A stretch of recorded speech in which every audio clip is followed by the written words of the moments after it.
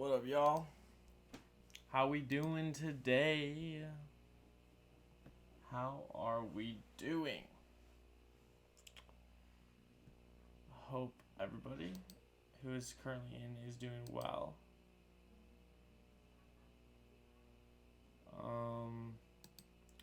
Yeah. So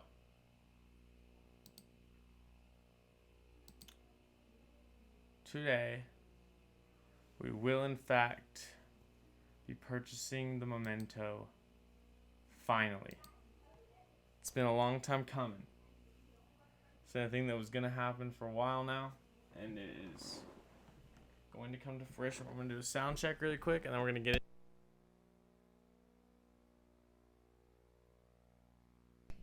Can y'all hear me?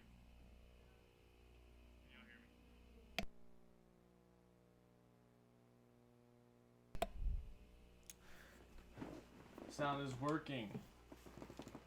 Gotta mess with audio settings really quick. I am joining Discord VC if anyone wants to hop in there. Oh, is Zayden here? Zayden! I'm about to spend $50. You should hop in stream and watch it happen.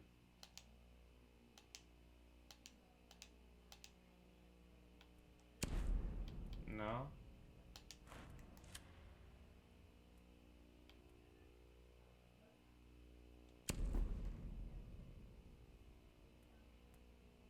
Why?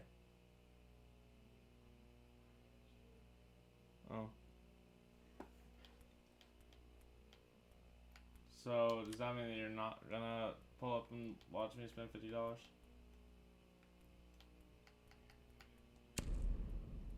Oh.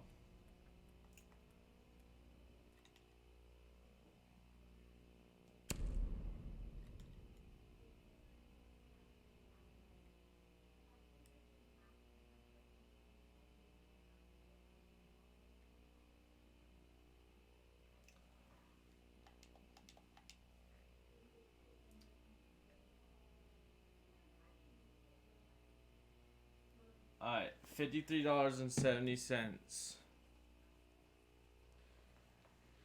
Are we ready, chat? Is we ready? I know, but you know, streaming is the most fake it till you make it shit ever. You gotta pretend like you have 1,000 people watching you. And that's done. That was so quick, so easy, and that's $50 gone. Down the drain. Alright, but the question is, where are my credits? Oh, there they are. I was about to say, where my credits at? It's the first time I've actually like bought something from like the shop ever. Oh, because I had a bunch of renown, and then I spent some renown on some, and then I got the packs. I had some free ones, you know. All fun stuff. Alright, let's buy the rest of the packs. I think we have 23 more. And then also, I was told that there was potentially another free one. Because I think they said they're going to do one every 7 days of the event. And there was 2 7 days, which means there could be another free one. Or there's just more challenges I need to do. I don't think there's another free one, but I think there's potentially more challenges. Yeah, there is. So there's one more challenge that I can do. I'm going to do that one really quick because that's more money I don't have to spend. Oh, hold up. Actually, how many are there? Win 5 rounds. Oh, there's recommended. So I need to win 5 rounds in the Teddy Conflict event and get 15 kills in the Teddy Conflict event. So we are going to do that.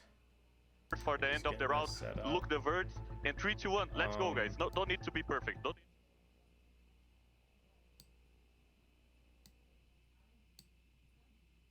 Audio settings, right? شو ايش اسمه اخوان The heads up from Daigo there. Something you've kind of heard before around calming down, but more than anything saying, guys, it hasn't got to be perfect. We're trying to control too much. We're trying to be busy around the entire map.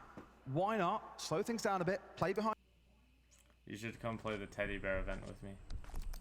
Going for the win. Look at the determination on his face. Thank you. You're the guy. I just flipped the switch. Flip. I don't know nobody else that's doing this.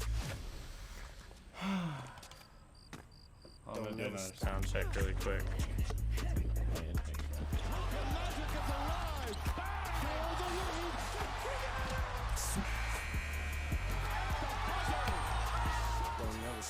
We're down there. So smart play from Enterprise, recognizing, hey, there's going to be gaps here because they're not working together on one single attack. Can you guys hear me? Really, really like it from Enterprise. Twisted Minds, yeah, I think, you know, recognizing the issues there, they've got to work together more as a team, and they've got to force these Enterprise players out of the positions that they want to play. We'll see what they can do, Tim. It's definitely going to be a bit of a recovery effort. I didn't expect them to come into this map and have a brilliant time because it is Enterprise's map pick. I know that Twisted Minds like it as well, but I imagine they've got their eyes on Clubhouse and Fortress, knowing that this is the map Enterprise will always go into love. And despite what Daigo has said during that TAC timeout, honestly, a lot of it, I think, leans into how Enterprise are playing. Their setups have been brilliant. They're countering the playstyle that Twisted Minds have run throughout much of this tournament. It's been very, very chaotic. It's been dominant. A lot of solo individual plays as the current meta enables it. But with the control that we're seeing coming out of the Aussies, they've got this one on lock, I think.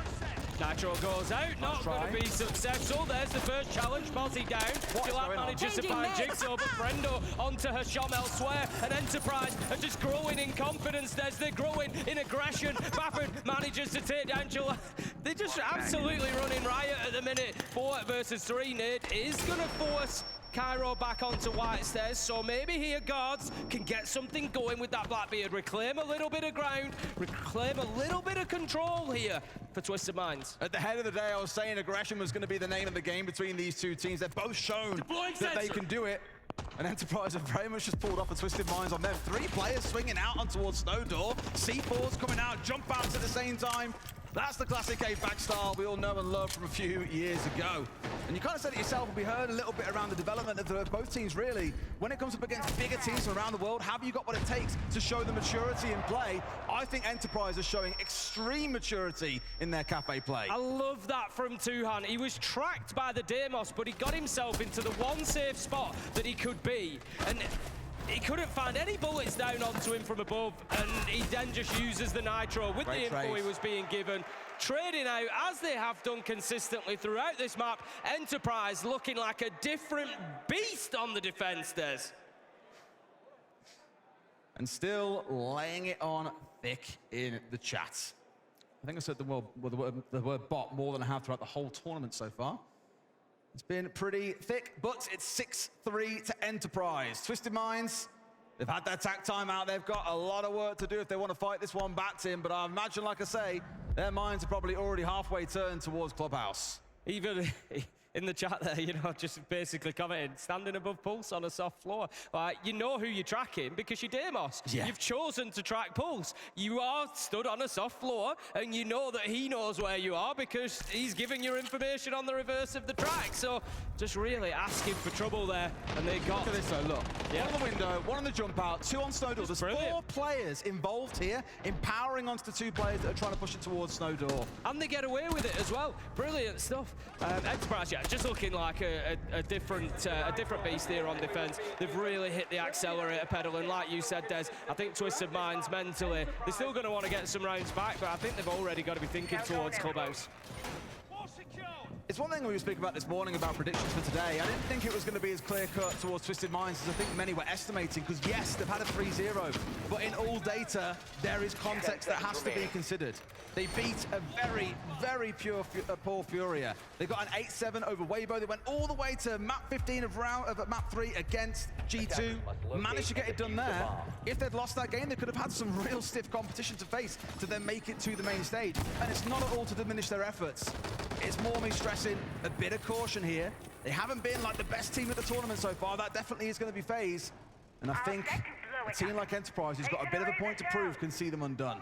Heading back to Reading Room then, the round that we saw, first of all, the site that we saw in round 7. Enterprise played it brilliantly, and I like to see that Twisted Minds have recognised what the problem was there, and they've taken the Valkyrie away. They were getting absolutely hammered with intel when we saw Enterprise defending in Reading. Everything Twisted Minds were doing upstairs, Enterprise are aware of it at all times. They're still going to have an element of that, because instead of the Valkyrie, they brought the Pulse, which they've been very successful with so far. and they've still got the Mozzie to deal with.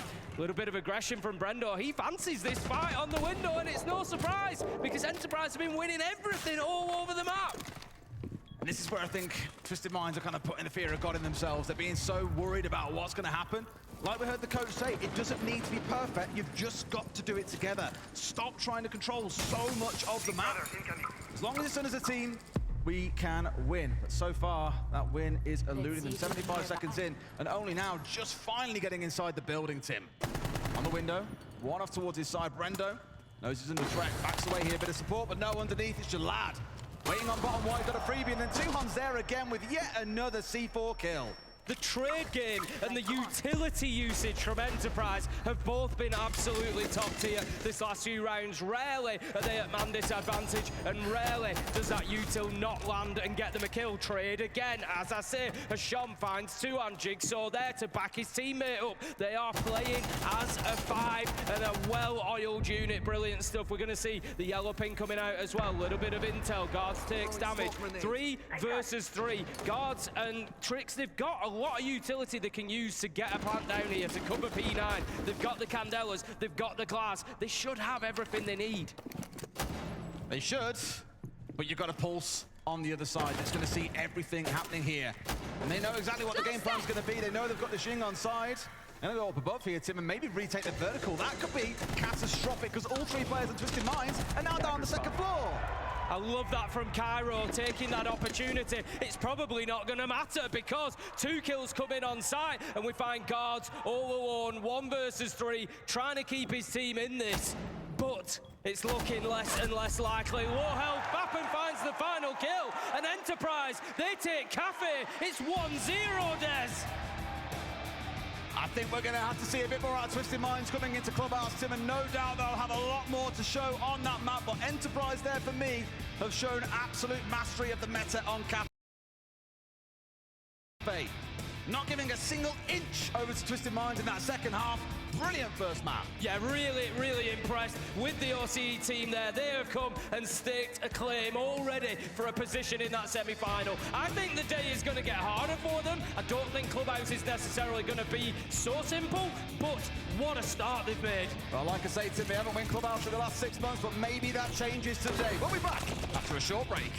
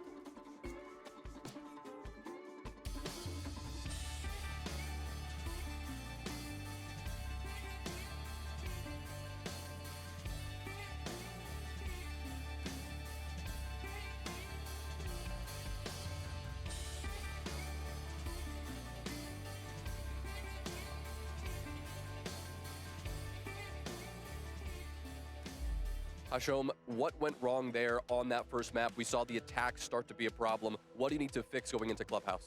Cafe is their map. They play really well, and Clubhouse is our map. We just need to play more confidence, I think. Mag, that was quite an adjustment going into your attacking half. It sounded like you were countering them directly. What were you doing specifically that got them into so much trouble?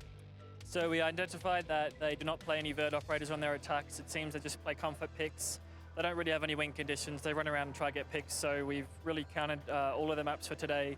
The map beta went our way, so hopefully we just stay focused on the game plan and, you know, take the series 2-0. Thanks, Mag. The boys from Down Under are 1-up in our first quarter final here, and Twisted Minds have got a lot of work to do if they want to flip the script and avoid an early trip home here on Friday in Salt Lake City. My name's Ian alongside Fox and Lax. Lax, Enterprise was so impressive. Yeah, I think their game plan was really well there, and what Magnet said, I think, really speaks into fruition. I mean, what we saw immediately on that attacking half is they understood they liked the information. They liked the trap out of our Raiders. You see the bans, they get rid of the Solus, the Azami, they get rid of the Aruni. But how they deal with the traps is they use the shields to bait out some of that util. They bring the Brava to hack some of that denial, to hack those traps so they can start getting into sight. And then they play their natural aggressive game where they play those. They play into the trades. They play into big 3Ks from some of these players, specifically coming outside of Brendo. But once they swapped onto that defensive half, that's where it really struck true to me in what their strategy was. And they were doing exactly what Twisted Minds likes to do on their defense and really got into the minds of Twisted Minds. I mean, you could tell that they were flustered once they got on that attacking half. And I'm really glad Mag had a chance to be able to chime in there because it looked like they had a great game plan. Even in the comms, when they called the timeout, Mag was very bullet point heavy, exactly what they needed to do. On the side of Twisted Minds, it seemed like they were very shaken up. In their team comms, obviously their coach is a stand-in, a replacement, but it looked like they were just abandoning basics. This was round 7. One of the things that Mag highlighted, their vertical play is just a gridlock shotgun. They get the first pick, they assume that sight is clear, and as they push in, they try to push Jigsaw off, but he just rotates into the site because nobody is playing up top. So beautiful reading from Mag, from the team, being able to understand that this is going to be the game plan. They're not playing up top. Let's abuse this entry into the site back to the retake because they're not having any coverage. And that's exactly what we saw all the way through every defense, them constantly being able to retake positions that Twisted Minds that we're fighting for. And that's the thing, both these teams statistically, all their stats are relatively close. So when you're looking at a game of numbers here, you can't really focus on that. You have to focus on who's adapting, who's finding those pinpoints, who's able to take away these rounds. And Magnet said it best himself, and like you were saying, he was pinpointing each and every single thing that Twisted Minds was doing wrong and how he could capitalize on it. That is how you win a series. That is how you win a game. That's how you become a champion. And Magnet knows what it takes to be at this level and what it's like to be here on stage. And he's doing a damn good job making sure they're all on top. Well, can he help his team get the job done in 2 is going to the opposition map in Clubhouse next. Des and S knew this was going to be a great series. Back to you guys. Thank you very much, Mr. Chambers. It's Clubhouse time, Tim. I said at the head of the series, I could see this one being taken away by Twisted Minds. They played it very well the other day. Enterprise haven't found a win on it in the last 6 months, which surely means we get a map 3. It really is feeling that way. When you look at the recent history for Enterprise, they're 0-2 here. They did lose to G2 just a few days ago on Clubhouse. It was Weibo back in December that got the win against them as well. So not the best history for Enterprise on Clubhouse. But that being said, Mike comes in there, we feel like we've won the map ban. We're going to take this 2-0. And you look at it and think, if they've predicted this pick coming in from Twisted Minds, maybe we're going to really see something out of Enterprise here. Maybe they've done a lot of work on their Clubhouse. Maybe. I think the problem is during like a Swiss stage is you don't always know who your opponent's going to be. You have to have a few hours of prep time. You've then got to sleep, wake up, play them. And it's just not enough time to know what's going on realistically. And so I think when you come into a thing like today where you've had a couple of days of rest now to figure out what's going on, really dig into their map pool and look at how they play things, it's why, like we said during that tack timeout in the previous game or previous map, you heard so much, a bullet point list as Lax described it, coming out from Mag.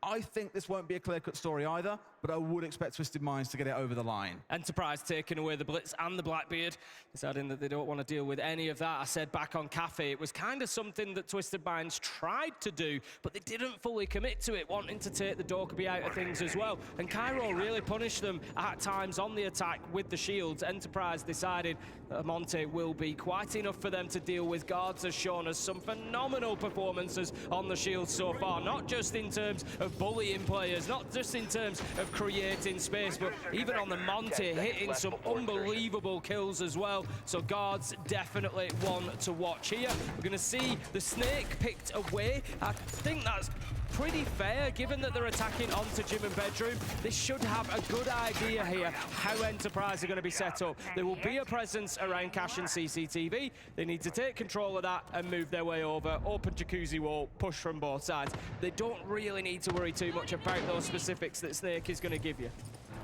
Come back to what I said at the start of the series, Tim. We look back at the defensive tendencies of both of these teams, how they played throughout the tournament. Enterprise have led very heavily into things like Mira, Goyo, Azami. Really tried to dig themselves in behind utility. That Waterman coming away, you might look at it and go, okay, it's quite default for Clubhouse, and it is. But I think it's quite specific in towards Enterprise. It's going to force them to have to play the map a little more actively. That's what you're seeing coming out here. Guards jumping across on towards the Monty, played it in a good few rounds against G2 the other day. It was banned away from him after 3 rounds. I think Enterprise have looked at that game and gone, you know what? He did quite a lot of damage with that. Let's get it offline here and now. You can see Cairo on the Bandit just up against that wall. Is playing for the Bandit trick at the time being. The dance is being done with Tricks just outside on the Thermite. He's going to get one here, I think, as the exothermic goes on. That's been dealt with. Twisted Minds, you're going to have to do a little bit better. This is Clubhouse 101. This is why they've got Hasham underneath, and he has got a track, but it's onto Bappen. Really, it's got to be on towards Cairo here to force him away from that wall so they can get it open.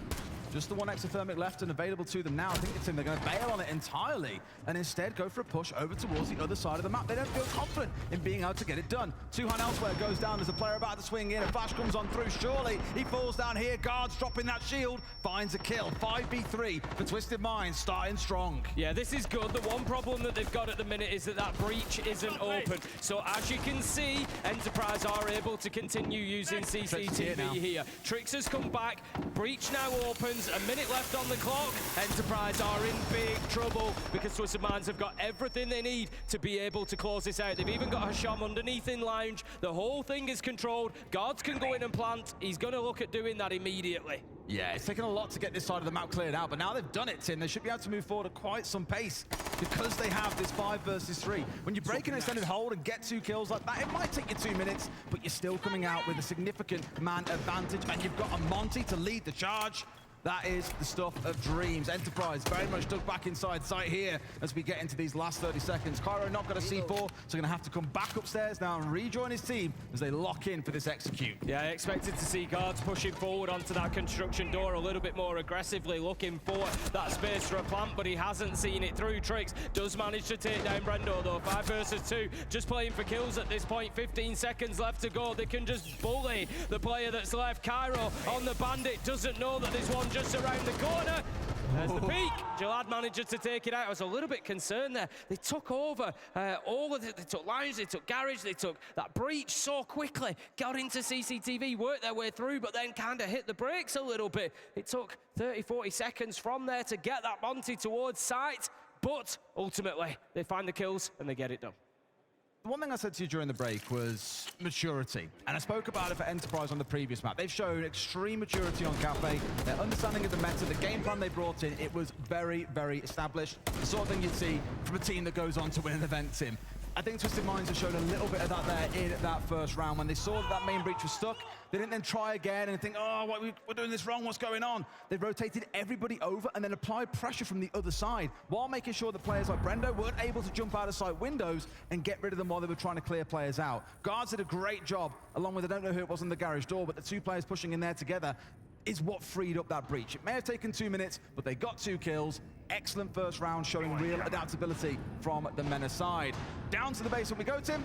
And that shield, I imagine, will be an ever-present operator for these first 3 rounds. Yeah, it was a good process from Twisted Minds, a good bounce back round, having lost that last map. And you do look at this now and think that was fairly comprehensive from them. Enterprise going to have to really show us something different. They're going to be down in the basement, just having a look at where everybody's located. There's only 2 of them on site at the minute. Tuhan and Bappen will be tasked with holding it down. Brendo rejoins, but Cairo and Jigsaw, they're just going to stay up above a little bit. It's only kind of a half roam, I would say this. They're not too aggressively out into sight. There's nobody on the top floor, and they're pretty much within touching distance of sight. So there's an opportunity for Twisted Minds to get in here aggressively and take that map control. I'm waiting for Cairo to sprint up main stairs again. Just go sit on top floor. Why not? It worked so well before. That was conditional on the diffuser being down in front of his feet, but it was that kind of aggression that very much twisted Minds' knickers a little bit. They couldn't quite figure their way through it. Here, taking things slow though, no need to rush. This being their map pick, you know, they've got a very good understanding of it. No doubt a good idea of how Enterprise play it. Both these teams have played G2 on this map this week, so there is recent footage from both. That's definitely contributed towards the operator bans that we've got, but no doubt will also influence how the game is played. A lot of verticality going on now is going to force Cairo back deeper towards site. Not going to be able to play main stairs anymore. Top floor control and map control now is completely in the hands of Twisted Minds. So they will start on that process of opening up the hatches. They'll have a look inside the site. There'll be a little bit more drawn in to happen. What utility can we clear? Where is the space going to come from? Where is the execute point? I wasted tons of time admittedly on that main stairs hold, and as you've seen for a while now, Twisted Minds have been getting these verticals. They've got a lot of the control that they need. I won't quite say they're ready for an execute just yet, Tim. They've probably got to move a couple of players over towards blue to make that happen. I say that. We've got Jalad over there. We've got the Capitao down inside of Oil. They are ready to push in. They're just waiting for this west side of the map to be fully set up, ready for the hit. That's it. They've got them fully surrounded at the minute. And Enterprise, they're going to be turning on their heels for the rest of this round, realistically, because as soon as Twisted Minds start moving forward, there's going to be pressure from every single side. The Denaris are covering multiple hatches. Really good setup they've got going on. But Bappen, the Denari himself, first to fall. As utility starts coming on through, you've seen all the Grim Bees go down, 2 kills go their way. At least one comes back in the form of a C4, but Jalad with a wonderful swing finds Tuhan, tricks into another. Yeah, got Molotov to the back of it, but no, P9 with the close. Twisted Minds in dominant form here, Tim, 2-0 on the attack. Just looking like a completely different team to the one that we saw on Cafe. Absolutely on top of things, so much so that Enterprise are going to call the timeout. No, this is the round that discusses it's close on. Alright guys, listen. It's a timeout, okay? Oh, fine. What we can do is we can run for the top floor ones. We could run our bunker strats. I don't think we should. Do you want to run the That was a bunker strat. Not the TM ones, just our bunker, more default strats. That was a default, default strat. What are we playing really quick? All we need to do, pick the site now. CCTV, TM. Okay. It's CCTV, TM. Guys, let's play the fallback strats and then play on our util at the end there, okay? If we can play more traps for blue, because of the double blue plays, let's do it, okay? But listen, let's play the fallbacks, okay, and bunker on site, because these guys are really fucking slow, okay? Yeah. Let's just make sure we work together, and we call our reactions and our win conditions, okay? We're not delegating cross angles as well, guys. Exactly. Let's get it, boys. Let's not panic, let's just delegate, okay? Yeah, that's fine. So for those of you here in the venue, largely the call there being, let's play a bit more default. The boys saying, well, we kind of already have tried that, to which Mag was then saying, cool, well, let's play more traps to protect blue a little bit better, and then fall back and play off our utility in the late round. But the other thing to note, Tim, I'm seeing it a little bit here compared to what we saw back on Cafe, is it is a slower Twisted Minds than maybe we're used to. Maybe there's something to exploit there. I don't know. I'd be a little bit concerned. I think, you know, obviously looking at round one, yes, Twisted Minds, I'd commented on it at the time, were a little bit slow in moving across once they'd got that map control, you know, and taking themselves onto site. But if you think about what Mag said there, which was, you know, let's try and bunker up a little bit more. Let's play those traps, bunker up. That's what they did in the last round. And Twisted Minds decimated them. They got them. There was kills coming in from Hasham in Moto. There was kills coming in from Jalad in blue. There was absolutely nowhere comfortable for them. So, in all honesty, if I'm Enterprise, I'd be a little bit concerned about playing the bunker strategy, because I feel like Twisted Minds are going to pick you apart. Well, we suspected Club would be a dominant Twisted Minds affair, and sure enough, it's going that way. Let's see if Enterprise can turn things around here in round 3. That's certainly a good way to start it out, Tim. As the Maverick comes on towards the wall, it's an easy C4 for Cairo. Jalad offline, who's been the star player on this map so far. Yeah, that's a great start for them. It also now starts asking hard breach questions, of course. They've got the Hibana still on side. P9's going to have been working elsewhere with those secondary hard breach gadgets. Both of those are gone, so they still have to work on getting this breach open. They try to do so. They're going to find a few shot off of the Iskaris pellets, but they do have, at this point, a small breach, I think. Yeah, there we go. So it's enough. It's enough to keep people out of CCTV. I mean, Guards will probably focus on getting his way in towards Garage, same as last time. Did require that little cute 2v1 onto the Azami. The flashes that came up really enabled Guards to drop the shield, get the kill, and then start their march on forward to clear out this part of the map. Bappen is at least sat and ready, and the adaptation this time, Tim, as you'll see, is they've got a Warden on side. They know the flashes were the main reason that he went down last time. So Twisted Minds, what have they done in response to that, Tim? As part of that 3 or 4 moves ahead Jets game they have to play, they brought along a Capital to burn him out instead. Are they aware? Jigsaw hiding himself away down in oil pit. Could play a spoiler. I think they know exactly where he is. What a beautiful view we get of it as well. In comes the nade. Fantastic play from Asham, using Deimos and that nade to get the job done. P9 finds Bappen, and this is what I was concerned about. If you play too passive against this Twisted Minds team, if you try to bunker up, if you try to play turtle, they are going to punish you. They've even tried to play it around the map though, Tim, and still been punished. Again, Twisted Minds showing great maturity on the map, a very good understanding of what Enterprise are looking to do, and have so far found the answer. Very limited utility now available for Enterprise. We heard Max call, play behind your utility. What utility? P9 getting the trade onto Brendo, a 3v2, make it 2, as Cairo has got another one back. You said yourself, Des, they're the most clutch team so far in the tournament. Are they able to find another? No! Guards just about gets the job done on the Monty. He was under serious pressure, but he showed us again his ability to be able to close out those rounds behind the shield. 3-0 Twisted Minds, and what was a phenomenal start to the match for Enterprise is now turning into a bit of a nightmare on Clubhouse. What's also really impressive, Tim, is every player on the side of Twisted Minds has a cost of 100%. Everyone's making themselves heard, they're all getting involved. It's a real team effort to get themselves to this point. Now, Enterprise needs to turn it around. They've had the tack timeout, there is nothing more they can do. We heard the call from Mag during the tack timeout when playing on the basement around blue. We need to play more traps. That's why you've got the Ella coming along. Something tells me, Tim, Twisted Minds may well just find their way through that problem as well. Yeah, I think that's the reality at the minute for Enterprise is you got to win gunfights. Yep. You got to win your it was too gunfights. easy. It doesn't really seem to matter, you know, what they bring on. There was if we're talking about traps, you know, there was a Razor Bloom got a kill there. There was other traps involved, but it's still not been enough to get them over the line. And I'll give him that one. Had the Monty was 1 HP. That's unfortunate that he didn't manage to get the kill in the first place with the super shorty, but that's how the game goes sometimes, Tim. It can come down to a single point of HP. Basically, is where we're heading to. You're probably going to see a bit of a roam as well. Looking at this lineup, Jigsaw, especially being on the Scott boss, going to go and play out, reinforcing up inside the strip. We saw this one when Scott boss first came out. So I want to say it was Leaky Fat was one of the first players to make great use of it. You play the Scott boss out here, of course, when things start getting a bit too heated, you just teleport back to your other shell and problem solved. Simple as that, Des. Simple as that. The only problem at the minute for Enterprise is that Twisted Minds are preventing anything being simple right now. They have all the answers as it stands. Of course, tricks on that snake is going to be a great option to try and go and track down anybody on the outside. They've got the fuse as well with guards. Yep, take the Monty away. Blackbeard blitz. I'll bring the fuse shield instead. And I'm going to bring some pretty nasty utility along with it. Very often we see teams not even bothering to use the utility for fuse. It's just the fact that there is a shield there, and sometimes if you need them, the hard breach charges also being available.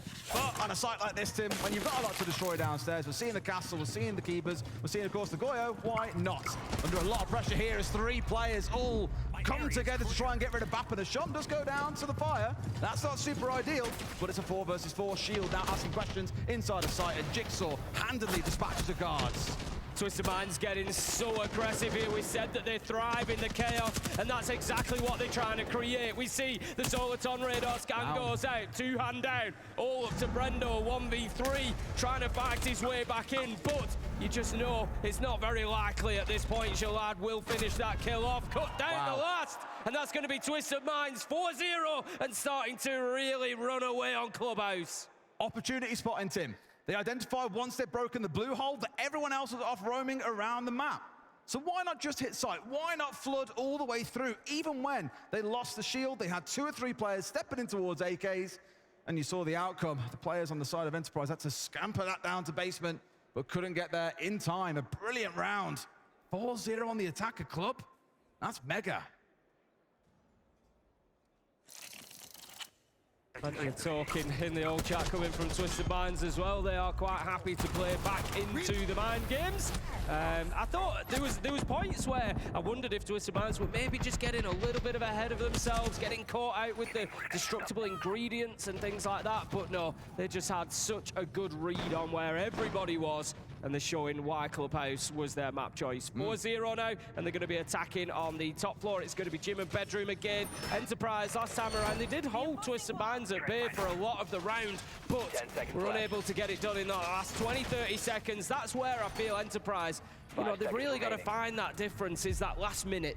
It's got to be winning the gunfights. When that push comes, when that 3-2-1 comes from Twisted Minds, and they start to move forward, Enterprise have got to find some gunfights. They've got to find some kills and keep themselves in this. The trading from Enterprise on Cafe was brilliant. It's been non-existent here. And I think that comes down to what we spoke about in the second half of Cafe, saying Enterprise, very established, looked very comfortable. They had the response to everything coming out the other side. Twisted Minds are the ones solving problems incredibly quickly and always having the right tools for the job. I don't think it matters what Enterprise do. They play out on the roam, they get crushed. They play inside a site, they get crushed. Twisted Minds are as good at this map. It's simple as that. Against G2, they took 4 attacks as well. And G2 also aren't a particularly strong Clubhouse team, but you would expect them to be able to hold up on the defenses a few more times than they did. So maybe it's just Twisted Minds are the kings of attacking this map, Tim. Take cover. It's hot. Certainly looking like it right now. Gonna send the Twitch drone up, tries to get the Vulcan canister, but doesn't manage. There's a big moment there for Enterprise. They've got to be so careful because they've only got 1 frag grenade on side, and that's a P9. Of course, you step out to try and throw the nade, there's a good chance the player swings on you at the same time. He's got to be really, really careful. Without it, they can't just march up here. It's one of the first rounds too. In fact, it is the first round. We haven't got a shield on side. Instead, trusting their guns for this round to get the job done as Cairo forced back, but he's slowly burning out there. A lot of damage onto the Clash. That's the last option, really, to be able to clear out that Vulcan canister at the top of garage stairs. So this is becoming a real pain point for them. But as Jalad manages to pick up Brendo, that's what they need to do. Find kills elsewhere, so you're effectively just leaving Bappen out in the cold. We can't clear that position, okay? We'll make the position irrelevant. Jigsaw manages to find guards, though. The fight continues around construction and cash. Those are the areas they need to get a hold of, but Bappen gets caught out just slightly too slow on the key. Barricade. Jalad walks in and has himself a field day in construction. They really fell asleep at the wheel there, Enterprise, Tim. They had 3 players in construction, all watching in towards Cash CC, trying to waste time. But this comes back to what we saw the last time we were on this site. A good 2 minutes were burnt out on their own. They lost 2 players. Honestly, there, let the Azami go and get back towards site. That would have been the play. But they just held on a bit too long to that extended hold, thinking that was their key to victory. But Jalad, 4 kills from this exact same position as you're seeing on the replay. A bit too much there from Enterprise, and Twisted Minds are up 5-0.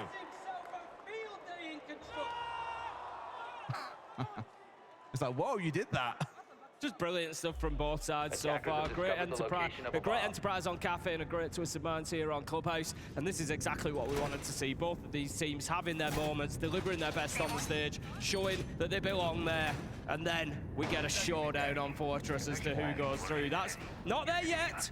There is every possibility for Enterprise to come back into this, of course. We've seen, I commented on it before we even played around, Enterprise have shown a great ability to dig deep. They've shown that mental resolve, that ability to fight their way back into games. It's going to have to be a hell of a fight this time, though, Des. Fortress is that one map that I really can't call between these two. I saw the veto earlier and I thought, okay, Club, Twisted Minds, they played really well the other day. Enterprise haven't won it in 6 months. That's going to be a Twisted Minds map. Cafe, Enterprise, they know that Twisted Minds also like that map. The only reason they go there is if they have a response to what they've seen, and my God, did they have one. But Fortress, I think, is going to be the real tiebreaker, and actually it is. Whoever wins that one moves on to the semi-finals. Reminder again of what it means for both of these teams, Tim. That's huge. 6 years since we've seen Mag, of course, on that stage. These players have never been on the main stage before. Twisted Minds, although they've made it to the top 8 3 times on NA soil, have never made it into a semi-final. Someone's going to make history for themselves here, but it's going to take Fortress to figure it out, I think, if this carries on. So that's, by the way, I've just looked at the kills. 12-1. Yeah. John is having an absolute field day at the minute, as we saw with him wandering into construction. We'll keep an eye on where he is. He's currently pushing for blue, which is, it's been his position when they've been attacking Church and Arsenal, and he continues to make it his. We're going to have the hatches being open. Super quick work again from Twisted Minds, and this was always the problem that I saw with what Mag said. You know, let's play down to bunkering up. Let's try and waste their time. If you give them the ground, Twisted Minds are going to take it quickly. They're going to aggress. They're going to find kills, and that's the problem for Enterprise. Trying to hold it on here inside a site. I'm not too sure about this. Activating drone. Well, not a lot has worked so far, Tim. Maybe this time it's a little bit different. First time having the drone blockers coming out as well, the whole tournament for me. I haven't seen it used as a gadget prior, but here we are now with Brendo. Trying to deny information away from the other side, and I guess it's somewhat working. They've at least managed to get an entry. Their second of the game. Interestingly, the other entry was Cairo. Back in round 3. Upstairs on Cash and CC.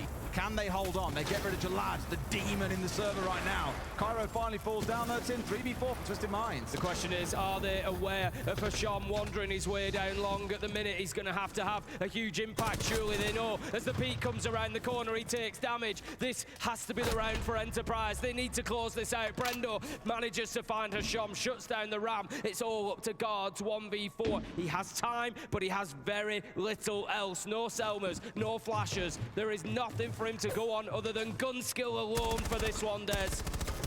Yeah, I think a 1v4 might be a bit much even for him. He's had some wonderful rounds throughout the competition, but I think he might be asking just a little bit too much. I think it's really quite important here that we see one round go in the side of Enterprise too. You go into that second half 6-0, you know you've got to be right in every single round. You can make no mistakes. At least here they get one, air quotes, life to play with before OT is at least guaranteed. But Twisted Minds, I'd imagine, Tim, they'll be looking at this and thinking, well, we managed to absolutely clear G2 out in the second half the other day. We didn't drop a single round. All right. Surely this can be done. Let's listen. 0-0. We're resetting. We're taking it round by round. Okay, scoreboard does not fucking matter. Yes? Yeah, did. Guys, we're just gonna do the stuff that Cairo's written up. Okay, direct right, Cairo. No, it's not written up. It's just like fucking our old shit. Okay, so we're gonna do the stuff that we're used to do. Okay, Yeah. let's just be careful of the rat corners. Okay, make sure we extra drone. Make sure we take our time. Okay, the biggest thing, guys, is we're not doing everything too fast. We're doing everything together and step by step, okay? It's okay if we're slow. We've proven that on our last map, Cafe, okay? Yeah. So let's just make sure we're working together on the next step, okay? Last time we played club against G2, it was all over the place, okay? Yeah. So let's get our Michaels in, let's get our 3-2-1s in, and let's just go step by step. Yeah.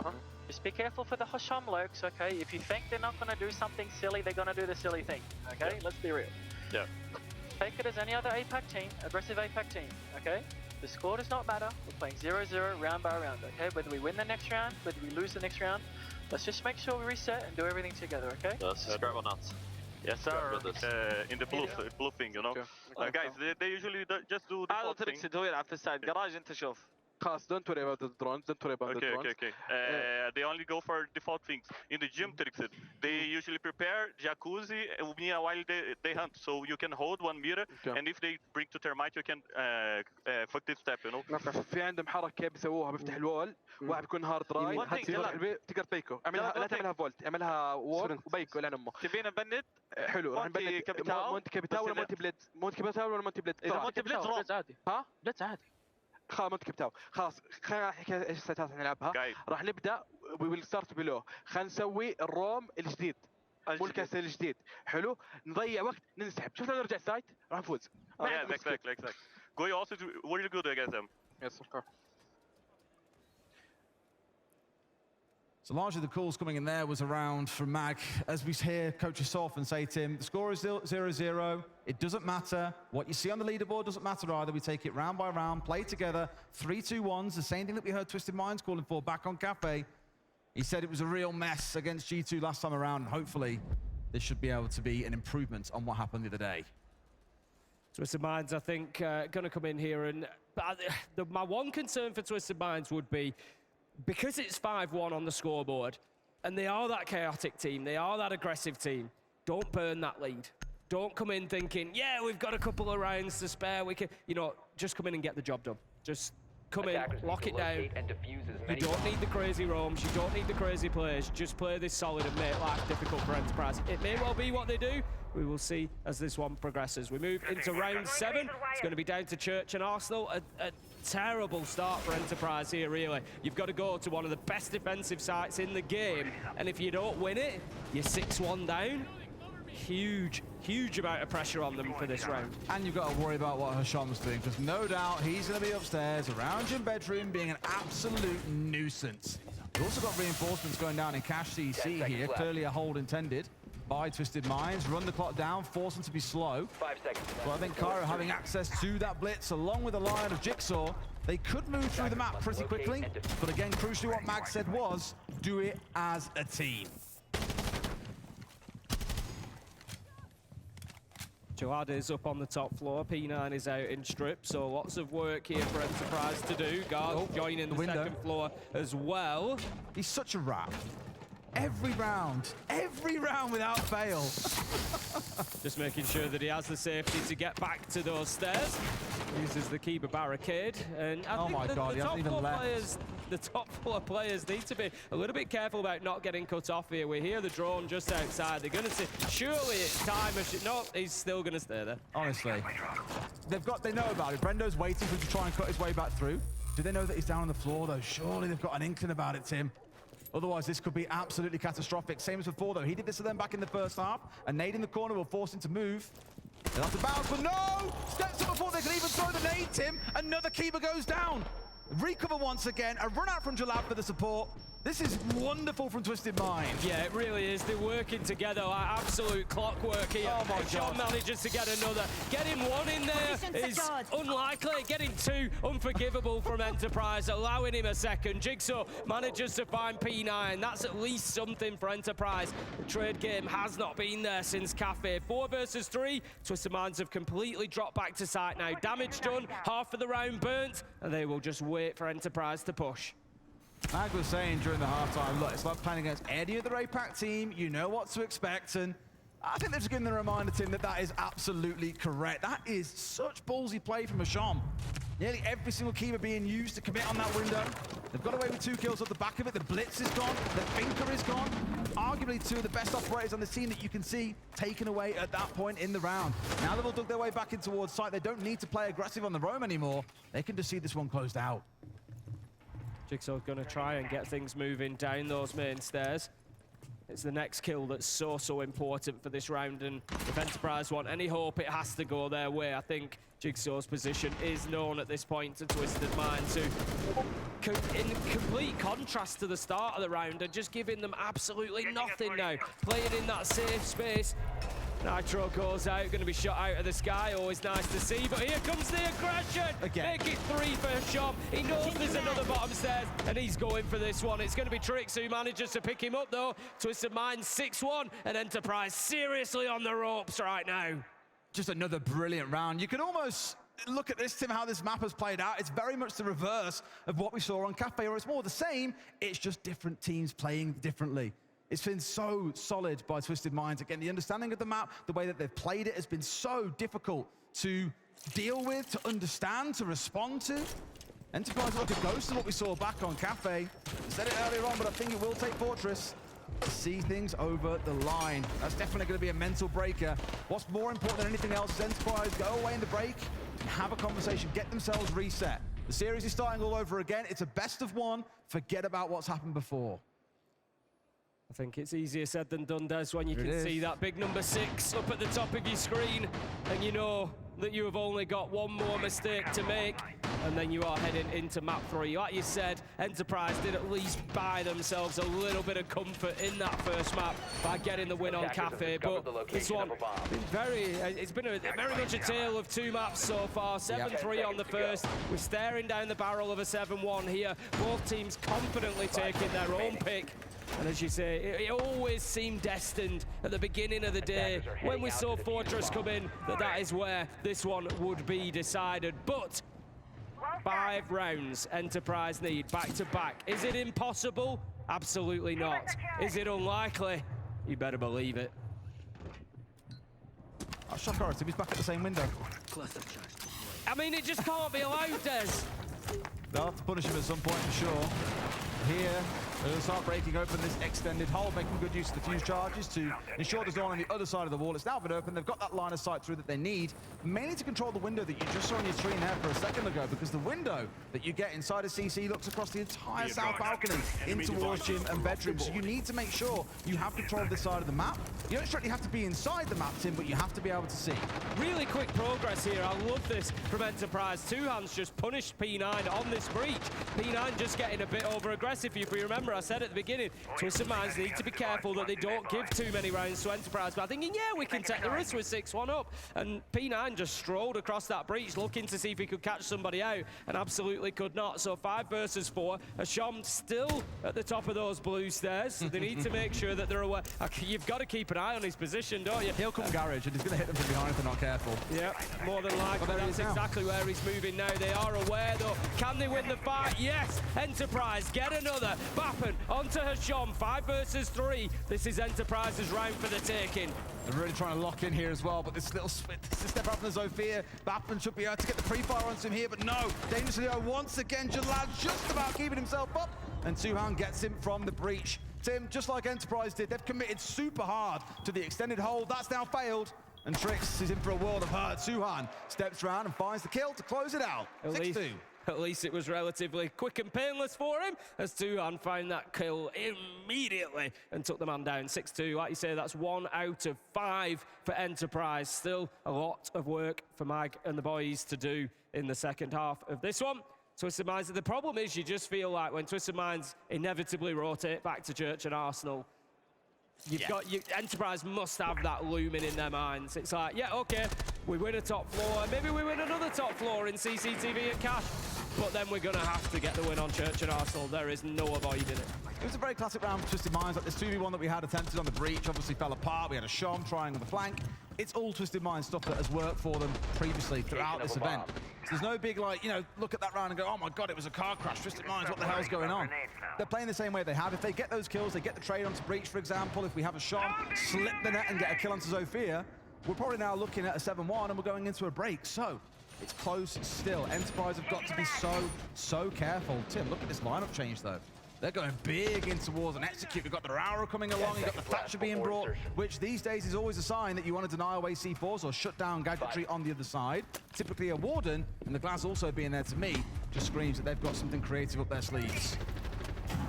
Yeah, let's see which side they shape up towards. I would expect it's a tough one to call, because you look at the Glass, the Thatcher, the Thermite, it kind of lends me towards your standard CCTV wall take, which is where they are now. But then I think about that Raura, and I think about the damage you could do if you got yourself established in construction and you Raura'd off the, the flank behind you. There's all sorts of damage that you could do. But for the time being, it is going to be towards CCTV breach. They are getting construction as well. So I think we are going to see attention from both sides. They don't actually have the main breach open yet, though. No, they're left to go and deal with the VIP wall first, and then they'll rotate themselves back over. The main reason being Guards is, of course, sat on this wall waiting to trick it out. They need to make him move, which means getting in below, or potentially saying, forget about that, we're going to hit instead from the construction side. But I don't think you really do that, bringing along the line that they've got here. The Raura, especially the one that I'm looking at, and just thinking, okay, what are we closing off? Of course, it happens very quick now. More of those charges, all of them available at the very start of the round. And they've also found a Shom ratting away. What a surprise there, Tim. The problem that they've got for dealing with Guards for the Bandit trick is they've nothing to really deal with it. You'd maybe want the Capitao, that's been banned away. You'd want some nades, throw one of them in from CCTV window. They don't have any. To get underneath, you'd maybe want a Buck or an Ash or something to open up that floor beneath him. You'd have to rely on a DMR at this point to do it. So I think Guards' position is safe. And I think Enterprise are going to have to push from construction side because of that lack of utility, and as they do, they start to lose bodies. Bappen's going to be taken out. That's the Raura gone. 5 versus 4. I was going to say, Bappen really needs to survive. He survived the first attempt on his life, but not the second. That Raura would have been big for them. Thatcher now gone too, so we're seeing all these tools slowly whittling away. Still the smokes available. 6 unsigned. Jigsaw found 1.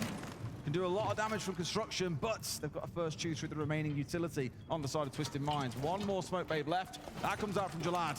So now we can see what Enterprise have got in mind. P9's the big problem for him here. He's got catwalk still, so as soon as they try to push in through this window, P9 is going to be in position to deal with Tuhan inside a site, but Enterprise are actually getting aggressive really well, but there he is. I said that P9 was the problem, and he delivers. 2 versus 1 now. Jigsaw fighting back. He's on the secondary. He's got them on both sides of him. The most clutch side that we've had here in Salt Lake. They're going to have to find one now. It's a bit much of a tall order, I think, Tim. They've played out these final situations so well so far, Twisted Minds, both doubled up inside of red. We're expecting a trade attempt to come on through. Jigsaw stepping up, ready with the secondary. Doesn't know the player's laid out off towards his right-hand side. Now he's got the idea, but I think he's going to be out of time, Tim. They're swinging towards him. P9 full of confidence, nearly getting away with it, but not quite. And now Trix disappears into the map. Hovering around below, this will be enough for him to step up here. Jigsaw might have enough time, but no. Yes, comes off, looks for it, but no. Trix hits what he needs. That's going to be a 7-1 dominant victory to Twisted Minds. So close for Jigsaw at the end, but not close on the map. Twisted Minds, as you say, utterly dominant on Clubhouse, giving Enterprise absolutely nothing. Closing it out, and that sends us to Fortress as this is going to come down to a decider on that final map. I can't tell you which way it's going to go, but I know some guys who can. We'll speak to them just after a short break.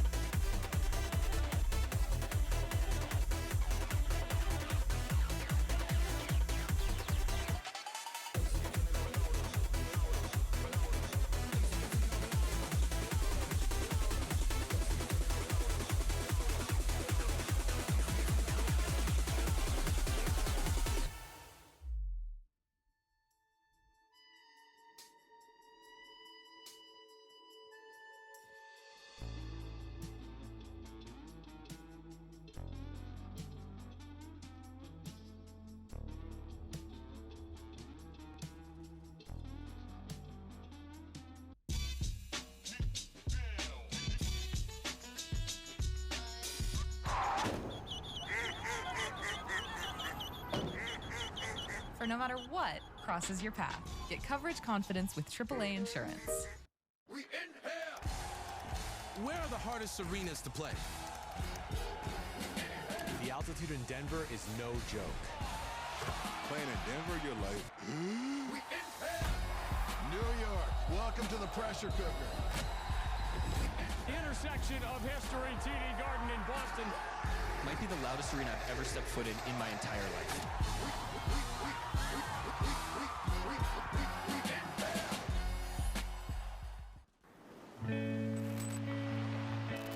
Oh yeah, chat. It's that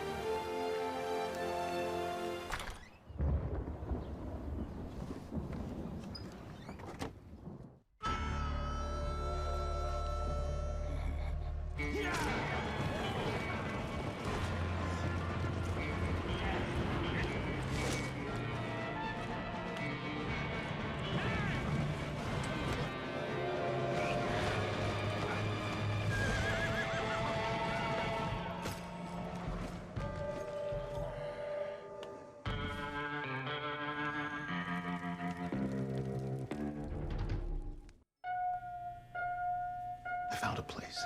Oh my God. It's massive in there. It's like a maze. It just goes on and on. Hello? All new drinks are here, from crafted sodas to refreshers. Who knew ice-cold drinks could be so fire? Try them all now at McDonald's. We were torn apart at birth. That's dramatic. This is the story of the best part of the sandwich and his crust. How's it feel to be so irresistible? Irresistible? Is that what people are saying? That's it. Ugh, irresistible. Uncrustables are the best part of the sandwich.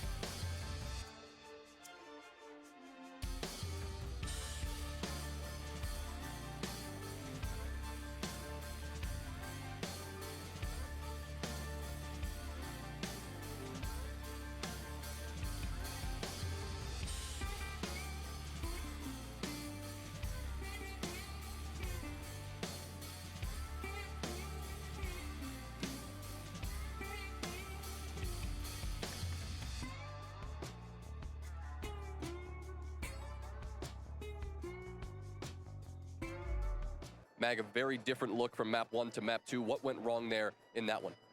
I honestly think we just didn't communicate properly on the defense of where we were holding. Club obviously is a very good map for Twisted Minds, so we've already forgotten about that map and we're ready for Fortress. Jalad, you were floating out there, clutches in round 1, 4, and 5, multi-kills across the board. Did it feel for you as good as it looked for us? I mean, it felt really good, yeah. The main reason I played so good, like at the first map we were playing very bad. We were not playing our game, depending on them to do mistakes. We talked about it like after the first map, and after like knowing what to do, I played so much better. Thanks, Jalad. You couldn't ask for a better start to a playoffs weekend here in Salt Lake City. We're going all the way in this first series. Map 3 coming up. Of course, Enterprise versus Twisted Minds. It's Ian and Fox and Lax as we get stuck into the analysis of map 2 there. Any surprises? I don't think you're too surprised with that performance from Twisted Minds. Not really. I mean, Mag respected the fact that Clubhouse is a great map for Twisted Minds, and especially since when you look at the side of Enterprise, they haven't won that map in 6 months. They're 0-3 in it. They lost to G2 in the same tournament that Twisted Minds beat G2 7-2 on it.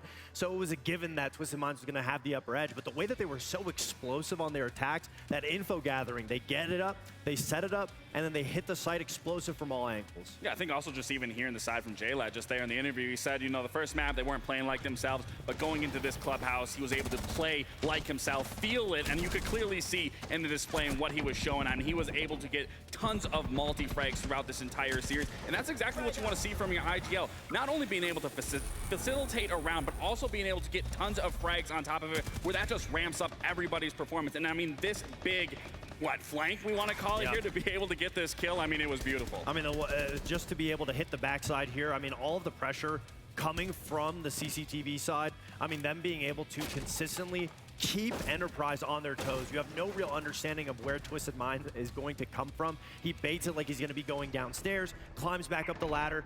I mean, they had no idea that he was coming back through here. They thought it was clear as day. Very good heads-up play, and I think we heard it from him in the interview. I mean, once he understood exactly how Enterprise was playing, where he needs to go, how he needs to be able to position himself, everything was lights out from there. And something I really just want to highlight, you know, we quickly glanced over talking about guards and P9 needing to be that spearhead. I mean, why not just have your IGL take that spearhead and take the reins there going 14-4? But I do want to highlight guards, especially early on in those attacking rounds, using that shield, using that Montang to really be oppressive, taking a lot of the control and then letting the team be able to facilitate the rest of the round, gain that control, and then move into those late round executes. And again, J-Lad just playing extremely well, doing exactly what we've highlighted has shown, being a rat and coming out of nowhere and catching EP off guard. The decider is a showdown. It is a shootout on Fortress. Who's got the upper hand? I think Enterprise. We said they just needed one just to go to map 3, and they'll be in the driver's seat. I think Enterprise has it. I'm going to go with Enterprise as well. I know that's a tough switch when you just watch how they played on Clubhouse, but you learn a lot, especially when you lose that way. And if communication, which has really been the problem for them going into that map, I have no doubt they fix it going into Fortress. You know what? I just want to give a shout out to the Rainbow Six fam that have arrived nice and early here in Salt Lake. I want to ask you guys a quick question. Who's taking the final map? Is it going to be Twisted Minds? Or is it going to be Enterprise? Bit of favoritism here in Salt Lake City. Let's get into this final map.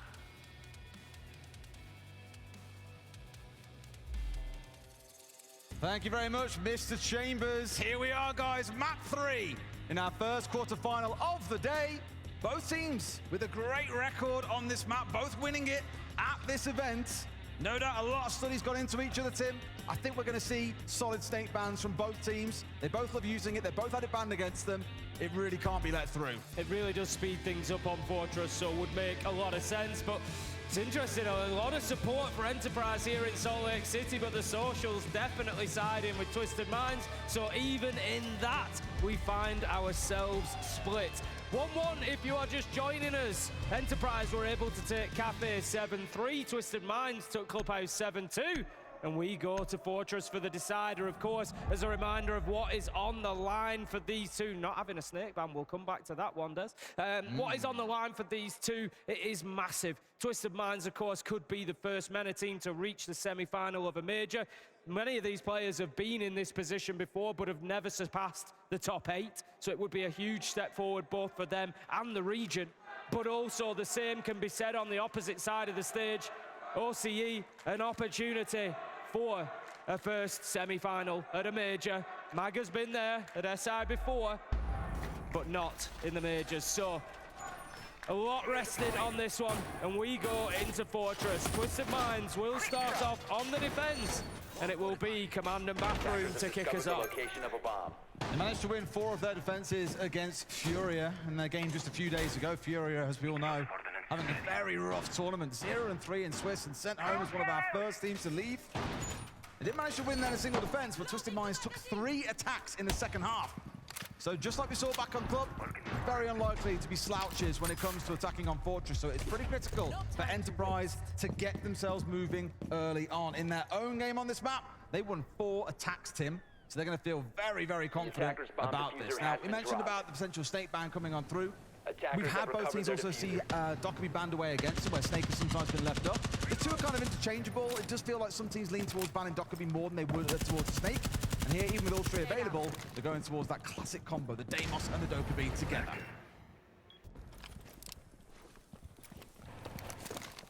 Having a look at which side this push is starting to shape up from. And at the minute, it's more towards the Eagle Stairs side. We don't have too much pressure yet over on Old Tower Games and Dorms. It is all over the other way. Jihad lucky not to take any damage there, but he's going to continue holding on. He needs to be in this position to support his teammate Trix, who is the one tasked with holding on to those white stairs. Two-hand, a little bit of damage done. He's going to just dip away from that fight for the time being, back onto the drones. Jigsaw taken down by Hasham, and this is the problem. Enterprise have not pushed into game and dorms yet. Hasham is just being left to roam freely over that side, and he hurts them with a big entry for Twisted Minds. This is where Enterprise probably need to take the sort of advice that we heard Twisted Minds receiving back on map 1. Focus on controlling certain parts of the map. Don't try to be perfect. They've got one player that tried to focus on Hasham, one that was challenging on towards Jalad, 2 more outside towards Horse. It has been a bit too much of a spread for me in terms of what they're trying to do. I'd like to see them tighten it up a little bit, work more together to punish players like Hasham who are out on the roam alone. Gonna, I think, see if there's any opportunities present themselves, but reloading. Unlikely. Cairo does manage to find Jalad though. That could open things up a little bit. Guards is up at the top end of the map as well, so they've still got the Tubarão to deal with if they want to push from that top side from Eagle Stairs, which is where we can see that they are currently shaping up towards at the minute. Guards has been forced back into the bedroom, so there is at least a little bit of space here for Enterprise to start taking, but that clock, it just keeps ticking down, Des. They've got some tools with which to do it. If he hits this shot, this is going to be absolutely magical. It's a Thorn that's been tagged out, though, not P9 in this case. Got another phone call they can use. Sure enough, that'll come off now, but P9, his patience is rewarded. Gets his first kill on the map. And of course, off the round. Still in a 2 versus 3, though. Enterprise, they have a chance here, Tim, but it is getting slimmer by the second. Yeah, I really like this from Twisted Minds. They are playing so patiently. Yes, they've had the little peaks and they've had the little challenges, but they haven't overcommitted to anything. Hasham manages to make it 3 in the round, and Twisted Minds, they looked so settled through that. Whilst they were being given games and dorms, they used it. They got a kill from there. When the challenge started coming from sort of up towards Eagle, they were there. They were ready for the fight. They adjusted, they maneuvered, but they didn't overexpose themselves. Really solid stuff from Twisted Minds. Like I remarked about halfway through, that felt like a very disparate round for Enterprise. They weren't really on the same page, all trying to do their own things at their own times. You saw Tuhan being held back by Jalal. We had Hasham getting a freebie, like I'm sure you'll see, maybe not on the replay, but P9 also not being stiffed out. Very well managed by Twisted Minds, but I really am worried for Enterprise here if these rounds keep on going this way. It is only round 1. We'll give them a couple more to get a sniff of how things are going, but it has to be better here in round 2. Yeah, just largely ineffectual. You know, if you look back at that first round and say to me, where on the map did Enterprise have control? They never had anywhere, really. Realistically. You know, yeah, they managed to get Eagle Corridor up at the, you know, that was about it. Whoop-de-doo, yeah. Exactly, it was such a small portion of the map. They never really had any control anywhere. So that, for me, is going to be a big marker here of can they improve. You know, come the end of the round, what do they have control of? What areas are they using? Where are they challenging from? Ready to play this merry dance around the courtyard if we see Enterprise pushing in from that spot. We've seen players drop into there on the attacking side and look to control that corridor, but you're always then fearful of the meat of the briefing corridor window. Someone that defends inside can step across and get a freebie. And given what the site is, that is a part of the map where no doubt Twisted Minds are going to be holding, at least in the early parts. They'll be trying to extend up towards that command side of the map. Put some pressure there, waste a bunch of time. This is where Enterprise have got to be smart. You either choose to break open that hold as a team, or you just don't bother in the first place and you try and go more direct towards sites. Yeah, Brendo working to soften up that courtyard side, removing a little bit of utility. Cams as well, just going to be giving that bit of feedback that they have got that old tower hold. It's Tricks on the Wamai. As they go to drop in here, they could find themselves in trouble. We do see utility flying in as the magnet was deployed, but Tricks is still in a very, very difficult position to move in from. And he does have a little bit of support from Hasham, who's hidden away underneath this window. They know that he's there because he took a couple of shots. They're trying to bait him to stand up there as the hard breach goes off, and he'll get the shot off as well and not get taken out. Surely they get a freebie. Yes, they do. Tuhan finally punishing him, but they've gone through a lot of their selves to do it. They needed that kill onto Tricks because the diffuser, after Tricks got the kill on the old tower drop, it was Cairo that he took out. The diffuser went down cold at old tower. Jalad with a brilliant trade for his team though, leaves them now 3 versus 3. Jigsaw is battling, trying to get this diffuser back in hand, but they're not going to give it up easily. Constantly challenging it. Jalad holding that angle. Tuhan finds P9 elsewhere. 3 versus 2. 1 minute 15. This is a real opportunity for Enterprise now. They've just got to manage it carefully. Like you say, tons of time to work with. Not a lot of utility, but you've got 3 guns available here. Don't feel like they need to rush. You can recover that diffuser.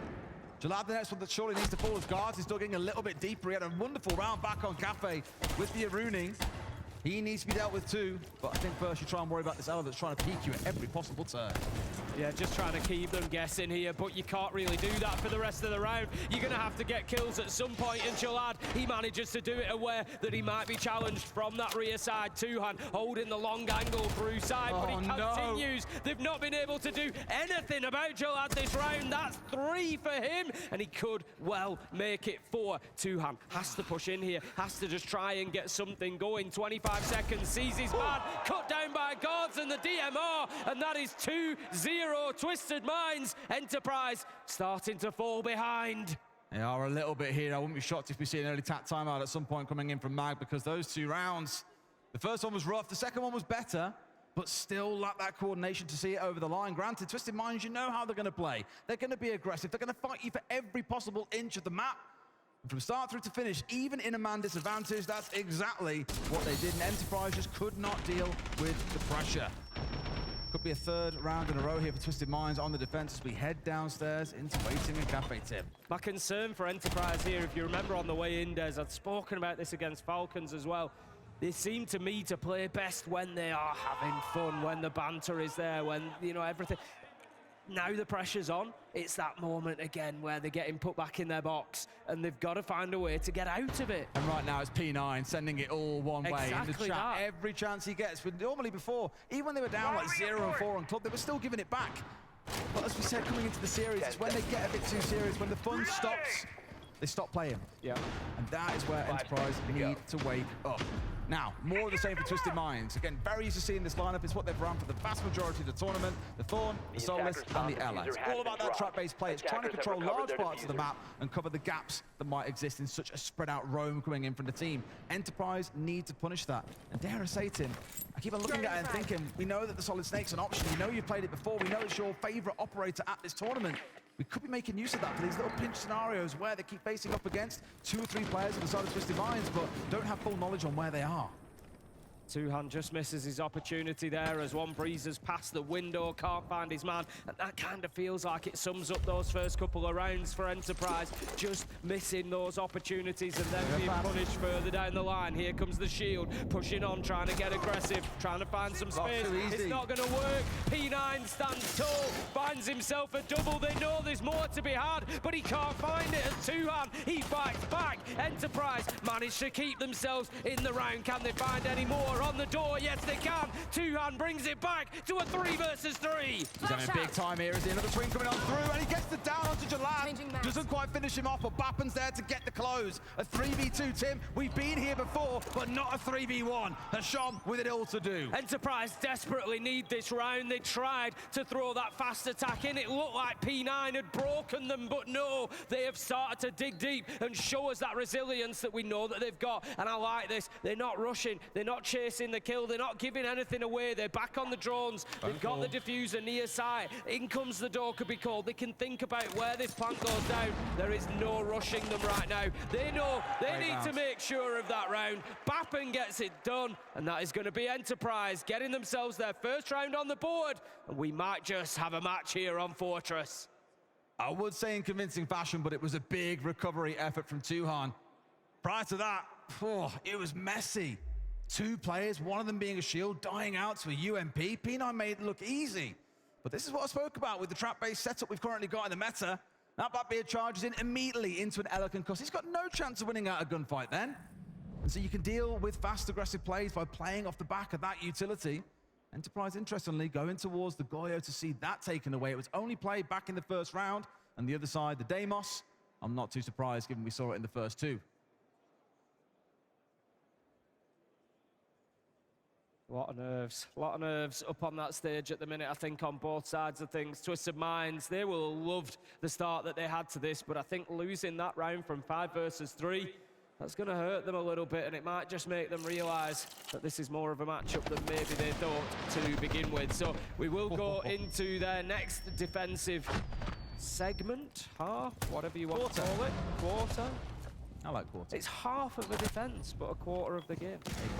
But we'll go into the second rotation anyway. It's going to be back to command and bathroom that they will go. Enterprise, we've got to see them get some map control here. I already commented on it. Round 1 was the really stark example of that, where they just didn't take control of anything. They didn't have games, they didn't have doors, they didn't have briefing, they didn't have courtyard, they didn't have anything on site. Literally all they got was up near Eagle and a little bit of bedroom towards the end. It just wasn't enough. Enterprise, I want to see them sweep across, force those players out of that south side, get rid of them out of dorms and games, and force Twisted Mind back to site, take that map from them.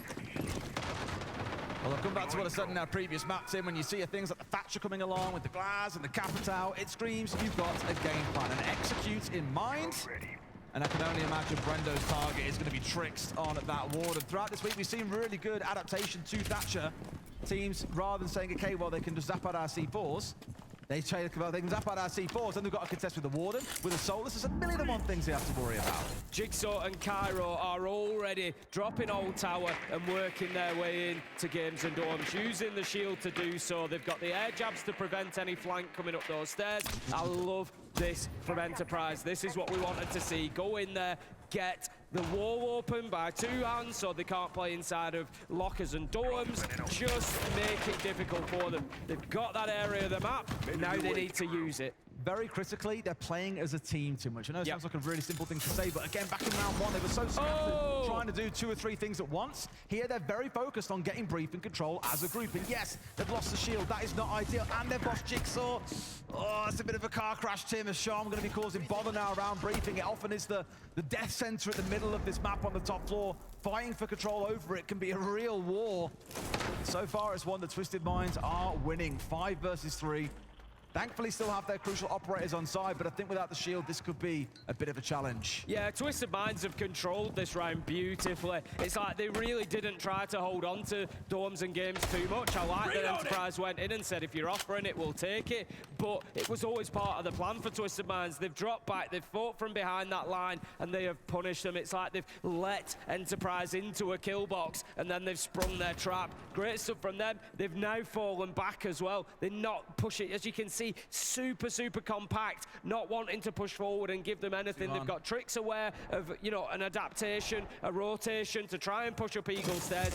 Just really tight defensive siege coming out of Twisted Minds. You've got Trix sat at the very back behind here. P9 sat right at the top side. So they've actually got a fun moment here to strike when they're not going to have the Warden bothering them on the way through. They so sorely need a kill, Tim, but can't find Jalad into one more. Brendo put dangerously low, even with the fire burning out around Horse. To 5v2 and 20 to play. This is a real tall order for Enterprise. Flawless round probably the way here as well as Tuhan. He can't see nothing, Tim. You're seeing the frustration of this trap meta. An easy swing. That's a 4th round and a flawless one coming in for Twisted Minds. There is a lot to do. A lot for Enterprise to fight in, and they're in for attack timeout. Right, guys, listen. We either need to go direct and make sure each step is done together and then send some lurks, okay? Or we need to just sweep with the shield, okay? They did a pre-play so they know how we do that sweep, Curry. So they did a tiny bit of prep on us, okay? Yeah. For kitchen, I don't think we should do the top down. I think we can do the first floor execute if you want. But guys, we're in the round. Are they holding above? I think we do top down for sure. Okay, but just make sure, guys, in these rounds, we are not 3-2-1ing the next target. We're going in one by one, okay? So let's make sure for these next step, we're 3-2-1ing, okay? All we need is one more round on the half, okay? So let's lock in. Let's go 3-2-1. Let's do everything together. And please get the traps when people call it. Let's go. Yep. So we go. Come on.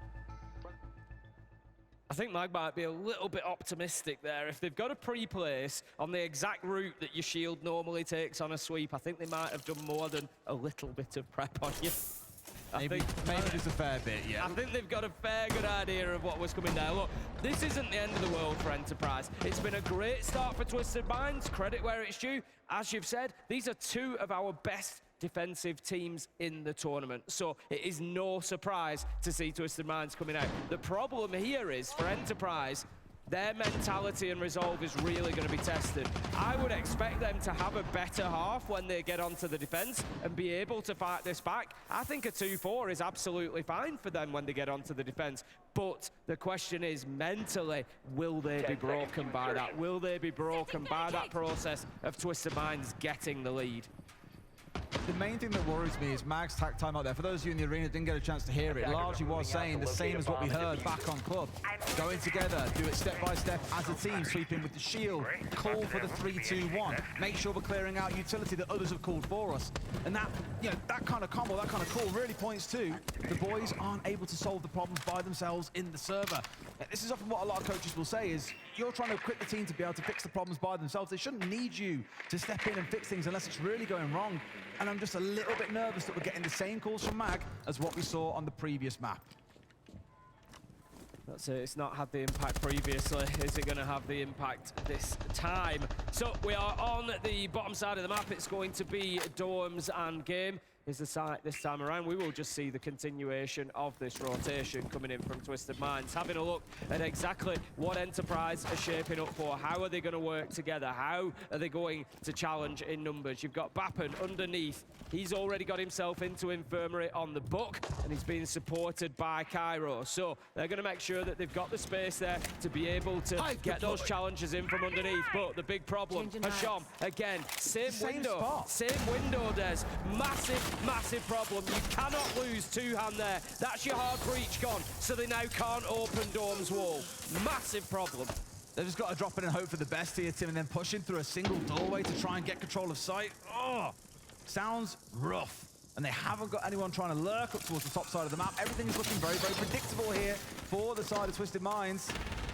So that wall being opened up, there's no default plant spot to aim for, so they've got to force it all through tower, and it is an absolute slog to get this done.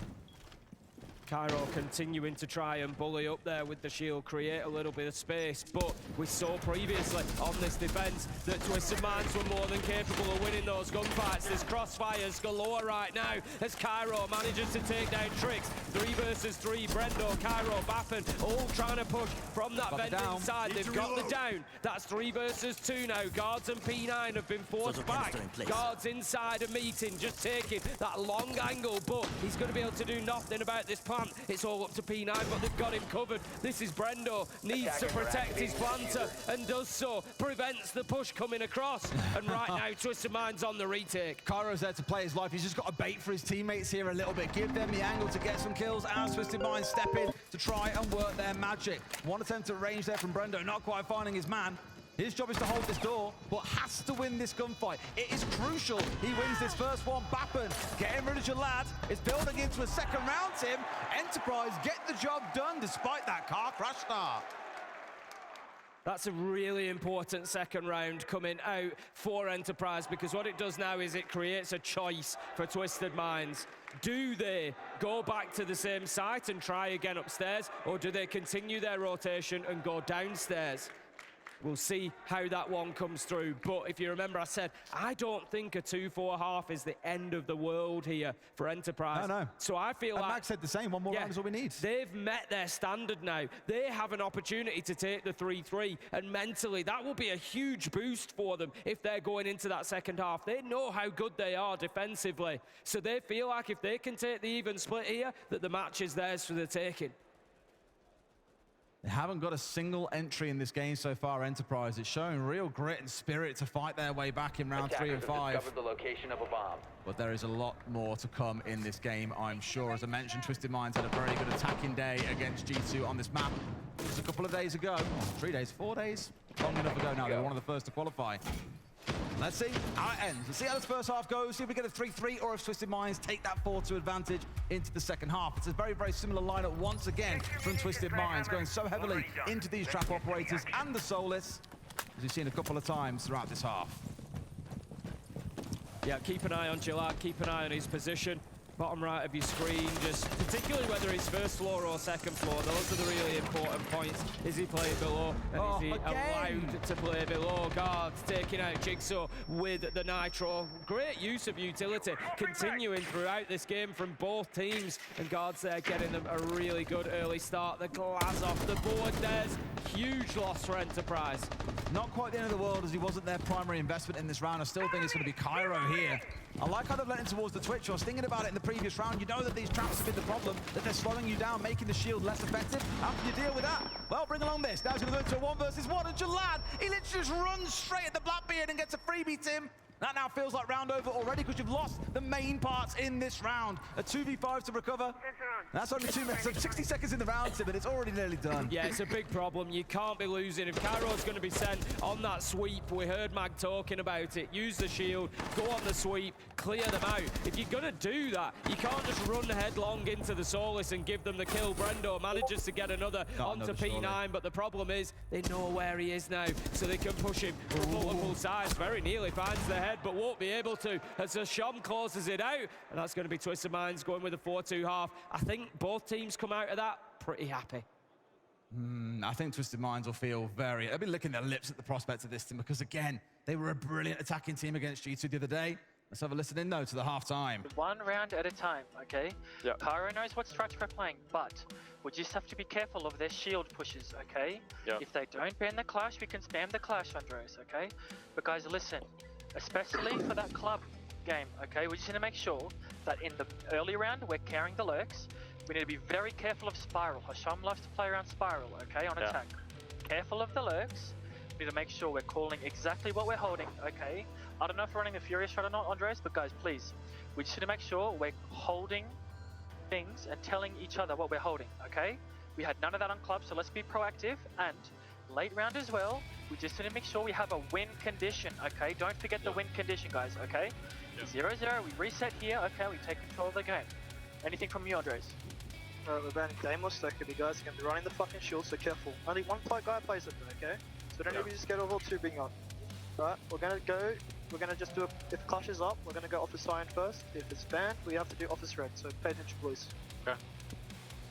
Guys, let's just make sure we're playing together. Don't think we are in the comfort situation, right?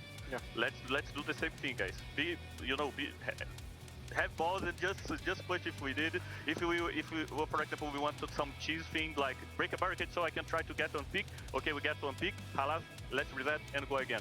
Or same thing if they rotate. If they gonna rotate, let's get a pick, reset and go again to the play. Finish up. Nothing to lose. Far away, far away. 3 more rounds. To semi-final. Far away, far away. Bad.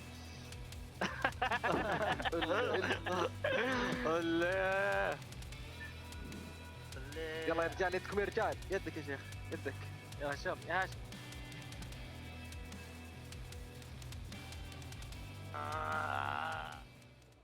I think it's fair to say Twisted Minds are having a better time with this team. They were having a little sing-song then during their halftime. Yeah, it certainly seems like they're just dealing with that pressure a little bit better, you know, maintaining sort of the vibe within the team.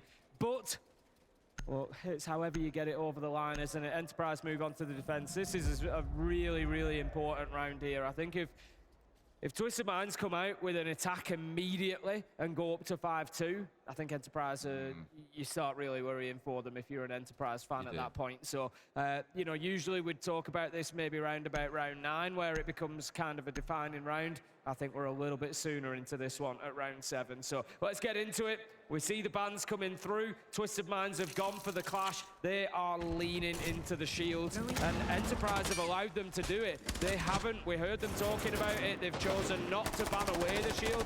They've gone with the Dokkaebi Deimos instead. So they are accepting that they're going to have to deal with guards on those shields. How are they going to do that? What's the plan? That's what we've got to watch here. Traps, traps, and more traps, Tim. It worked quite effectively against Enterprise on their attacks. I think you're going to see the same coming out of Twisted Minds. And again, for those of you in the venue, Mag was speaking about spamming Clash. If it's not banned, clearly Twisted Minds had a good read. That Clash being taken away will shut down a lot of the ideas that they had. So now the onus turns onto them to figure it out. And there we go, Tim. P9 running around on that stake. It was banned away from them in the last time they played on this map. And I think we might be about to find out why now that Guards is also on the blitz. Yeah, Jigsaw and Bappen are going to be tasked with holding on to Games and Dorms. They're going to be on that bottom side. And I think they're going to be coming under quite a lot of pressure, although P9 looks like he's going to be heading straight in through main door, is it? Opens it up, and he wants to get up and get control of Eagle Stairs. I guess the thing is the Twisted Minds in this series, noted it across both maps. They've not felt the need to explode in all the time and be hyper-aggressive and fast. They've been happy to slow it down. Probably knowing the Enterprise themselves would like to go a little bit aggressive, as we saw back on Cafe. And I suppose keep using that word maturity throughout the series, but it is showing real development, I think, for them as a team, that they are able to play that slower style and do it in pretty convincing fashion. Brendo just trying to use those vertical angles. See if he can catch anybody out on their way in if they do want to get aggressive onto those Eagle Stairs. Guards is going to relocate. He's going to be heading over to that old tower side, so it looks like there is going to be a bit of a push. Jigsaw is still over there to defend from Brief inside, so not too much of a problem at the minute for Enterprise. I feel like they are shaping up well here. Missed opportunity though. P9 taking no damage. It's a good bait attempt. The two smokes that came in towards Blue Tower was to try and turn attention that way. Suhan wasn't falling for it, but couldn't find the head of P9. Jalad the first to strike. Down goes Yaruni, but there's a response back. A trade in from Jigsaw. Guards is moving in through this bottom side now on the blitz. He's chasing Jigsaw away, so they do have that control over Games and Dorms now. The problem for Guards here, Des, is there's nobody with him. Everybody else is over on that other side at the minute. He's just playing distraction whilst they try to take Eagle, whilst they try to push down onto that side door. But at the minute, Twisted Minds, they're a little bit stuck. They're not really progressing or moving forward. I know where the smoke is, and he's just trying to waste as much time as he can here as we come towards our last 60 seconds. Potentially a freebie. Brendo, the one finished off, and now Guards is marching on forwards. Thought he got the flash, but no. There's a down from elsewhere. In comes the Thorn 2. Guards is happy to sit and stare and feed info to his team, and it's a closed out round for Twisted Minds, Tim. You said it'd be dangerous if they got the first round. Well, they've got it. It's 5-2. Not only have they got the first round, Des, but they have punished a decision from Enterprise. So now you've got an element where those players can be in their heads thinking, have we done the right thing with the Deimos Dockerby ban here? We've had Guards come in. He's caused a real problem. He's gone in there, got the kill onto Jigsaw. He's then come around, past Central Stairs, up into Horse. He's basically run the bottom half of that map with the shield on his own, and that's something Enterprise have allowed him to do. Despite all the traps that they've brought, what slowed him down? Nothing. Absolutely nothing. They have to have a better plan to deal with these shields. They look a bit scared, Tim. Yep. They just look a bit scared. Compare it back to the first half. Twisted Minds, C4s on towards windows, swinging everything with absolute confidence. Enterprise in that previous round preferred to try and sit behind utility and gave lots of space up for it and were aptly punished. You can't play these trap-heavy lineups and then play defensive. You can sit behind the traps, but that wasn't really what happened in the previous round. We'll move ourselves down to the site at the other end of this top floor, which means an extension from Enterprise up towards where we were defending just a moment ago. So you'll see some of the same action, but as we saw from Enterprise on their attacks, Tim, they just went direct to site for this one more often than not, didn't bother trying to go for a full sweep. Yeah. I think, you know, it's very, very common. Get that Dorms wall open, get control of Old Tower after the drop, and try to push in. Briefing is such a difficult space to take from this side, and Guards is shaping up on the Briefing side. He does have P9 in support as well over there, so it looks like it could be a full sweep across from the top floor at the minute that Twisted Minds are shaping up for. I think it's a good idea. You've got all the utility in the world to do it. Those first three operators primarily the ones I'm looking at.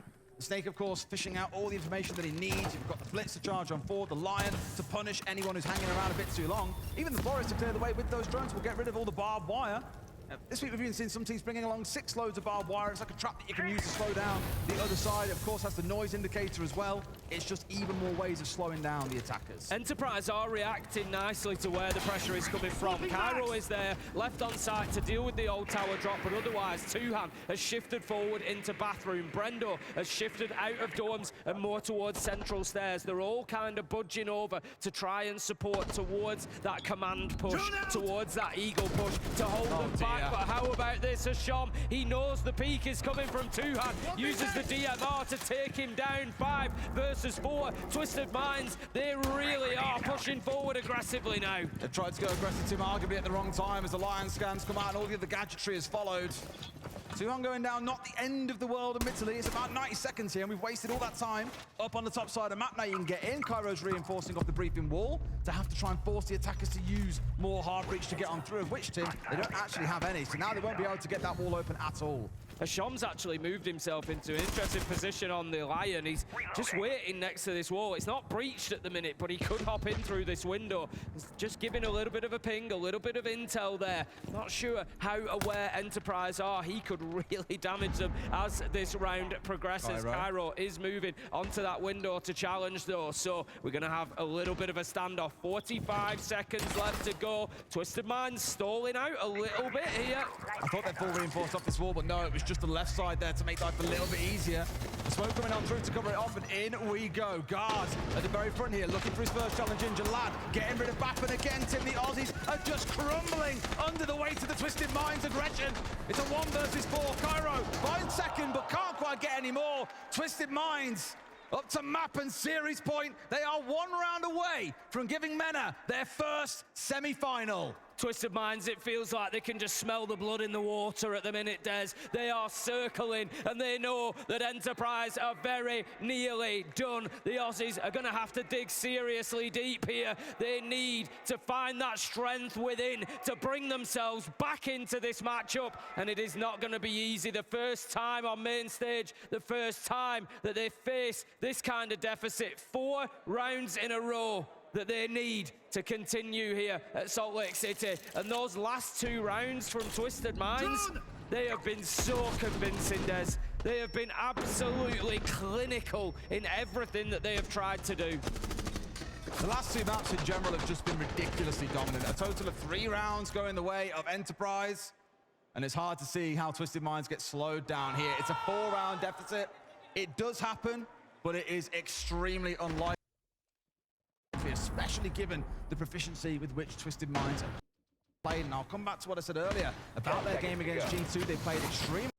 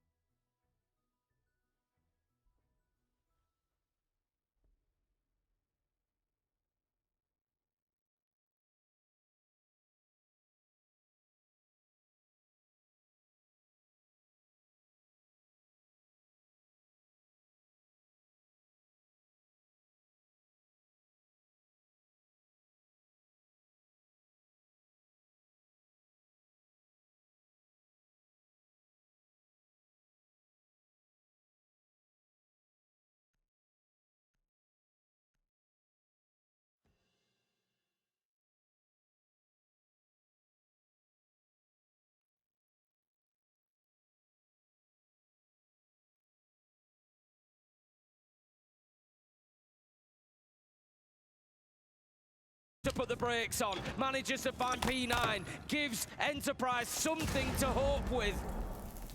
1 more and some of the other things are equal against it, but they've got to win this shot. And they're not gonna. Hasham finds what he needs, up to 11 and 3. Brendo with all 3 smokes in back pocket. A C4 to help, but can that stem the tide of Twisted Minds? There is still a shield on the board. Guards, he takes a little bit of damage, but can find his way in, and a little bit of space to put that diffuser down. Enterprise, 2 versus 3 as they start on the retake. The post-plant fight back to keep themselves in the major. And here we go, Guards up nice and close. He's been a fantastic player all tournament long, and it only continues as they knock out Enterprise, breaking APAC hearts, but raising and elevating MENA Ones as they are the first team to step into our semi-finals. It really does cement that legacy and legend for this team, for these players. For the longest time, they have been fighting to push further into the top levels of these tournaments for that MENA region. We've seen them reach the top 8 multiple times in NA. I think they just love playing here, Des. I think they do, and Hasham said yesterday, this could be their time to bring something home to MENA. If they carry on playing like this, They may well be absolutely right. Commiserations, of course, to Enterprise. First time for this roster of 5 on the main stage. No doubt a lot to learn, and I am confident if they keep on playing like this and stick together, we will see them back at an event on the live stage. Yeah, brilliant performance from Enterprise, winning a lot of hearts and a lot of fans here in Salt Lake City, but falling just short. It has been a brilliant accomplishment for them, but all it's done really, I think, is given them the taste of what it could have been. I guess if you're looking for the silver lining, Tim, at least it wasn't super close. It did take 3 maps, but as said, across those last 2 maps, Twisted Minds, man, they were on another level. They were just a different beast. There was no slowing them down. They knew when to play slow, when to play fast, when to be aggressive. It was spectacular. Let's go to Ian now on the stage, who's standing by with a shot. Incredible scenes. We have just seen our first semi-finalist. Locked in it is, of course, Twisted Minds. Hisham, you've just made history, putting MENA on the map. First ever MENA team to make it into a semi-final of this magnitude. How proud are you right now? I'm so proud for my teammates, and I'm so proud, really, I'm so happy. And thank for the fans. And MENA region are so good. I think they should bring MENA League back, at least 2 spots for us, and that's it. You look so confident, and you've looked so confident from the moment I spoke to you at the start of this event. You said that you're going to go all the way for this trophy. Why are you so confident in yourself and the team? Because I have Monster with me, that's it. Have you got a message for your fans watching at home? Thanks for the fans, just this. All right, Salt Lake City, make some noise for Twisted Minds, who are in the semi-final. Best of luck going forward. We're going to continue this ride. We roll on to our second quarter-final after the break.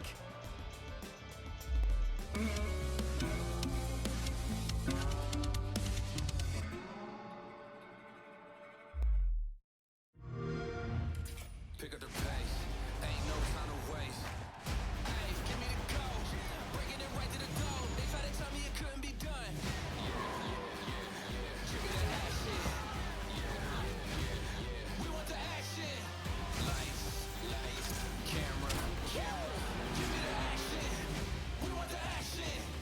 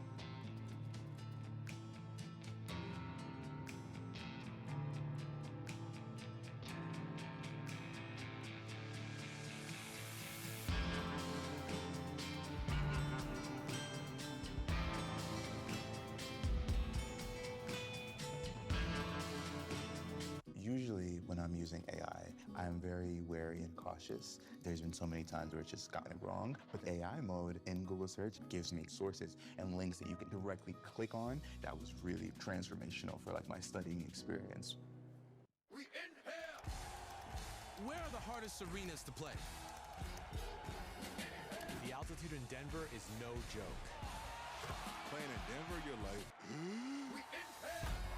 New York, welcome to the pressure cooker. Intersection of history, TD Garden in Boston.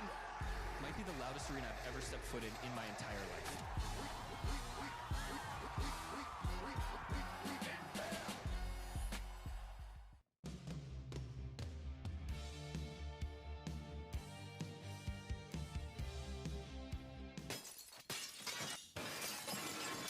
For whatever life throws at you, get coverage confidence with AAA Insurance. Oh yeah, chat. It's that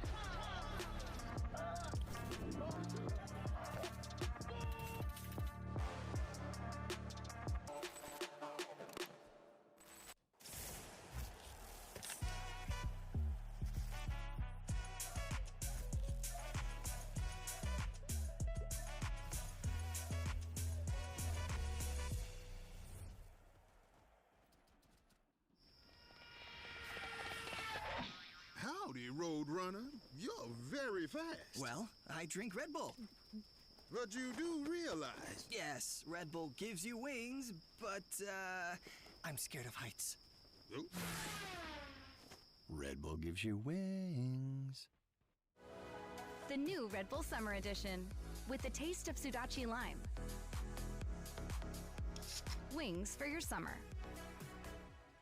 Of Twisted Minds, or with getting those opening picks? Yeah, absolutely not. And for Twisted Minds, I mean, they can move that goalpost one step closer of getting to a grand final. They just have to make it to that semifinal. But, I mean, we heard the cast even talk about, I mean, controlling the pacing, controlling that tempo. What, they had 22 opening picks going into their favor on the side of EP with only 6 or 7, not trying to make a joke there. But, I mean, you can clearly understand why they took complete control of that Fortress map. Really impressive. Congratulations to Twisted Minds. We move on. The show goes on here in Salt Lake City.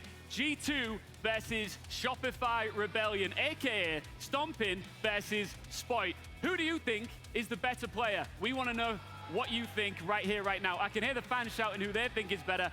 We will come back to the results shortly. Let's now talk in detail about G2.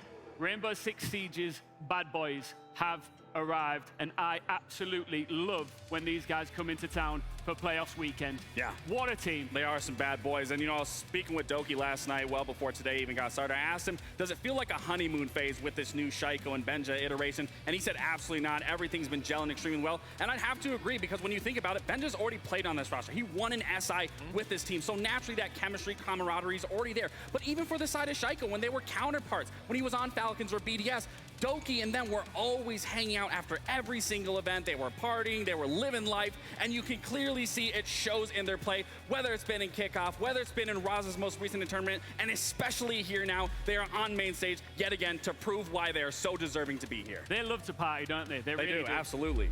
What is it about this roster that really is standing out to you right now? I mean, I'm getting chills just talking about it. It's the lethal dynamic of this team. When you think about it, that spearhead, that entry point of Shaiko and Doki being able to work tandemly together, be able to open up rounds, to be able to facilitate that entry point. And then you have Benja, you have Alamau, able to take the mid round, especially Benja, on those operators to disrupt operators, to remove players out of positions. But the biggest key, the backbone of this team that I have to highlight has got to be Stompin', that young, gifted, mechanically talented player. Stompin' is the man. He is the backbone of this G2 roster. Now, when you think of rookies coming into a scene, they're playing those flashy operators. They're playing those entries. No, he is doing it on a defensive, supportive style, and especially on that attack. He is so meticulous, and the way that he plays, he is so calculated. He understands in those mid to late rounds where the position needs to be held, how he can execute, and he plays it like an entry player. He can get multi-frags on those rolls. The second he is set up, he can make nothing out of something,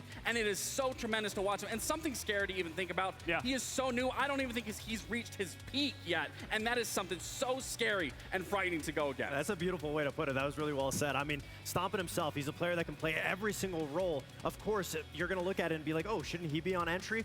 but that's not the key to it. You put him on a flex support, you put him as the third man in. Once he locks down a position, I mean, that's where the clutch factor comes out, those jinxy 1v1s. That's where he's able to shine when he's in those situations. Clearly it's paid dividends. I think the fans here are super excited to see him as well, and they're also massively excited to see the NA Super Team on the other side. Shopify Rebellion. Another star-studded roster. The crowd cannot wait to see them in action, and Fox, they have arrived. I mean, I'm glad you said the NA Super Team, because some people forget that this is the NA Super Team. They have so much talent on the roster. Canadian, the best, arguably historical IGL in the world. Ambi, up-and-coming rookie. I mean, it's really crazy to say that he's still a rookie, but that being said, he's an amazing player. Surf, Rexon, the backbone players that are consistently there for the flex. I mean, this team has all of the pieces, what they need to be able to solve. They have the best players in the best positions. They are flawless, and this event, they've really hit the ground running on it. One man you didn't mention there, but it seems like the rest of the world is talking about him, Spoit. Yeah, I didn't mention it because we wanted to save it for this part. I mean, Spoit, all eyes have been on him, and something that we saw during kickoff, him saying that if you're doubting me, that's fine. Just keep that same energy, and I'll prove you wrong. And I think when you look at kickoff and SR and all the criticism that they were receiving, and now you look at how they came into Salt Lake City in Utah, I mean, these are Spoit night and day difference. I mean, he's been tremendous at getting those opening kills, and that's all of the problems from SR that have been solved. And when you look at his stats throughout kickoff, they really aren't that bad. He's still, you know, a top 10, top 20 player. Absolutely. So the fact that people were criticizing him so heavily is very confusing to me, but he took that personally, and the whole team has really been firing on all cylinders when it comes to this event. Yeah, they absolutely have, and I think it's something to note. I mean, they got a lot of shit during kickoff, but it was in best of ones. We saw what they were able to replicate in best of threes, and they have ran the gauntlet, technically speaking, even here. They had to play extra games, and even going into this series, they have more rounds played than G2 has. And when we think about it as former players, getting those extra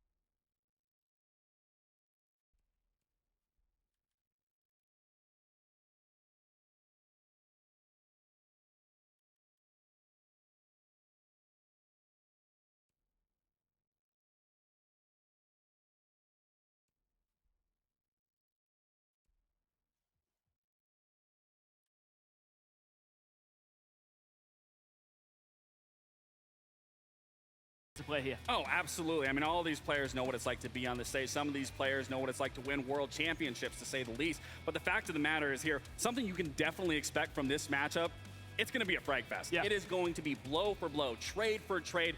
I'm expecting nothing less than straight gunfights, straight action, and I just want to get into it. I want to get into it as well. We said at the start that this was our must-see, and we cannot wait to see it. And I also cannot wait to see who you voted for. Who's the better player? Is it Stompin or Spoit? And it's overwhelmingly going in favor of NA bias here. Stompin. What do you think of that? I mean, it makes sense. I feel like, again, people are forgetting who Spoit is. I agree. Straight out the gate, being able to win your first major, coming to NA, being able to dominate on a team of so much talent, always being that name that people talk about. And again, his statistics, he was still within that top 10, top 15, and people were criticizing him. Yeah, I mean, I get it. You gotta let the gameplay speak for itself. I get it. I get it why Stompin's so high. But at the end of the day, too, Spoit's up there. We got to be able to hold these two hand in hand. Do you know who I want to talk about here? One of my favorite players in the entire scene. And I met him actually at my very first event, the Charlotte Major, way back in 2022. I think you might remember it when DZ went on to raise the trophy, and it was fronted by the man Canadian. And when he steps up in front of a home crowd like this, he tends to turn into a different beast. What do you think, Fox? I mean, I think something from Canadian that we all know and love is the passion that he's able to radiate. I mean, him screaming big clutch potentials. And something that he said in interviews before is that's not something that he's focused on too much. But whenever you're in front of an NA crowd, I hope that we're able to see that young 18-year-old Canadian. I mean, he's looking like he's able to stand up. Look at that lineup. Look at the crisp hairline. I mean, he's definitely turning back the years. I mean, by far, SR has one of the best rookies.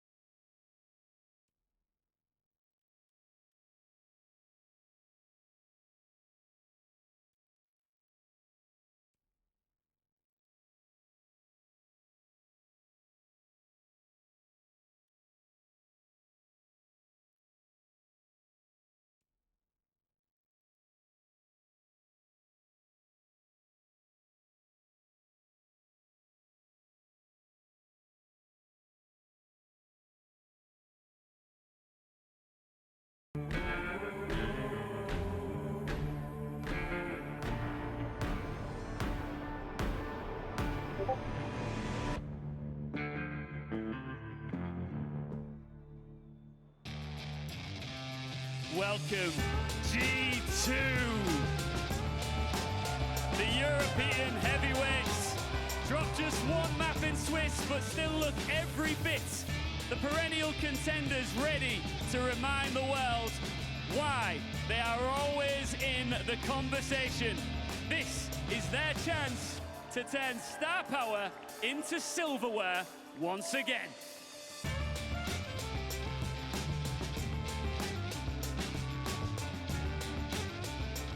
Please welcome their opponents.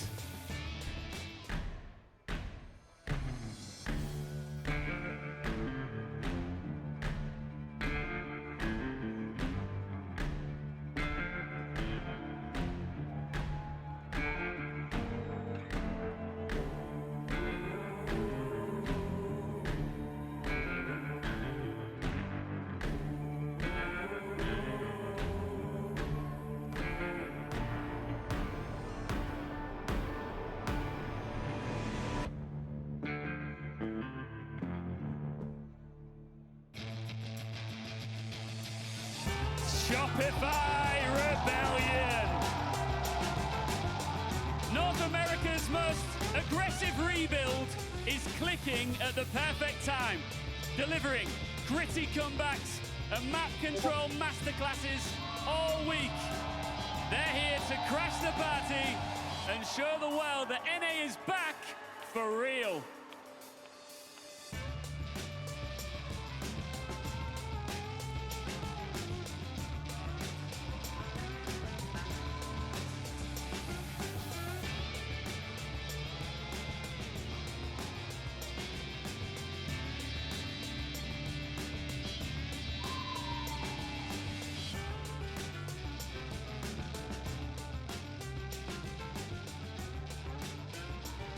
Two very familiar faces when it comes to Rainbow Six Siege here up on the main stage. I love having legends up here. Doki, I'm going to come to you first. Is this the best version of G2, and how are you going to prove that here? Yeah, I mean, absolutely. We brought Stumpin in, you guys' hometown favorite last year. He's the best player in the world. And then we thought we'd bring in the second best player in the world, Shaiko, to help him out. And then we thought we'd bring the third best player in the world, Benjamaster, to help him out. And then you got me and Carl, so. Canadian, you love an NA crowd, and I love to see you in front of them. How excited are you to be here? Very. It's been a minute since I've been in front of a crowd. Yeah, excited to be back. A lot of people here. Honestly, I'm so excited to feel the energy again and just let's play some good Siege, yeah? Woo! I love that. Any last words for each other? I haven't had that in a while. I'm ready, bro. Guys, handshake, go and take your seats. Best of luck to both of you. Listen, I just want to give a quick shout out to the crowd here. You guys have shown up nice and early on this Friday. I want to make some noise together. What do you think? That's what I'm talking about. All right. Hey, Salt Lake City. Who's taking this first quarterfinal? Is it going to be G2? God, I love an NA crowd. How about Shopify Rebellion? How is it only Friday? This is what we love about Rainbow Six, and it's time to get into our second quarterfinal right now with Crow and Fellow. Take it away, boys. Thank you so much, Ian, John. This is our time. This is the first time we've ever been in front of a crowd, and what a match to do. Shopify Rebellion versus G2. They've been adversaries before. I don't know if the devs mentioned, but they did play last at SI, and Shopify took the win. Both the last times these two teams have played, Shopify have been 2-0 and 1-0 in a best of one. And one of those maps as well, Harrison, being on layer, our decider if we get to a third and final map in this best of 3 series, Harrison.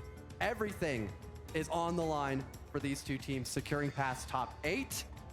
In terms of how both these teams like to play, I'm a really big fan of these multi-layered maps, going to Bank, going to Cafe, having Layer as our decider. It's going to be a lot of fun today, Harrison. We've seen the explosivity of G2, everyone on that team being positive in the entry and the KD department, and Shopify Rebellion, a much slower and more methodical team, but they still have their star-studded players. Spoit specifically being the highest rated player at the event currently.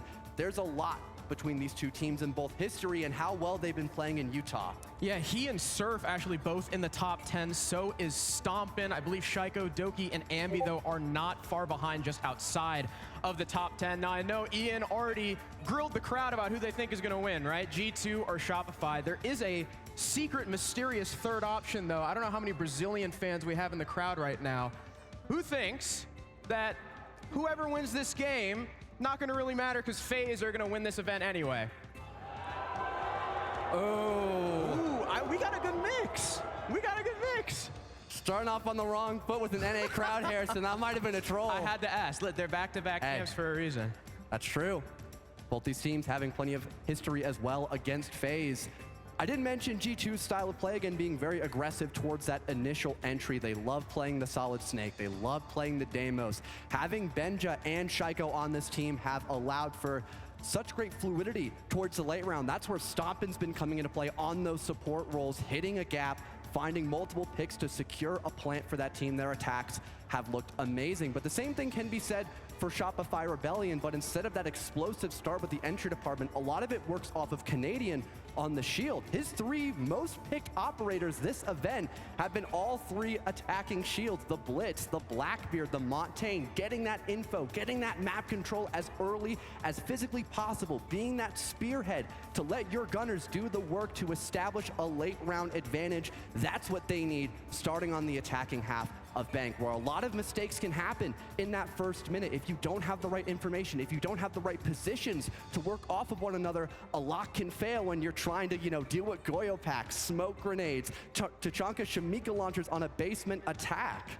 Yeah, and I think, too, this is going to be a big kind of ego match for Shopify Rebellion, right? On the side of G2, Stompin, he's had a lot of success with this roster. The other 4 have been there, done that. Shaiko has numerous SI and major finals. Of course, Alamau, Benja, and Doki have a 6 invitational win. Shopify Rebellion have never broken into the semifinals. This could be their best shot at it. They've looked really consistent overall in the Swiss stage, now moving it into phase 3 with a crowd behind themselves for their own support. I really want to briefly touch up on Lair as well, a very interesting map for both these teams. Laxing mentioned it earlier, the near flawless record G2 has had on Lair being 14-2. One of those 2 teams to ever beat them was Shopify Rebellion in the EWC. You got to cast that game, and I even got to interview Canadian during that matchup as well. It'll be really interesting to have this go to a 3rd map. G2, the social prediction. Usually when I'm using AI, I'm very wary and cautious. There's been so many times where it's just gotten it wrong. With AI mode in Google search, it gives me sources and links that you can directly click on. That was really transformational for my studying experience.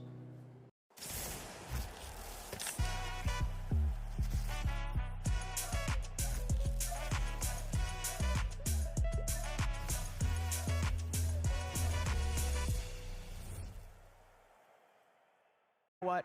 If everyone else on Shopify Rebellion is fragging out, Canadian can be 0-8 as long as the plans are working. And Foxe kind of argued against that, right? You need your support player to sometimes find those frags because, as a famous man once said, no plan survives contact with the enemy. I think Shopify are going to need Canadian to maybe not go huge, but at least not go 0 against a team like G2.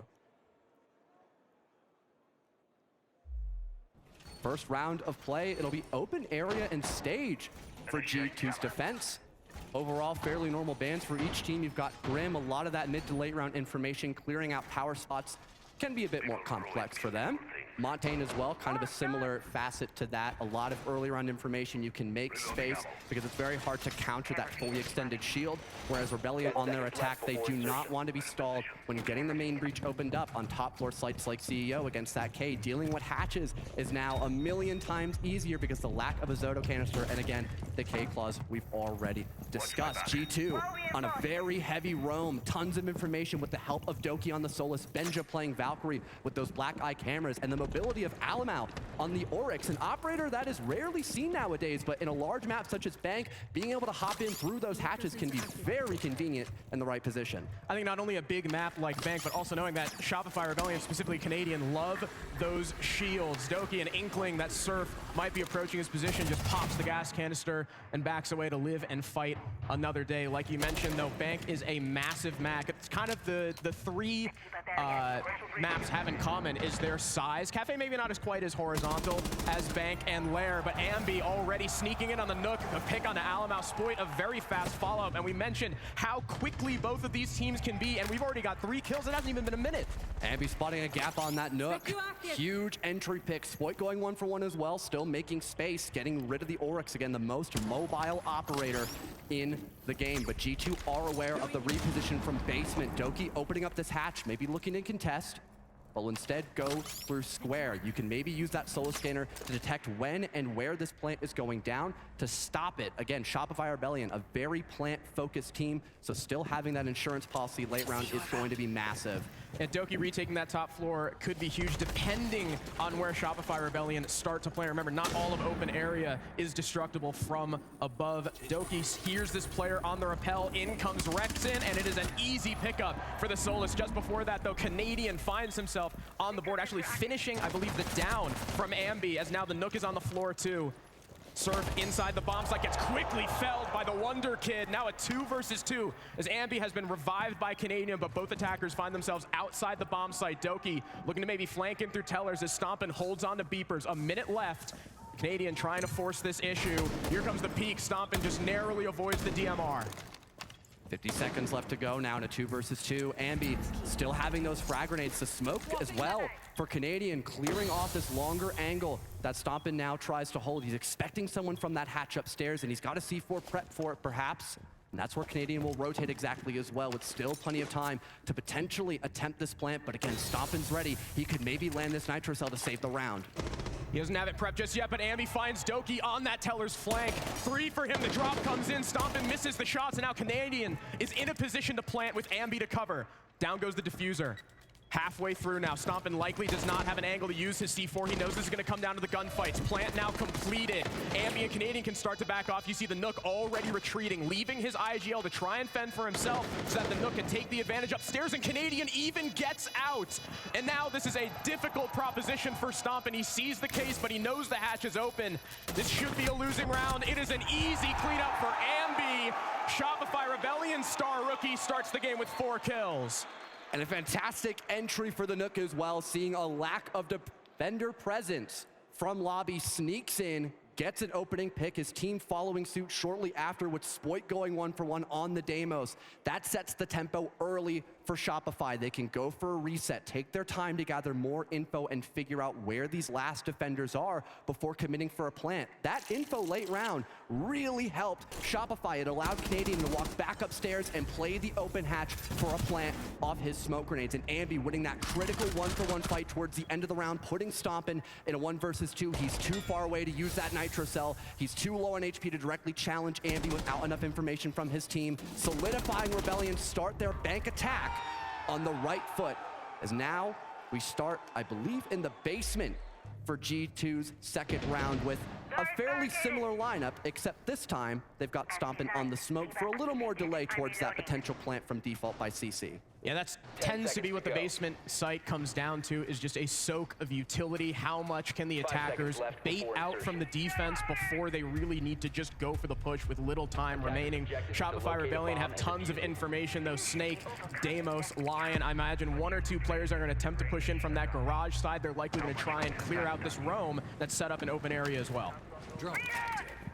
I do like the adjustment. Again, you've got more of the map to clear out for Shopify Rebellion, so what is your response? Bringing extra information ops. You've got Lion maybe denying the potential of a trade from G2 if they're playing close by on the roam. Spoit once again on that Deimos, a great clearing operator with Deathmark trackers and that 2-shot pistol. And now Ambi on the Snake. You can still play a lot by yourself with your scanner, but just have more information than Nook, for example, like we saw last round. Speaking of that info, another gap potentially for Shopify as Rexon's already deep in garage, and Ambi a second entry kill in a row through this series.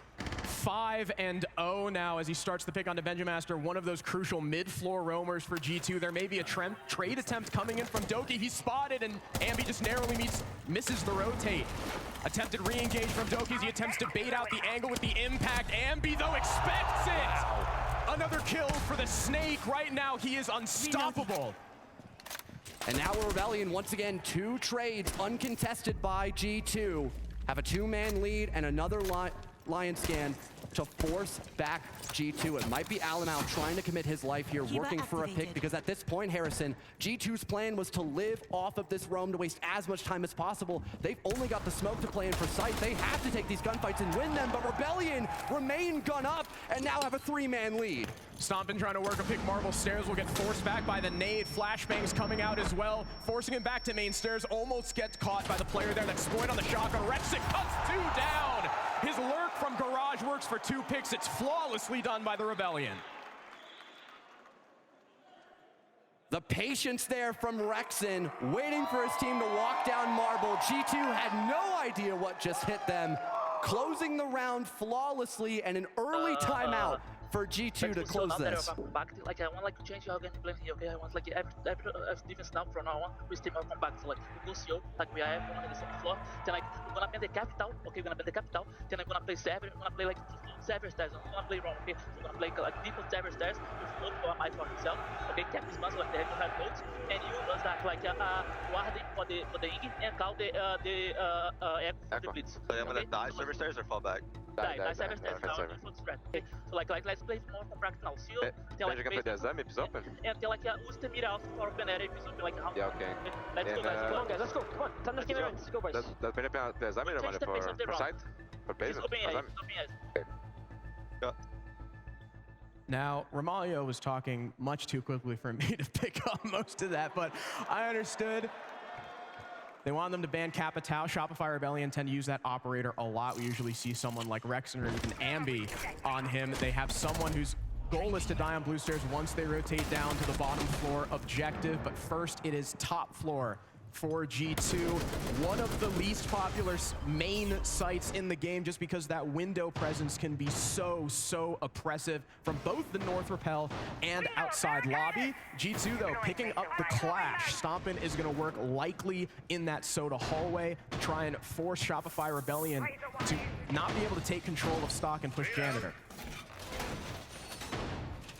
A lineup change for Rebellion as well. Maybe noticing the clash, noticing the Azami and Aruni. So much utility to stop a window repel execute on CEO. So what they're going for instead, they still have the range hard breach of Ivana. That can help assist opening the elevator wall up. That then gives breathing room for Canadian to walk up Marble. A majority of these players starting on the ATM side of the map. This could be just another lobby focus clear for Rebellion, and using the Dokkaebi Logi Bomb calls, maybe Ren's on the, or Rexen on the Sens as well to create space with those ROUs. It could be a direct push from that side of the map rather than a top square and repel execute that you tend to see for CEO. Ambi as well, already getting garage control, lurking his way up Marble. A good cutoff position to have, but there is barbed wire on that staircase, I believe, to make sure that if he tries to get space, G2 will be aware of it. Someone droning Ambi's way in. Again, seeing the barbed wire, seeing that there is a player at the top of these stairs. It's the Azami of Shaiko. Stompin also playing an E3 for a potential crossfires. Ambi maybe just sits and baits for a rotation. Surf looking to maybe hunt this Solus from below. Shopify Rebellion should now have all of first floor cleared out. They know that Doki is playing on site. Currently not for the plant, though he could very easily rotate downstairs later on. All of Shopify Rebellion, with the exception of Ambi, currently just outside on the repels. Surf again hunting down below too. We're halfway through the round. This is the longest we've gotten so far the first couple rounds without a kill. It's that slow, methodical approach from Shopify Rebellion. They've got the map control to compensate for the time spent in this round. Rexen as well, playing up by the CEO window. He's got those ROUs again, cutting off massive sight lines for G2 when we see this Marble take a nade tossed out from Surf as well. Clearing a corner, one of the only spots in the map you can't get vertical from downstairs. And the entry, a third time in a row, off that vert downstairs in the map control. It pays dividends as the Solus is the first to be gone. Surf taking out the Solus is huge. Doki no longer with the Solus. They can no longer rotate down below to have free info on the plant, but as Surf tries to enter the building, he's cut down by Benja. Instantly traded by Spoit. Here's the lure from Ambi. Successful onto Shaiko. A 4-2 lead for Shopify Rebellion. Here's the blitz close on the smoke. Alamau can do nothing, and it's all up to Stompin on the clash. He takes down Ambi, but Spoit still outside, cuts him down. It's 3 in a row for the Rebellion. And despite the timeout, Shopify still look flawless in this attack. Immediate map control from Ambi bottom garage. He gets through Marble. There's a drone to assist him as well, and he doesn't overplay his cards. He waits for his teammates to start applying pressure downstairs, waiting for Surf to get that entry, waiting for Rexon and the Habana to assist, applying pressure in from those site windows, and Canadian to get ready to push up Marble. A perfect 3-2-1 coordinated attack for Shopify Rebellion, and it all worked in sync. G2 still no response yet in this first half as they now go back down to the basement of lockers and CCTV with more emphasis on the plant denial, at least with Alamau now on Echo, and the Warden. Oh, the Spider-Man? That was crazy. I didn't even know that until we saw the replay. I thought it was like fully outside. That is ridiculous, but one thing I wanted to add as well, Stompin now on the Warden. Maybe they're expecting Shopify to focus more towards a CCTV execute, which we haven't seen from them. Maybe he can bunker himself up inside of Blue Stairs to use that shotgun to be a real force to be reckoned with, but we'll have to wait and see as they're still setting up. Something else, again, the desk really highlighted players like Stompin and Spoit. What about Ambi? Ambi's 8-0 right now through the first 3 rounds, getting a 4K in the first round, 2 picks on the entry, despite being pressured out by multiple players in tellers, and then working that lurk main stairs in the previous round. Now we see where I gathered the most from that timeout from G2, the basement site. They're playing the Echo. They've banned the Capitao, so Shopify Rebellion's execute is not going to be quite as utility heavy. They're not going to have to worry about the firebolts stopping them from rotating in by red. Benja Master spots the blitz, barreling his way through Printer, and gets the hell out of there. At least they cleared the roam out rather early, but again, off of G2's lineup, it looks like they don't want to prioritize spending time upstairs to work for kills. They just want to burn a couple of seconds, maybe get rid of a few drones for that late round, and play off their resources bundled up in sight. The only one that continues to linger upstairs is Shaiko by elevators, but again, that hatch is opened up right beside him. He can fall off at any given moment if he feels too much pressure is applied to him. And here comes Canadian trying to run through Marble, but instead it's to hunt down the Fenrir, but still blinded, cannot catch Shaiko in time. He'll give up his position upstairs, but again, is still alive to play with his teammates in sight.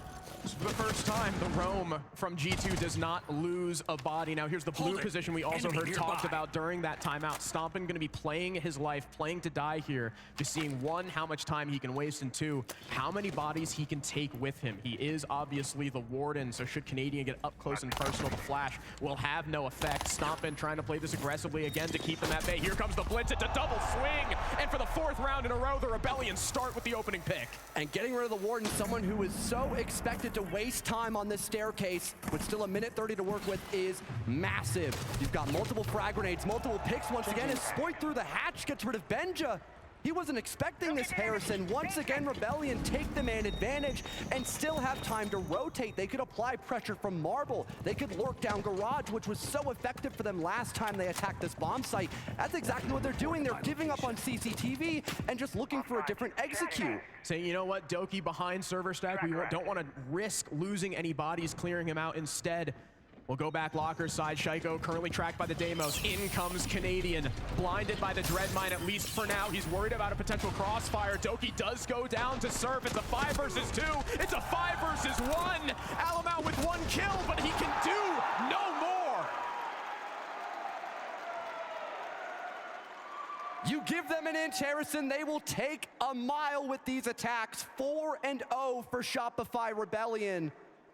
Again, clinical clear on those extensions. They burn the open area defender at the 30-second mark. They gravitate towards Shaiko, who's alone. They force him to fall back to sight. What's left for them? Who's still off the objective? It's Stompin. They send 3 people to hunt him down, opening the hatch to cut him off, so he has to play for his life. He either lives here and finds success or dies and gives the man advantage. 2 people swinging him off that blitz shield to get the entry, and following suit, eliminating another player right beside him as well. And instead of just trying to overcommit to go into CCTV, they readjust before G2 can realize what's going on, and they go through elevator. And yet again, G2, no response after their timeout. And you can almost see the frustration starting to settle in on the faces of some of the G2 members as Shopify Rebellion are running away with this. Again, we mentioned, can Canadian afford to go 0 for here? He's got no kills, but he also has not died yet. And that's another big difference between Shopify Rebellion losing and Shopify Rebellion living. How much value does Canadian get out of these shield operators? So far, he has been an instrumental part of these pushes despite not having a kill yet. Again, even looking back at last round, he was that distraction onto Stompin, being able to force him back through blue, giving Rexen that opening entry and still keeping a man advantage for Shopify. We'll now see them try to clear on this upstairs roam with, that was some interesting operators. First time we've seen Aurora in play, maybe hoping to cut off some of these, again, longer angles for G2, where they play a trade, and Canadian already dropping down. Is he just in the site, Harrison? He sees how much there is on the roam and just tries to drop in. Stompin for the first time this match gives G2 the opening pick, but he's very quickly punished for it. Canadian is just looking for an angle to plant as his players upstairs start to fall. Rexen, though, with 2 underneath the open hatch, goes big, very quickly traded by Benja. Surf now finds himself alone, but we know how clutch he can be, especially on this operator, but Benja Master puts G2 on his back and on the board. Remaining cool, calm, and collected. Despite the round deficit, they're finally on the board, stopping with the entry on Despoit to stop that entry from E-Box. It was basically a sandwich that Shopify Rebellion were trying to go for there, getting stock control early so they can drop the open area hatch that they know has already been opened by the defense playing up above the objective. They send the blitz in. Canadian does a lot of damage on site, but after Stompin gets that entry, the rest of G2 can now refocus on what's happening throughout the rest of the map. They put all their attention onto shutting down that execute, and the element of surprise is now gone. They officially get on the board, and as their last site pick for the first half, will be going back down into the basement. Again, tripling down this time on the emphasis towards utility for stopping and execute. They've now got the Tachanka. They've now got the smoke in play. They even have a Thorn too. It seems someone is having, unfortunately, some technical issues though, so hopefully we'll get that resolved, because this has been an incredible first map, Harrison, for our own experience on the main stage. An incredible first map for Shopify Rebellion and all their fans. I think, and again, I hate to harp on it because we just talked about it. If Canadian kills Stompin there when he drops the hatch, he missed maybe 1 or 2 key shots. If he kills Stompin there, Spoit is probably still alive, and I think Shopify Rebellion have a better constriction on the site with that hit from, I believe it was the kitchen double door, but I'm sure Shopify Rebellion are not too pressed about winning that round. They are still 4-1 up, poised and ready to take a 5-1 half should this go their way. It's back down to the basement. We have a different lineup though for G2. They've dropped the Echo, they've dropped the Wamai, they're bringing the smoke and the Tachanka, allowing Shopify Rebellion a lot of space to move and relying on that plant denial. This time, Canadian opting to get some pressure early from Dirt Tunnel, breaking off this gas pipe, but looks to be backing away. He's got no one to assist him, doesn't want to give away that entry early, so we'll just back off and wait for his teammates to start clearing the top floor. Spoit, seeing nobody playing up above, will just start opening up the main hatch from Janitor, looking for some angles. Yeah, took him a little longer than expected, but either way, again, Shopify, they've got some early map control given the fact that G2 are opting for an anchor. They want to play off this utility for as long as they can. And because they have the Tachanka alive on Alamau, Stompin can once again play blue stairs, but instead of having the Warden against the Blitz, they've got the toxic canisters to force everyone trying to challenge him from blue to take damage and then face off against that Mossberg while low.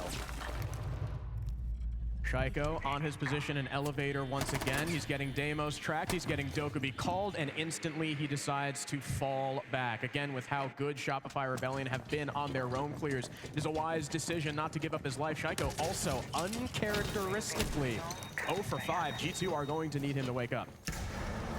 And now we see Rebellion off of clearing the Fenrir, start working their way down through Marble. That's the barbed wire gone. Maybe a nade as well to get rid of one of those dread mines. Canadians' main use of force on the Blitz is to help gather information and make space. The dread mine directly countering that Rebellion have to focus with dealing against those Fenrir mines. Ambi as well now rotating from bottom blue off the shield. They could try to start applying pressure on this plant, but again, there's so many resources to stop a default plant. Rebellion most likely have to get aggressive here in this 5 versus 5 to work a pick and cause chaos. You can see all the utility from G2 starting to come out. Alamau continuously trying to delay that default plant position. Stompin also with 1 gas canister remaining as Alamau continues to force his utility into the bomb site. Last smoke goes out to prevent the hatch drop in from Rebellion. Canadian, though, shooting the fire extinguisher, looks to get deep in, finds Stompin, but loses the fight as Doki comes in for assistance. Another opening pick here for G2 in the last 30 seconds of the round. Alamau traded back. The drop-in from Rexon not working. Everyone on the Rebellion falling. It's all up to Ambi with such little time remaining in a 1 versus 3. Stuck outside the bomb site, lands a nasty shot against Shaiko, and it has information on the player sitting in red, but 12 seconds remain, and G2 know that as long as they just separate, there's no way that Ambi can get both of these kills. Looking for one, can't light up Benjamaster quite enough. Down goes Stompin, but the time bleeds dry. And G2, not the half they wanted, but 2 and 4, better than what could have been a near flawless half for Shopify Rebellion. I love the discipline in that last round by G2. We're gonna hear from both the coaches now as the 6th round has ended to see what they have to say. Map, right? Like they're playing so fast, like they're playing confidence against us, like they always did. Remember, Cal? So like I think like if you want like if you go for overtime, for example, like we can like even like run again like the turtles, but like we don't someone like try and hide or something like this, you know, because I'm pretty sure, bro, like they just they just like Solid Snake all the map, you know. And like remember, like if you go again, like let's use the ward in the Solids, okay? So like next round we have everything covered. Okay. And for the attacks, remember, like with the Bonacade, the Clash, so like expect like they can like fight Sever, like with the Azami. Yeah, I think the attack is fine, bro. I think we can come back to like for defense. We're gonna need somebody to play Garage. I think it's Benji, right? If Doki plays Solid Gold. Doki plays Solid Gold, Benji can play like DMR Garage, like Aruni or Goya. Okay. Yeah, and then we have like Zach playing the Warden, gun up, yeah. Okay. And like bro, for open area, like they probably gonna like either like explore the gap spiral again, and then like if you Benji Trump, like Benji can be more aware of this like thing like elevator with the shield like, and like a lurk garage. Those are the only two. The other guys were like potentially taking map. For the server, they can also just do a 3-man server take with a Thatcher. Remember, for basement, Benja always likes to drop E1, so we need to make sure we constantly have eyes on that, okay? Yeah, I'll be for open, the big thing I want to remind us about is that knock. They love to walk the knock lobby, especially up red, so make sure we're looking for that. They also have to play with the double shield, where Blackbeard and Shaiko will be stock. They'll run in top square with the blitz. Doki will be with him with Lion, and they'll have one on the repels. They also have that. That's open. Okay. They also have to like go up blue, ace open. Hey, let's go somewhere fun. Let's see where AAA can take us. Let's go get stuck in the sand. Let's go sleep under the stars. Let's go for dinner and a show. No kids. And let's go stay at a hotel for less. Okay, let's bring the kids.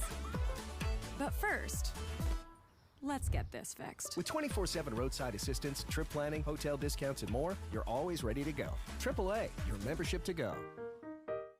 It's been difficult. I have so many lectures that I have to read through and understand for my classes. Using Lens and Chrome makes it all simple. I could just select information, dive deeper on it without ever leaving the tab.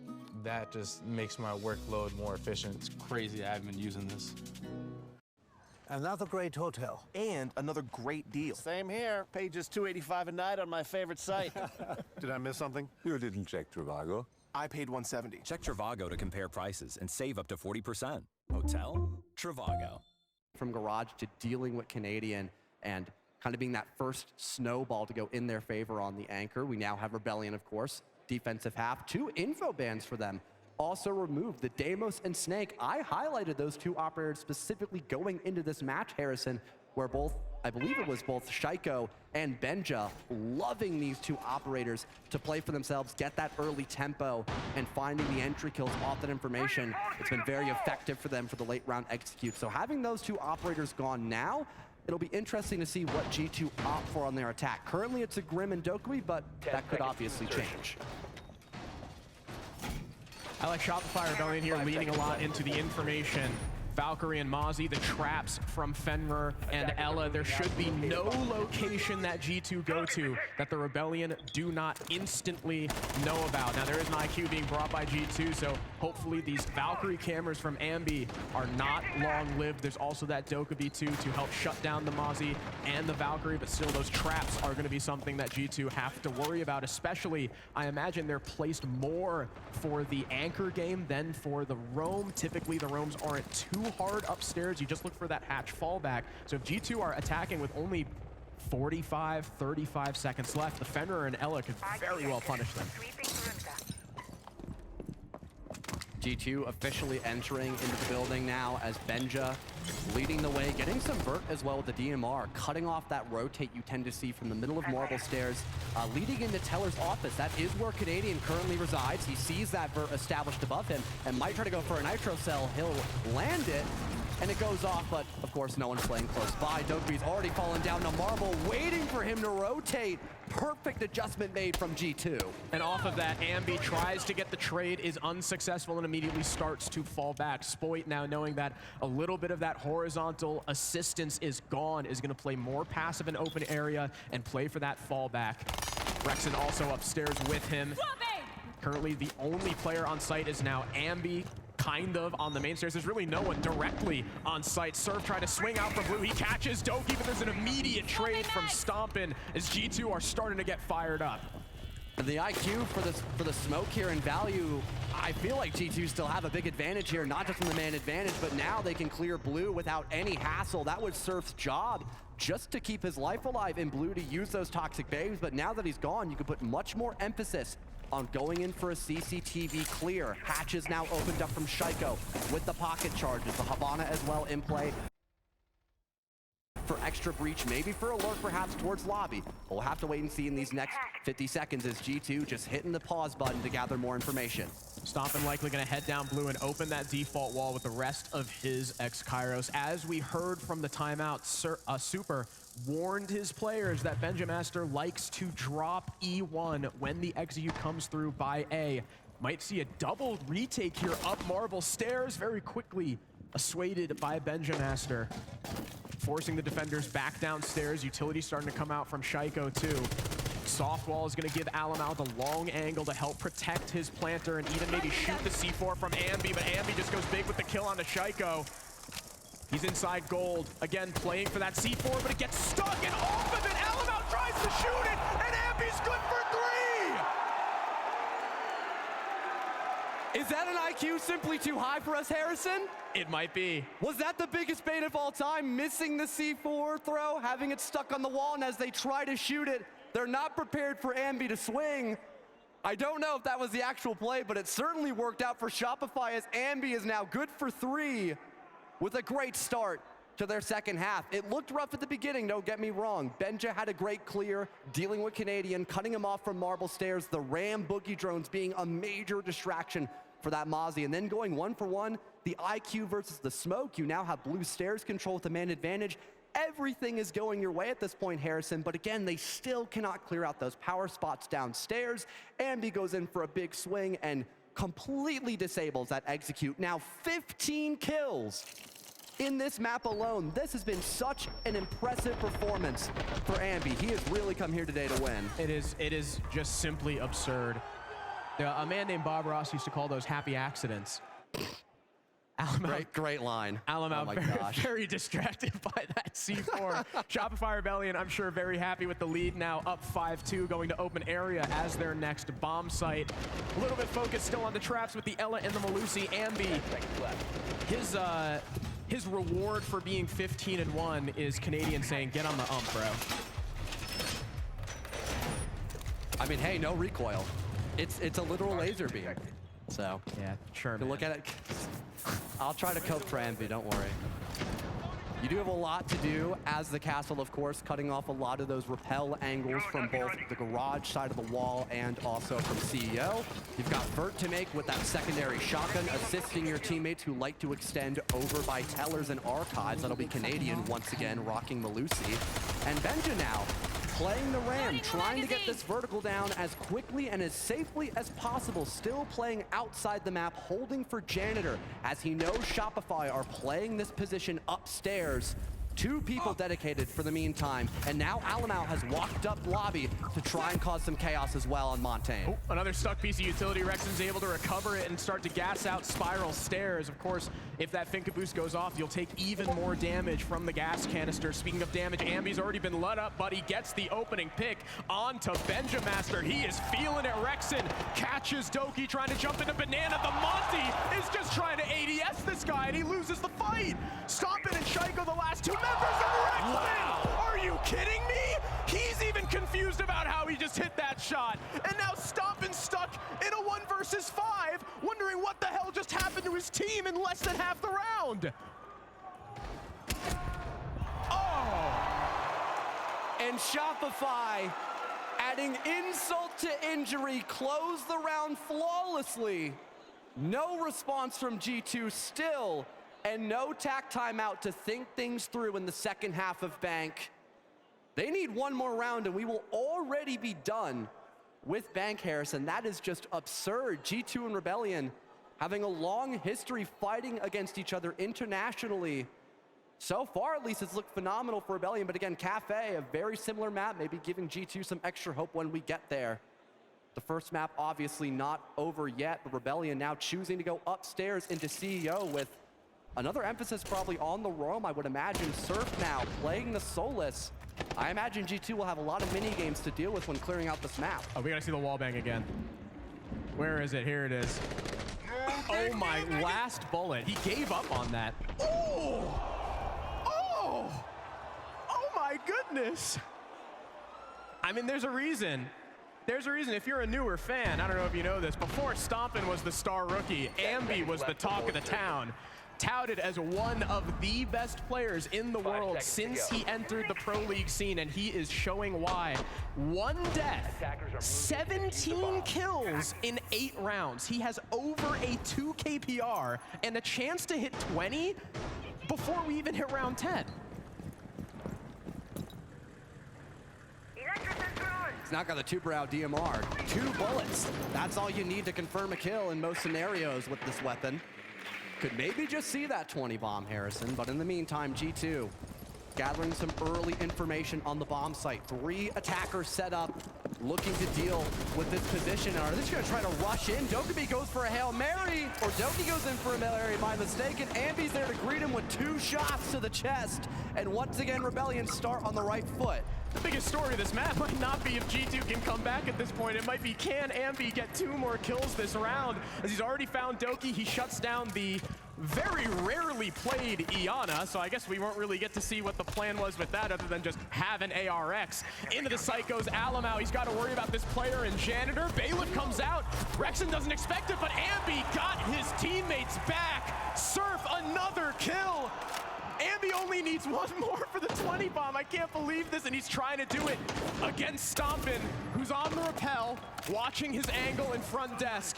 Benjamaster looking to come up by Spiral. Actually, he's outside the rappel. I thought he was inside lobby, but Benja is still outside. Is Ambi... I mean, he can't feel any pressure at all right now. He is going absolutely massive. Playing behind a reinforced wall, nothing much that Stompin can do except try to throw another flash to deal with him! Are you kidding me? Closing out the map with 21 massive frags! If you blinked, you missed it! But we just saw Shopify dominate G2 in just 9 rounds of Bank! What a matchup, Harrison.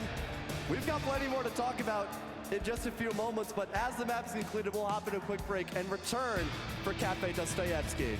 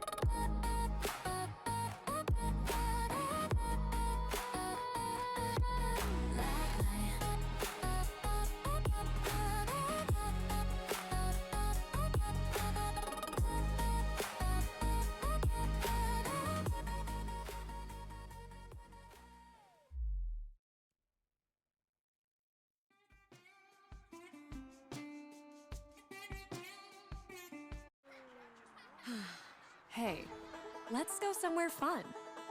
Let's see where AAA can take us. Let's go get stuck in the sand. Let's go sleep under the stars.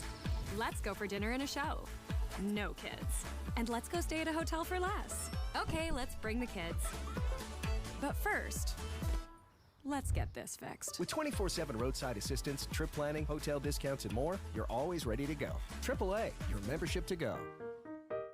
So with my ADHD, I find I learn best with practice quizzes and not walls of text. I like novelty and I like repetition, and the quizzes in AI mode allows me to do that. It feels like a breath of fresh air. I am It the gives me the demon daddy of confidence that Twitch. I'm making You some are on the progress. Twitch page at the moment. I'm sorry. Going for the win. Look at the determination on his face. I just flipped the switch. Flip, flip. I don't know nobody else that's doing this. Don't never stop.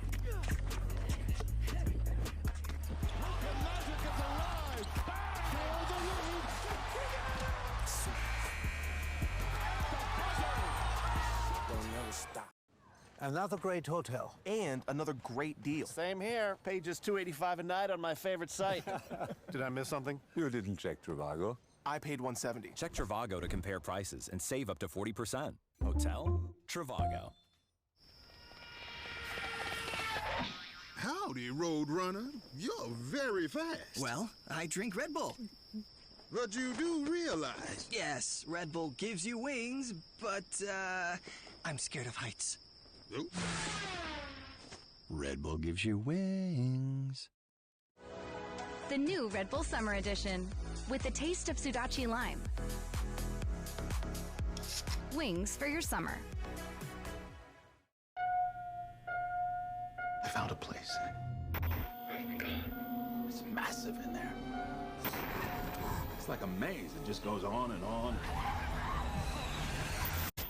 Hello? All new drinks are here. From crafted sodas to refreshers. Who knew ice-cold drinks could be so fire? Try them all now at McDonald's. Turn heads in the totally redesigned Subaru Outback. Dog tested, dog approved. Get 2.9% APR financing on select new Subaru Outback models. These guys are two of the best in the business. They're massive. Unbelievable. It don't get no bigger than this. Live on the biggest platform in the world.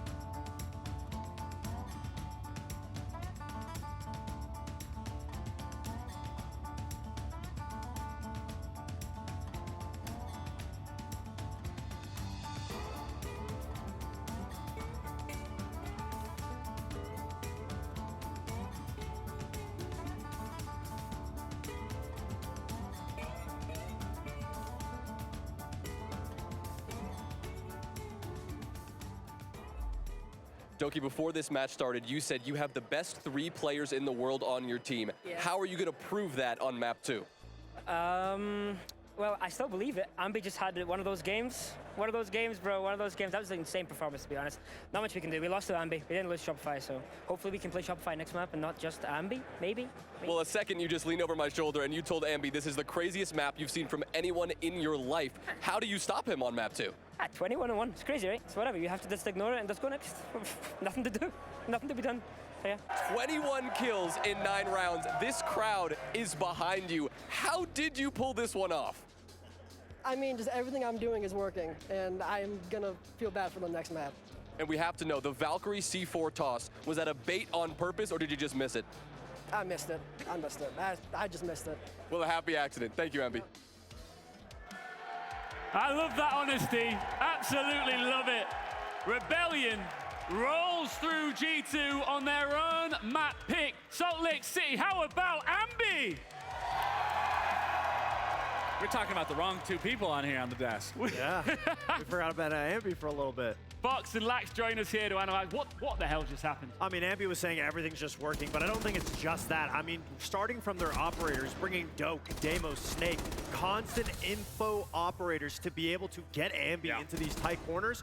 He's able to catch everybody from G2 off guard. The opening picks from him alone is why they were able to just snowball, because you could never pinpoint where Ambi is coming. Again, when you look at the operator lineups too, like you're talking about, it only amplifies that level of play from Ambi. But I mean, just even the team as a whole, they were working very well in tandem with one another, being able to work around the map, really constrict G2 on their defenses, not really ever really giving them a chance to breathe outside of maybe him accidentally missing that C4, but still somehow turning into a 3K. I mean, Ambi really stole the show. I mean, a lot of respect for Doki acknowledging we lost to Ambi, not Shopify Rebellion. Hopefully that's not going to be the case, but I mean, you still have to give credit for the side of SR. I mean, they were all moving around the map very well and playing really well. It's just Ambi stole the show. And I do want to mention, I said Troy can go 0-8, 0-6, whatever it is, as long as the team is fragging, as long as Ambi's dropping 21-1, they are going to be sitting pretty. I mean, all of the information that they brought from the operators to their drones, so many of the kills that Ambi was able to get, information was all over the map. So at the end of the day,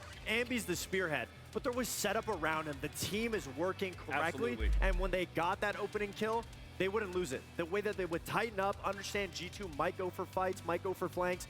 They knew what was coming, and I just don't think G2 adapted correctly. Their biggest issue was playing to fall back to site, but then bringing more information as opposed to traps to deal with Ambi. And this is where I was talking about, that push and pull from both of these teams. I mean, you can expect the tenacity and ferocity from both of these teams. They're going to be trading blow for blow, but it's just SR had a better handle on it. They knew that they could keep putting that pressure and how they can apply that pressure, and it was Ambi just getting in the thick of it constantly while the rest were just converging and, again, constricting the site. I mean, G2 has to have a better result going into this second map. It's not just us here that have been reacting to Ambi's performance. The community has been loving it too. Let's just pull up a couple of reactions to that incredible map from Ambi. You can see JJ saying, I mean, Ambi is just the fucking king, and you can't argue that.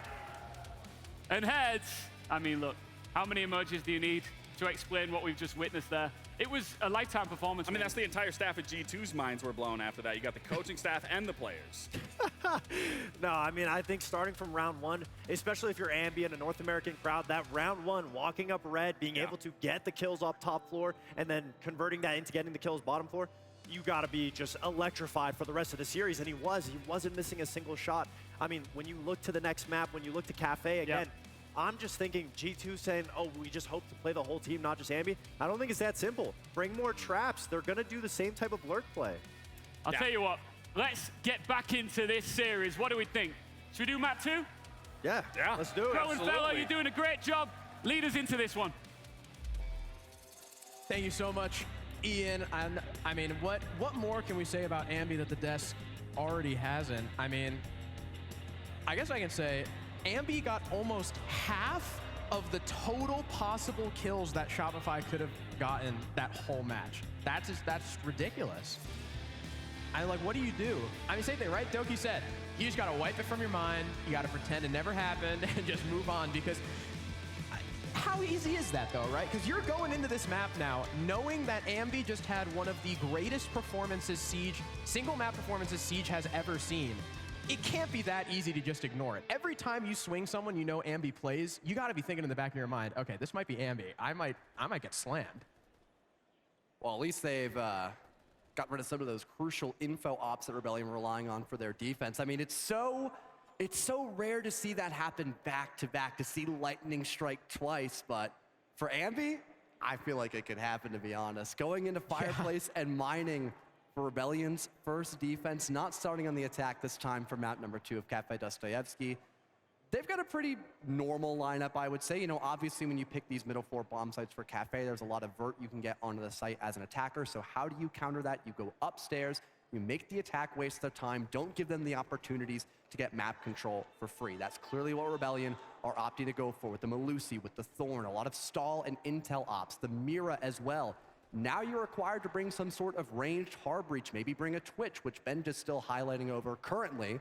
That could obviously change, but they still have at least some tools to potentially deal with that. And with there being an emphasis on the flank watch as well in the round for G2, we are probably bound to see them use those air jabs again just to stop anyone from walking up red. Like I believe the Deaths highlighted briefly as well, recontesting some of those key staircases. That way, once G2 get map control, they don't have to worry about Rebellion trying to fight back for it as easily. Yeah, I like the Brava pick here that Doki swapped off of Lion onto. She can counter the Thorn, but mostly you're probably going to see her hack default cams, as well as the Banshees from Melusi and those Aruni gates. So all that static utility is ripe for the picking from Doki, as we already see him pilot his Brava in. There's the Snow Banshee done, and that's a crucial one, because if this roam clear ends up being fast into reading, Shopify Rebellion might miss out on those Banshees. They won't have the heads up of that. I guess the what was what you would call it, just that really loud sound effect giving away there's a rush to be had from sight. Again, before you can make that commitment towards the objective, you got to focus on working these picks upstairs, getting that map control with the verticality, and stomping a well-needed entry for his team. That's now Rexen gone from white. Shaiko will look to take this space almost immediately, and they're going to go for a side rush here, looks like Harrison. In comes the repel, but Canadian wins the fight against Alamau to drop the striker. In comes Benja, and Canadian is good for 2, dropping the case in the middle of the bomb site. Surf caught by Doki on Nubaut, though. And G2 are able to even up the man count, but Canadian going huge in reading puts a damper on this G2 execute. The old man still got it, keeping us tied 3 versus 3, as Spoit will still hold upstairs to stop this roam clear. Ambi goes for an aggressive play, but Doki's there to punish. Great patience for the Brava, trying to help Stompin upstairs deal with Spoit, but instead he's prepared for the run out with the lack of air jabs from this single doorway. Holding this window once again. Spoit tries to tempt fate just like his teammate did, but doesn't want to meet the exact same death. So instead back away and let G2 keep this man advantage. But more importantly, Harrison, with Canadian winning those 2 fights earlier in this round, they've got case control, but he's not good for 3. Stompin able to eat up those shots from the Vector, survive with 1 HP, down through the wall by Spoit though. Can he give a hero play to Shopify Rebellion? All he's got to do is find Doki in this hallway, but the plant goes down in the meantime. Pistol out, Spoit can't land the shots, and Doki goes huge to put G2 on the board first. And G2 wasting 0 time with that adjustment as well, realizing that, you know, it doesn't matter how much vert they have, it doesn't matter how much map control they've established. If they don't have case, they're out of luck at this point. You've got to rotate back towards AC, you've got to take control by pillar. Now you've re-secured this man advantage, allowing yourself to get back into sight. And with their amount of info they had, that knowing Canadian was the only person by train room to defend the A bomb, they can just try to dogpile him being low on HP, recover that diffuser with a 2, if not 3 player man advantage if Spoit were to get that wallbang kill from Reading Room and start Cafe off with an attacking round win. This map is obviously a little more attacker-sided than Bank, the map we had just gone to, but it is still a multi-layered map, similar to Bank, that can give a lot of attacking teams struggle in the early to mid-round. Yeah, so far this event, Cafe has been one of the most defender-sided maps in the pool. It's 3rd after Consulate and Labs. It is a 61% defensive win rate, so 4-2 is pretty much what we're going to expect here. So G2 getting that first attacking round really opened things up here for them to get perhaps a 3-3 split, which would be a huge advantage heading into the latter half of this map, especially because Shopify Rebellion hover around 50% on both sides. We've now got the other middle floor bomb site in play for Shopify. It'll be reading room. Again, similar story to mining, just less likely for a rush from the mining window, of course, this time. You want to go for a top to bottom clear, get that vert, force back the roam, and then just kind of sandwich your way into sight. Hence why the lineup is almost, if not completely identical for G2, except the lack of a sledge in this round. Whereas Rebellion, they also are looking to have a very similar lineup as well. That C4 almost getting an early pick for Surf, and now he'll be hunted down as G2 land a perfect nade on his teammate. There's the response from Surf, but Doki gets 2 to keep this man advantage, but it's tied almost immediately by Rexen as he falls off. The desk said before we started this match, this is going to be a bloody battle. And Rebellion and G2 are proving that to be a fact. 2 trades for each team on that top floor. G2 started the killing off on Despoit, but thanks to Surf and Rexen, they do not lose the man advantage. They do, however, lose the top floor. Luckily for them, G2 are not really bringing any dedicated soft breach. There's no ram, no sledge, no buck. They don't even have breaching charges. So all they'll really be working with here are the pre-made holes from the defense and some of those explosions made by the nades.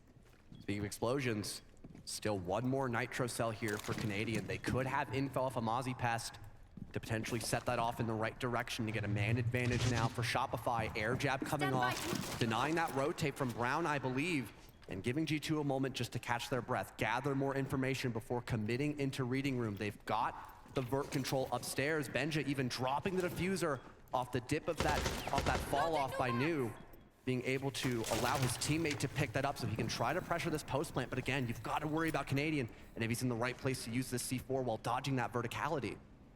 Rexen also worried about this hatch that Benja Master looks like he really wants to drop. We know how much he likes to lurk.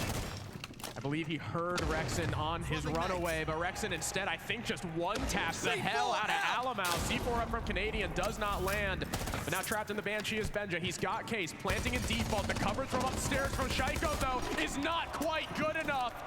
Rexen steps up for Shopify Rebellion and puts Shaiko, the lone Frenchman, on G2 in a 1 versus 3.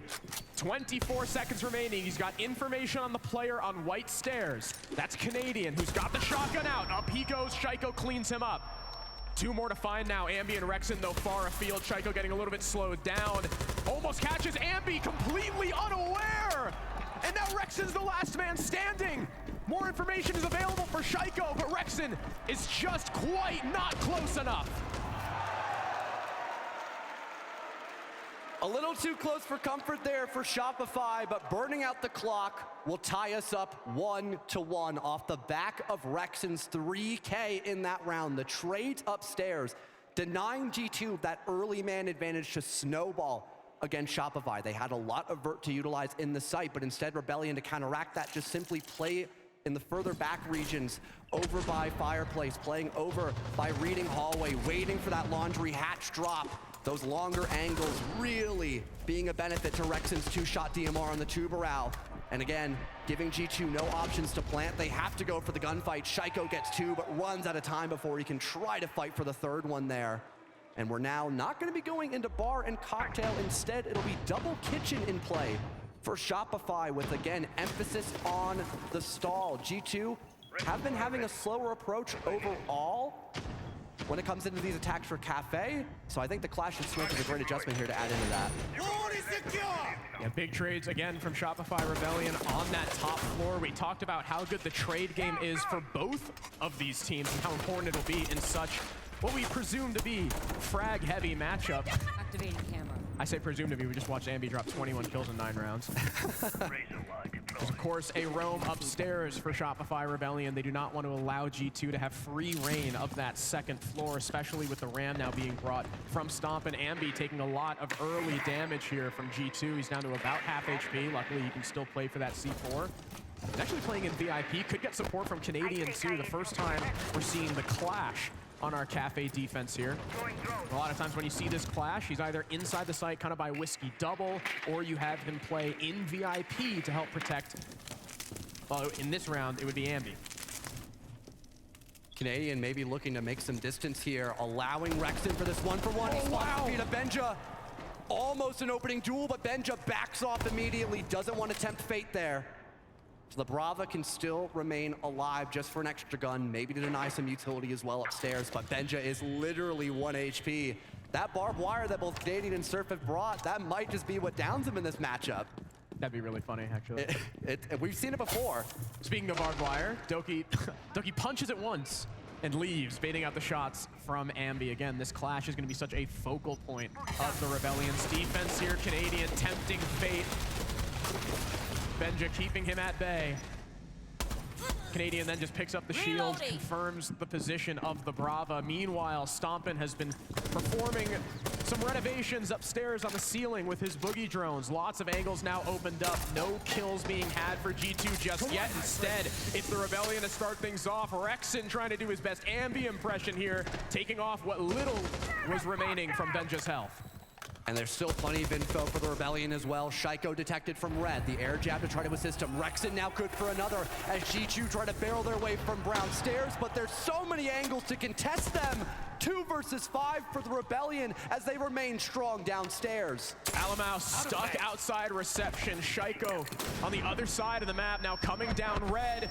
Canadian behind the shield cuts down the IGL for G2 and Shaiko finds himself alone. Down goes Spoit.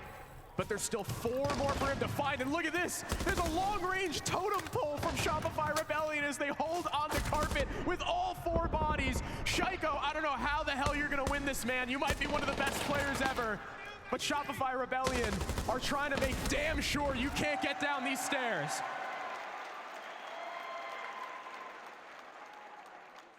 The Rebellion once again collapsing in on G2's attack. The early information off of Canadian's clash to deal with that initial cut angle from reception lobby as well. Benja having no real chance of contesting another gunfight later on as he's so low on HP from Rexon tagging his feet, I believe, from underneath the van. If not, it was Spoit maybe on the other DMR, the Aruni. Regardless, Rexon the one to finish off Benja. That's now the man advantage. The rest of the Rebellion having tons of information on G2's attack, primarily focusing on VIP, so they readjust their positions to hold crossfires, work off of that clash shield, and another timeout is called early for G2. Look, let's fucking wake up, bro. Again, we have 3v3. We are not talking what we need. Respect. Let's make the plan. Let's try to pick them. If you don't have no words, let's try to do something together. We're just one by one getting picked. Again, can you guys reset? Think properly, the way it sounds and also they begin of their own problems. They have Valk, okay, but doesn't matter. Let's do the burst there. Let's put a drone, see if they have C4 below. Yeah, bro. Open the hedges. Let's a solution the problems, not avoid the problems, guys. We are better than that, guys. And you guys know that. We're not playing our game. Let's fucking go, guys. Wake up, guys. Let's go, guys. Let's go. Let's go, guys. Let's go. Come. Dude, he sounds stressed. He sounds stressed. 2-1 lead for Shopify Rebellion. Romalio trying to hammer into his team that they need to reset, that they're better than this, that they keep getting picked isolated by members of Shopify Rebellion.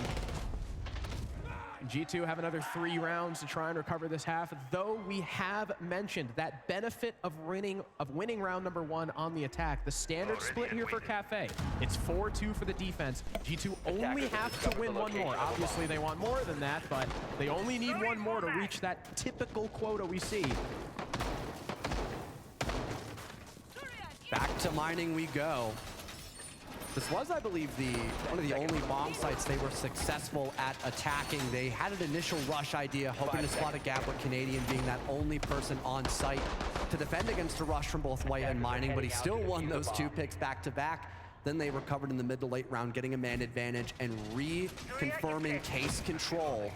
I imagine now at Alamau on this Montaigne, they want to prioritize again, clearing the rope early for map control, but also having a safety net when going in for a plant. But there's a lot to counter him here. Again, the Banshees to slow down this shield and the overall roam clear, gathering more info. 3 nitro cells in the pocket of the Rebellion as well. With there being so much soft flooring upstairs, if Alamau chooses to clear from Piano, that could be his death warrant. So instead, he'll opt to go down below from red stairs to get early map control towards the site. Stompin already opening up the walls of B. Back on the Ash, the operator that he first became known for in all those console montages, and Doki with the opening pick cuts down Ambi. Alamau already going for the plant, and there is nothing that the Rebellion can do to stop it. I say that, but then Rexin comes in from the hallway, shuts down both Doki and Alamau, drops the case just as it was about to go down. Spoit on his rotate down Brown, caught by Shaiko. A man lead now for G2 as it's all up to Surf. Beautiful work. Lurk as well from Stompin to make it this 3 versus 1. Surf on the fadeaway kills Benja. I can't believe this, Harrison. It's now a 1v2. And Stompin has case control. There's info on the player above from New, but Shaiko! Zero pressure, shuts him down with the DMR, and there's the 2 default rounds we were hoping G2 could find on their attack. And again, they do it on the first round of the new rotation, so there is more than just a small opportunity for more. G2 would love to get this 3-3 half here against Shopify Rebellion. As we talked about when this game first started, Shopify Rebellion, despite Cafe in the tournament as a whole being more of a 60-40 split, Shopify Rebellion are very much 50-50 on this map. So you would think that one more round from G2 would at worst guarantee overtime. Only time will tell, but a well-needed round nonetheless for G2. I loved how well they were able to play off of each other, getting that early pressure into the bomb site, the information from Alamau on Montaigne as well, but still having their insurance policy, still having the lurk that also caught rotates off guard from the Rebellion, making sure they had a much bigger issue when it came to looking for those trades. They were initially successful off Rexin's 2 kills, but still having Benja and Shaiko playing towards the chandelier side of the map made it very tricky for Rebellion again on those late round rotations. We go back down to Reading Room, where again it was the Rexin show, getting that 3K to keep Rebellion in the lead. And he's still having a good game overall. Ambi, not as much, a lot more quiet compared to Bank, obviously. I think what G2 have been doing well in the couple rounds they've won, and even in the early round of round 2, is sitting back and waiting for Shopify Rebellion to do something. G2 are playing these attacks a lot more passive, well, rounds as a whole a lot more passive than they were on the last map, just waiting for someone on the Rebellion to get aggressive and overexpose themselves to the angles G2 are already holding. About 30 seconds in now as G2 start to mount this clear. The Reading Room fireplace is the site. So they'll have to try and take away this top 4 presence from Shopify Rebellion. Spoy already taking a little bit of damage thanks to the repel by Stompin. Lion Scan goes out, spotting 2 members of Shopify Rebellion. But still these defenders upstairs hold firm. Spoy trapped in the corner, gets out, but can't make it past the rotate. Drone giving away that he's downed as well. Only a matter of time before G2 go hunting. The Twitch drone to finish off Spoit. You don't see that one every day, Harrison. Officially taking the lead and detecting Rexin on 2 ground, and it baited him! He was looking to shoot the Twitch drone and just dies to Shaiko. Now G2 have the lead by 3 bodies. I thought it was just funny, but it was big brain. And now G2 have a 3-man lead. Amity, it's need to work some bank magic to try and pull themselves out of this one. Canadian out-fragging him right now is not what you want to see, and in comes Alamau to deal with the IGL. Ambi, last man standing, doesn't know about the drop from Benja. G2 are back in this game with a flawless round. And finally, that team synergy coming alive for G2. So much emphasis on just hunting down the initial roam. Spoit had no chance of getting out of that position. He was cut off from the Hell window, cut off all the way by Humidor and another player not too far behind, gathering information for G2 to shut him down. Rexin as well denied of a trade, that Twitch drone kind of baiting him, and Shaiko taking full advantage of it. You've got those 2 bodies to your favor. Rebellion now forced to go for some aggressive picks, and it doesn't net their way. They're, for the first time, well, I guess excluding round number 1 because they were in the lead 1-0. They're now back in the lead since round number 1 concluded, Harrison. And we're heading back down to double kitchen. So far, G2 have been incredibly solid on their roam clear. This has been the only site they've yet to win just yet, however, and it was against a very similar lineup to what the Rebellion are bringing now. There's no more Valkyrie. Instead, Ambi is on the Fenrir, maybe just adding extra stall potential to make sure that G2 can't just simply enter the map for free and try to work those coordinated entry picks that have netted them 2 rounds in a row on their attack. We talked about the fact that, you know, when Ambi's dropping 21, Canadian does not need to get kills. You know who Rebellion do rely on to get kills? Is it Ambi? Is it Spoit? Yeah, but I was also going to say Spoit. A combined 1 for 9 right now. Spoit coming into this game, the second highest rated remaining player in the tournament, second, I believe, to NJR. We talked about his tweet, how he did not have a good kickoff. The opening event of the year was not kind to him, but so far in Salt Lake City, he has been a massive part of Shopify Rebellion's success, and they are going to need him if they want to succeed on map number 2 and take this before we go to Lair. G2 now a different lineup slightly as well. The Blackbeard to help get early map control on the top floor, allowing for Stompin to get those boogie drones on the ground, creating the vert pressure upstairs to try and signal a plant. That's where the Capital and Gridlock are going to come into play, creating space for their teammates in the bomb site to get that diffuser on the ground, cutting off crucial lines of sight. With there being no Warden in play either, there isn't a lot to counter these Capital smokes besides the Lamai magnets, maybe catching them and displacing them in this round, but 0 time wasted for G2 on this vert, noticing the lack of a roam similar to round number 3, and now Rebellion forced to readjust to avoid these angles above them. About half the round remaining. G2 are making pretty good time. Now they've got the vert done. Basically nobody from Shopify Rebellion inside the site itself. Everyone else just next to it, and there's the double swing from Clash. Ambi takes down Doki as the shock from the shield. Guard breaks Blackbeard. Doki maybe overextending a little bit. No help from his team will result in an opening kill for the defense. Canadian backing off towards Garage, just waiting for this freezer drop that's sure to come from G2. There's 2 members setting up for it. Stompin trying to push his way down White Stairs and isolate Canadian, but now staring at the shield, daring this Clash to peek. Ambi could come in to support. There's so many bodies trying to hunt down Stompin. Canadian can't do it though. Alamau cleans him up with the asphyxiating bolt. And now G2 have started to cement their place in the bomb site through freezer. Alamau crouching in, gets in behind bunker. Here comes Surf with the peek though. Shuts down the case carrier and is good for 2. Stompin now the last man standing in a 1 versus 4 as Rexon and Surf once again put this team on their back. And Surf, it was a mighty gamble to go for, but when rolling the dice, you know it's worse to just lose your life than have a plant go down in that position. The half is tied, and the coach is brought back out once again for comms.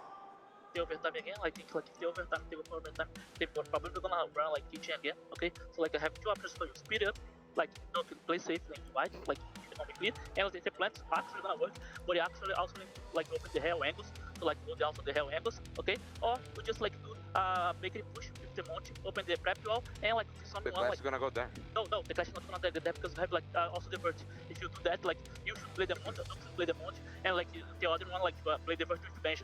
Okay, so like you need the vert to like avoid the Clash retake there. So she can't play like a prep, she can't like retake like the kit rotate, and then like we have the monte push kitchen because they have better bombs, like just like the Amai there. Okay, so like they don't have traps, they have nothing.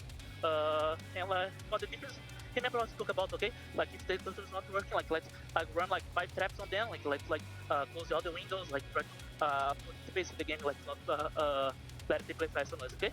Okay. Yep. What do you want to do first? Rain time? I mean, it's only 3 times already. I think we started the rain time. But like the hall was clear, just like a Goyo for him to pop. For mining, they again bunkered top, they reinforced off the back wall, they played a mute there. Thorn was playing Skylight, so beware. Doki is always going to be starting like Skylight or Shaiko area. Pulse was in Train and Dining. Cade is also playing in that area. Mozzie's red. Shaiko loves to play like the Mozzie red. If we're looking for white gaps, I want you to be careful because Alamau, and I think Pulse could be a 3rd ban if you want to go for that too. Seth, I want to do, instead of the Azami, I want to do Solus. Because that was banned in that match, and I'm pretty sure they spam run it. Okay, I think that's fine. that's what his name does instead. Okay, that's fine. Okay, so again, if we're looking for those white gaps, I just want you to be careful because Alamau likes to sit and like Dining and basically pulse down onto white and like the hall there. So just be aware of that. For mining, again, Benja just likes to, again, place under with C4, and again, they're going to play under Skylight, Shaiko, like it's very default setups, we just make sure we're prepared for react. G2, Romalio warning his players about the shield play from Shopify Rebellion, trying to hammer the point home that they need to be holding vert. They need to play traps. Again, with how fast Shopify Rebellion like to be, if G2 force them through a maze of utility, it will be sure to slow them down. On the other side, Shopify Rebellion banning out the Solus. We heard Canadian say that instead of the Azami, he wanted to take her out instead because G2 do run this operator a lot. They even contemplated banning the Pulse too. And are we going to see 2 more information bans? Not really. I mean, Monty, kind of. Cade, no more utility, so that's going to be Shopify Rebellion, just making those breaches a little bit easier. But so far, especially in that first half, there was tons of information getting banned, right? No Solus, no Pulse, Deimos, Snake, Valkyrie. Here on the other side, both teams are going to have a little bit more info available to them. Again, good on Rebellion for tying up the half as they go towards the attacking side now.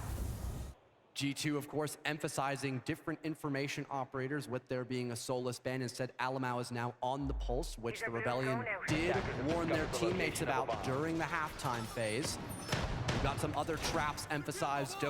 Doki is on the Thorn, Shaiko with Legion, and Rebellion as well, not having to worry about that Cade on the board as well is going to make hard breach significantly easier, much faster for them to open up these power angles. And if a mirror is on the board, you typically see the Cade in synergy with her to have those mirror windows alive for a lot longer. Now that is an issue as well. But the shields, something that G2 were prepared for with this composition, will now be in play as Canadian on the repick goes for his coveted Blackbeard. Again, there's that shield play that Romalio was talking about. Blackbeard, of course, we did see in the previous round, instantaneously punished by the Clash. Now, G2 aren't bringing her, but again, they've got the traps. They've got Legion and Thorn, who are sure to be a thorn in the side of Canadian. I don't get it. I don't get it. All right. Hey. G2 also have the Pulse. Alamau, instead of Solus, will be continuously scanning on this heartbeat sensor to make sure he knows exactly where Shopify Rebellion are coming from. He's also got 2 C4s available to him, one in his pocket, one in Benjamasters. And you can see Shopify Rebellion obviously want to clear the top floor. They've got the Blackbeard and the Lion for the clear. Spoit to shut down those staircases once they have control, and then we'll see Ambi do away with the ceiling above the bomb site. Razor Bloom dodge there from Canadian. Some extra utility now off the board as he works his way in through bar. Avoiding this pulse from Piano is the best outcome to keep this shield alive as a Lion scan will now go off, allowing more map control to be established here for the Rebellion, but this gives a lot of time for G2 to also adjust and figure out how much emphasis is going into the top floor clear. It's only Canadian, as the roam falls off, that can now allow for the Bookie drones to come in here from Ambi. We'll likely see that soon, as again, the staircases now being locked down by Spoit. We tried to see a cheeky push-up from Stomp in there, but he does not net a kill. Train Hatch now falling is going to expose Alamau a little bit more, but you can see that, at least for now, no one's playing directly on his Hatch. Rexon could be an easy victim for a C4 as he's standing still, droning right now. Alamau still on the cardiac sensor, trying to see if he's going to stay there. Oh, I forgot that's a hard floor. That's on me. I didn't realize he was on that side of the wall. So never mind. Almost got a C4 prep, maybe? Made some vert there with the shotgun, expecting someone to go through that rotate, but 50 seconds left to go. And Rebellion now rotating outside. They've got Ace on this mining wall, maybe to challenge Shaiko, but he gets past 2 separate angles, keeping his life alive for just an extra second, narrowly dodging those positions to keep us at a 5 versus 5. But again, all this pressure upstairs is making it such a nightmare to play directly in Train. 35 seconds left, though, and G2 are still 5 strong. This is going to be a difficult execute for Shopify Rebellion. Surf gets the first kill on Adoki, but Spoit is immediately traded back as Benjamaster lines up to a man advantage now for G2. Alamau also in kitchen playing for the C4. A 1-for-1 trade goes out. Rexon evading the Nitro Cell. It's just him and Ambi against 3, spotting the Legion, taking him down. 10 seconds left, and someone's got to pick up the case and start planting. Now it's a 1v2 for Alamau, and he's not playing for the vert. He's going to try and retake up White. Ambi covering Rexon as the plant goes down, and now both attackers can start to fall back, but they'll play the aggressive position, just holding this cross here. Pistol in hand, not good for Alamau, and Shopify Rebellion take the lead. Reading them like a book, Harrison. The halftime call from the coach, expecting the pulse. Rebellion were prepared for it. They dodged the Nitro Cell. That was the win condition left for G2 at that disadvantage.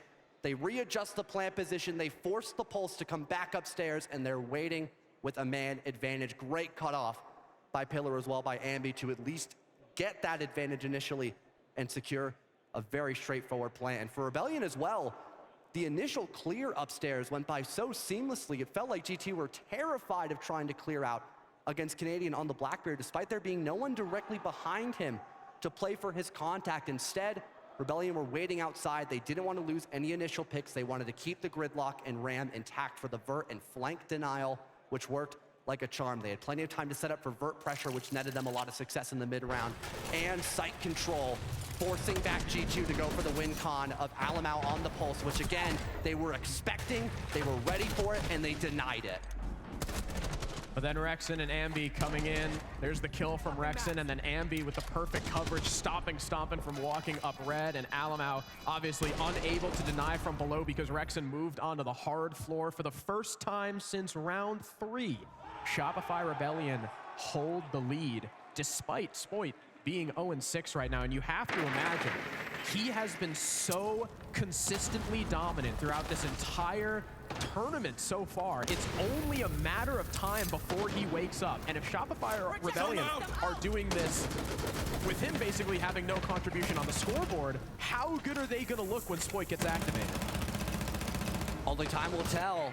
The RRU to try and keep these Selmas intact will still be destroyed as you can shoot through them. Alamau for the first entry of round number 8. Down goes the ace, but at least those Selmas got deployed to open up the prep wall, to open up the single wall from Small Bake, looking into Large Bakery. Still angles for trades, and that's what Rebellion finds. Ambi on this lurk from Garage shuts down Benja, but those Vulcan packs still deployed during the prep phase will provide value in that final minute marker as the Rebellion, based off their lineups, they really want to emphasize getting in Bakery, but G2 are doing such a great job at denying them. Shaiko and Doki both holding onto this position, denying the Rebellion any control here in Bakery as Shaiko repositions in carpet. The Rebellion maybe now looking for a different angle, seeing that they can't really get themselves in. You see Ambi outside reception. Rexen also rotating over towards white.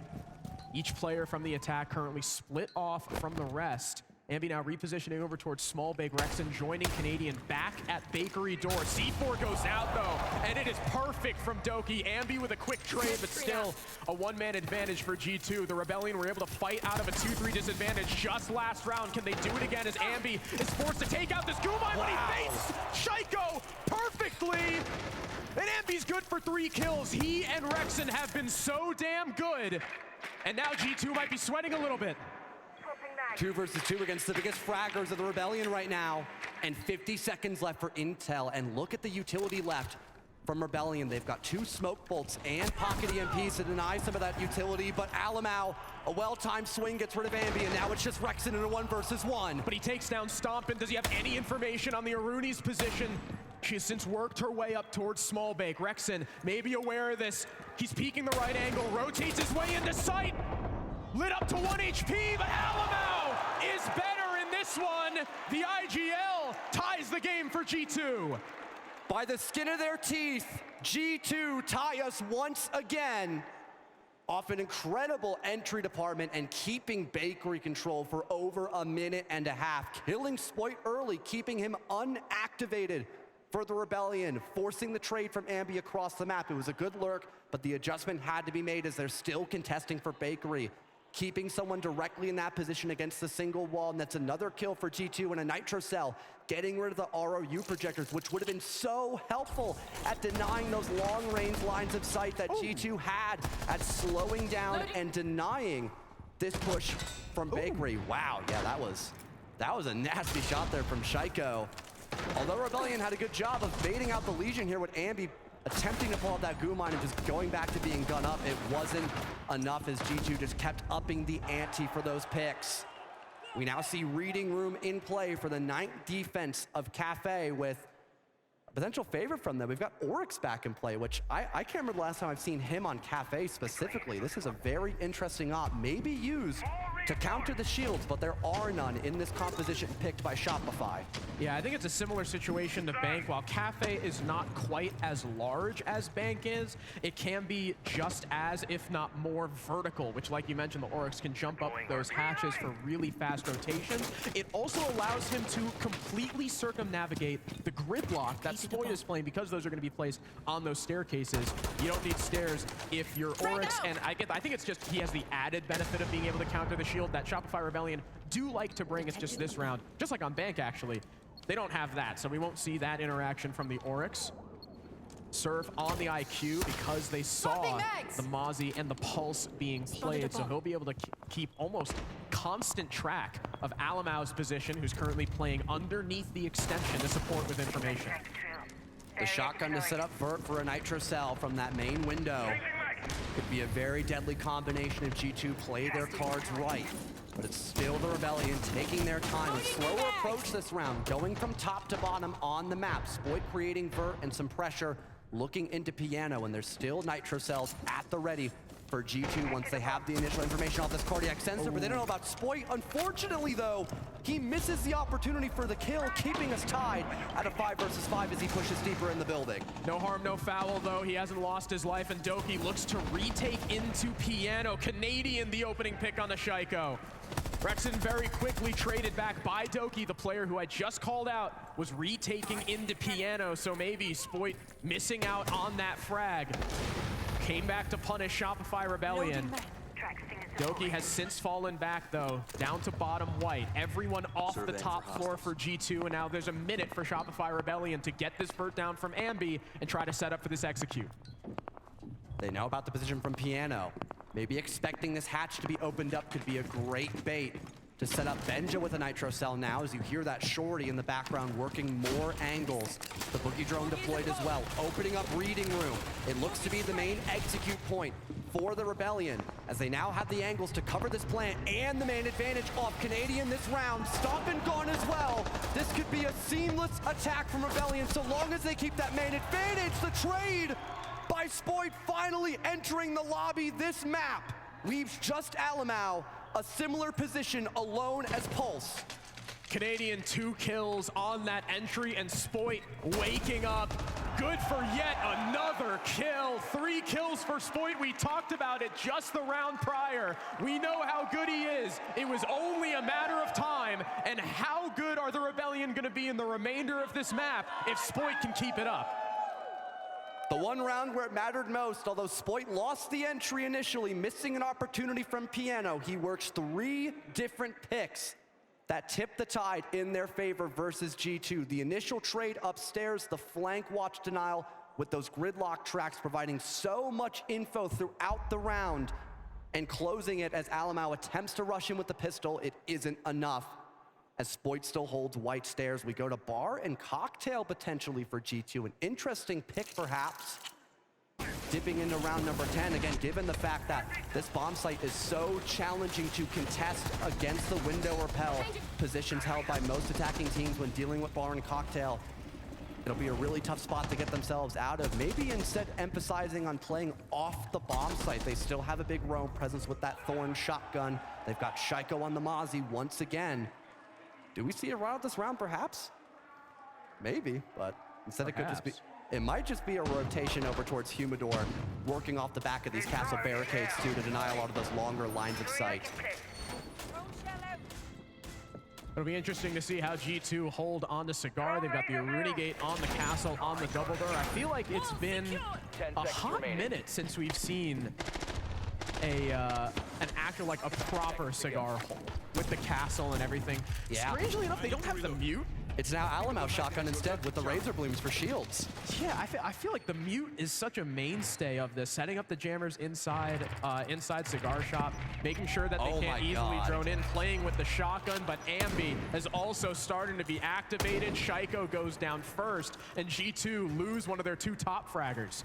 That early drone info allows for the Lion Scan to go off and stopping Shaiko dead in his tracks, giving Ambi the entry. A great call made early from the Rebellion to start this round on the right foot. Ambi getting a potential cutoff for the late round as well, destroying a castle barricade and another with his second frag grenade, now readjusting.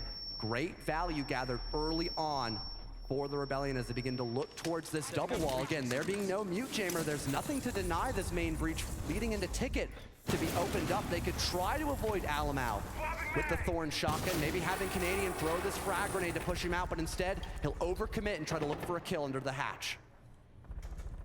It's a gamble. If he succeeds, we'll be calling him a genius. If he fails, we'll be calling him a moron. It's one of these 50-50 plays. No one from the Rebellion peeking it just yet, though, and of course Alamau with no C4 can't just lob one onto the roof to get a cheeky kill. Canadian and Spoit so tantalizingly close to this. Now the Dokkaebi call is going out. They have to know the nade forces him back. There's no peek, and Alamau gets away. Maybe a little too passive there from the Rebellion, but regardless, still a man up, not dying to Alamau under the red hatch, and Surf on a gap hit, maybe walking down through white. He could try to trade Stomp in here as he's now stuck on the open doorway, and he has to take this fight to recover Case. Here comes the rotate from Wamai, but Surf misses his opportunity. The re-peek, though, successful. Surf hits the bag, knowing that his team is just 3 kills away from being on match point, hacking the cams, giving his team even more information. Should there be defaults up, should there be BPs, Rebellion will have it all as Spoit gets yet another kill. Dokkaebi feeling the pressure up white, shotguns down the Dokkaebi. Now only a one-man lead for the Rebellion. With 45 seconds left, though, they have plenty of time to play with. And now Alamau looking to assist his teammate of Doki. Looks for the fight and wins it. Are you kidding me? The shot of a lifetime to keep G2's hopes on Cafe alive. Tying us 2 versus 2, but it's Spoit and Rexen. Double digits for the A. Shotgun out here for Spoit. He's gonna win this, and he won't. It's just Rexen now, and he meets the same fate from Alamau. 5-5 as G2 denies series point for the Rebellion. And then you look at G2 playing Alamau so aggressively under that hatch. The Rebellion send in the nade, they send in the Dokkaebi call, but they let him get away, and it comes back to bite them. Playing inside Cigar Shop perfectly, hitting like a life shot with the bricks on the CC against the player on the rappel. And then from there, playing perfectly with the M870. Surf maybe, I hope he didn't just Levron affect his team. Wow, talk about ball knowledge. Oh my gosh. That's a deep pull. Shout out Levron, wherever he is.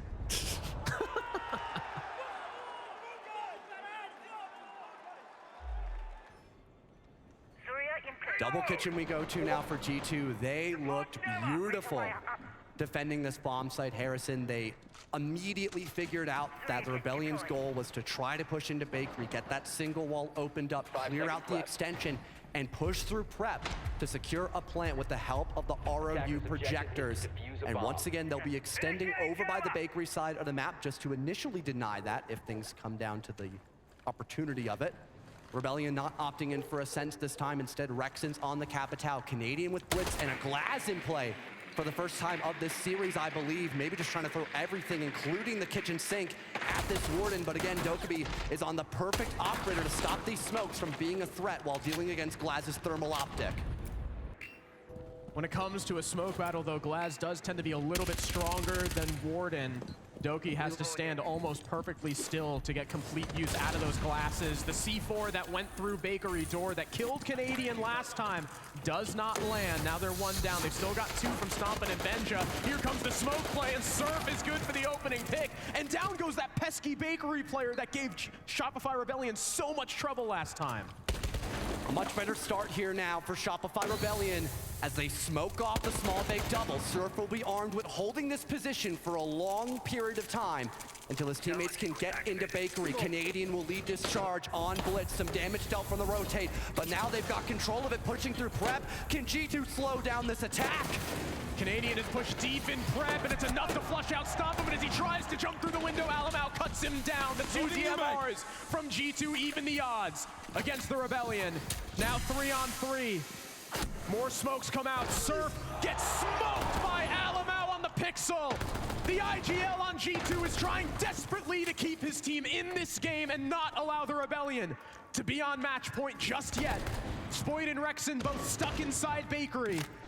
Benjamaster coming in from Freezer to try and help his team on the site. Spoit opening Alamau's wall will force the Aruni back towards Whiskey Double. Rexen recovers the case that was dropped by Canadian and Split. He's got to worry about the player in coat check, though. There's so many angles. He lights up Shaiko a little bit, but takes back a lot of punishment himself. Spoit trying to cover his teammate from carpet. The flashbang will force the Azami away towards reception, but still, Alamau is jiggling this angle, daring Rexen to push his way in. Oh, he's so close.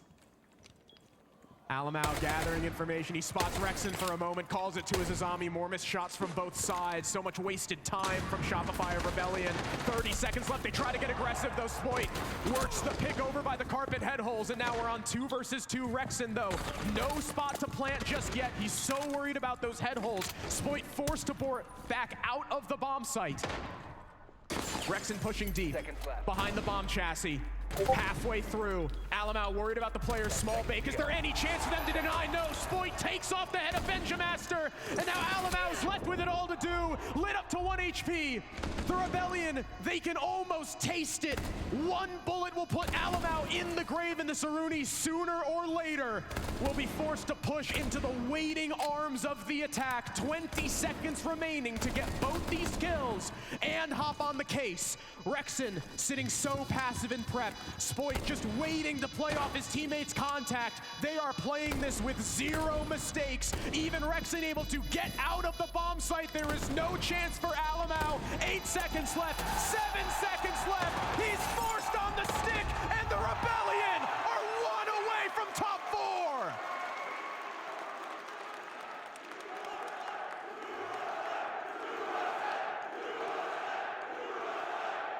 The back-to-back clutch unsuccessful for Alamau. Rebellion taking back this lead. 1 round away from overtime for G2 and a second chance to take this series to layer, or 1 round for the Rebellion for the first time in years, getting past the barrier of top 8 at any international event that we've seen them perform in for the past several years. It all came down to a 2 versus 2 with, by the skin of their teeth, Rebellion make enough space off of Spoit to get Rexen on that defuse. You mentioned it, Harrison. When this team has Spoit activated, how well can G2 recover? And it hasn't seemed to be working out for them. 2 massive rounds that Rebellion have won off the back of Spoit securing a triple kill and getting those trades. And it's a reattempt of Double Kitchen. I can't really blame them, Harrison. This has been one of the best looking sites that G2 have gone for Cafe, and the Rebellion have gone for a near identical attack each time this site has been picked. The question will be, will Rebellion just try to triple down and go through Bakery, or go for a different clear this time around? John, it hasn't just been a while. They technically have not been in the top 4 since Copenhagen. Wow. When they were the Sonics, which is really not even the same team. The only player still there is Rexen. And I guess Super as the coach counts too. So for this core, it would be a completely new experience to make it into the semifinals. And all they have to do is repeat the success we just saw on Double Kitchen. Once again, early info gathered by Shopify, and it seems like they'll try to pressure out Bakery yet again, but this time having more emphasis over towards the reception side of the map. I like this adjustment here from Shopify Rebellion, because one of the biggest positions that almost saved the round for G2 is not only Red Hall, but Coat Check guarding over so much of that prep location towards the bottom floor that they now want to deal with this spot early to not have the plant be as unsuccessful. Canadian getting his way into Coat Check, pressuring this Azami. Shaiko looking to take the fight, but loses it to the old man. Canadian puts his team on top. A second entry now for Canadian in this series, and a massive one to find. Losing Coat Check control makes this site so challenging. That's why Alamau wants to recontest, but there's now backup. He punches Canadian in the rear, but it's still traded out for Rebellion. You lose your Blackbeard, but still have the cutoff nonetheless. You've got the diffuser control as well outside as Rexen and Spoit maybe looking to readjust in this round. They notice a majority of that brown position has been fallen back of by G2. Maybe they could go for Freezer instead for an execute. Surf on the carpet cut off. He hears the Dokkaebi call. He hears Doki inside Bakery.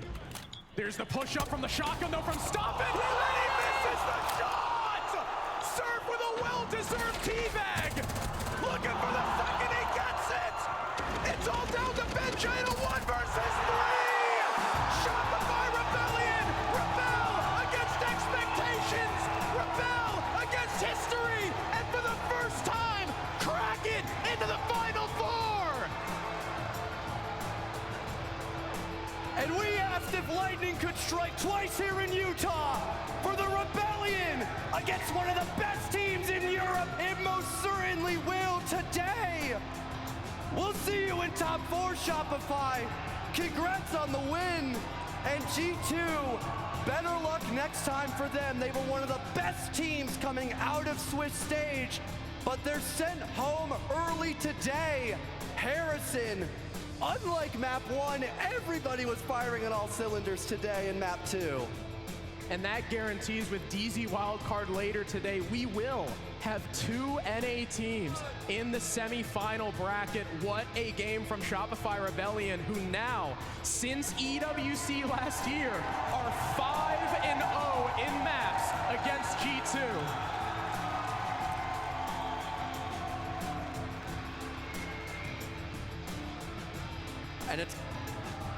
And with that being said, Harrison, I cannot wait to hear what Shopify have to say about this post-match series, and we won't have to wait any longer. It's Ian talking to Spoy.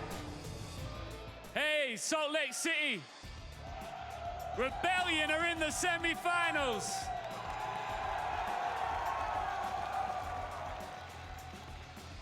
Spoit, it's been a long time since you've been in the top 4. Last time was way back in Berlin.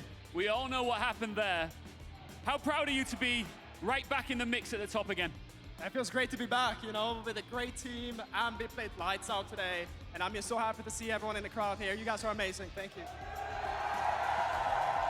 Spoit, recently you, I guess, addressed some of the haters online who maybe are questioning your ability. Do you feel like this is another dagger to the doubters out there? I mean, they love to just, you know, I'm just doing my thing, and, you know, the haters are always a part of it. You know, people thought we were like the worst team for some reason just after like 1 week. And now we are here in top 4 of the majors, so I'm just happy. I'm just very grateful. Thank you. You've already mentioned the crowd support. You're going to have a ton of it tomorrow in the semifinals. You're going up against Twisted Mind, undefeated here. What do you make of them? We're going to beat them, of course. They haven't played Shopify yet. I love that. Spike, congratulations. I'll let you go and join the rest of your team. One more time for your semi-finalists in Shopify Rebellion.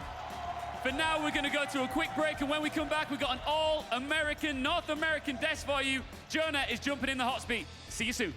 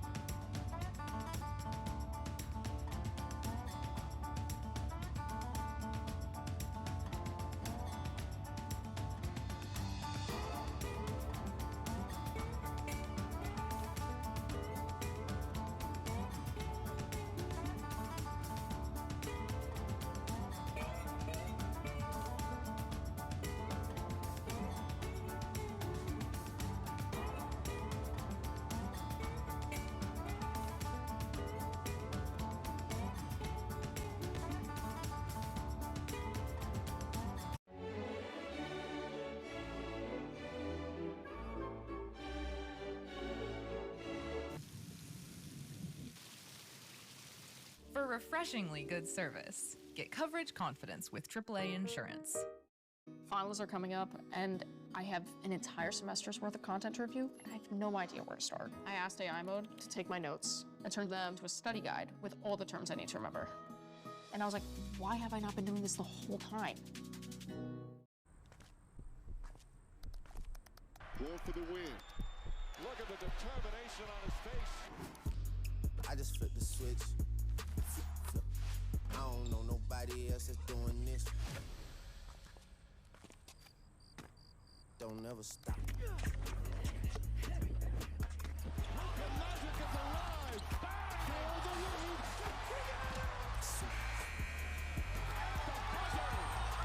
Don't never stop. Hey you! Relax! Domino's large one-topping pizzas are just $7.99 when you carry out. But don't act now! This deal's here through this time next year, at least. So take the scenic route on down to...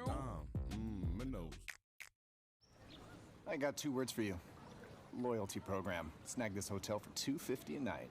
You didn't check Trivago? I got it for $155. Yo, Benny, this guy didn't check Trivago. Oh, you have to check Trivago. Look, on Trivago, you can compare prices from multiple different sites. And loyalty programs and prices from hotel websites. Same hotel, $100 less. 2 words. Check Trivago. Benny! Check Trivago to compare prices and save up to 40%. Hotel? Trivago. Howdy, Roadrunner. You're very fast. Well, I drink Red Bull. But you do realize... Yes, Red Bull gives you wings, but, I'm scared of heights. Oh. Red Bull gives you wings. The new Red Bull Summer Edition, with the taste of Sudachi Lime. Wings for your summer. No one wants to talk about how we got here. All you need to know is, it's a beautiful place to die over and over again.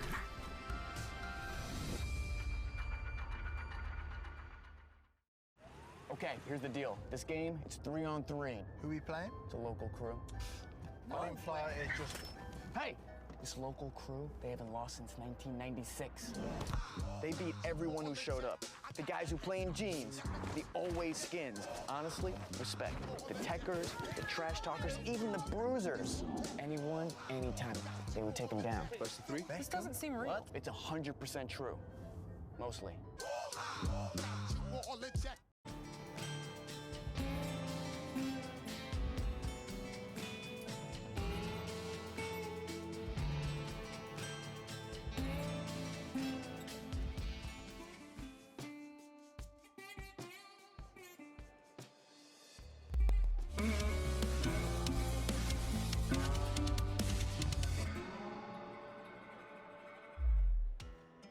Shopify Rebellion take the win, dismantling G2 in just 2 maps. G2 are just that good of a team that we did not see this coming. Guys, it is so good to be with you here on the desk. But we gotta talk about that last game we just witnessed. Clutch moments left and right. Ambi dropping 21 kills on that very first map, Laxing. They could not be touched. Yeah, it was ludicrous. I mean, we have to look back at some of those rounds because that's what really carried the momentum for them to be able to get over this hurdle and especially break into the semifinals. We haven't seen that for quite some time from this roster. But I mean, again, it's these rounds that really capture these moments from these players, specifically in round 11 right here. I mean, just from the get-go, Brook plays from Surf. They get the early round. They get the picks going into their favor, but things start to slowly fade away from them. They start to slowly lose their handle on this map. And Doki said, you know, we want to play the rest of the team. We just don't want to play on the side of Ambi. And sure enough, you got exactly what you asked for. You got every single player stepping up individually here on the side of Rebellion and being able to bring this round back. And something that I want to highlight in this moment,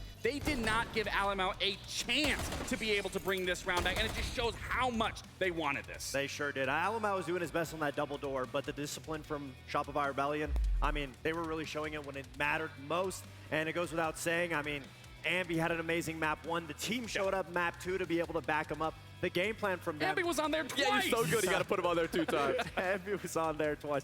I mean, something we wanted a bloodbath, and that's exactly what we got. I mean, so specifically that last round, Surf getting the 3K with the starting it off with the knife. I mean, that was just so beautiful. We saw the back and forth. We saw the clutches. We saw the great plays.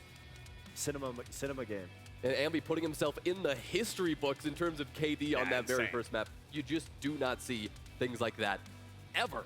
But moving into our next game here, it is another historic one because the world champs are going to come under fire, and the challengers, Team Falcons, will be looking to take them on. This is a big deal here for Team Falcons because going up against the world champs as the underdog, always a big opportunity to prove that you belong, and I think their performance so far has proved that. You can never call the Falcons the underdog by any means, and when you're talking about the Falcons, you immediately have to follow up with consistency. This is their 8th S-tier event with this rendition ever since back in Manchester when they brought Users and Solid Top back on, only being knocked out of top 8 once, and that was back at EWC 2025 when they were defending their title. But fact of the matter is, they're still here on main stage, and they are just as lethal. If not, they can still manage to get to a grand final. And they are no stranger to the brutality that can come your way when you have to enter the lobby with FaZe. This team, no doubt, are going to be out for blood right now. Yeah, absolutely. I mean, when you look at why they're out for blood, I mean, on one end, I mean,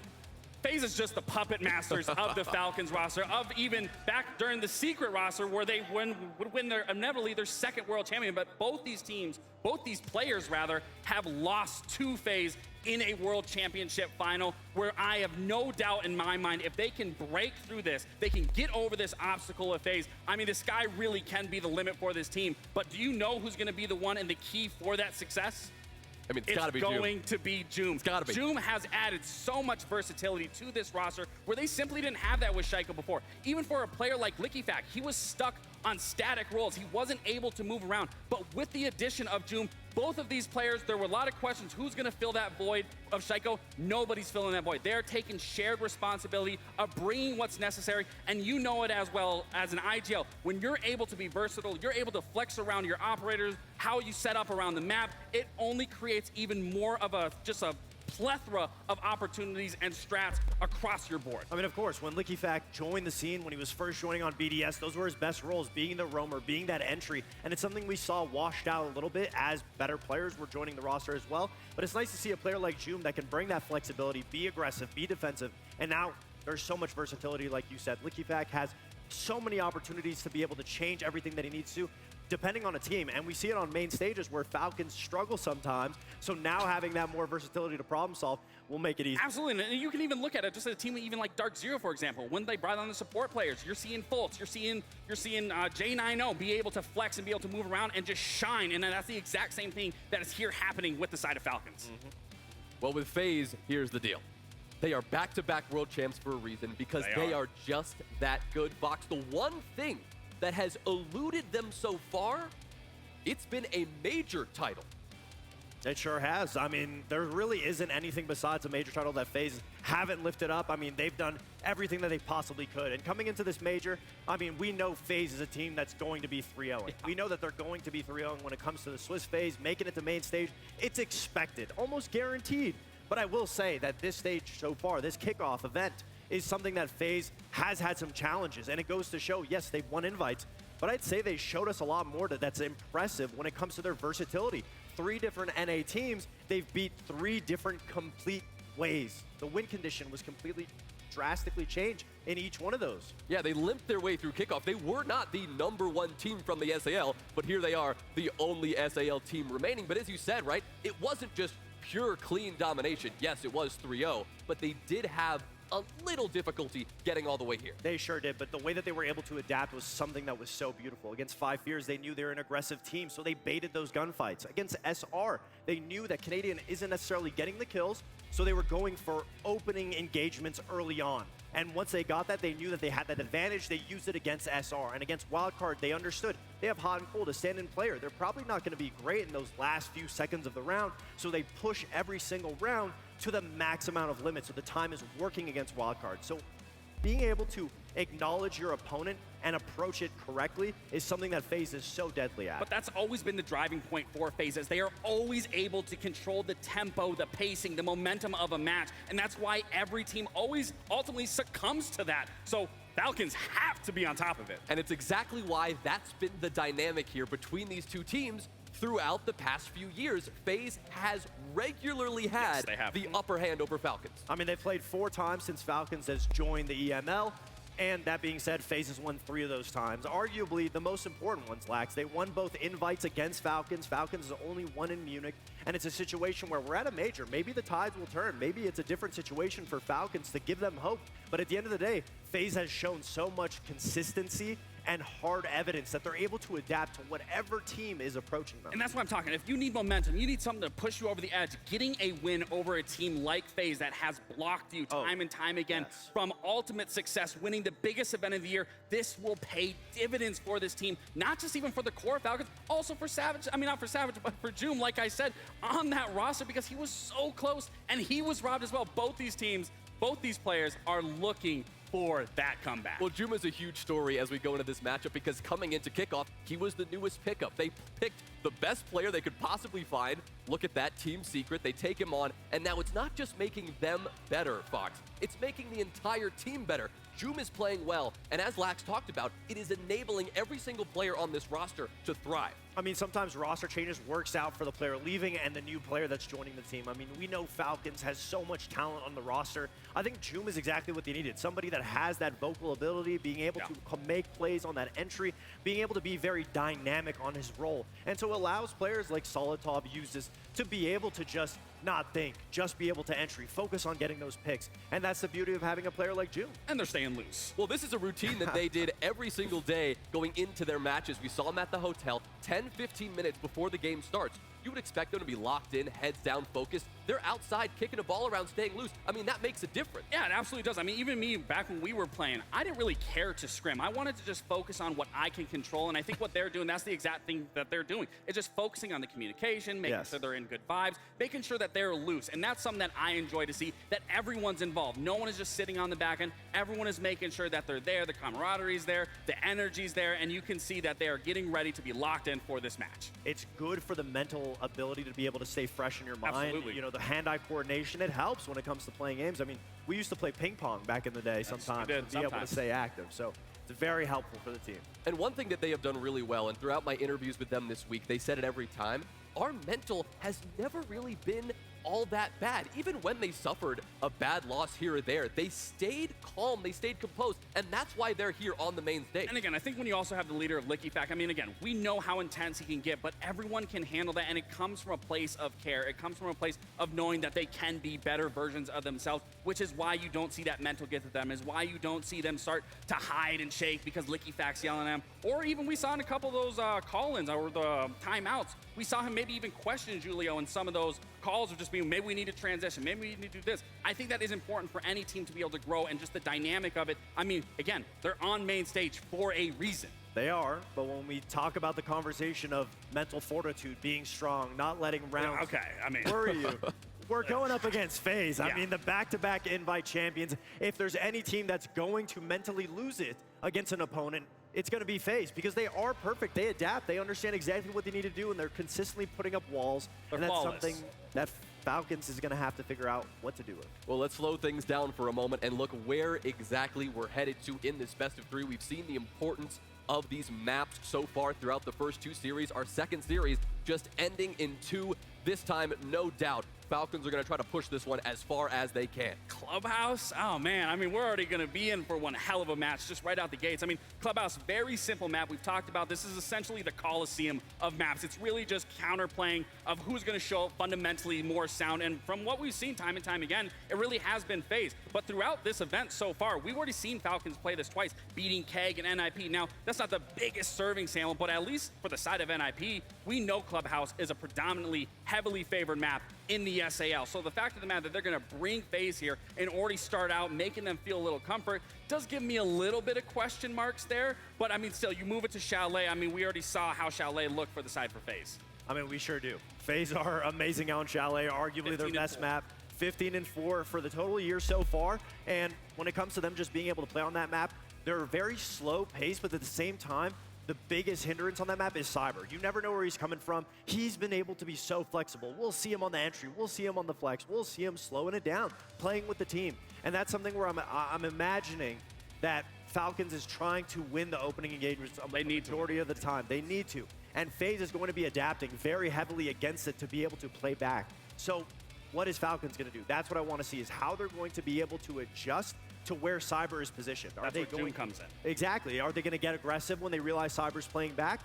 At the end of the day, if we go to a full 3 maps, both teams are pretty proficient on consulate. So I'm imagining both teams will be able to win their respective map picks. I love it when you guys get into it like this. I mean, it's just such good energy. Let's talk predictions, though, as we have to do before we go to the crowd. I want to hear what you guys have to think. Lax, who's got it? It's hard to predict that someone other than the world champs is going to win. Do Falcons have what it takes? I think they do have what it takes. They've shown that they can beat them back in Munich. Now, obviously, you know, that doesn't attest to, you know, what an SI finish looks like, but I do think they can get over the edge. But just for the simple fact, I mean, you have to give it to the 2-time world champions and how composed they've been, how well they've been able to transition their play styles to accommodate each and every single team. I got to leave it on the table with FaZe. I agree. When it comes to the mental aspect and seeing Falcons on the stage like this and the outcomes, until we're proven wrong, I got to give it to FaZe. All right, we're going to go to crowd in just a moment, so bear with me for a second. If we're going to see that third map, if we're going to see Consulate, at that point, do you think, oh, it's guaranteed to be a FaZe victory? They've taken it all that way, or is that where Falcons can thrive? I think it's a FaZe victory on Consulate. I mean, I still want to give credit to Falcons. I mean, they fought tooth and nail throughout many games here as well. I mean, it hasn't been a breeze for either of these teams to get to this point, but they all have the mental resilience. I think either way, it's not going to be clean cut and concise who's going to win it unless somehow we're seeing a quick 7-0 on this first match. I think the biggest indicator will be how the team is looking and responding to each other on Falcons if they lose one of the first 2 maps going into map 3. Depending on their morale, their energy, I think that will be a very big indicator. So maybe we revisit that question after map 2. All right, we'll absolutely do that. Of course, FaZe, they have not dropped a map yet here in SLC. That means maybe when they face some adversity, we could see things change a little bit. But I never get the opportunity to do this, so I'm going to have to speak to the people behind me. All right, let's see. Who thinks Falcons is going to take this one? Let's hear it. Come on. A little something. Okay, little something. All right, let's see. Back-to-back world champs. Let's hear it for FaZe. I think that's an obvious decider. Yeah. I mean, you gotta go clearly with FaZe. Falcons. You think? What? I mean, we know there's Doom fans in the crowd. We know we've got that fan base coming over from Team Secret just because of the performance that they put up at SI, what feels like not too long ago at all. Do you think he can take some of those lessons here, bring them to Team Falcons and say, hey, FaZe did this to us. Here's what we need to prevent to make sure we get this Well, win. listen, I think there's one thing to take away, especially with Shaiko's removal from the team, is when we even saw them play last time, we saw Licky Fact, the one who was performing the most, and we did see Jumi was the 2nd highest rated player of that game in that championship final. So I would think it does alleviate a little bit of pressure there of inconsistency that have plagued this Falcons roster now going into this setup. But again, this isn't a grand final. This is a quarterfinal. There's still plenty of a road ahead of them. They need to get over this hurdle of Falcons. Having the experience is going to make Joom feel a lot more comfortable sitting in that seat going up against FaZe, especially since it's so recent. That being said, it's FaZe. They adapt. We just talked about it. Every single team that they've played against, different win condition, different ideal stylistic matchup on who they're going up against. So it really will be a battle on how fast Falcons can understand and adapt and how fast FaZe can adapt as well. All right. Well, our players are ready to go, so here's what we need to do now. We have to find out if Falcons have what it takes to take on the back-to-back world champs as FaZe still chase their first ever major title.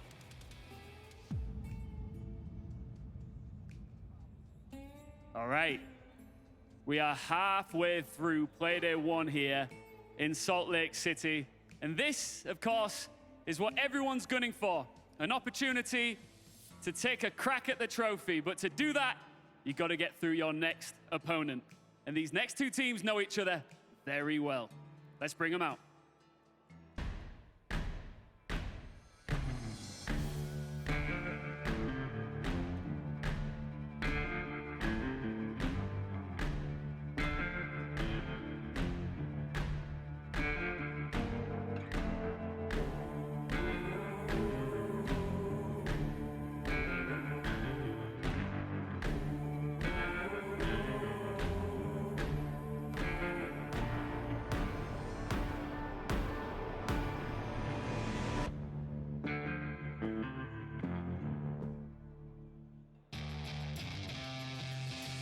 Team Falcons. After a major roster shakeup that shook their chemistry, this squad is here to prove everything can finally click on the biggest stage. Watch them hunt that old fire and turn potential into playoff dominance.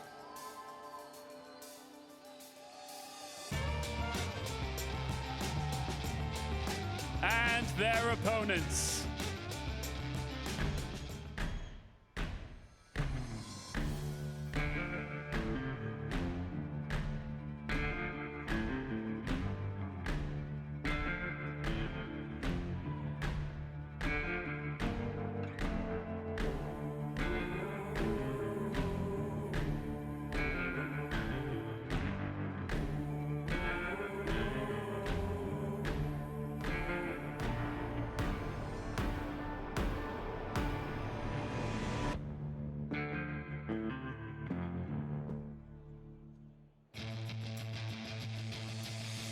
FaZe Clan. The back-to-back 6 invitational champions are rolling undefeated through the Swiss and now continue to chase dynasty status on American soil. A flawless run here would further cement themselves as the team of the era.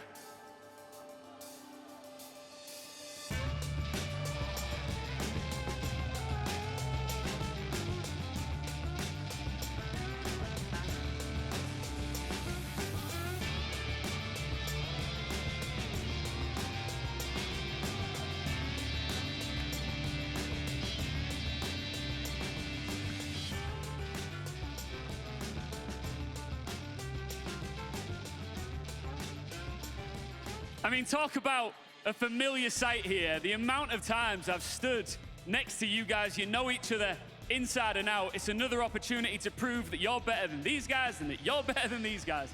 Any final words for each other? It will be a good game like every time and have fun. Come on, KDS. Yeah, the same thing. We have a good time playing because they are very good, so we have a fun match today. Sportsmanship. Can we get a handshake here, guys? Good stuff. 2 seasoned veterans ready to go at it here. And calling the action, we got Lynx and Exatroika. A lot of teams have beef with FaZe, and I think that puts it mildly. All of North America has basically lost to FaZe at this tournament. But no team at this event is fighting for revenge for 1, but 2 grand finals, Ollie.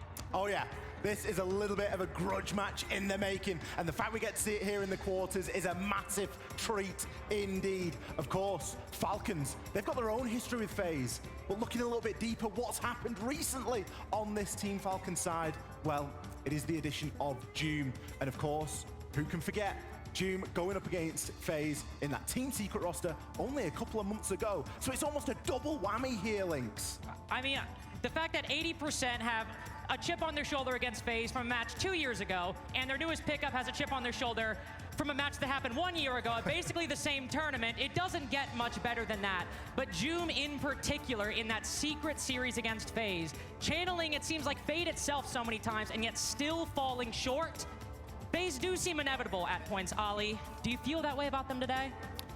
I do in some ways, and I don't in others. I feel like it's a very difficult balance to strike here, because for me and my money, I don't know that we've seen FaZe play enough games yet here inside of Salt Lake. The last time we saw them play was Tuesday. Today's Friday. They've played 4 maps to get to this point. Falcons, they've played 11. And you talk about FaZe's struggles at majors in the past few years. Fox is right, they always qualify at the 3-0, at the 3-1, but that means they might end up playing only 4, 5, 6 maps before getting into the main stage. But if you run up against a team like Falcons who played 11 or other teams that have played double digits, that's where we see FaZe struggle. They go out in the quarters, they go out in the semis. It's at S-size when you play 8 billion maps, they do well. But when you don't have a lot of time, FaZe have struggled here in the past. And if you think about Falcons, what is the best possible outcome for them? Playing a lot of maps. They've just picked up Doom. It is all about getting those reps in. Doom doesn't need the experience of playing on a main stage. He's got that in the bank already. But the synergy with the team, that's something you can't fake. And they've had to do that through a lower bracket run in the Swiss. Not a complete one. They didn't go down 0-2, but Falcons had their back against the wall for a little bit of SLC already, but now it is do or die for Falcons, for FaZe Clan, for our 3rd quarterfinal of the day. Will it be the 2-time world champs, or it'll be Falcons with a little bit of young star power to try and recreate that magic We've got Clubhouse coming up right now. Clubhouse it is, and what a map it is going to be. It's a bit of a rare treat to see Falcons play on Clubhouse. A delicacy. It's certainly a rare thing to see them lose it. It's a 9th preference map. They very often ban it, and very seldom will they pick it themselves. However, when they end up playing it, they are bloody good at Clubhouse. FaZe on the flip side, 3rd choice. So you can look into that and see what you will. Double positive on it, 6-3, that's fine. They played a heck of a lot of club at the start of this year, and it's sort of tailed off a little bit. I'm a little bit surprised to see this be the map that we go to first in the series in itself, but we know that both of these two teams aren't necessarily massive on the old counter prep. They like doing their own things. FaZe in particular, when you have a 5 that is this consistent, that is just this good, you don't need a counter strat half the time. You just focus on playing your game. But by the same token, that is where sometimes that, only playing 3-4 maps can hurt you a little bit. If you're so focused on refining your game, if you don't have something to give you an edge, maybe you struggle. But that's the thing with FaZe. They always just play their game. It's been 3 years of playing their game, and they've won 2-6 invitationals, made every main stage, and only gone out in the quarters, what, 1 time in 3 years? Falcons today think they might just be the team to do it. And given how they played so far, Ollie, I don't hate their chances. I really don't at all. Falcons going to be starting off here on the attack. Downstairs we go, as is tradition here with Clubhouse. It's going to be quite the extension, though, that FaZe are bringing out, with plenty of reinforcements going on upstairs inside of both CCTV and Cash. And, of course, just making sure that that garage catwalk is locked off as well. Some real time-wasting operators being brought from the side of FaZe. The Roman 2-round Goyo canisters. And, of course, a couple of Malusis, just to stop you from being able to just plainly walk on in, which is likely something that FaZe are looking to do, given that they're going to be bringing Snake. It evades the first round of banning here, and LeakyFact doesn't need too much of an invitation to play it. No, he does not. Snake has been one of LeakyFact's most played operators over the course of the tournament. And basically, since the loss of Shaiko, we've seen that kind of, the ability to take those 1v1s that lurk, trade hands quite a lot. It used to be Shaiko and LeakyFact. Now, Users will do it, EFAC will do it, Joom will do it as well. But Joom playing the Blackbeard as well, another operator that he's played quite a bit here in SLC, and one he will get very little showtime on in round 1. Cyber, who's playing Smoke, by the way, but not on site with a shotgun. With the FMG9, he gets that first pick, and Handy is hungry for a second. Solotov just outside, but Lucy will drop down. Spends 1B trying to get that roamer, and FaZe feel confident in their early game. It's an early drop-off. They dropped off after only a minute here. Typically, you'll see teams try and push it just a little bit further, try and get to that halfway point, but FaZe feeling like that could be a big win condition for them already, and just cementing those players down in the basement where they've got those strong power positions. As we're seeing right now, it is only a good thing. Sure, it gives the map control away to Falcons, but you look at what's been removed, it's the Blackbeard. That's a big pushing power for later on into the round, as well as the roam clear. The Falcons have retained some important utility, not just that Soliton scanner, but Users also. Both of his Dokubi calls likely intact for this execute. With all the Bs as well to flood down blue, you would like the Blackbeard. The Falcons have a lot of primary utility to make this a workable execute. But given that's a 5v5 on site, you've got the F-Knots, you've got the Zotos, you've got a C4 and Vulcan packs as well. They still have some work to do before this side is ripe for the taking.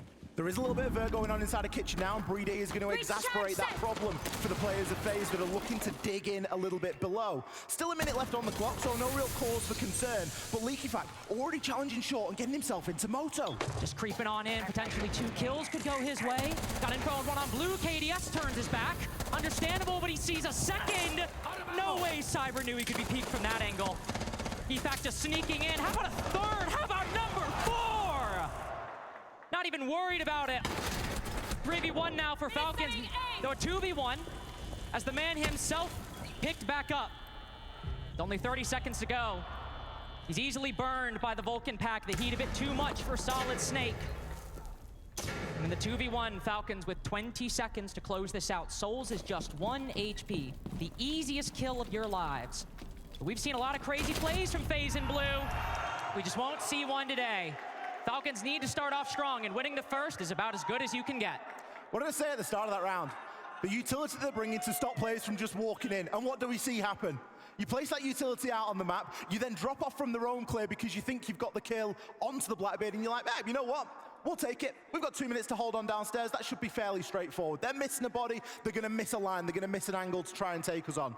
EFAC sees the gap, sees the space, walks down main stairs, straight through short. Doesn't need to play around with Churchwall too much. It's already reinforced for him. He's got a clear line to get straight into Moto, and the information from the Bees, the backstab from Solotov, coming down those blue stairs and giving him everything that he needs. Opened it right up there. No rotate. Criminal.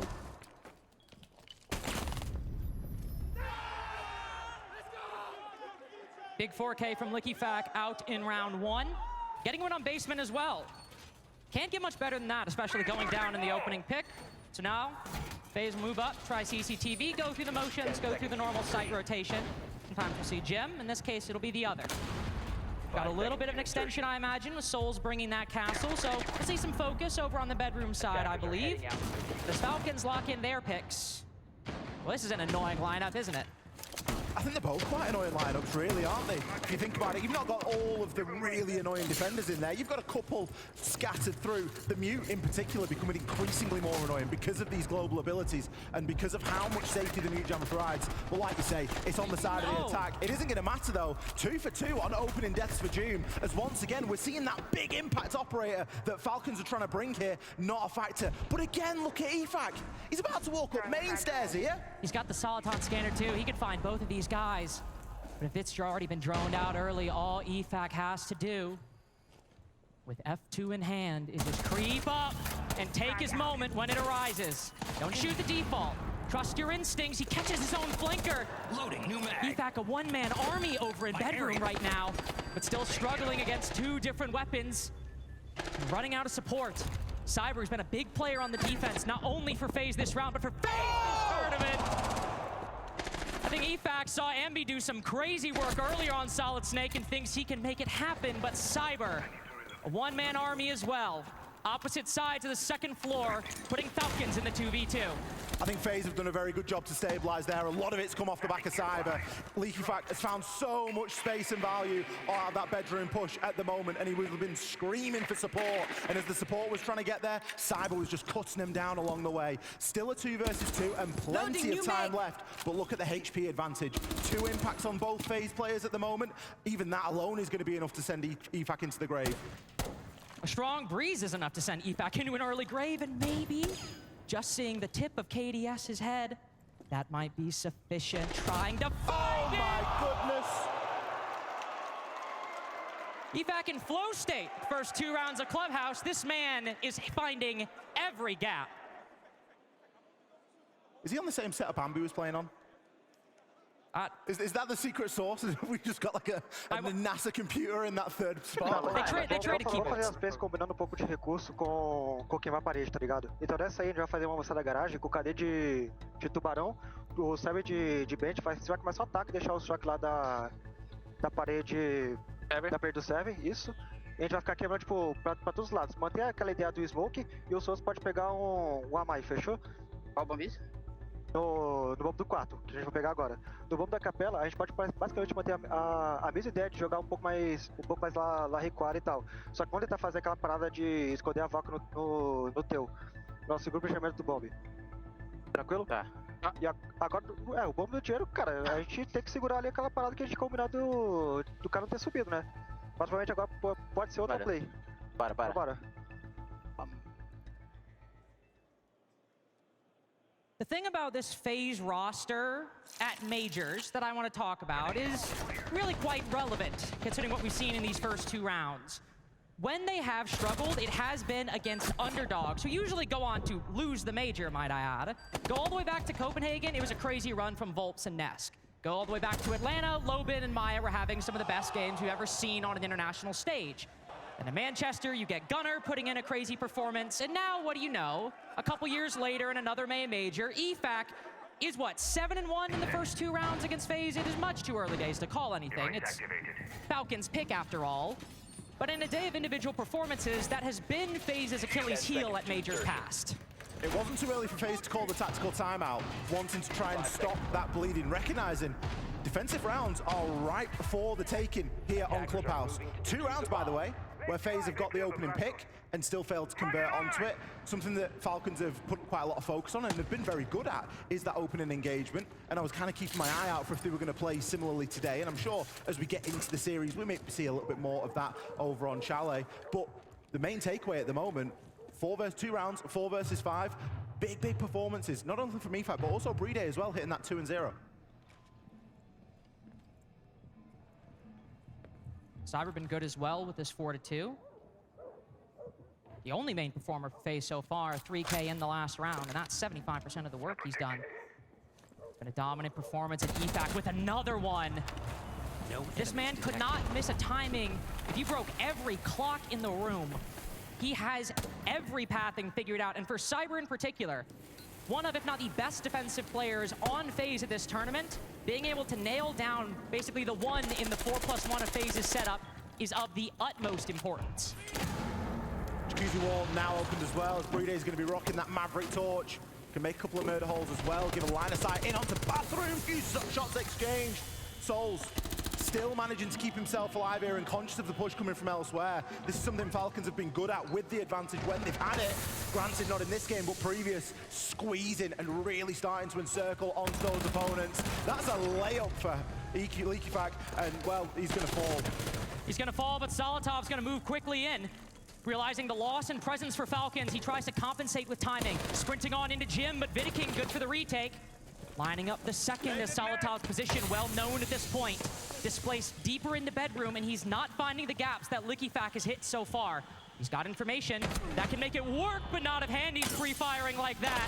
Joom's position revealed, and Joom quickly dispatched. FaZe with their first after the TAC timeout, and finally an answer for Falcons.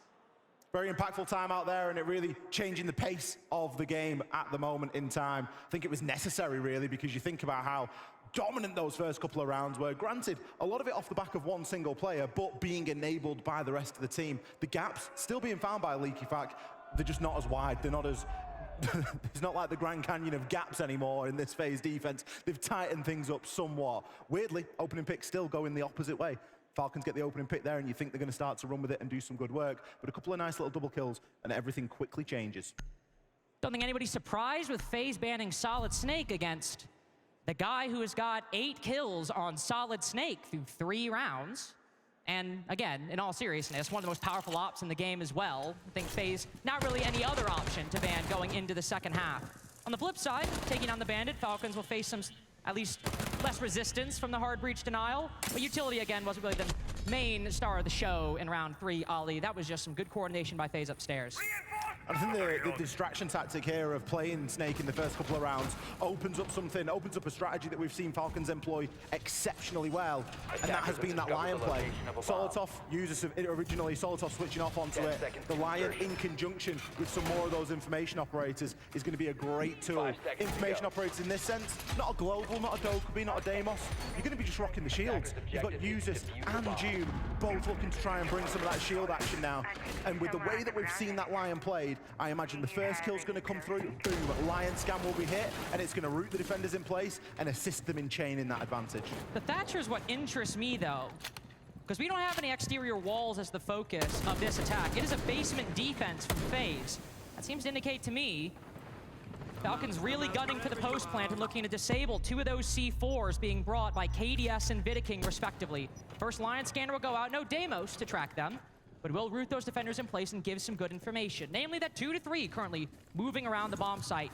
That will leave a couple in the wind. Handy now dropping down, joining the rest of the defense, leaving KDS and Cyber up top. It was about this point in the round where we previously saw FaZe drop off when they defended this site in round number 1. They had got an opening pick off the back of that. This time, there's no real point. They've not achieved enough yet to drop back and to give up and surrender that map control. Cyber, a little bit of a chance of an engagement there. Isn't going to fully commit to it though. A couple of pop shots through the wall, gets himself down those main stairs. Still with KDS at the top as a bit of an unknown factor right now. Whether or not he's unknown is going to be the big question here. You can see one shield rappelling up to the roof. That's Joom on the Blackbeard, who might just hop in the bedroom window. They know. KDS, both of them know. We'll fire some pot shots over towards the Blackbeard. Losing the Zotos might be rough, but KDS will try to survive as long as he can. Being pinched by 2 shields. I couldn't think of a worst situation for a roamer to face. KDS will try valiantly to survive as long as he can, but instead, Handy seeing him fall will now look to rat inside a garage. The question that we can only answer at the end of the round now is, did KDS do enough? Did he waste enough time? Nearly 2 minutes, still with Handy out of action as well. A little bit on the top of these oil pit stairs. He's got a great chance at a few shots onto Solotov, but does just let him past. That's not the end of the world though, because he's still an unknown factor. We saw Falcons react incredibly well when the new one player was out on their own, but they had no idea about Handy. You still look at the cost though. Solotov losing some E1Ds, that might be problematic, but taking down those Zotos, it's still important. FaZe have done good to mitigate the damage, but there is no decisive one for them just yet. Joom locking in after a slow first quarter, trapped in smoke, recognizes his fate and will accept it honorably. Cybers and toxic canisters, Handy with a couple kills. Bride stuck at bottom main. Handy now with 3. Looking to try and deny LickyFact, double digits, keeping him locked inside a Moto, and Souls will get it. FaZe win 2 in a row to tie things up early on. Not only was the contribution from KDS enough there in terms of the time that he wasted, but the fact that it was a big distraction and it held resource back from double and triple checking what was going on inside a garage for Falcons. Bit of an oldie, to be honest, stood at the top of oil pit stairs, but Handy, he was dug in there for pretty much the majority of the round, at least right up until the point he gets the kill over onto Solotov. Showed some great trigger discipline in there. Bit of an alarm bell, really, when Joom gets the kill inside of blue, but it was well reacted to. Bang, a couple of toxic babe canisters over there. Another triple kill for Handy. Handy and Cyber both leading the way for this defensive side of FaZe, and that's not an uncommon sentence at literally any tournament in the past 3 years. Cyber, as I mentioned earlier, one of the best defenders, but Handy pretty consistently one of the best players in the world and consistently an MVP or MVP contender for FaZe at tournaments they have won and lost. This defensive side, them bouncing back after the timeout, just as instrumental as anything Raphael called. Now we'll go back to CCTV and see what adjustments both of these teams will make. Falcons having a preference for the double shield in round 4, considering that things went quite well for them on the first go-around on this attack, though, albeit emboldened by LickyFact on Snake again. It seems they will be keeping a bit more of this execute or plant-focused lineup now that Snake is still banned. They've got a nice like Swiss Army knife here, really, of tools, haven't they? They're going to be able to get whatever they need to get open in terms of walls, partly due to the bans, partly due to the Thatcher. I look at the Thatcher and I think that's going to assist the garage player. We've got the Wamai Magnets, we're going to have some Banshees in there. Solotov on the Nomad. It's not a bad tool to clear out that catwalk with, and if you can get in there and start to do a little bit of damage, then all the better. But through the drone hole, that wasn't on the bingo card, and Joom is going to pick up another kill here as an opener. He's been heavily involved in those opening engagements, but he's starting to be on the right side of him now. Yeah, 3 out of 4 so far. Joom, when he gets going, as we've all seen in Paris, he can make magic happen. 2 big 1v3s at that tournament just to keep Secret alive, and it really seemed like he might just sail them to victory, but FaZe, again, ever consistent, denied them at that moment. But some good team play there to take down Cyber early on. Handy with a C4. You try and bring things back, but a drone slowly drifts by his head. Probably doesn't feel as strong about that decision as he did before. Users on cutoff, just sitting outside a lounge door right now, waiting to see if Handy, or anybody for that matter, decides to go for a walk through lounge. But FaZe have been pretty consistent about these decisions, try to play their life, but as Handy takes the fight, Users is ready for it. Joom next up onto KDS. Now it's Vidaking and Souls, trying to fight back with over half the round to go.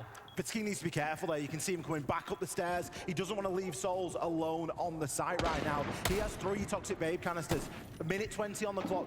A lot can be done with that. A C4 potentially would be a heck of a lot better, but Falcons don't need to rush this. They've got the advantage. They just need to leverage it, work themselves into the right position. We've got a bit of a stack up at the moment outside of garage. That's free for the taking. And I imagine that drones are getting moved around now just to confirm that, and we can start to see players taking a little bit more space. Some utility used by Vidaking in response, sending out some toxic canisters over to the flat wall. SMG-11, not normally the gun we see used on that off angle. Got a lot of recoil for an engagement that is about 30 yards away, it feels like. They'll try their best. Joom slowly being kicked down by some toxic gas, I believe. And Falcons, a minute since we kind of reached this 2v4 equilibrium. The big problem here is Vidaking. He's got a great line, and Joom's just going to give himself away. Souls is miles away, but he has been held for about a minute by Users. Now Vidaking has to deny. has got to deny with no toxic canisters remaining. They'll just have to be with the SMG-11. We have seen some crazy shots. Rexen treating us to a spectacle on this weapon earlier. Vidaking, a little less so as it's windy inside of Cash.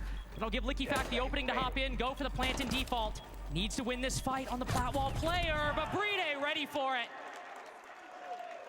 Falcons breaking FaZe's momentum and have guaranteed themselves an even half. It's a very difficult job that both Bride and Users do at the end of that round. Users hold an angle onto Jim Window for what felt like about a minute, and Bride never really got himself off rappel. Wasn't required, but having to sit there and having to hold that angle and just know that the team is going to get on with the rest of it and give you that opportunity, force that player out of position, it's a very thankless task. Fortunately, they both got the moment in the sun, picking up a kill apiece there to cement a brief lead here for Falcons as we approach the halfway point of map 1. Continuing their run of success on the opening kills, though that's the first time it actually results in a successful round for Falcons. It's been a game of recoveries so far. That one, the only one that's been successfully converted by the winning team, in this case, Falcons. Now, next up for the final site on defense, moving over to Gym and Bedroom for FaZe's last attempt to tie the half. Doing really good in the middle of things, coming out of that TAC timeout. The last thing we want to see is Falcons winning a round without LickyFact going massive. That was a slow burn for Falcons, who won with every position covered, all the utility being used, and everybody on the same page. Yeah, it's gone from standout performance, it's gone from SR to just a normal game of Siege right now.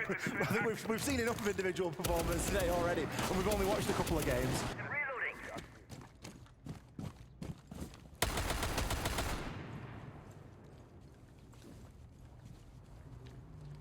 Fact taking a peek early. Saw Cyber get a kill from this angle right at the beginning of this series against Joom. Nobody looking to take a fight like we saw before. It's been a very slight and measured decrease in the early round presence from FaZe, but I think in moments like this, noticeable.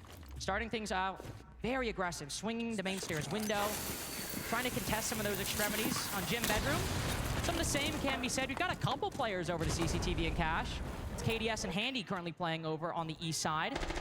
But even then, I think fairly ready to retreat if the moment arises. Not facing any pressure at the moment beyond a hole open in Con. Just trying to waste some more time over by Plat. Zoto canister goes down. And again, we were treated to a spectacle early on with some crazy plays, but the back half of this clubhouse attack from Falcons has been slow and steady. Really big fucking hole. Last time we saw this site, it was round number 3, and we had LickyFact still trying to just walk in and find a lot of space. That's not been the game plan for the last couple of rounds from Falcons. They've transitioned into something much more traditional now, and it's doing them quite well. Good control now starting to be taken. They're at least starting to burn away some of this utility. Handy, he's used his Zoto canisters now, so the walls, nothing really going to be stopping those from getting open, and you can see now, nice little picture-in-picture. We have Thermite opening up that plat wall. Bit of presence inside a garage as well, and it just forces these FaZe players back. Fortunately for them, nothing's really been opened, so there's no real consequence to that rotate. It's going to be getting opened now by Joom, though. A lot of utility that Falcons need to make good on this investment so far. 2 minutes we've spent. We've got Bees, we've got Candelas that we just saw. But time's starting to run out. They're not getting low on time, Ollie, but with a minute to go and they've just opened Platwall. FaZe have done a good job at stalling, and Handy done a good job at fighting back. Joom has been having a lot of trouble in this series so far. Got a few kills throughout, but constantly the opening engagements are now 2 and 3 again. Going down early, Yuzu downed on Metal Balcony as FaZe have stalled time in the early round and now gone big in the late. LickyFact, as Bride finds Cyber somewhere around the site, looking for this solo con push. Has a line on the player, trapped on bedroom door, but with Logi players behind him, and Handy getting another. Reloading, cover It has just felt like Falcons over the last minute, the last 40 seconds have slowly bled out, and FaZe, with just consistent pressure, tie things up. Everybody's so well disciplined from FaZe there at the dying portion of the round. No one giving any peeks away, no one trying to make anything happen, and just really getting that job done, cementing the round. I didn't know you wasn't talking. For church, you guys know what they do. I can explain if you. Yeah, I think we don't do too much, just playing a little bit. I think it's more like the way we wanna play, It's just like the only good thing they did was like just full retake together and playing aggro, And I think like anything we do, if we do together, it's good. Like if we can play for retake, we can play really aggro at the start together. Yeah. They mainly like just resume everything. They just push from everywhere, they apply pressure, you know, default phase, you know, and then they're gonna see where's the gap and just gonna push on this. So yeah, for me, it's that simple. Their strong part, guys, is when they execute all together, okay? They have a really good team play, so that's the only thing we need to be careful about. And mainly for a basement, they execute from blue, then church, or kitchen dirt, okay? Also, so they do phase attack with Saber on the window, or they can do top floor control with Shield Master, jumping con, okay? For Jim, usually they go direct with ND window, KDS, BB, Office Arch. É só pegar o Black B e a gente continua lá, entendeu? Tá, mas você não quer começar na 3-2 então? Tipo, a Não, gente vai fazer se for avançar dinheiro, não. A gente vai fazer a 3-2 se for as outras plays. Beleza, mas aí os seus vai de Black e o KD vai de quê? Pode de green mesmo, ele abre a parede lá e fica varando. Tá. Pode ser. E os de Ace, né? Fora Serra. Isso. É isso. Mas pode ser que a kill do vazio seja mais fácil do que a kill da garagem inicial, né? Se não passar uma montanha. Do gente pegar uma ink lá e só entrar vazio. A gente consegue caprichar nessa... Você sabe se o Pri dele joga de biriba ali na minhoca? Cara, ele varia o boneco, né? Ah, que ele sempre pega gol ali. Tá falando se ele tá de biriba, tipo ele... Ele de gol e joga de biriba. É isso. Vai querer ficar beribando ali. Bora. Quando ele tá coberto de C4, mira, que às vezes ele faz de mira, né? Então bora. Bora roubar mesmo, cara. Quick regroup at the half for Falcons and FaZe as we stand at 3-3 for both teams. FaZe moving to the attack and Falcons moving to the defense. Bit streaky so far up until the past round 5 and 6. Based on what we've seen so far, Ollie, not a clear lead for either team. I mean, it has been quite a slow burn for the back half of that first, for that first half. And hopefully we see, I think, a little bit more pace because both these teams are quite excellent and it's good siege so far, but I'd like to see a little bit more. I'd like to see a little more of that SR energy we saw earlier. I mean, even half, so it's always going to be a good game, isn't it? I think FaZe started off very slow. That was evident in the first 2 rounds being taken. Not only that, but the fashion in which those first 2 rounds were won in. It was very dominant again, and it all came down to big solo players. FaZe is not a team that will let one player shine head and shoulders above the rest consistently, and it's been shown here. Tactical timeout, shut down, and now we've got a 3-3 half. Time to adjust, time to reset. FaZe now to go onto their own attacks and to show us what they've got. And of course, Falcons to flick over onto their defenses. It's difficult to say who it favors at this point in the game, and I think it still just kind of hangs in the balance. It's map 1. It is map 1. It's also Falcons' pick. It's also Clubhouse. Map that I think both teams quite adept on and will be quite experienced on. Do a bit of a tech pause, so apologies for the delay. Souls has had too good of a tournament, so we decided to kick him out of the game. Souls had a very good tournament. He's had a very good tournament. Highest rated player on FaZe coming into the day. We make that point, but we could have literally said that about any other tournament in the past, like, 5 years, basically. I think you could do. The consistency's there, isn't it, with Souls? Not often does he get the big, flashy plays. He's just always there. Often last alive. Although Handy's taking that mantle away from him a little bit now as well. He's taken the mantle from him, and I will say, I still remember sitting in Sao Paulo watching Nighthaven Labs when I saw him miss a few prone shots on the floor, and we all know what happened after that. So Souls one, just as human as the rest of us, but I will say sometimes seems to enter a bit more godlike form than the other players on FaZe. But again, you can pretty much say that about anybody. Vidaking has Monty clutches, Cyber has his solo roams on defense. KDS is just KDS half the time, and that's good enough. Falcons on the flip side. Not really trying to make a new system work, but the loss of Shaiko is always going to be a problem. There's always going to be something you have to work around given the size and the magnitude of a player like that. And so far, attempting to recreate him in the aggregate required a bit of a lower bracket run, but I think that is expected for any team that's made a change. And what a run it was for Falcons. They ran a bit of a gauntlet through the Swiss stage. 11 maps to get to this point now. And I think that was demonstrated in the opening start of this game, wasn't it? They came out very hot, no messing about, we're straight into it. FaZe had that little warm-up time, didn't they? They had that just period of idling, but it's never going to take FaZe too long to warm up into a series. That much we know for certain. But as Falcons being the team that stands in their way at the moment, you can see it's taking its toll a little bit on those players. I do apologize for the extended tech pause here. Hopefully we'll get Souls back into the lobby as soon as possible. I'm sure we've got a computer or two lying around we can replace with if necessary. We'll make sure that they are fully set up. Salt Lake, can you guys indulge me for a second? I want to ask a few questions. Do you guys actually want FaZe to win?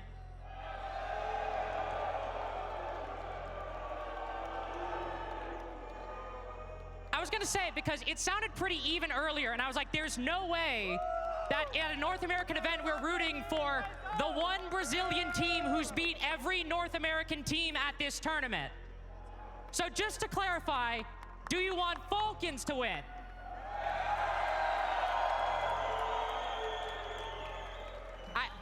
I really just needed to set the record straight because I came in quite mad. I was very worried. As a North American, I was very worried.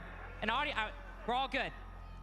I appreciate you all for bearing with me and bearing with us as well, as we have, thankfully, Souls back in the lobby. Hopefully we'll get things underway in just the next 10 to 15 seconds. Clubhouse, it's a tie game, 3-3, as competitive as it can be for our first half. The FaZe have made some good pace in round 6, and as they move on to the other side, are looking to carry forth that momentum. A lot of ban potential here for the Hard Breachers. 2 Hard Breachers removed from Falcons. They're taking out the Thermite and that Hibana. FaZe on the flip side, removing both electrification ops as well. Cade and Bandit, see you later. Incredibly high ban rate for both those two at Salt Lake specifically. 5 seconds to insertion. And these teams are starting to really like the idea of just being able to get stuff open and not have too much to worry about.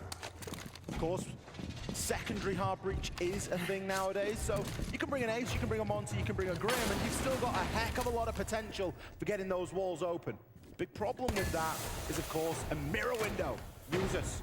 Sure, it'll be looking to be a bit of a nightmare with these placements, and already we can see one on this plat wall, and we'll be getting that open straight away. Another operator we see make her debut on Falcons defense, or at least on the defense for Clubhouse, will be that Thorn. Not something I believe we saw entirely in the first half from FaZe. So with those Razor Blooms, Solitaire falling back. Now looking over towards the Grim in secret. This is a basement defense. Everybody acts surprised. We've gone here for the first round. So FaZe seeing this, oh, that's awkward. I don't know what you do about that. You ban the mirror. Honestly. Well, that's a solution for 3 rounds from now. We are currently in round 7. There's not too much that you're going to be able to do about that, and Users, that's why you place it there. It makes it so awkward. It's going to give a bit more security to Solitaire down here playing on small steps, and of course, Jim as well. Oh, they've locked him out! Oh, he just makes it through! Manages to be saved there. It doesn't stop the opening pick from happening, though. Bitter King is left super low. I have not seen defenders pounce on a Monty quite like that. I think everybody cheering for those shield changes almost cost Vidiking his life, but FaZe, knowing how strong their IGL is on that Monty, want to keep him intact as we move into the late game. An operator that's often banned against Vidiking for these exact reasons, but putting him to 1 HP, all Falcons have to do is take a step back. They've got a C4, they've got Vulcan packs and Razor Blooms. Sure, maybe a lot of utility for FaZe, Ollie, but that Monty is not nearly the powerhouse he once was. Yeah, that Monty could be dead to pretty much anything at the moment. Even an impact thrown in a decent location is going to do the damage. We look at this. Secondary shotguns being used for a little bit of soft breach. It's okay if you go in for something a little bit more pinpoint, like destroying one of those fire ingredients, but it's never going to give you the sheer mass that is often required. With 3 bodies here in a very low Monty, you're going to be split in this final push, split in this execute. It's going to be a Moto hatch drop. That much is almost certain. A little bit of a main stairs element in there. Kitchen, there's just not been enough work done in that area. It's easy as that. Literally as easy as that to take care of Vidiking. Very quick investment from Joom and Users earlier, and it pays off with a C4 in the late round. And if things were split before, Handy and KDS on opposite sides of blue, but Handy almost has 2 line up for him. Users good with that trade. KDS position revealed inside of blue. As he moves down Generator, shrapnel in his leg, limping to a likely round loss. All of his B's gone, no angles going his way. Falcons will answer back FaZe's victory with one of their own. Very successful top floor hold there from Falcons. They paid a price. They lost 2 bodies in very quick succession, but the teamwork and the synergy inside of Garage was just beautiful to behold. FaZe desperately trying to keep everybody alive, desperately trying to save Monty and destroy the Kiva barricade so Monty could back up out of Garage. And it just wasn't enough in the end.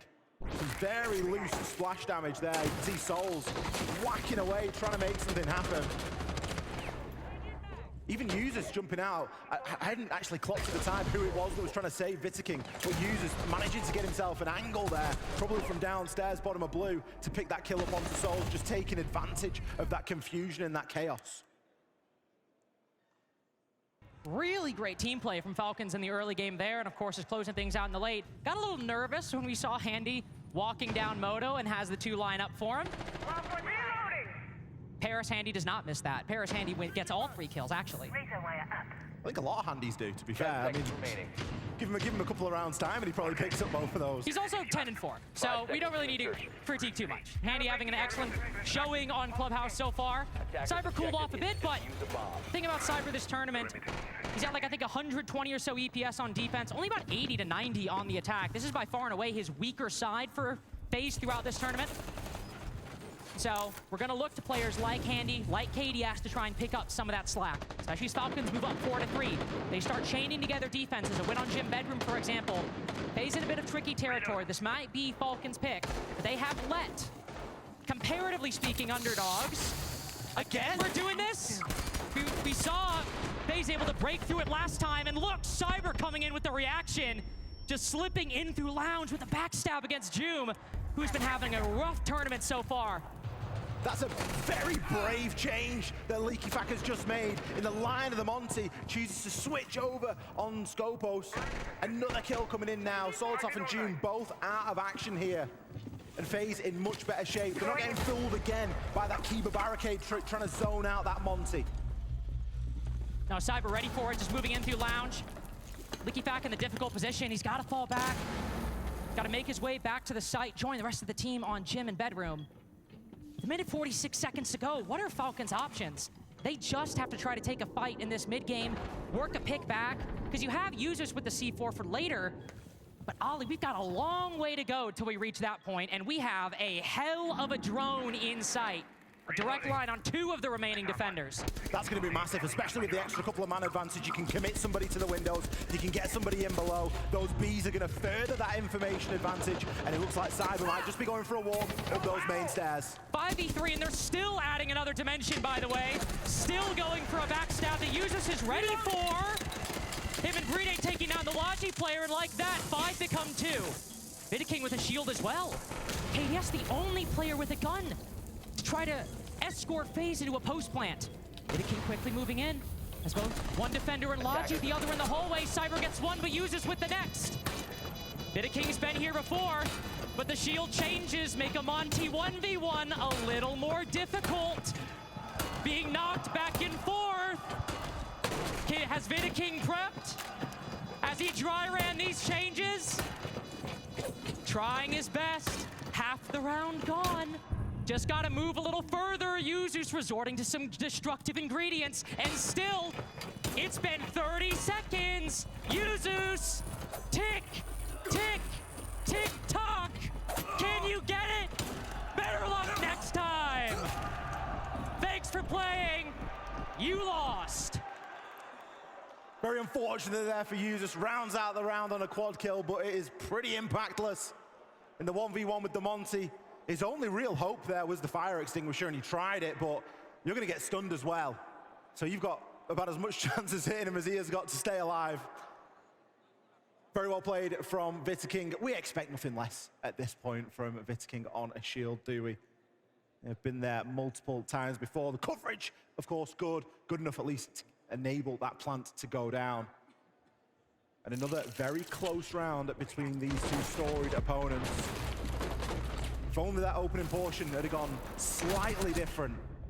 Surprised that FaZe got caught out by it again, to be fair. It's 2 rounds in a row. We've just seen his army throw a Kiba barricade onto the bottom of Garage and expect to get something going.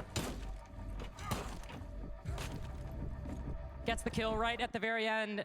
And it is a hollow victory, unfortunately, for Users. Vitaking, he has been in that position an ungodly number of times. I mean, every Monty has. But Vitaking in particular, I feel like, always seems to find themselves in these 1v1s. FaZe continue stealing rounds back and forth. Neither team a clear favorite at the moment. For Falcons, that becomes worrisome. Because Clubhouse might be their pick, Ollie, but next up we have a map that is just unbelievable for FaZe. Yeah, Chalet is no joke for FaZe. The only thing is, and we've said this a few times because it's been no joke for him for a while, the only thing is there's a lot of tape on it, so there's a chance, you know, but FaZe just do the same thing every round anyway, so you can know what they're going to do, but they're still just a little bit better. And Chalet has definitely been one of those grounds that they have proved themselves on repeatedly over the last 6 months. Still ways till we get there, and I wouldn't put this one past going to an overtime, just given the back and forth nature that we've seen so far.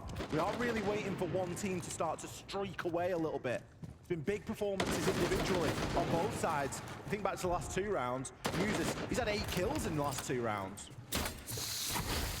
And moving up 11-4, first player on Falcons to break double digits on Clubhouse. We have some time. I mentioned Joom having a rough map so far. Good tournament, very good player. Setting up a breaching sequence. Getting a little bit comfortable right now and taking his time. But a player we will need to see show up if Falcons want this to be decisive. Another difficulty with this plat wall. Selma on, hole opened, impact out. Now FaZe need to dedicate a little more energy to opening up one of the more basic angles and more basic positions on Clubhouse attack. Soliton Scanner will find 3 of these roamers on the west side of the map. But both teams taking their time on this attacking side, mapping out every single nook, clearing every single cranny. And Solitov, with 1 Gurjmat in pocket, might just find himself in a tricky position. He's taking down Cyber early. LickyFac also getting active as Vidiking trapped again. And yet FaZe want to fight back. 2 players in these cutoff angles find their roamers, find their targets. Falcons, they just make it back to the side in peace, but FaZe might have just saved the round. It's not often that you see KDS missing out on opportunities there when he's playing those cut-off positions. There were 2 players there that he could have locked in. A third now just feels a bit slow in the gunfight at the minute. Souls is able to take down LickyFac. There's a lot of information here. Users, he's still got a Yokai drone. Another Lion Scan going to go out here from KDS. Users and Joom now need to buddy up. They know that the Monty is a factor. They know there's only 2 guns that they're going to be going head up with. But there's still 30 seconds, and FaZe have time to gather this information, have time to figure out, okay, we've got one in garage, we now know there's one at the top of red, where's the plank gonna go down? Try to put it outside of cash door, as Users baited in, great trade by Joom. And this is technically just a 1v1 against him and Souls right now. Vidiking has the shield up, can push the Azami to the brink on ADS, Joom just trying to find a way through. FaZe, the time is ticking again. They're on the other end. Vidiking, hipfire headshot, and Joom, just 1 more second. How about that, Salt Lake City? Joom's got something to say.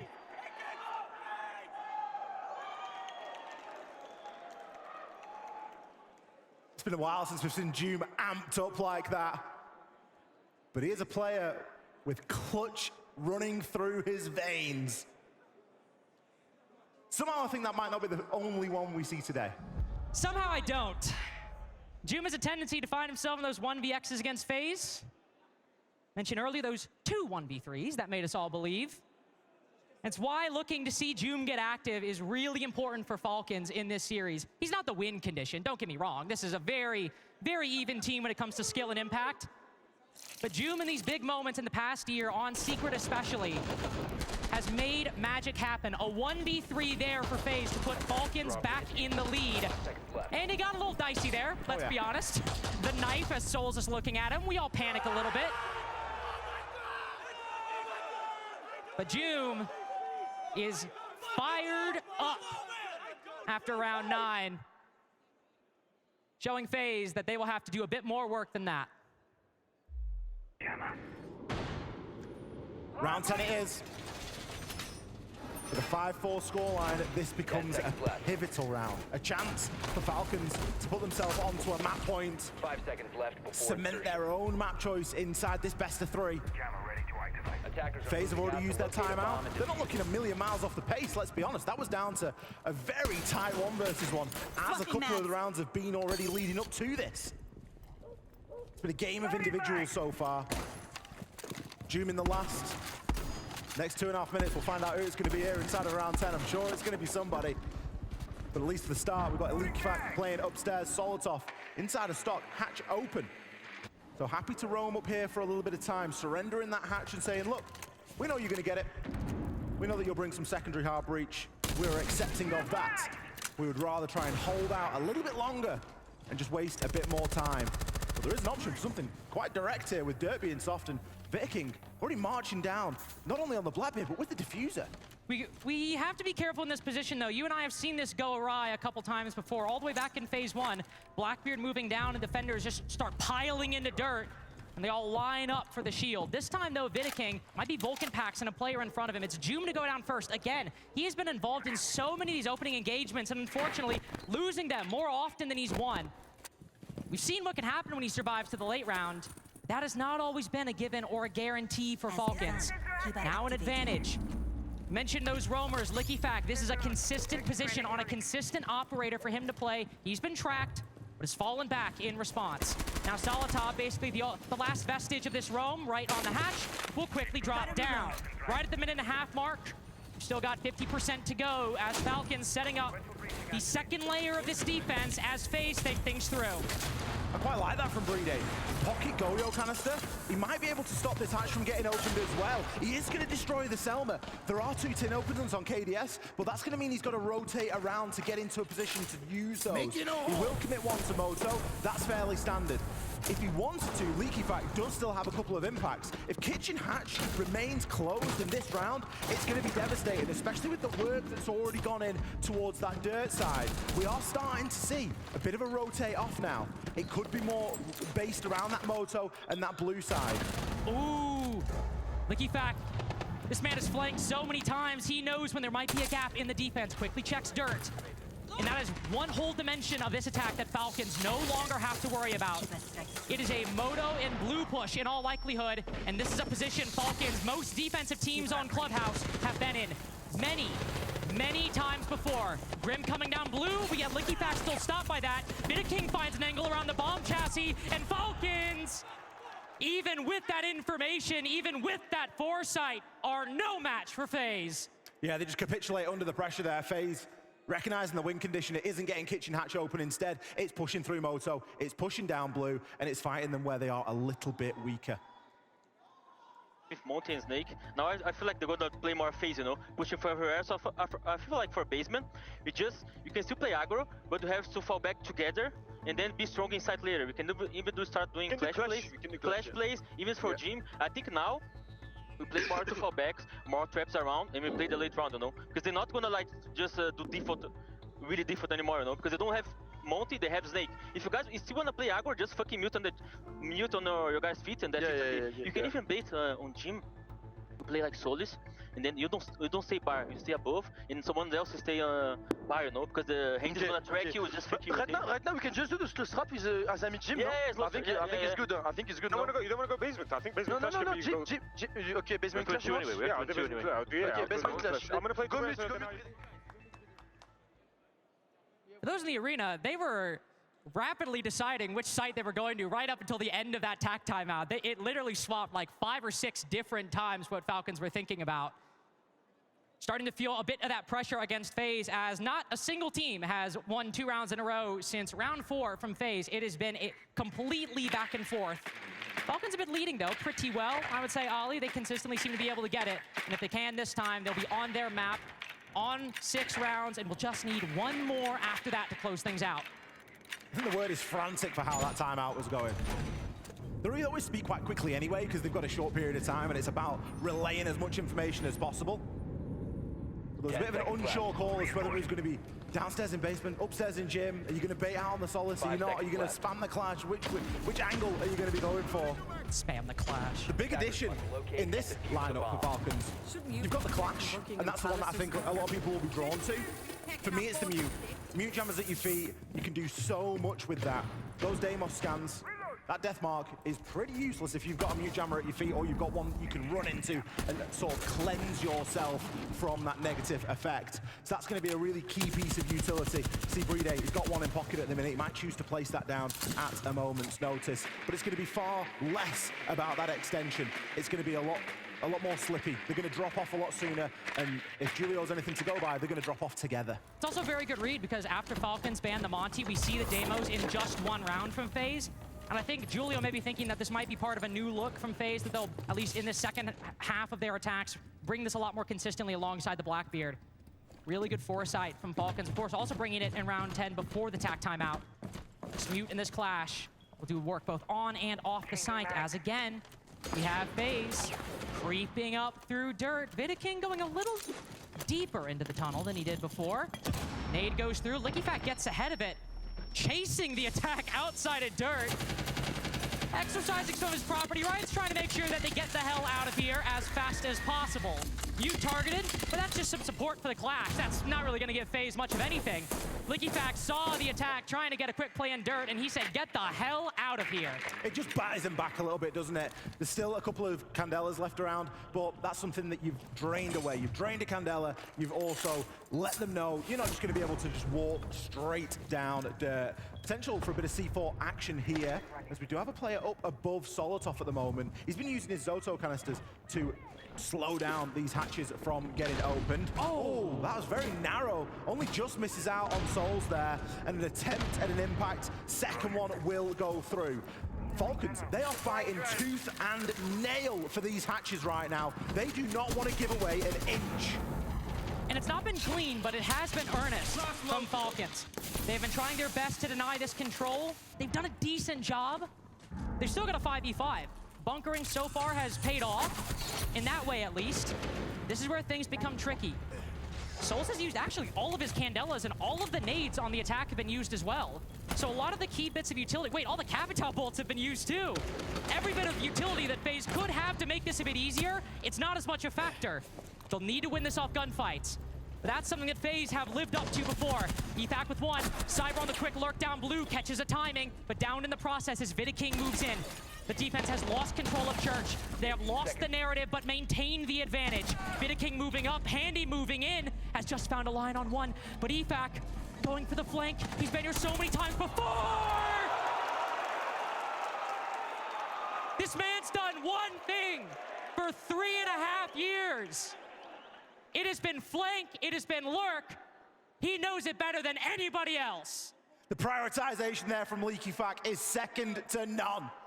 He sees the player inside a moto, knows he could be going for the swing, but they've got the comms. They know it isn't a 3 versus 2, it's a 2 versus 2. And what happens when someone starts to plant? 2 versus 1. And with the time running that low, you have to prioritize the planter. Tell your teammates to stay alive, kill the person planting the diffuser, and just let time do the rest. Masterfully played by LickyFact. You can literally see him change directions. He just hears it, mid-swing. You can literally watch the moment he starts moving into moto, he hears the case open, he pauses and just looks the other way. This will now, we're moving into what, I think his fourth full year as the IGL of at least, well, a couple of these players, been a lot of roster changes since then. 2 years IGLing the Solotov and use this iteration, long time with Brede as well. 5 seconds but LickyFact, one of the longest tenured players now, just behind Brede, to be fair. Attackers are moving out to locate a has done quite a lot of work for this team. One of the OG fragging IGLs of the modern era of Rainbow Six. And talking about fraggers, been a bit of a rough game for Solotov, hasn't it? 3-12 right now, and Handy 16-7. He calls his bluff within 10 seconds of the round starting. Absolutely bangs him through the window there. Again, not the most common one, but pull it out in a 4 match, why not?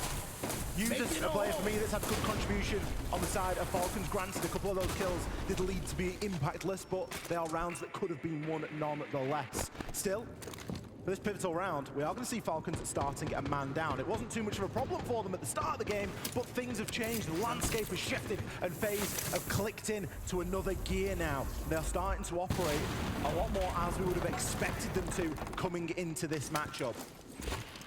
Oh, this is beautiful. Falcons are so consistently making this Ace's life a living nightmare. This might be the first breach we see opened in the air quotes proper way, where you can actually transition through it. Mirror being banned, probably a big reason for that. I'm gonna give you a pat on the back, call that round 7. actually able to open up the plat wall, actually able to open up the jacuzzi wall, but now the clash has changed hands. Instead of LickyFact bringing it, Joom looking to get directly in the attack's face. As Hive's bouncing all around gym bedroom right now. Setting C4. And FaZe taking their time again. This has been a really slow attack. Opening kills have happened early, but they have used every second they have to set up this execute. Joom taking a little bit of a swing outside of jacuzzi wall will find Souls, who's also not having a great game himself. Brede spotting the Blackbeard up inside of Logi. Handy down below. These kills happening all over the place. It is quite spread out from FaZe at the moment, trying to find where Falcons are weakest. King, he's trying to be the link with the players that are dropping this Logi hatch at the moment. He's out there on the windows and needs to try and find an angle, but Falcons are not being given a reason to move just yet. We need a bit more info from Handy, and we need KDS to come in with that shield. KDS to make his way in. Handy might send us to OT all on his own. King also getting active. Cyber will close things out. Overtime between Falcons and FaZe. Wouldn't have it any other way. Who'd have thought we'd be here, eh? 6-6, nothing separating these two teams. Rounds going back and forth all the way since round 4. Soon as FaZe got warmed up into the matchup, which, let's be honest, it took them 2 rounds. It didn't take them any time at all. This has been a very competitive matchup, as we were sort of hoping it was going to be. It's FaZe Falcons, for goodness sake. These two have played each other plenty of times enough now on big stages all around the world. They're delivering here again inside of Salt Lake. Handy delivering it in round 12.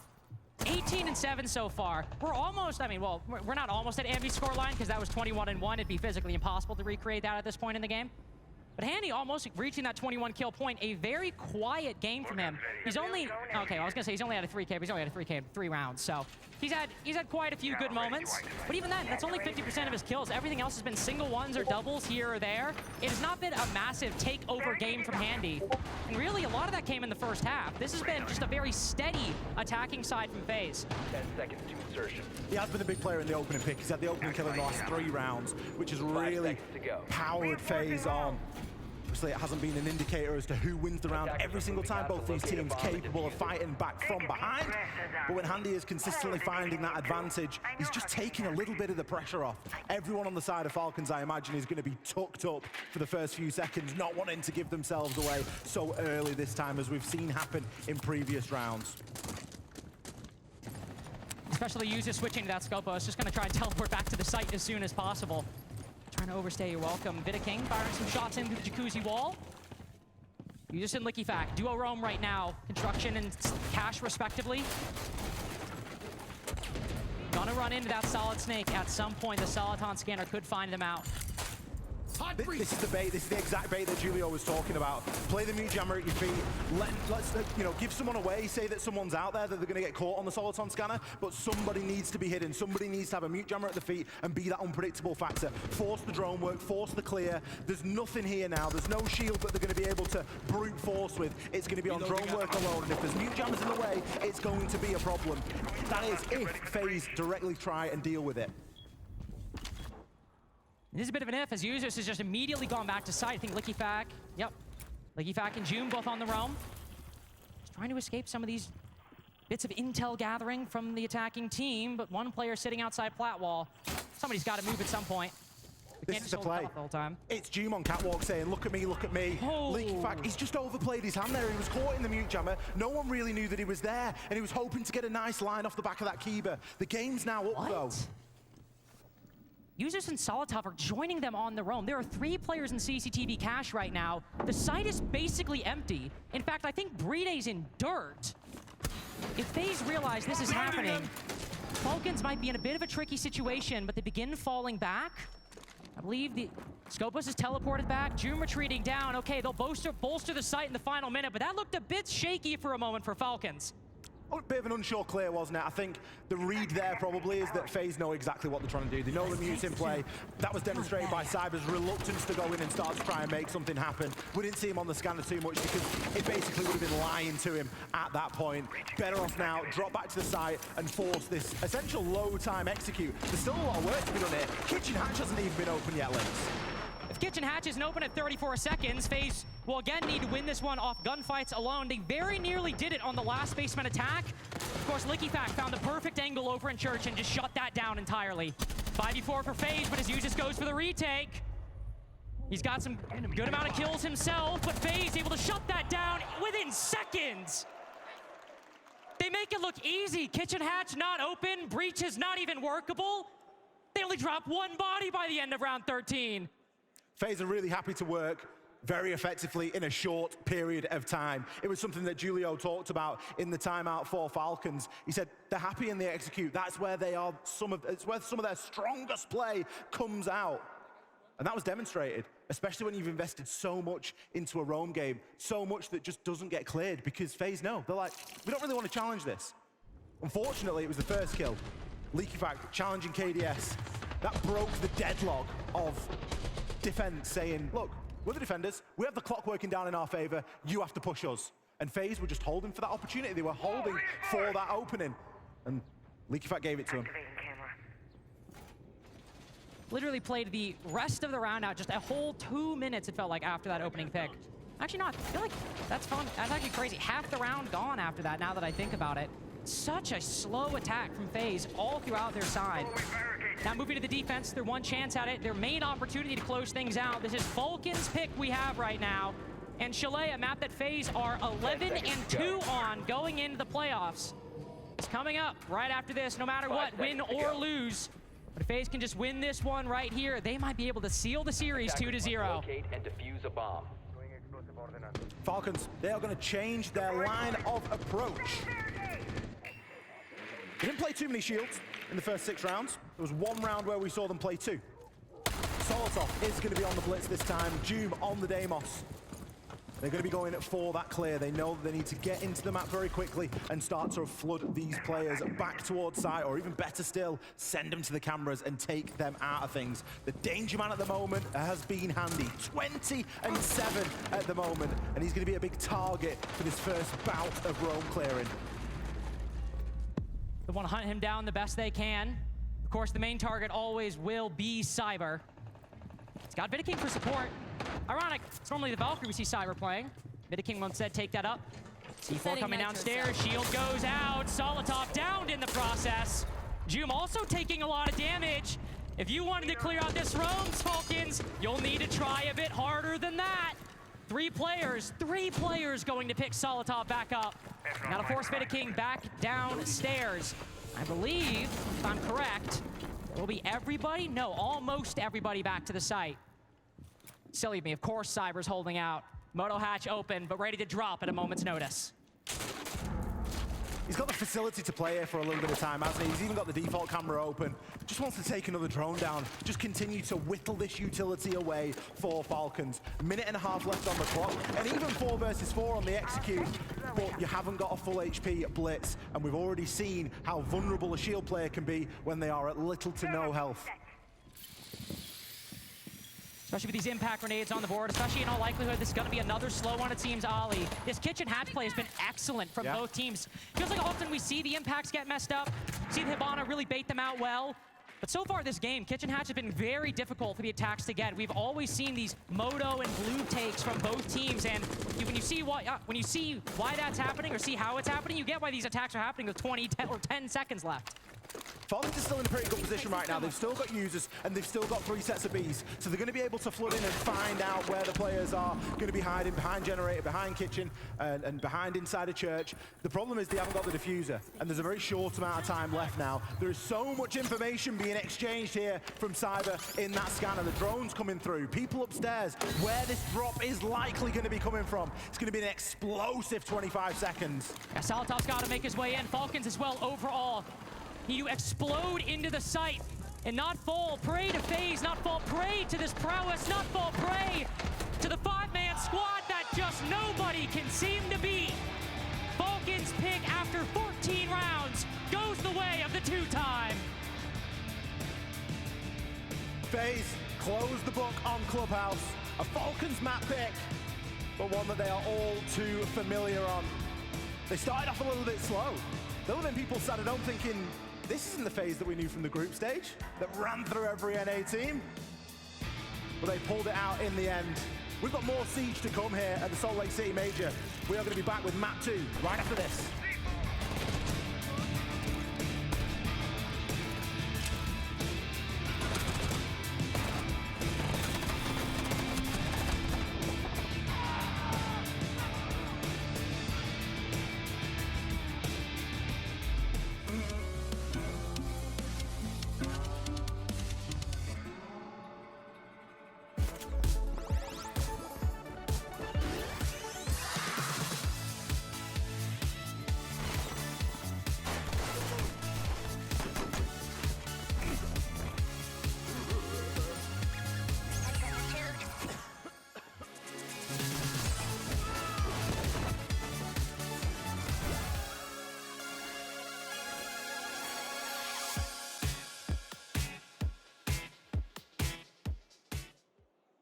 From Salt Lake City to Arches, Utah roads are full of surprises. But AAA is your membership to go. It's roadside support that travels with you and starts at less than $6 a month. Add loved ones to your membership for 50% off. Call or visit your local branch today.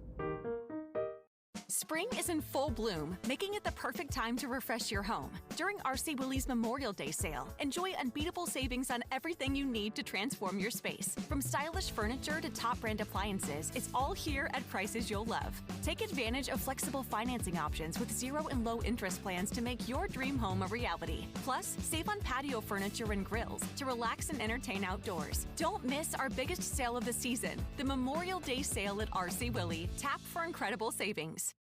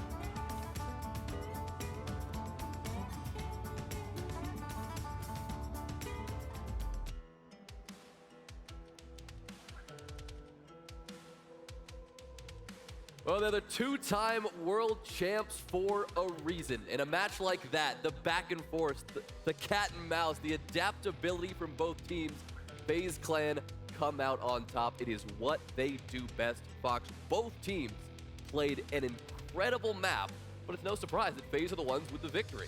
It's a bittersweet moment for Falcons because they played so good. Both teams played amazing. An adaptive masterclass. I was saying it to you guys in the green room that when it was 5-5 and we saw Julio call that timeout, he perfectly read exactly what FaZe was doing.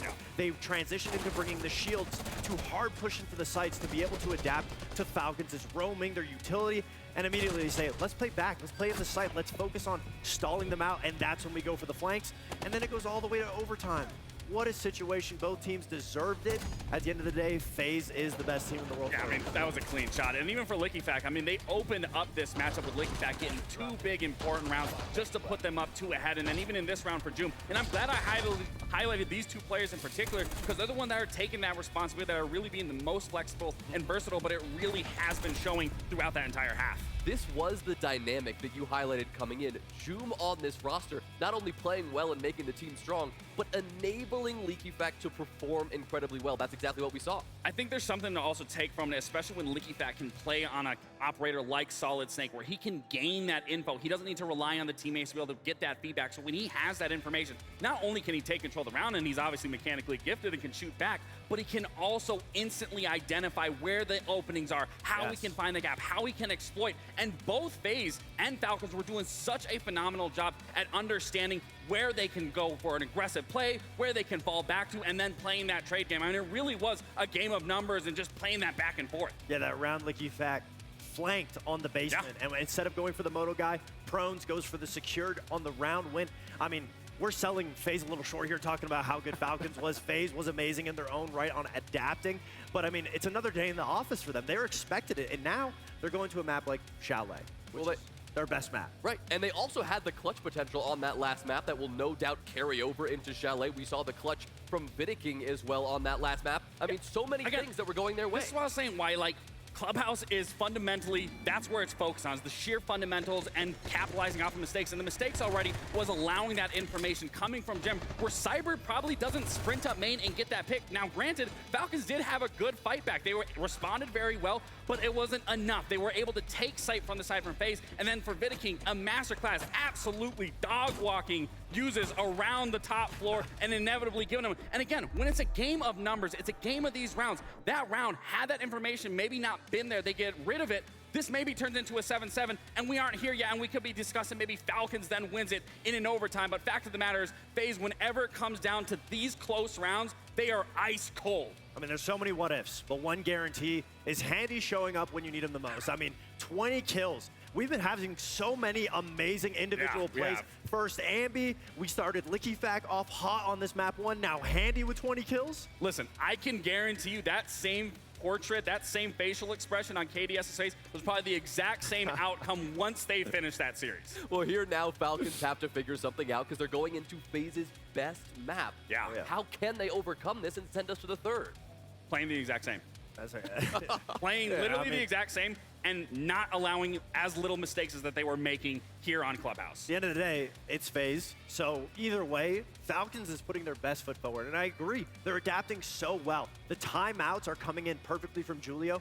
Maybe if we can see LickyFact being able to identify that earlier on instead of needing a timeout or faster, that's where we could see Falcons get the edge over FaZe. Right, that's a big difference maker. You highlighted the importance of that timeout, how right at that moment, if Falcons were going to win the map, that could have been the breaking point for them, but FaZe made the comeback, they sent it to overtime. Lax, if they can recognize the adjustments they need to make sooner, you gotta think that will set themselves up. Absolutely, but that's gonna be so important, is that they can identify those moments or identify those gaps very early on and realize, okay, FaZe did play an aggressive game before, now they're playing a little slower. That's when we should maybe get a little more aggressive. Or when they notice they're playing a little aggressive, maybe that's when we should fall back sooner and then play into our layers. But again, that really is gonna be on the side of Falcons. And again, for FaZe, you're going on to by far one of your best maps. You're 15-4 on it. The comfort already coming into this. I mean, if we could just look at all the player cams, everyone is just calm, collect. I mean, this is day in, day out FaZe, night and day. They're going to be expected to win this map, but it's not to say that Falcons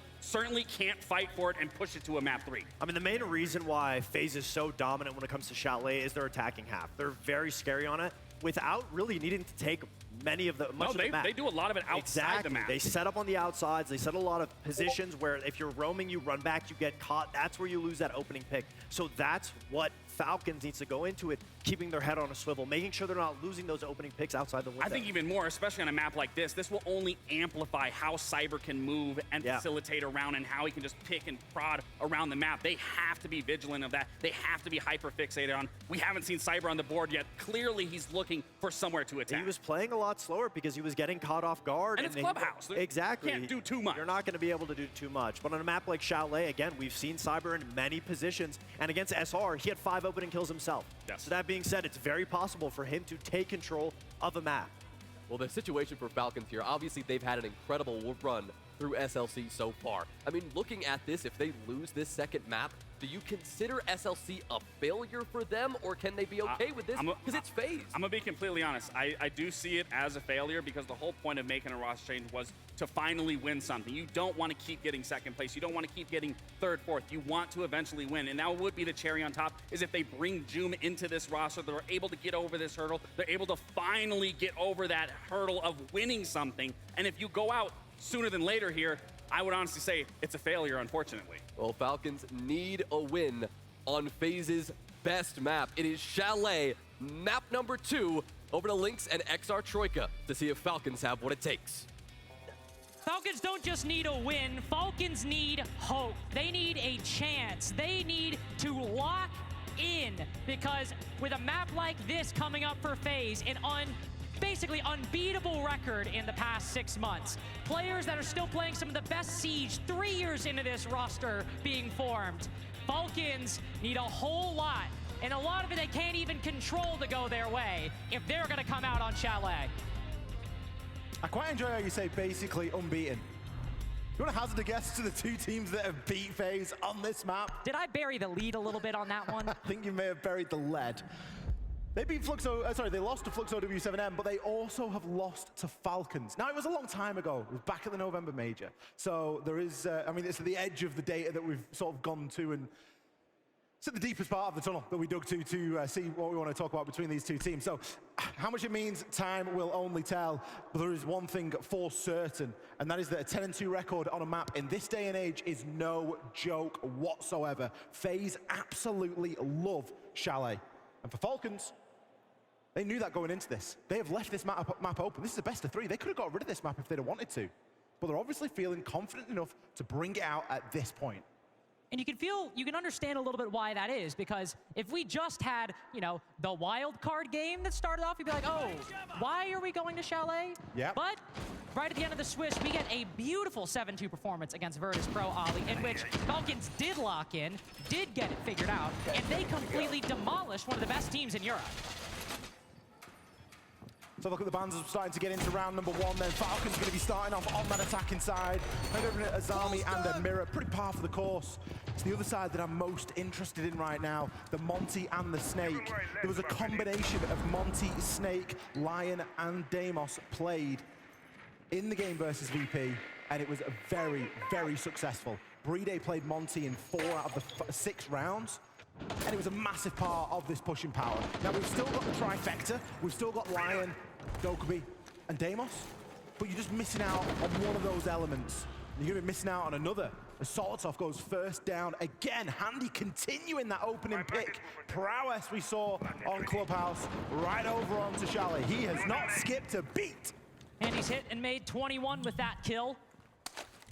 Just continuing unimpeachable performance for FaZe throughout this series so far. But LickyFac, he's taking the reins, taking the Dokubi. He's trying to hunt down Handy. We saw him on these blue stairs. He's still there right now. Joom taking the exact position he typically plays on Chalet, and Cyber, how is he ready for it? Joom is standing on the desk trying to avoid the C4. Handy and KDS can only do so much to avoid LickyFac and Usus. creeping up through the middle of the map, finding 2 kills. KDS and Handy both outside. And now Cyber equally outside the rest of the setup. Now in that difficult position that defenders often have to play. Trying to play his life as LickyFax holding his cutoff. A Yokai will give some support, give some information, and push her back with a quick Yokai stun. But he still remains, and LickyFax, one around the corner for Cyber. Going up against Usus on the opposite side. No match for the F2. Falcons with an advantage. Uses a massive kill there. He's been very patient to try and pick Cyber off and get him away from the rest of the pack. Vitterking, he can start to now rotate some of that Yokai utility and get it into a little bit of a better position. They've done a great job of holding out on that extension, but now they find themselves where they weren't able to keep Cyber safe and they weren't able to trade it back. So now we have a situation where Vitterking and Souls are left in a bit of a disadvantage here. LickyFax and Usus, yes, they are both low, but there's still 45 seconds left on the clock and still ways of gathering information. Brede, he's got a full wealth of utility, everything to play with on Capital right now. And depending on how many magnets there are remaining, they could get caught, but they've got some time to go for this burn. They've got time to block off these angles, use these fire bolts. LickyFax, a quick kill on Office Door. And Soul's stuck currently behind the piano shield. Sees one creep in, but this is an easy position to read for Falcons. A much harder player to deal with. And it's just LickyFax for a couple more seconds until Brede can get back up. Hitting the wraparound, Soul sees another, but only so much ammo in that Roni. Even just a quick spray depletes his supply, and Falcons bounce back quick. Falcons, this is how they started off over on Clubhouse. And as we've learned, it doesn't matter how you start, it's how you finish, but that is the best way that they could have kicked off this campaign on Chalet right now. And it was looking a bit dicey for a time. I think the hold from FaZe in the early portion was fantastic. Again, it came down to a player like Usus. 2 very key kills that he's able to get that just free up the roam game. All of a sudden, bam, don't need to worry about it. We can just start moving forward.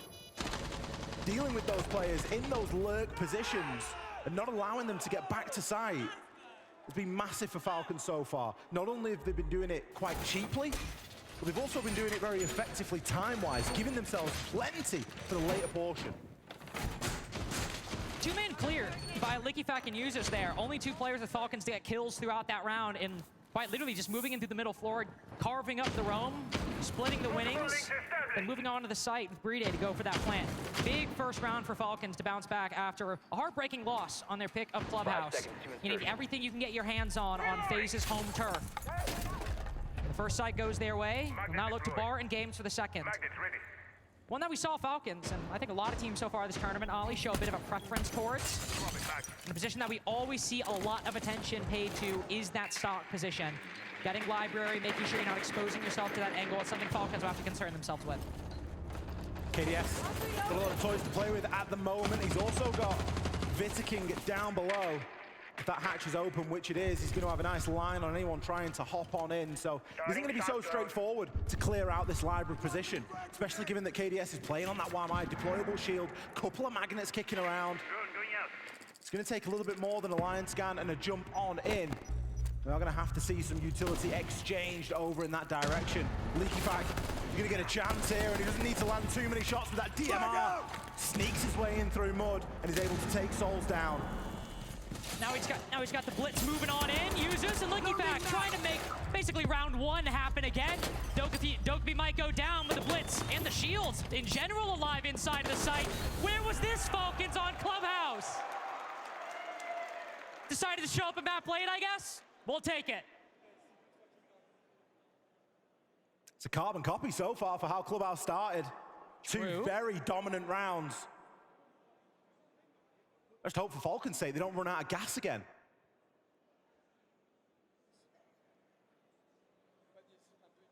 Early timeout from FaZe, potentially? No, surely not. It worked quite well on Club. Worked very well on Club. It worked well on Club, but I don't know. LickyFax dropped like a truth nuke on the enemy team and dropped like 8 kills in the first 2 rounds. We haven't really seen that happen so far. What's worse though? One player dropping 8? Or Usus dropping 4, June dropping 2, and LickyFax dropping 3? I think 8 being the biggest number here, and me being a very simple-brained person, I think the bigger number scares the team more than like the diffuse smaller numbers. But what do I know? 10 seconds Going to be remaining. attempt here from Vitzking to play a little bit of clash here. We've got Cyber on a bit of a trademark of 5 his. seconds left. It's going to be out there on Ella, just looking to be a little bit more self-sufficient. The Blizzbot minds, they can help him to keep control of different areas. He knows that there's been a bit of a want of players getting in through mud, getting in through Baron games, so it's going to be where he's going to start to lay a couple of those traps, at least for the early portion, barricading up some of those doors. Still has all his Grizzbots in pocket, of course. He's going to be playing those as and when required. But it's a big focus right now, and a similar focus as what we've seen from the last couple of rounds from Falcons is getting control of that library and getting downstairs into Baron games and starting to use that to push through the rest of the site. Been the focal point for each one of these rounds from Falcons, though in quite different ways. Saw a lurk in the first, shields in the second, now just more direct control in the third. Solotov hopping in, getting immediate lay of the land, then using the drones to then see what's over by blue stairs, see what's over in short, see what's over on kitchen. Jew, hello. A lot of opening deaths that we saw on Clubhouse, but this time playing the normal library position for Falcons, finding a bit more success this go around. The long angle takes down Handy, a player you have to deal with against FaZe we've seen throughout this series, but Cyber as well. An absolute menace on these defenses. A long angle nullifies the Candelas, and that just leaves the intel for Falcons remaining. Also, a lot of utility dedicated towards clearing out Vidiking on this clash. He has to be careful. He is very, very far away from the rest of the defense.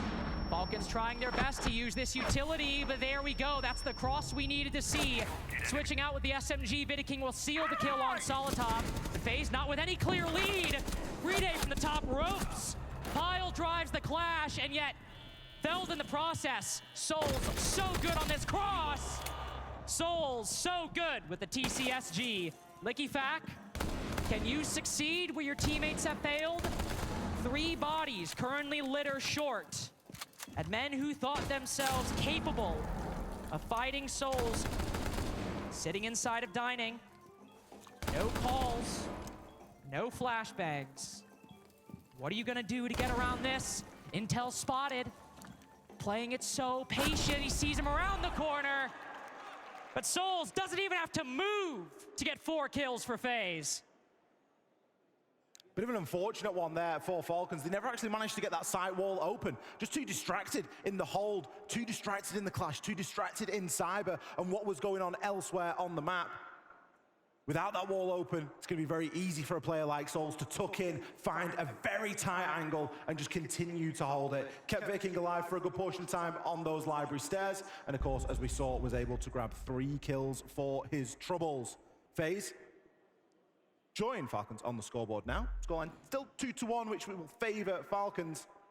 They are going to choose now to take their tactical timeout. Não, coloca uma step lá pro Cyber, tá ligado? Faz umas turns lá pra ele. E o Souls também, em vez de pegar a Moze, pega uma trap também. O foda Tipo, é que quem vai fazer o eu preciso de trap na porta do bar, tá ligado? Pra esses caras aí que vão... escuta, deixa eu continuar. Isso aí no bombo da Switch. No bombo do bar, o Souls pega a Arune, a gente vai fazer a mesma avançada, só que o Souls e a Arune rodando um pouquinho a posição do KDS, tá ligado? Porque se eles fazem foco bomb, eles não estão trazendo, tipo, bagulho pra tirar você do KDS. Então manter ali, e se fizer foco capitão, pelo menos não vai ser o open kill do KD. Você vai gastar um pouco de recurso do KD. Fechou? Fechou. Escuta, Rafa, você acha que é melhor o Range pegar a Torn e o Smoke, que ele faz as trap pro Cyber? Pode ser. Tá, bora. Ah, pega a trap também, Souls. Bora. Você quer pegar aqui que abre parede aqui, tem... Qual trap você? Despite taking the win in round 4, FaZe clearly a little bit concerned. And to be fair, basically that entire round coming out of Souls baiting Vidiking on blue stairs as part of the strategy. Clash draws the attention, TCSG gets the kills. But basically only one part of the defense got any bit of focus in that round. Rafael clearly hearing some things in the comms he is not the biggest fan of. We'll try and game plan something different going into round 4.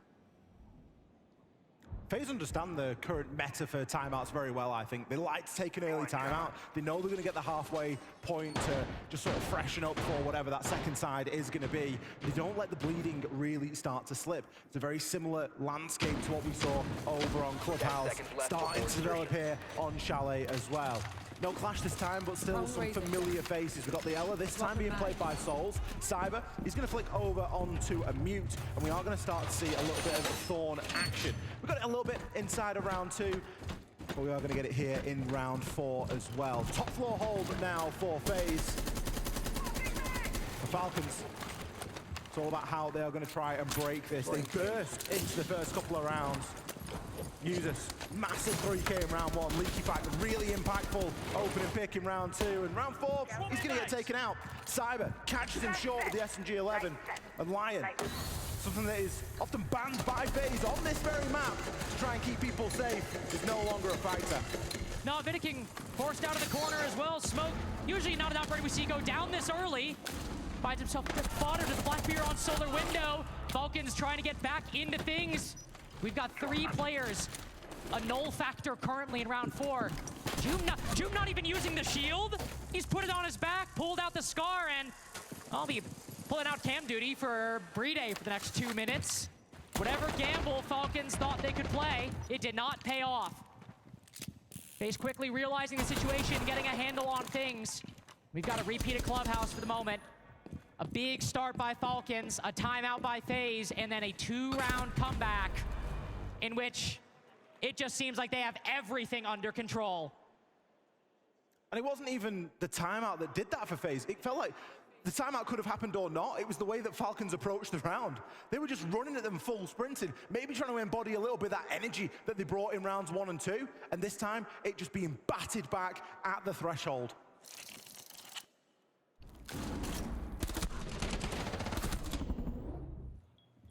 You can see the idea from Falcons as well. Just trying to get some quick pace, especially at the attack timeout. As we obviously heard, FaZe paying a lot of attention to what operators they want to bring, what kind of setup, and a lot of operators as well that don't really do a lot of moving, don't really do a lot of sprinting around the map, a lot of smoke, a lot of the Rooney talk.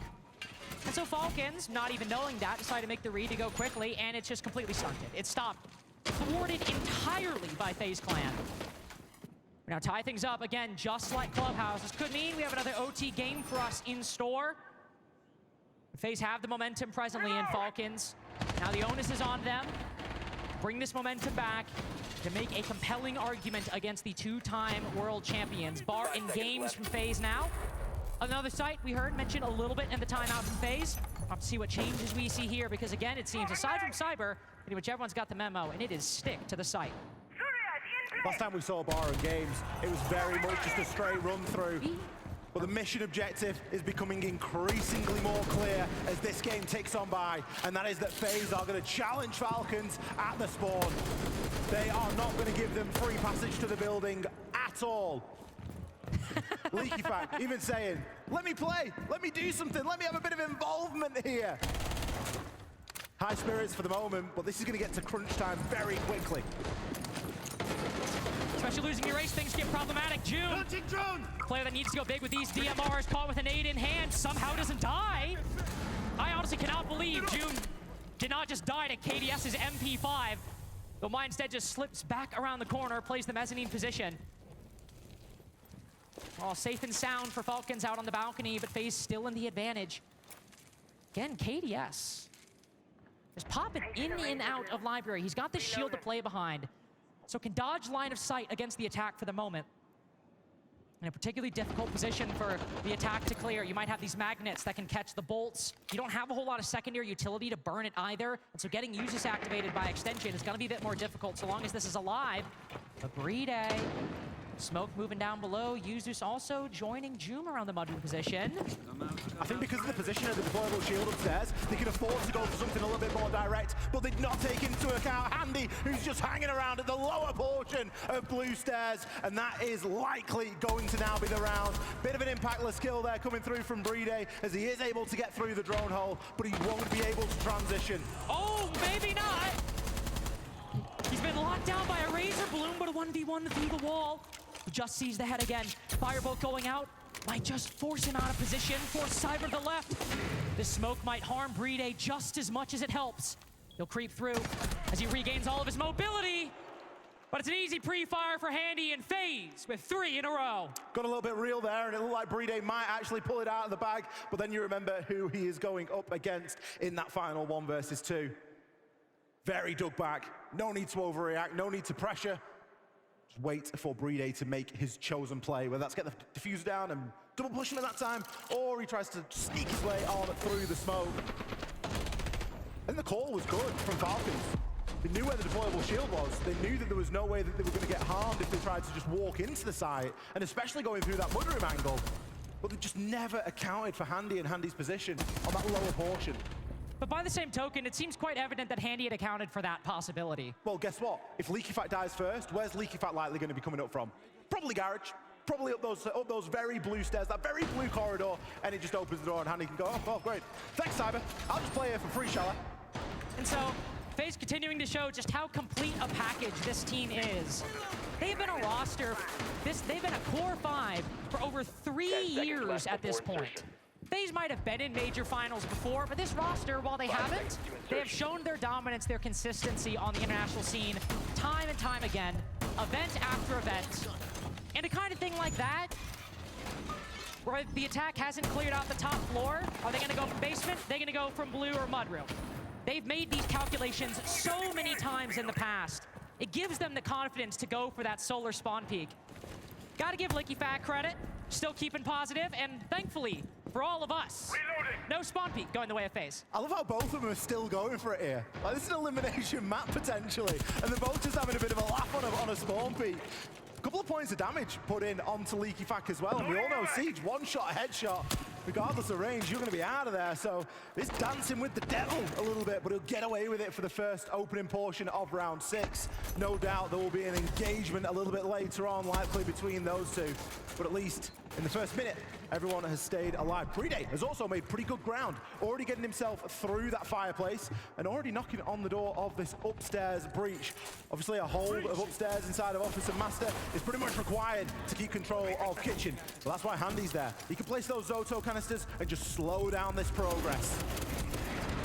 Try and keep the attack at bay as long as possible. Handy also facing some vertical pressure from player down below and dining. Does almost lethal damage to Usus, but the ace just escaping. Now Handy taking up an off angle on the office balcony doorway. June might just tangle with him. Got Deathmark trackers to give himself an advantage. Bit of getting flashed on the double window, but nobody actually on the rappel, so he's safe for the time being. Nothing to worry about. That might change as Usus moving up to the side of the building, looking to take forward angle. Cyber! That was the easiest kill of his life because of the work Handy did earlier, but Licky back in June. Just quickly hopping in, have taken out not only some important players, but the piano one in particular. And Cyber making that run out. He's now known to be off-site. He's having to make his way up Solar and in through that area. He can try and push in a little bit through Bathroom, try and push a bit through Master, but there is a bit of a cutoff being held on this top floor. The site is downstairs, though, and now we have to see the transition here from Falcons. They haven't really got the bodies to leave somebody up here. We might see June maybe remain, but they need to make progress on the site here, Lynx. Otherwise, they're going to run out of time. Gotta make it through. Creating some new angles in the wall is only gonna add so much to this Falcons attack. Licky Fax made his way in, cleared a new path, but the diffuser not in his possession. Neither player made it in sight. June's gone down up above, and that means the horizontal's the main factor left for Falcons. That simplifies things for FaZe, and the last thing you want against the best team in the world is to give themselves an equation that they could solve in their sleep. Brede and Licky Fack both just one bullet away. And with no time to go, Licky Fack will give it a good old college try, but Cyber around the corner! He's been here before. He's got the job done. He's given FaZe a 4-2 lead.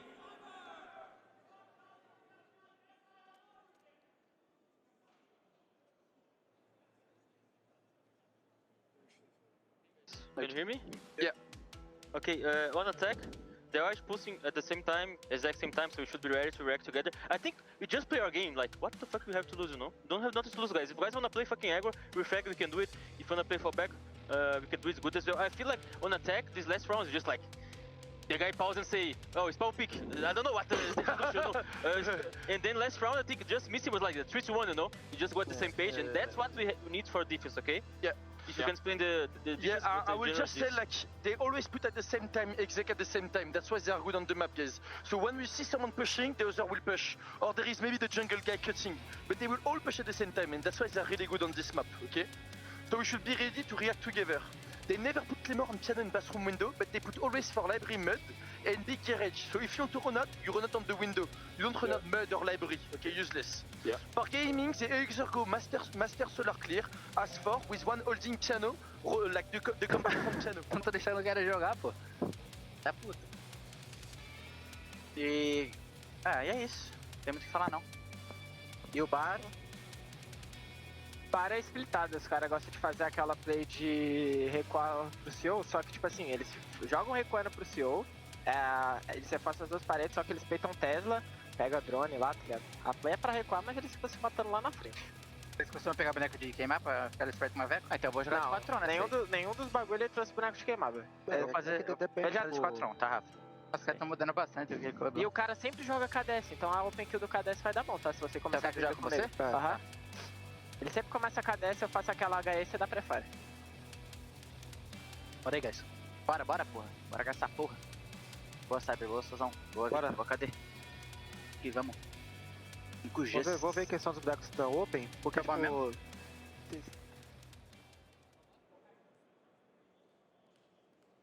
One thing I think it's worth mentioning that we heard in that TAC timeout, nothing really angry. I feel like every event we've been treated to like some kind of crash out from LickyFac, a moment where it just seems like the pressure's getting to them, where he's freaking out and everybody on the team feels scared. Falcons were laughing the first 30, 45 seconds. They were literally cracking jokes about Cyber spawn peeking them, and it feels like even if they end up losing this, it feels like Falcons have absolved themselves of the pressure that was really weighing them down on those past rosters and those past tournaments. It was evident even from Julio, wasn't it? It was just, guys, I think we just go out there and have fun. If we want to play quickly, play quickly. If we want to play aggro. Just go out there and play whatever you think is going to be the best playstyle, whatever matches that the best. It was quite refreshing in some ways, especially for an elimination game, for a game that gives a spot to the semi-finals tomorrow. I was definitely expecting a little bit more heat and a bit more passion coming out of there, but Falcons, happy to keep cool heads. Maybe understanding that that's where they're going to perform their best here as they go into what is undoubtedly going to be a tough half of Siege against FaZe. Yeah, the issue with playing FaZe on these Chalet attacks is they basically play every style in the meta we have right now. They play shields, they play Deimos Dokkaebi Snake, they play more structured setups with disruption ops like the Grim and the Ying. It's probably on this map against FaZe in particular where the bans feel the most pointless for their opponents. Because you can take out important things. The Monty Snake, probably the two best bans on this map against FaZe unequivocally, and they can just basically play every style on this map that you can play for your own comfort because you're not going to play to disrupt FaZe. You're still giving Cyber Deimos at the end of the day. You know, and if you don't ban the Deimos, you're still giving him Snake. And if you don't ban that, you're still giving the Doku. You get the picture. You are always going to be giving them something extremely powerful. Handy, of course, on the Blackbeard as well. You had a fun fact about KDS on this map, didn't you? What? I think unthinkable amount of rounds on the Striker. Something close to like 50 rounds on Striker throughout their like the past few months on Chalet. It's just so funny because it's like Striker just feels like such a nothing operator. Like KDS is picking an M4 flashes and 2 nades, and he's like, yo, that's my guy. That's all I need. That's all I need. That's my guy right there. That's all KDS needs to get the job done, or at least it often is. Bit of a quieter showing in the opening 6 rounds here on Chalet, but kind of outshone by both Souls and Cyber. Early scan onto LeakyFac. I believe he'll cleanse himself there in one of those mute jammers and can immediately get rid of that Deathmark tracker. But it's not stopped Cyber from moving in towards Solar side. It's not stopped him. Jum and LeakyFac also taking a peek over towards Piano. I was going to say KDS will absolutely be known by Falcons. He always plays this position, always plays it on this operator. So you have a bit of a decision to make as the defense. Do we try to go for a 2-man push? Do we just try to swing him on that window? But I think getting the information that Cyber's already pushed in, that Handy's moving in as well, they decide to fall back and rely on this utility. That Valkyrie camera could not be any deeper in the rafters if you literally put it in the building's foundation. There's no way that FaZe are going to spot that. Still gets a great amount of visibility. Handy, he can get himself in towards this top floor now. He starts to remove some of this util, but a brilliant shot from Solotov, a player that's been quite quiet up until this point. He manages to land an important kill onto Souls, securing some more of those reinforced walls. Okay, some have already been opened, but players inside of Fireplace are going to breathe a small sigh of relief. On the flip side, you've lost Leaky Fact, you've lost that Solotov, that Soulless scanner. Ooh, lost the death mark trackers too. Zoom picking up the pace a little bit. Some flashbangs flying behind him, an Ivy window, and decides to swing ahead. Turns his back at the wrong time, but saved by Uzis, and saves himself. Falcons always seem to start these halves early, but getting everyone involved in round 7, it's about as good a start as we can hope. And again, the big contribution comes team-wide, but individually, Uzis hitting his shots, being in the right place at the right time, and finding those levels of consistency that we've seen him struggle with throughout Swiss and play-ins. Now is the time that we need to see players like Uzis really coming online. Of course, we expect it from players like June, we expect it from players like Leaky Fact. But big round there from Falcons at the side swap. Still trailed by 1, but FaZe with a little bit more to think about going into round 8. Clean little alert from Cyber. Those long angles were beautiful for Falcons in that round. Solotov with the first kill on that Thorn. Uzis obviously with that great double that we just saw. Basically just holding the power positions around Library and doing the absolute most they possibly could with them. That's a very good sign for success on these Chalet defenses. Something the desk talked about quite a bit is how FaZe make good use of those exterior angles. But for that side in particular, that's probably one of the hardest ones to do.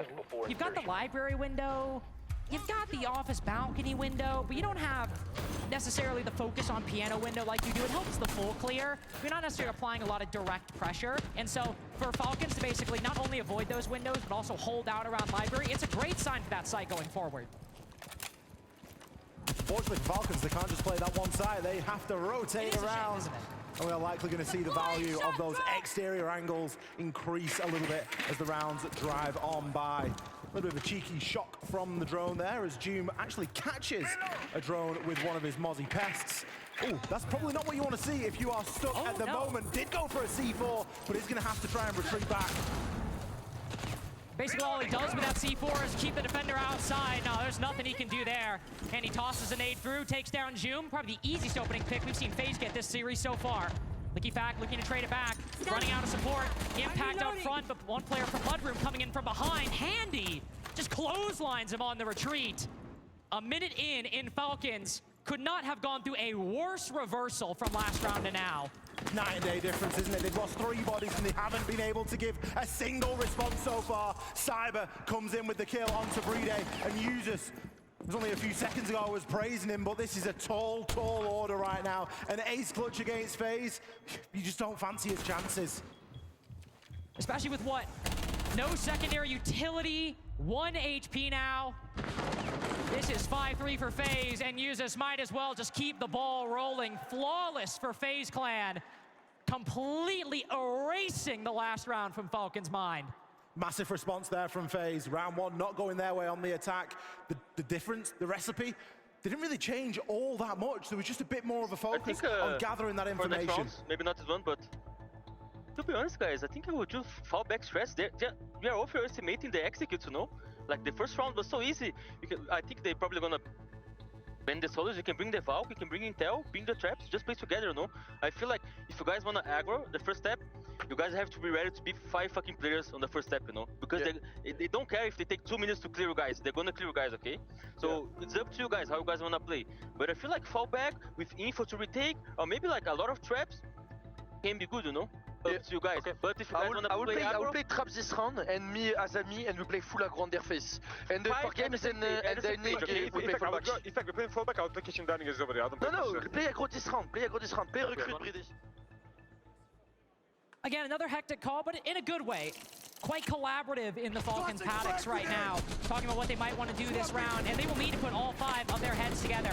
FaZe collecting, creating a round like we just saw from Handy in particular, still having a great series. 9-5 might not be 20-8. That means he's at 29 kills through 2 maps so far. FaZe are playing at their absolute best right now. This might only be their, what, 6th map in the whole tournament. But they are playing like they have not missed a step since Paris. It's the scary thing about this phase roster. They could get to the finals and play 8 maps. It's just disgusting, isn't it? Because there is just so little that you will have then seen of them to know what current form they are necessarily in. Such a small sample size. They'll have played less maps than Falcons have coming into this series. 5 seconds It's not over yet, though. And Falcons, after their timeout, you would hope that they will be good for a round. The call from Julio, whatever you're going to do, just do it together. Because FaZe are going to spend that time clearing you. They don't mind if they spend 2 minutes of their time clearing out every single inch of the map because they are confident in their ability to execute. So how do you counter that? Well, you can play aggressive, but if you're going to play aggro, it needs to be done as a full 5. And that's where we've seen the gaps introduced in rounds 8 and round 7, and that's where we've seen FaZe take a little bit of an advantage. When you've been a team this long, the rounds all fade together in proportion to each other. You can spend minutes, you can spend hours in total, slowly piecing these attacks together. It is all one and the same for FaZe. In one long career, how many times have they cleared stock? They just did this thing the exact last round. And so here, the Blackbeard jumps in again. You've got direct information on him, but uses giving more support. Trying to play like a full 5, and yet Souls downing 2 in the process. Falcons committing so much to helping that roam, and it works. They get Vida King in handy. 2 important picks. It's better than what we saw before. It's a 2 for 2, and you've lost your trap operators. Trap operators are great for the early portion of the round. You know what's good for the later portion? A Blackbeard. FaZe have definitely come off worse out of that opening engagement, but they've got time now to reset. They've got time to reposition themselves. Yes, they're still going to have to go up against Leaky Fack on the Azami, and likely a couple of Grismot mines kicking around from users, but it puts them in a much better position now. Falcons, again, it's about stabilizing. They need to remember what's been the recipe for success there. They've done it together. Reloading. Play as a full 5. Buy into the same vision. It's the only thing you can do to win against FaZe Clan. No matter what that strategy is, you cannot be a split team. You cannot be a house divided against a team of this caliber. So Cyber, Z-ping on the Azami, will walk into the Goya, walk into the Goo mine. Will waste a little bit of time for the attack. They get a drone in sight. Oh, he's just creeping in, but spotted. Leaky Fack takes a couple damage, but gains information in turn. Might be a worthy trade. Because whatever angles Cyber could have gotten activated. Time's running really low now. Leaky Fack, big kill onto Souls. Brede is still below with a C4 as well to deny this plant. Can easily do it, whether it's Cyber or KDS, but it's got to land. If players are dropping up top, and Brede is going to play down below, Usus needs to buy time, and Brede needs to buy around. Oh, and a death mark tracker on the final player. He's been saving it the whole time. It hits his feet, and Cyber immediately clears out. Rotates all the way around. Just a knife in the heart of Falcons on round 9. Moving it into the post. Brede catches 1. No Deathmark tracker remaining, so Cyber just has to win this on intuition. Moving as far back as he possibly can. This TCSG is a menace at long range. It can be difficult to control, but if it hits Cyber, he is going down, and going down fast. So much time, though. Brede taking this as slow as FaZe take their attacks, and yet Cyber giving not a bit of information, not moving a muscle, not moving an inch as Brede trying, struggling, desperately seeking for some kind of ray, some kind of hope, and Cyber snuffs it out by just making him afraid, winning a round off fear alone. Brede not even attempting the bait and switch there to disable that diffuser. A big piece of utility that was working against Brede in that clutch. A bulletproof camera, often played by Falcons on those main stairs, hacked by Brava in the opening portion of the round. All of that information just being fed directly over to Cyber, enabling to play as far back as he did. As soon as I saw him retreat, I was like, they must have info. There's no way Cyber puts that much space between him and the diffuser unless they know exactly what is going on. They have got info on that post plant. And Brede, he knew that. He knows the camera's been compromised. He knows that every one of his moves is being relayed over to Cyber. An incredibly close round, coming down to a 1v1. We've not seen rounds that close since Clubhouse. But now it puts FaZe in a very dangerous position. Match and series point. So patient from Cyber in that clutch as well. The confidence to go that far away from the diffuser and just know you'll be okay.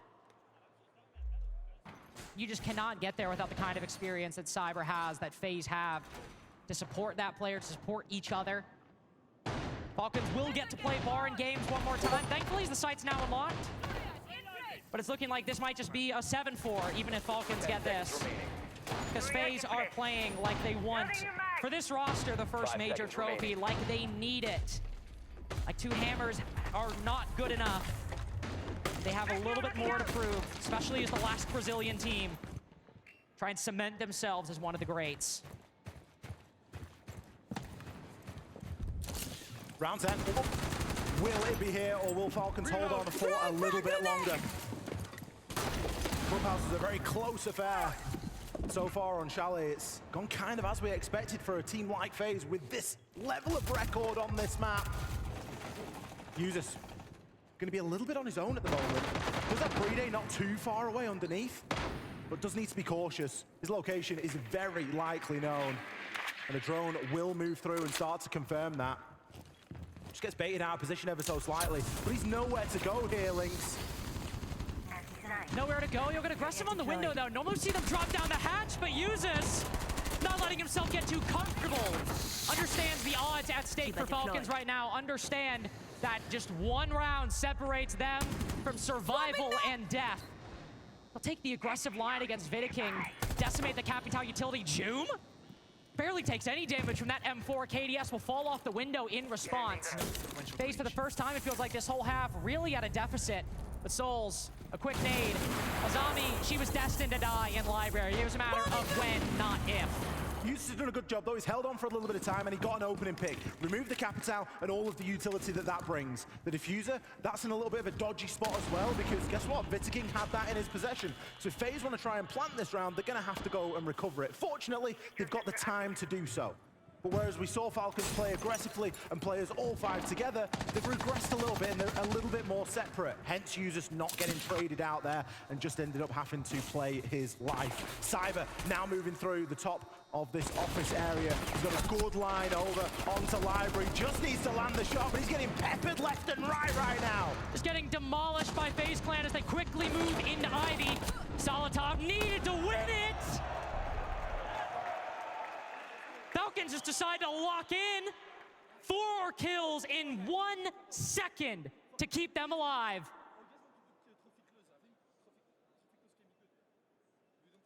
Falcons staying in this game by the skin of their teeth right now. 4-6, they cannot afford to slip up once. FaZe will walk away with the map and the series if that happens. Falcons need to be flawless from here on out, these next 2 rounds, to try and cement an overtime and give themselves another opportunity. They had an opportunity on Clubhouse, one that they squandered. They are not going to be able to afford to do the same again here on Chalet. So far, timeout from Julio has worked. They've picked up a round, but they need to do it again. Just the 1 round. Just the 1 round they picked up so far. 2 more times. 2 more defenses. 6 minutes against FaZe with everything on the line. Moving down to kitchen and dining. Falcons, who've been committing a decent bit to playing aggressive on these roams, to holding these power positions. It's worked on bar games twice. It's been really, really good. It's these other sites that have proven tricky, that have proven problematic when FaZe have a bit more room, it seems. Maybe to find holes in these defenses. KDS now marching over towards Ivy window. Same position, but different operator than we saw last time. Instead, him picking up the shield. Maybe bringing the Blackbeard to the party right now. Some later cams being sent out from Solotov as well. His last Valkyrie camera there. Just going to be going in toward main lobby. Ooh, don't know how risky that is, Doom. You should do, though, because FaZe love playing that double window position outside. And this time, KDS is going to be even harder to shift from that spot as he's on the Blackbeard. C4 thrown out and shot mid-air. You can pepper that shield all you like. You're not going to get much of a damage onto it. Maybe a run out of bathroom could be more successful. But that seems a little bit risky, given the stakes right now. Solotov just wishing he could win that fight, just wishing he had a better chance. Against a Blackbeard, it's not happening, and against an IQ who's caught you completely off guard, it's not either. Cyber 13-6 right now, up against Falcons. Another player will be lured in by the siren song on Ivy window and will be just as powerless to do anything about it. LickyFack instead on the solar side, just sees the head. Soul's peeking a little bit, but instead sees the feet. He goes down. Joom as well. Users needing to face a lot of resistance, spots the Blackbeard, turn to the side. Users has started showing up on these defenses. And on this roam, he might just be the only player remaining. The good thing about this is Users has dealt with the players that are inside of the building right now. The rest of FaZe, they're on the periphery. They're the ones that were trying to hold these cutoffs. We do have Handy at Snow Door. We do have Souls on Solar Repel. But they've got to transition. They have to now make a bit more progress. Oh, Users needs to get this. Lands on the head, but just can't land the shots. Another attempt, and he still falls short. And so we come to Brede, who stuns himself back into the site. One player outside trophy window. 3 engagements, and he cannot mess up. Grim and Dokkaebi going for the double swing. Brede sees one, cans the shots, but he can't land the next. FaZe have made quarter after quarter. And unfortunately, Falcons are just another brick in the wall. FaZe 2-0 cruise into the semis.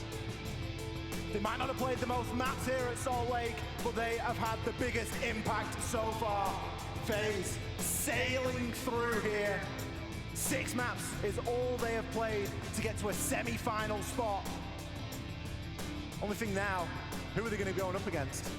Well, who are they going up against? Seems like might be an NA team either way, given the odds that we have in the bracket, and that is not good for us. It's the first non-NA team FaZe have played so far this tournament, and unfortunately they fall just the same. 2-0 in the best of ones, 2-0 in each best of 3 they've played. Barely even any OT maps, just a couple thrown in there. FaZe continue to impress, continue to dominate the opposition. And whoever has a date with them in the semis tomorrow, I imagine, is taking a big, deep breath right now, because they'll need to get dialed in against an opponent like this. FaZe are inevitable at the moment. It wouldn't be a major in our beautiful game if they weren't present throughout the course of the weekend. Let's throw it over to Ian on the desk. He's got KDS ready for a chat.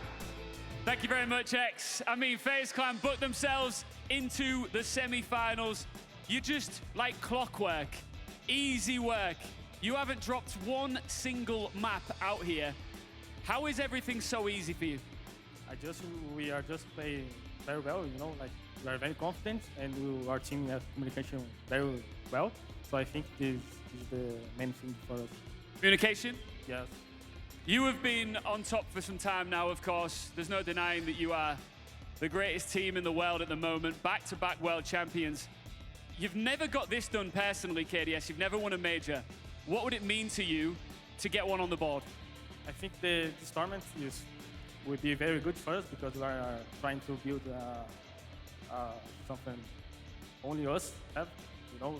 So we need this major and the AWC. Are you going to get to the end of this event without dropping a single map and then raising that trophy? I don't think so because there are very good teams yet in the tournament. So I think it will be tough to do only 0 maps lost. But we are trying the best and we are going to make it. Well, you're definitely doing a good job so far. Ladies and gentlemen, make some noise for FaZe Clan. Booked themselves in the semi-final. Congratulations, KDS. I'll let you go and join the rest of your team. We'll be back with our final quarterfinal after the break.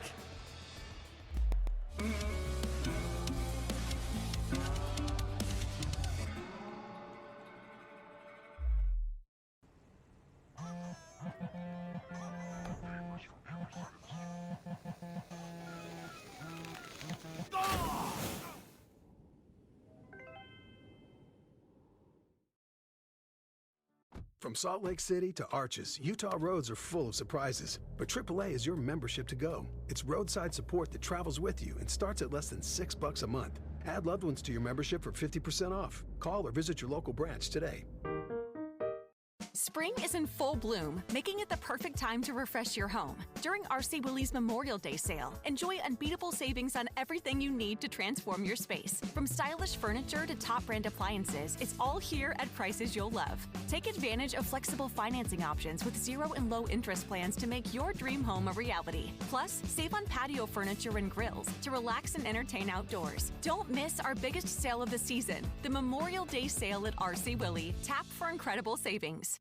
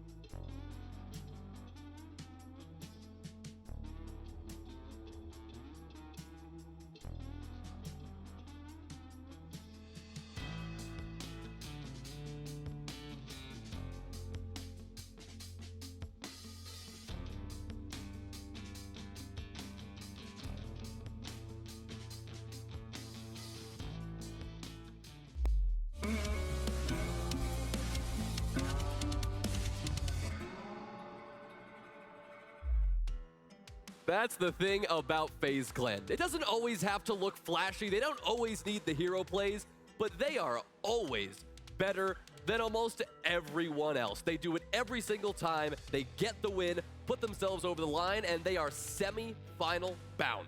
I mean, it's no surprise. I mean, you asked who we were going to predict. Obviously, it is a little heartfelt to see the side from Falcons not be able to get over this hurdle, but I mean, it goes to showcase why FaZe Clan are the two-time world champion. Consistency has always been key with this roster for a long time coming, and again, it just shines through each and every single time. I mean, is there a conversation to be had? Falcons, you know, they get rid of Shaiko, they bring in Joom. Do they still have the same issues when it comes to main stage? Maybe, but at the end of the day, FaZe really just looked like the two-time champ. They were amazing on the way that they were able to find their picks outside of the map without risking bodies, continuously making sure that every decision is for some type of game. To be able to get the defuse down, to stall time, they played phenomenally well, and we talked about it. At the end of the day, any given map, any given round, Cyber can take control, and in map 2, that's exactly what we saw. Cyber was so dominant on finding those picks. Falcons just didn't have an answer. There are so many teams we highlight as a triple threat or a quadruple threat. It feels like everyone on FaZe can get the job done, whether it's KDS lighting up the scoreboard or it's Handy. This is a team that will just knock your socks off. I mean, you got to give him a hand, right? I mean, 31 and 15. I mean, giving him an extra hand at that point. I mean, 6-1 on the entry. Again, you can't take any single player on FaZe lightly. They all can clutch up at any given moment. They all can pop off at any given moment. And Handy, 2 times in a row, back-to-back SIs, was the MVP for a reason, and he never lets his foot off the gas. I mean, if there's one thing that is always true, it's consistency with FaZe, but also with KDS's just nonchalantness. Well, if there are 3 best of 3s down and we got 1 left, let's give you an updated bracket picture to see how this has all shaken out so far. And the semifinals that we have ahead of us, Twisted Minds and Shopify Rebellion, that is locked in at this point. FaZe Clan now await the winner of Dark Zero and Wildcard. And that is exactly where we go next. An all NA grudge match, a matchup that we have seen several times already this year. I mean, truly, there is nothing like it. I know people have been waiting for this NA matchup because, yes, it's a bummer that 2 teams from NA are facing each other, but as an NA fan, it means we're definitely going to see an NA team in the semifinal, so don't mind if I do. Yeah, I mean, of course, it goes without saying the NA fans want to be able to see their favorite players. I mean, Wildcards look so good internationally, especially with getting hot and cold. Wow, he's got so much left in the tank. I hope a team picks him up next stage. As for the side of Dark Zero, they looked arguably like the best NA team coming into the event.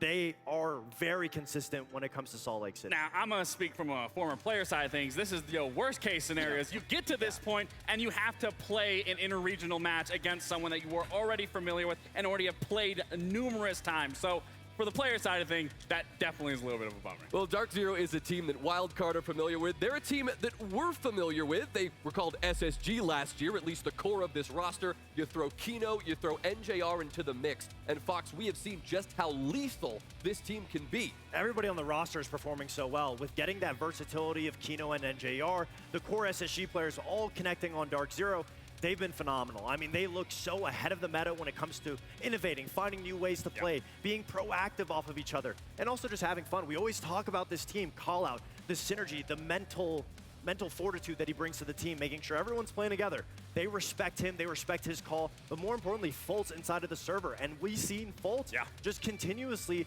dominate this event. Players that we haven't talked about that much in the previous year, they're showing up now. Again, and he's turning back the clock just due to the fact that they did bring on support players like Kino, like NJR. I mean, again, it's paying dividends for this roster. It's the most structure we've seen from this team. Well, there's a lot of pieces to this DZ puzzle that make them successful, but NJR has been the one up and above the rest so far through SLC. I mean, he's the best player in the tournament so far. Coming into today, obviously, stats have been inflated now that they haven't had a chance to play, but he's so consistent. They've really found the mark on where NJR needs to be for the team because he's always been that player. He locks down a position, he locks down an angle. He's so difficult to get him out of those holes, and Dark Zero have done a great job at being able to put him exactly where he needs to be, and he's a sentry turret at that point. He does not miss, and that's what we're seeing now. Well, the big challenge here for Wildcard, their opponents today, has been navigating some roster problems. They lose Adrian, and who do they find to replace him other than hot and cold. And that is what this whole arc has turned into. The hot and cold revenge tour, dropped by M80, comes to Salt Lake City, and so far, he has been a monster. I was hoping you were going to say he's been hot, but we did highlight him being on the monster. He's the reason why Wildcard is here. He sent them here off that tremendous clutch throughout that series. But again, when you look at the Wildcard roster as a whole, I mean, it's filled and comprised of phenomenal players. I mean, ever since they came in during Reload, they have made every single main stage since then, so you can't discredit the rest of the players. They're all performing exceptionally well, and if you're going to pick up someone in replace of Adrian, who better than Han Cold? And he's absolutely been performing. But again, now you're playing interregionally. Now you're playing against Dark Zero. You did just recently lose to them in the Swiss stage, so there is a little bit of grief there, but I know they want to fight right back and get that win. Well, they've had to fight to get here. It's been a heck of a road. Through the Swiss, they have had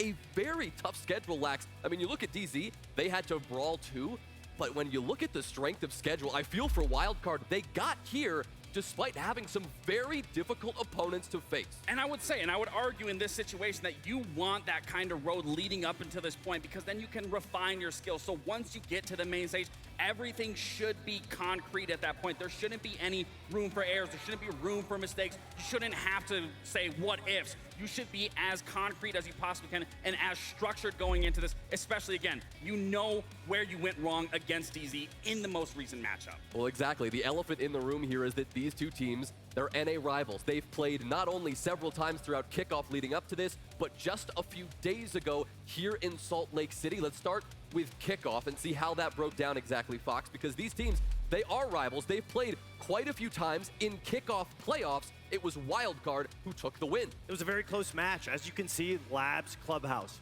very nail-biter of a game, really pushed the distance. But now we find ourselves in a situation where Dark Zero is not just going to let this go to waste. They're going to use it, try to improve themselves, and that's what makes their win during this event so much more dominant, is the fact that they ego pick Labs and Clubhouse exactly where they want to take them and absolutely shut Wildcard down. And again, if we can just quickly transition back and forth so people can really see the stats on the side of Wildcard, how different it is. Granted, there was a third map added, but you can clearly see from one game to the next, whether it was kickoff or here, not everyone has been on the same page, the same chapter, the same book. That is going to be the only thing. I mean, forget the script at this point. I'm going to focus on being a player.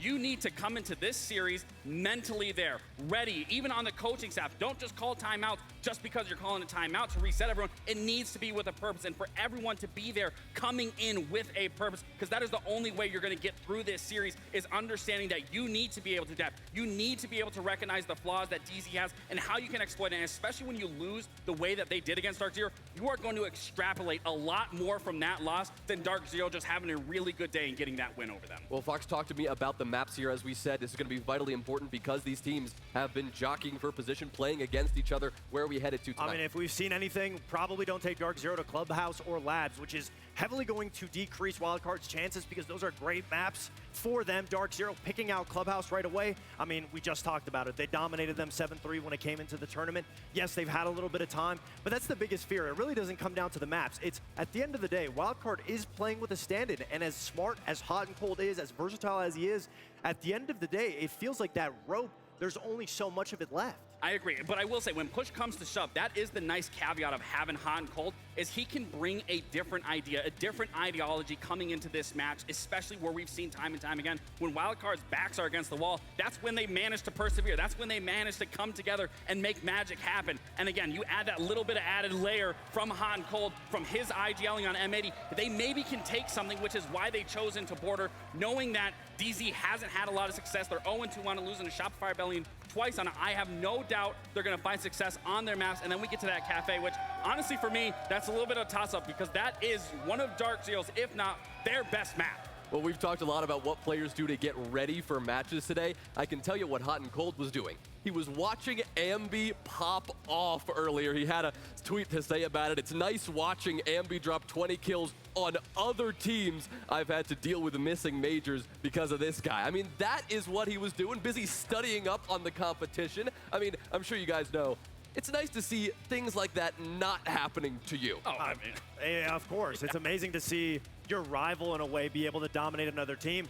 But saying that, and then realizing that you have to play another NA team as well. Yeah, like you said, that's the worst situation for an NA team because everyone knows the little intricate details that you do. Everything. It really comes down to just who's adapting on the day.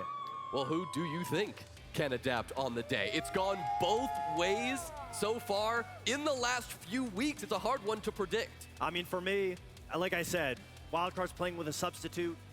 Dark Zero, Newer's parents are in the crowd. Chino's parents are in the crowd. I got to give it to Dark Zero. I gotta say, Wildcard, you got Hot and Cold's parents in the crowd, I believe, or his mom in the crowd, and you have the support. I mean, I believe everyone is supporting Wildcard, right? I mean, all right. So, I mean, I'd have to go with Wildcard just because of what we've seen them consistently throughout all of these S-tier events.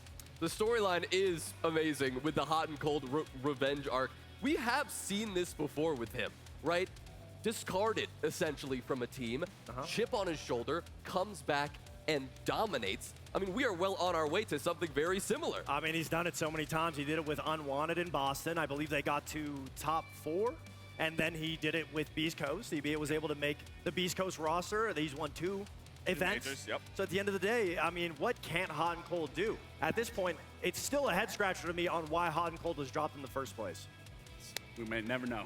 Maybe we don't get into that now, but what we can get into a little more, Lax, is talking about the dynamic that might lead to on Wildcard. I mean, you have a very good IGL in Spiker. He's a fragger in IGL, a leader. He's been that way for a while. But you bring in another big voice, another IGL. How do you manage that dynamic? I think that's the important thing. I think you are going to obviously give Spiker the reins. It is his team. It is Wildcard's roster, but it's adding that little added leverage with Hot and Cold where if he might see something or he can give another idea, different approach. That's where I was talking about the different ideologies, obviously coming from 80. He still has a strap book of mind. He knows how they deal with these teams, and that's the beauty of playing an interregional team like Dark Zero. He can take something that they were doing very well against M80 and use that here against Dark Zero and add it on to an even depth, further their strategy going into this matchup. Exactly, and I think that's why we're seeing Border come out map 2. It's not really a map that I would say is a wild card map, but Hot and Cold coming over from M80, he doesn't have a reason to necessarily hide strats. He can bring a lot of new ideas to it, and that's why I think it's a good map for them to pick against Dark Zero, so they're going to it with hopefully some new strategy. We can't talk about Dark Zero without highlighting their coaching prowess. This was always something we highlighted when they were on SSG. Call Out is still here. He goes toe-to-toe in essentially a coaching matchup with Lagonis here during that halftime break. It's going to be fascinating to hear, Lax, what exactly they're communicating to their players. I mean, every single time we've heard those interviews, those timeouts, both coaches do a very good job at pinpointing certain situations and how to get everyone focused on the one goal and get everyone feeding in that information. I mean, it's really hard to say. Now, if you're looking at longevity-wise, I would say Lagonis on Wildcard has found more success with this team just based off their placing so far at these events. But when you just look at the culture and dynamic that we've always highlighted back on that SSG, now Dark Zero, that culture, that brotherhood, stands next to none in the entire region of all across the world in terms of the professional scene. Now, I can't speak for Lagonis, but Dark Zero's practice room's right next to my hotel room. Okay. So I got to see them a good amount, and every You didn't get sleep either. No, not too much, but every single time that they're practicing, or even if the players are relaxing, Call Out is just always working, always figuring out counter strats, always VOD reviewing, making sure that everything is figured out. And obviously, I mean, it goes without saying, their energy that they bring to the table. I mean, I was asking them if there was anything they wanted me to say on the desk for them, and it was just that new Drake album was coming out. That was about it. They're bumping that, getting ready for the match. That's their key point. Well, it is time for our last quarterfinal of the day. It is an NA grudge match. So we're going to turn down the lights. We're going to get loud here in Salt Lake City as Dark Zero and Wildcard go toe-to-toe. Here's our fight on this Friday as the lights go out once again. We've seen some teams emerge from the darkness victorious and others crumble beneath the pressure.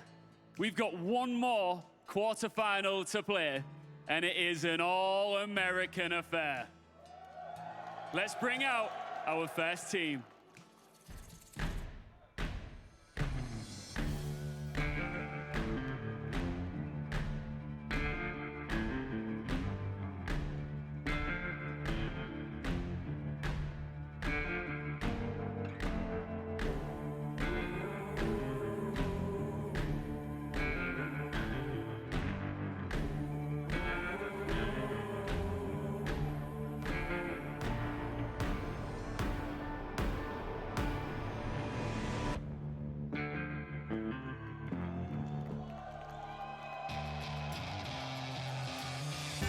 welcome Dark Zero! The rebuilt North American core 10 early Swiss stumbles into a statement run, proving their new identity is battle-tested and dangerous. They are locked in and ready to remind everyone why veterans still own the big moments.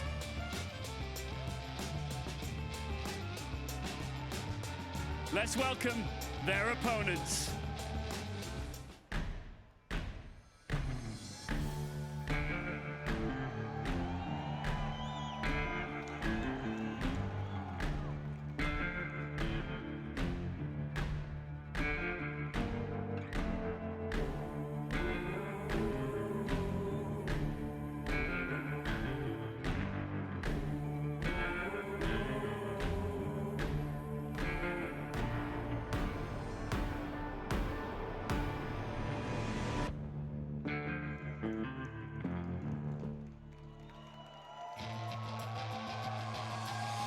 Wildcard Gaming!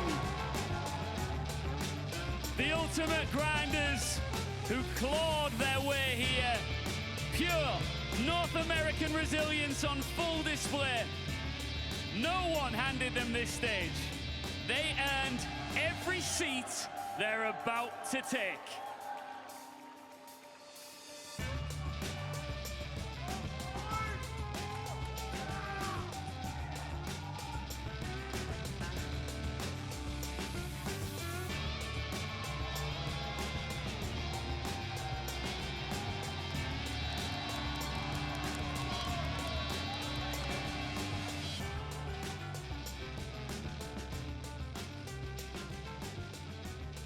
All right, standing by with Fultz and Spiker. First things first, this is a rare occasion. All-American quarterfinal in North America. Let these guys hear you.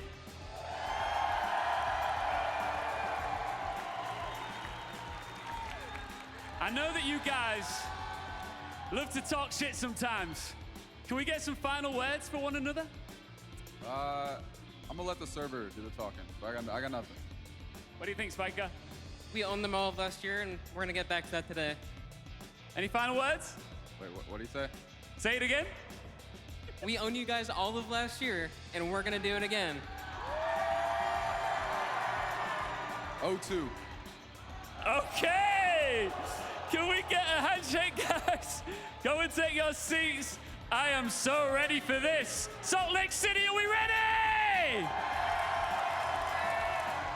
I'll tell you who's ready. We got Parker, we got Jesse, and a very special guest for this one. Thank you so very much, Ian. We've got an all-American duel, so why not bring in some North Americans? And who knows ball better than the guy who coached the last American team to victory on American soil? Are you excited to hear Min talk? You were a little worried. I was a little worried, and I still am a little scared. Can't believe I even said yes to doing this. I'm not gonna lie. But at the same time, how could I pass up a chance to hate DZ and do a little bit of DZ hate watching, and at the same time root on my best friend? 10 years, hot and cold. I think he's the people's champion. Are we not rooting for hot and cold?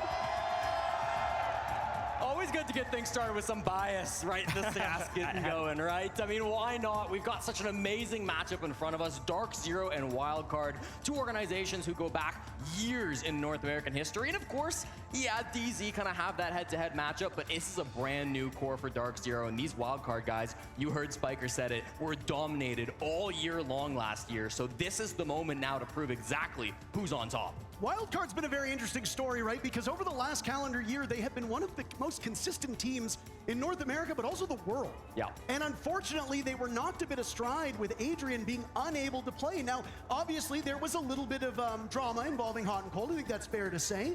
And what a resurgence it's been for him as he stepped onto this team. But while he has been under the microscope so strongly, do not discredit the other 4 players on this team, nor their coach of Lagonis. It is not the Hot and Cold show. In fact, it has been the Bay and Baby Shark show for this wild card team. Yes, you need Hot and Cold to show up, but if Baby Shark and Bay have bad days today, Fultz's prediction of an 0-2 might actually come to pass. Yeah, and I think that's kind of been the problem in the matchups that they've had against them is Baby Shark has not really been showing up against Dark Zero. He's kind of their X Factor. He's X Factor for this match 100%. Internationally, I think he's their best performing player at the moment at this tournament, but for some reason, when they play against these NA teams, it's like they have him figured out. He struggles regionally, but we'll have to see if he can kind of show up here. Yeah, well, that's been the story for Wildcard all year long, right? Sure, internationally, we've seen them go on deep run after deep run after deep run, but consistently domestically, they haven't shown that same play. So we've got a little bit of an interesting situation where sometimes, you know, it's not exactly what we had come to expect from Wildcard. Hot and Cold's mother, everybody, cheering for her son. We love the Mamba. All the way from SoCal, congratulations, Hot and Cold. I know he's been waiting a long time to have his family here rooting him on in the crowd, and that's got to be a huge moment to play under these lights with family in the building. Well, let's get things underway. We know it's been a long day for most of you here. Which of these teams will be our second North American squad to make it to tomorrow? Dark Zero, the favorites on social media, but the crowd here seems to be behind Wildcard. Will there be any difference? Do we think it's enough? Who has the edge on map 1 of Clubhouse? Parker, it's gonna all come down to what gets shown in the server. This is a map these two teams have played many times before, and as we jump into the operator bans, we know what to expect. Kaid and Bandit, the most commonly banned operators here for the defense. A Capitao starts for the offense. Mint, what do we expect out of these op bans? I mean, yeah, 100% it should be a Kaid Bandit ban or a Mirror ban. You're usually going to be targeting the wall denial. Let's see what's going to get put out here. So there is that Bandit and there is that Ace. So we are going to see the Mirror on the wall, but Habana's up. So, I mean, they should have no problem getting the walls open. Are you a fan of Bikini Body? I did see that tweet. Are you referencing You the didn't tweet? answer. Yeah, I did not answer. I let that go. I think they were talking about rank mainly. He did talk about this Kaid Bandit ban. We know that there is a casual aspect of this community who watches these shows brought about by all of the co-streamers here. And in fact, we've actually ripped you away from your co-streaming machine to join us. So sad. I mean, shout out to George and Macy holding down the fort.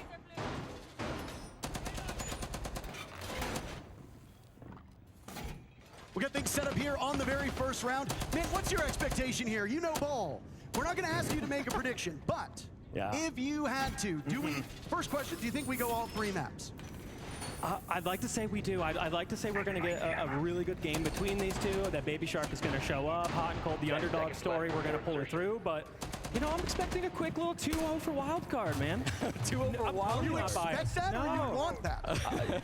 Both, I think. Attackers are moving out to Okay, well, we'll have to see how it comes through. Of course, these two teams extremely familiar with each other, not just in the matches that they've played over the last couple of weeks as the desk broke down, but also in the scrims. We've heard interviews from these players over the last couple of days talking about the fact that they are scrim partners. They played a lot against each other on stream, but also off stream as well. So it's going to be really coming down to these players finding ways to adapt, finding new ways to surprise their opponents. And on a map like Clubhouse, sometimes that can be kind of hard, isn't it, Mint? Yeah, and this is one of those strats, actually, that DZ is kind of famous for. You have NJR, the Tachanka, they have the Raptor Wall double reinforced. And if they go for that garage take, we're going to see the Tachanka fires come out over the top. Now, this caught Wildcard by surprise one of the last times they played, but they're now well prepped. They have Habana, they have the range breach, they have Hot and Cold on the Deimos that can track the Tachanka, but we do see a flip coming. Yeah, it does look like they're going to go for the master side over, so that Azami kind of Raptor's position probably won't see a lot of presence early on in this matchup, maybe late, depending on how this round kind of plays out, but we're expecting kind of a full over clear from Wildcard, right? I mean, we're seeing these players over on the roam game. Kino in particular, the most extended player on Dark Zero. He has to be good in the early round. Let's survey these walls that have been opened up now by the hard breach on the side of Dark Zero. Talked about when that Kaid and Bandit ban came in, that the walls will get open very quickly. A good pace so far from Wildcard. Another thing you referenced, Kyle, was how prepped Wildcard would be. This is 2 great rosters. It's also a coaching showdown. Callout and Lagonis receiving praise from all regions for what they're able to do for their team. Yeah, and this seems, again, like a Lagonis prep thing where they're trying to pull them onto the side of the garage. You see Hot and Cold's actually on the tub side right now. He's waiting for Kino to get pulled, NJR to get pulled back to the other side. Bay's gonna drop highway windows here and gonna get a lot of intel with that snake utility. But Hot and Cold still lurking. Should see his gunfight happening soon. And there's a logic bomb to go off. 2 kills for Dark Zero. Baby Shark on the board. Fulton Monster takes down 2. Suddenly it's the man of the hour in a 1v4. A potentially hopeless situation. 1 minute to go, and Houghton might just go for the reset here. I think he's well aware of the stakes and how nigh unwinnable this position is, so long as Dark Zero doesn't throw their brains out. Hot and Cold is the most clutches of any player in Salt Lake City, 5 so far coming into this game. So if anyone can do it, it should be Matt, but this is a really tough spot 1v4. Yeah, I mean, at this point, you just got to find any pick you can. Yeah, he's got some Deimos utility, but they know he's going to be underneath in Lounge. You're really just kind of hoping that DZ is going to like throw around and go for some peaks, but they're well disciplined, they're well coached under call out. Expect them to just kind of sit in sight right here. They're a very good defensive team. Not a lot of time left, only 20 seconds, so Hot and Cold just waiting things out. He's been very vocal on this team. Spiker, of course, doing the lion's share of the calling. You might be able to take this time to reset and think about what comes next in the next round, because there's no universe in which Houghton pulls this off. Discipline, the absolute word to describe this Dark Zero defense, and they'll take round number 1. Really simple stuff coming out from Dark Zero, right? Solid anchor play from Hot and Cold. It felt like a little bit, maybe a little bit timid on the wildcard side. They didn't get a lot of map control early. Of course, they weren't focused on the Raptor side, but it took them a really long time even to engage with that roam game on the Master side. Are we worried at all about nerves on a stage like this for wildcard? Yeah, I wouldn't say nerves, but I do think it's just going off of prep. Again, they're not trying to give away their take. You've seen a lot of them sitting on the roof for the first like minute, trying to pull Dark Zero onto one side, not just try to be super predictable in their attacks. And I think that's just, it kind of goes into Lagunas' way of thinking. So, bottom floor bomb site up next. Not abnormal to see a team head downstairs, but we do tend to see them go one side up site, upstairs, then immediately jump over to the next one. Mr. Major winning coach. Why upend that rotation and instead scoot down to the bottom floor? I mean, bottom floor is really good, especially when you have a roam coming out here. We're gonna have Newers on the Vigil. Wildcard's, I think, statistically been one of the worst attacking teams this event, which is just something that's gonna happen when you have a new player into the roster. Hot and Cold, as good as he is. You know, he's an IGL. He's gonna play a little bit differently than Adrian, so it's gonna take some kind of figuring out. And then here's DZ. They're gonna play, they've already been doing this roam before. They're just gonna try to see if they can roam clear it. Yeah, Newers in the Vigil. This is something we saw from him earlier in the tournament. Not a huge surprise. This should be expected from Wildcard, but you're also absolutely right, Mint. Wildcard, 40% offensive win rate, one of the lowest that we have here in Salt Lake City, in particular on this basement bomb site. They played it 3 times here in Salt Lake, only a single win. So they've had some struggles on this map, and with such a heavy roam game as well, it's gonna be really difficult to root these players out and still have time to go for that execute. Sets up that CCTV portion of the site as well to be the tertiary, right? So for a lot of teams, that is all reliable. Activating drone. Bat bedroom, apologies. The other side. I got my coordinates crossed. I am standing on the different side of the desk than usual. Left is right, right is left. Throws you for a loop. Newers up here towards top red with the Boss G. Not a super common gun that we see all the time these days, but will have to be sharp on his shots. The push is coming in from Wildcard now as we're seeing these players enter the building. Baby Shark over towards Logi. Hot and Cold over towards Jim. And Hot and Cold, the first one straight on default. Operator, he knows very well. Fultz playing that Hibana time and time again. A good entry from Houghton, buys them some time. Newers still lurking, not too far removed. As is typical with this map, you get towards the halfway point. If you don't hold map control and get the kills you want, you fall back. And there was an escort there with J90 posting up. They've switched spots now with J90 standing, watching. The lounge and stock door portion, could this catch Wildcard off guard?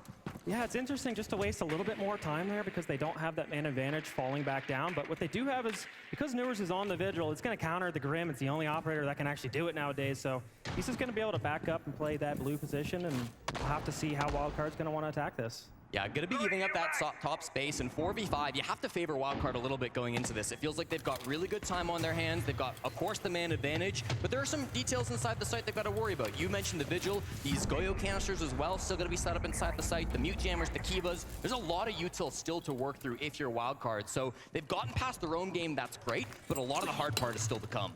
Nades to clear away now towards that portion of blue. Bay will work through the Kiba barriers here, a setup for a drop towards Kitchen, while somebody on Wildcard holds that cross inside of blue. 40 seconds to go, and still Wildcard getting very safely positioned. Yeah, I'd like to see them go for the church, or not the church side, the kitchen side, because Azami is super, super good and very annoying to try to get out of this church position, but they are going to get the first pick onto Newers, which is going to be a easy execute now. And now you got the shotgun posted up on the church wall. Time running out for Wildcard, and Often referred to as a death drop. They're going to have to hit the deck. Down goes Kansan at the hands of J9O. DZ on the board. Kino there as well. He's got another over towards blue. DZ's actually doing mighty good in the kill department, but now it's NJR in a 1v2. He's sequestered over inside a dirt tunnel. That'll buy time, but they will get the final kill as Spiker is not able to get Diffuser down. Wildcard will answer back. Yeah, I was just going to say easy execute, and I thought I was about to do my first caster curse, which would have been fantastic. Glad to not have that happen yet. But yeah, they just needed a 3-2-1 something, anything. They got the man advantage, made it a lot easier for themselves. They got kind of lucky that they didn't pop the Vulcan canister there so we can get an easy plant. Yeah, no, really nice little defense coming out there from Dark Zero. Wildcard maybe a little bit off the mark going for that big execute, but of course, in the end, Wildcard, excuse me, DZ a little bit off the mark, stopping that coming through, but Wildcard get it done. They make that play happen. It's good somebody's wearing their jersey. All right. We're allowed a little bit of fun. Mint started the show by saying he was going to be hate watcher. That's true. You should have seen me. I mean, luckily there's no camera on me. Hot and Cold got the opening pick, and I'm just fist bumping.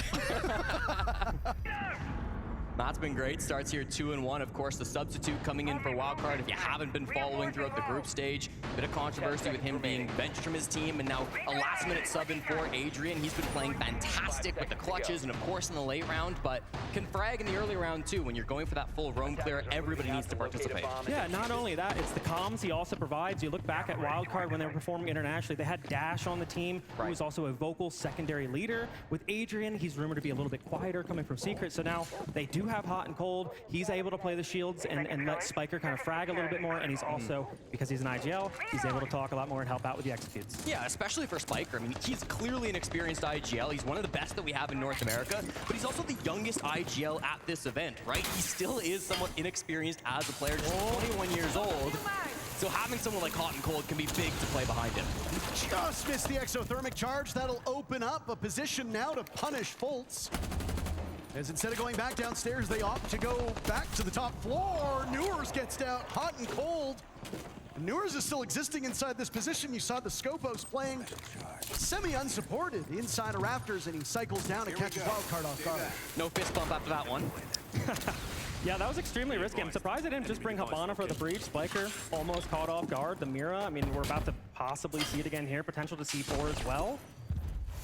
Ooh, the EMP just caught it at the last moment, so they can't blow up that exothermic charge and the wall's open. And Bay has been one of their best performing players from a fragging perspective, but small little pieces of utility like that, not really reflected on the scoreboard, but huge value and huge importance in the ebb and flow of a round.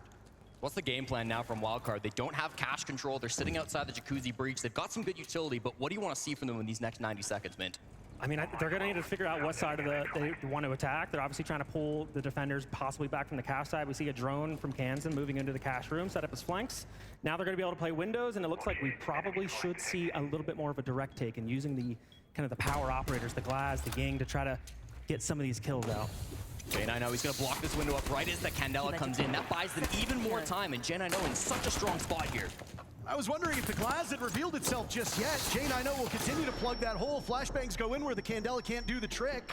Newers has a good cross now over towards that open Jacuzzi breach as J9O has not relinquished control of that window. He might expose his backside, but the attention of Wildcard is elsewhere. Final 45 seconds, and we are inches from these teams coming to blow, Jesse. Yeah, this could be really tight. Of course, the Candela still could be firing out, but they've all been used up, so they've got to find other ways to force these players through. J9O still fighting for his life. They're throwing everything at him except for the kitchen sink. Kansan and Fultz now on the board, but the numbers favoring Dark Zero for the moment.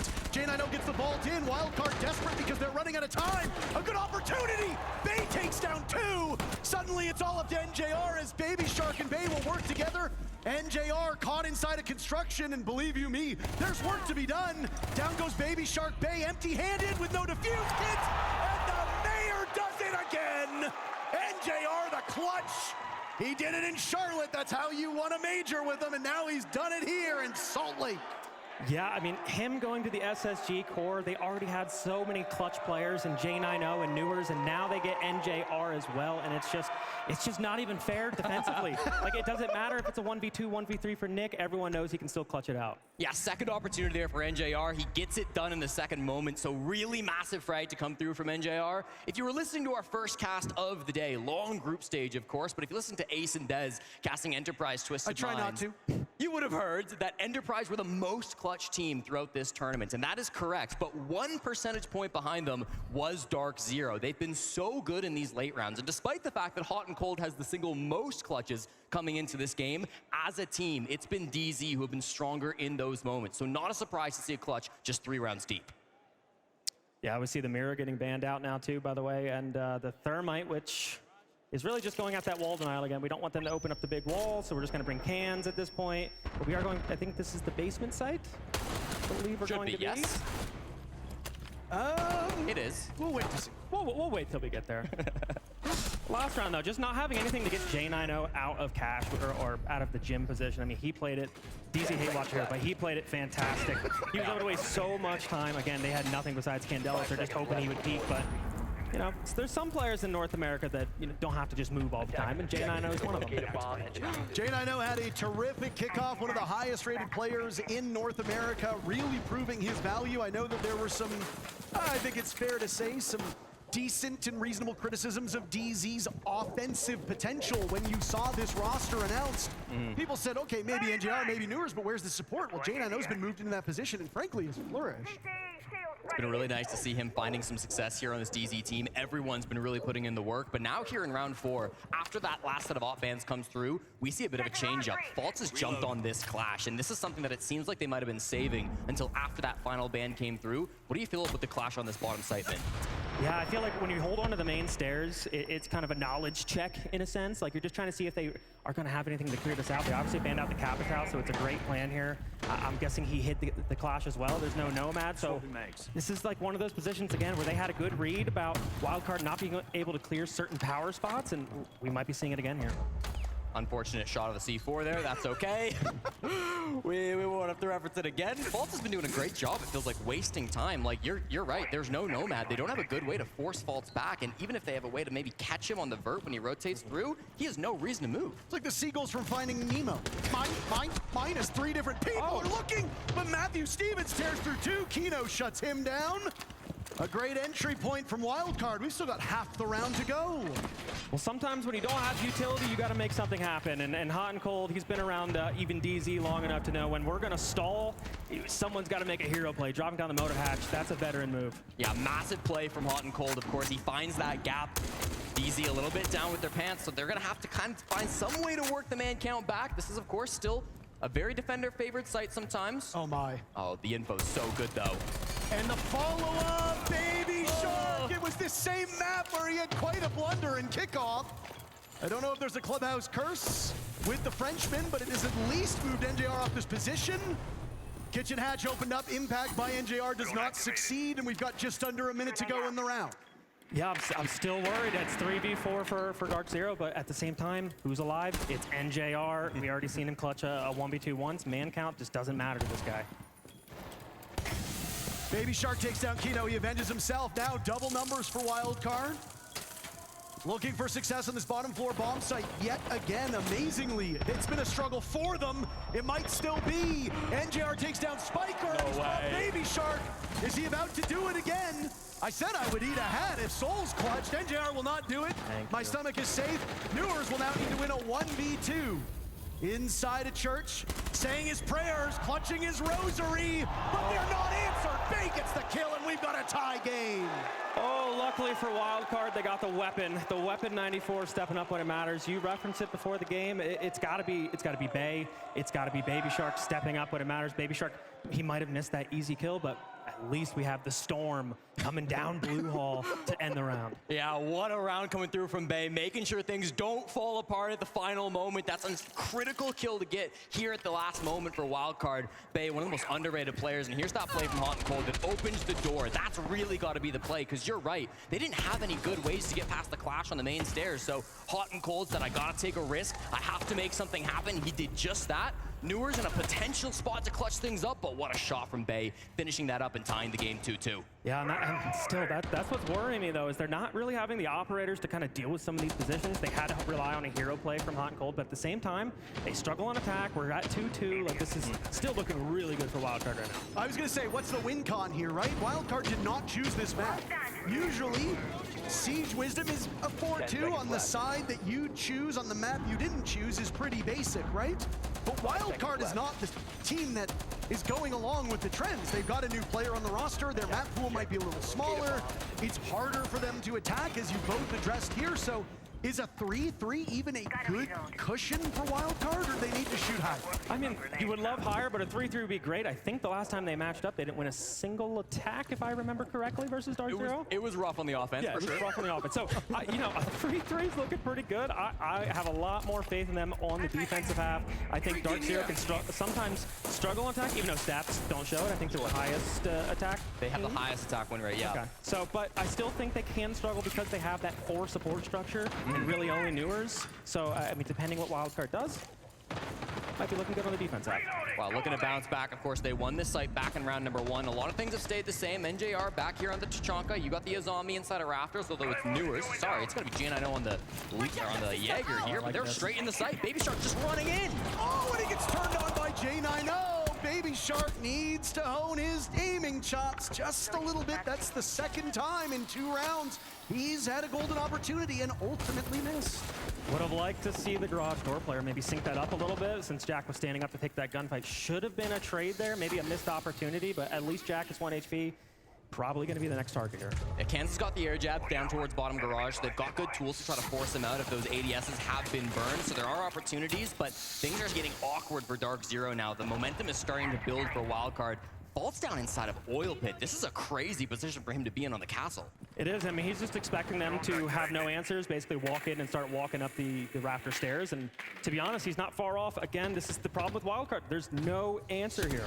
They do have a drone pointed in that direction, though, so, you know, Baby Shark will be working those cams from the bench. J9O has done a very good job of sticking with this position. He did it when he was defending that gym window as well. He's a completely immovable object. There's Kansan to get it. You either take the body or you take the air jab. But as mentioned, you've got Fultz here in auxiliary. He's your insurance policy. And I don't know if they're going to check this being this low on time. They're already worried about NJR with those Tachanka fires over the top. I called it out that first strat. We've seen a lot of teams kind of take this. Doesn't seem to have an idea. Yeah, they clearly know there was a castle down there, right? You expect the castle to be somewhere around lounge, so they've got a clue that it could be, but they're kind of pulling off that position. They cleared the Rafters guy great. They don't have to play that. They don't really have the time or the man count to do so. Fultz is going to look for the run out here. 2 bodies, all 3 lined up, but he's worried about it. Knocked over, a free kill, maybe? No. Fultz is still able to endure. How does he take advantage of that one? Fultz and Newers on the board. Spiker the lone kill so far, but suddenly it's a 2v2. Bay with a kill of his own.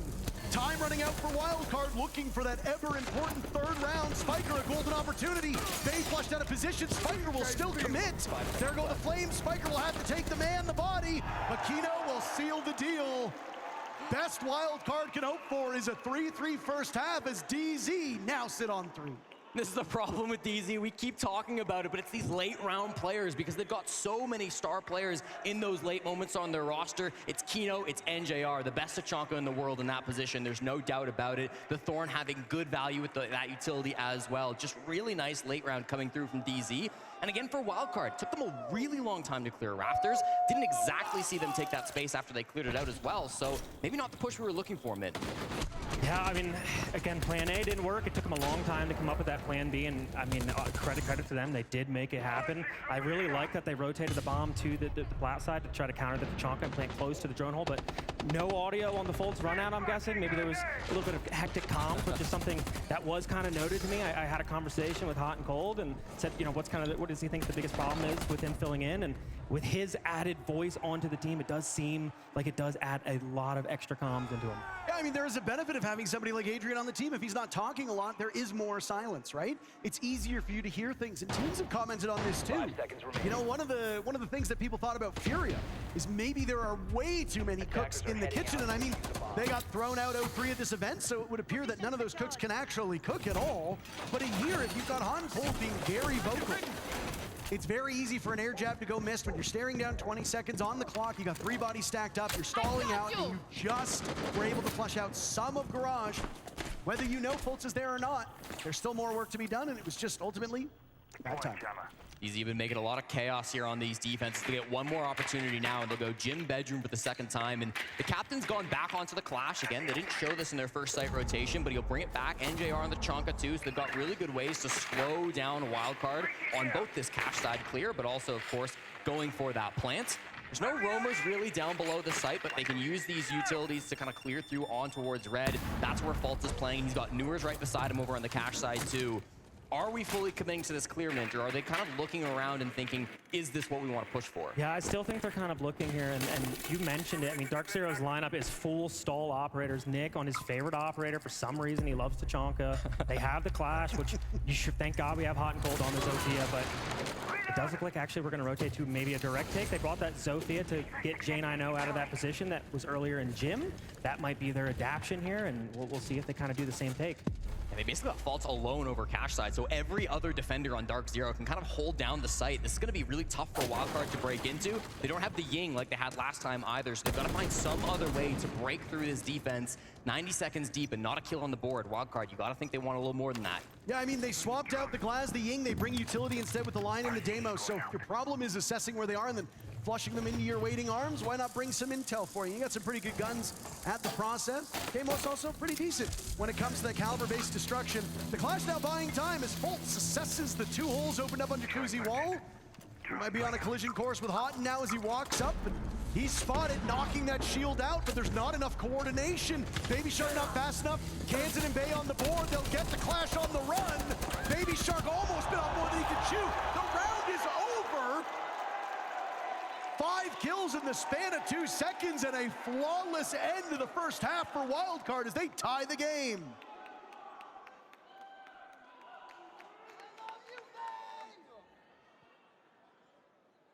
Or like just same shit with fuck Gate Maravan. You're gonna use the snake, come through the strip side, hold for that main rotation early, and you're gonna work up red afterwards. Oh yeah. So just kind of play it slower off, showing that cash side pressure as well. They probably will slow down main or stage side, so you cut that guy. Then when we're actually ready to crank, you're gonna work up main off that. Okay. And then for cash, if we identify they are not doing the lounge extension, which they're probably not without the Mira, the only way they could do is with castle. You're gonna work below, you and Bulker. You're gonna do like the fucking pink fuck, so up red. Or you're gonna go through the sledge, third side. Yeah. You guys are gonna work upon it. Outside of that, Kino, this attack half right here, let's adjust your drone as well. Use it as kind of like a free drone, and then, because they have changed a couple of things, get the information, get a little creative with it. If you see an opportunity for it, off what you're calling, and then just fuck the echo drone, like last time. Doesn't matter. Heard. That's it. That's it. Heard that. Well, artistic display. Artistic display, folks. Take some risk here. Yeah. Here we go. Let's do... Otherwise, we're gonna be super pinched, right? Yeah. For cash bomb side, be careful the raptor is clear, and probably gonna send the Newers to play on first floor, right? Waiting for our flanks, correct? So be careful with that, okay? This guy waiting for you guys. So the main thing is helping Bay on launch. Helping Bay on launch is super important. He's gonna have the Wamai with the shield right there. So helping him in the initial part is fine, because the middle one's gonna be a little bit more difficult, right? Okay. And for basement, bro, playing the pulse right there, like being smart, right? We're gonna start with a bait setup, and then we're gonna play more bunker. But at the end of the day, it's bunker. Don't get killed in the room. It is a bunker strategy, but you just wanna bait some triggers, right? But you guys talk about the crossfire, other thing for basement. Anticipate the gadgets. They're gonna flash wing blue hatch, destroy the shield on Kansan, like anticipate that hatch, right? They're gonna start to use utility, like do a quick peek from dirt to try to kill the kitchen. This is super important. For which strategy?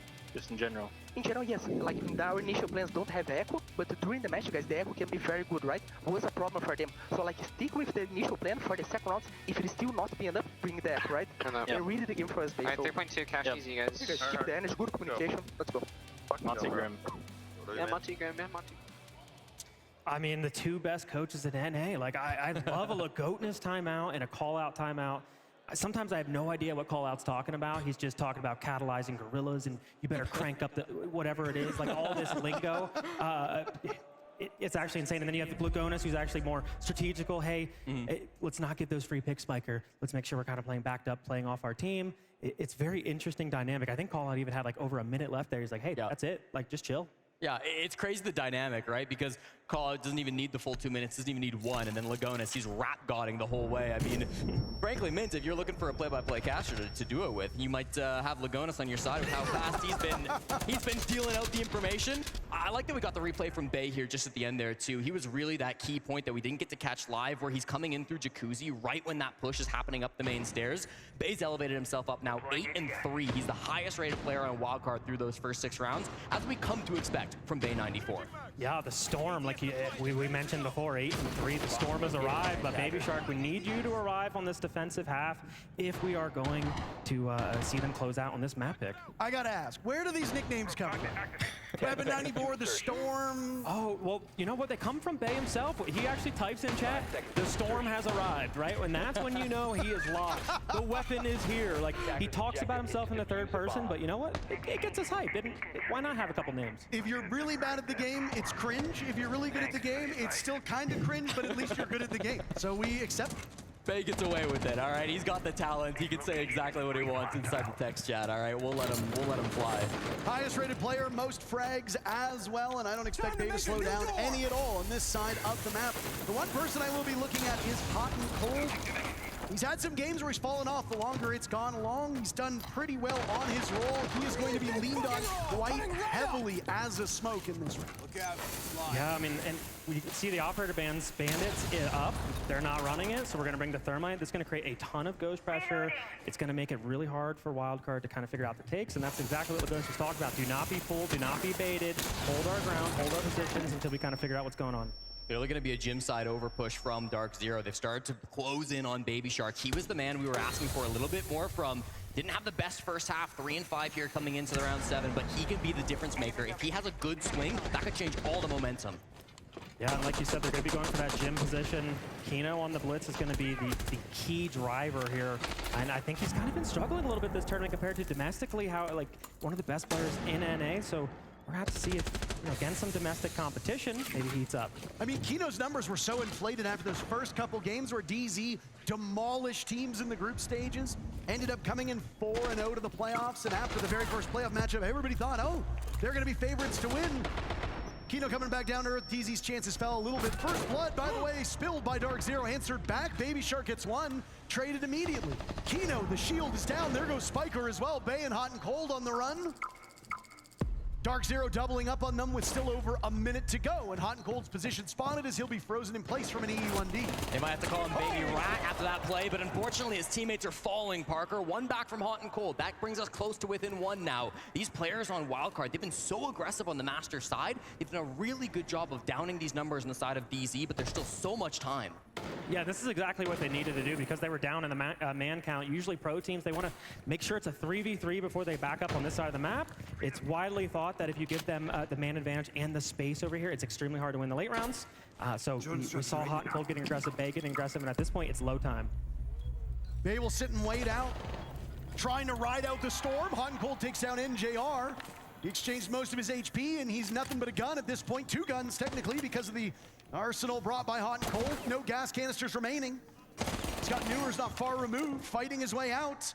Newer's now looking for intel, but he's a little bit far removed. You gotta go. Time not on your side. There goes Hot and Cold. J90 finding the entry. Bay looking for double digits. If he finds both, he gets it. His position pushed out by the nade, and Newer's will get the follow-up.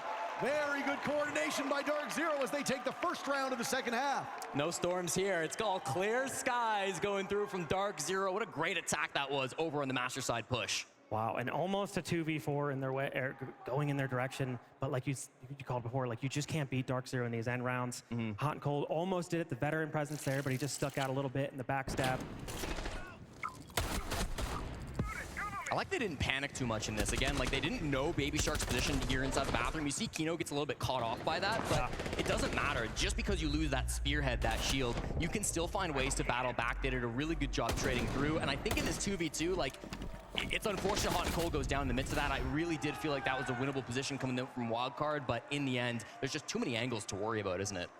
Yeah, it is, and I mean, what did concern me there, the Dark Zero Hate Watch coming out, they were a little slow in that execute after their first initial, and then they started just kind of trolling around, bleeding some bodies, as we call it, to that 2v2, and then didn't know what to do, where they should have been able to read into Hot and Cold and Bay, kind of coming on that master side and aggressing.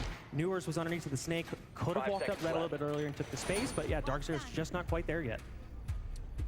One thing I did want to ask you, since you know a thing or two about this game, Jaeger's pick rate has been towards the bottom of all the operators. He's been in the sub 15 of the bottom 15 operators employed so far up this event, and yet we've actually seen a fair bit of him so far. What is it that is suddenly shoving that German operator to be used by now both teams?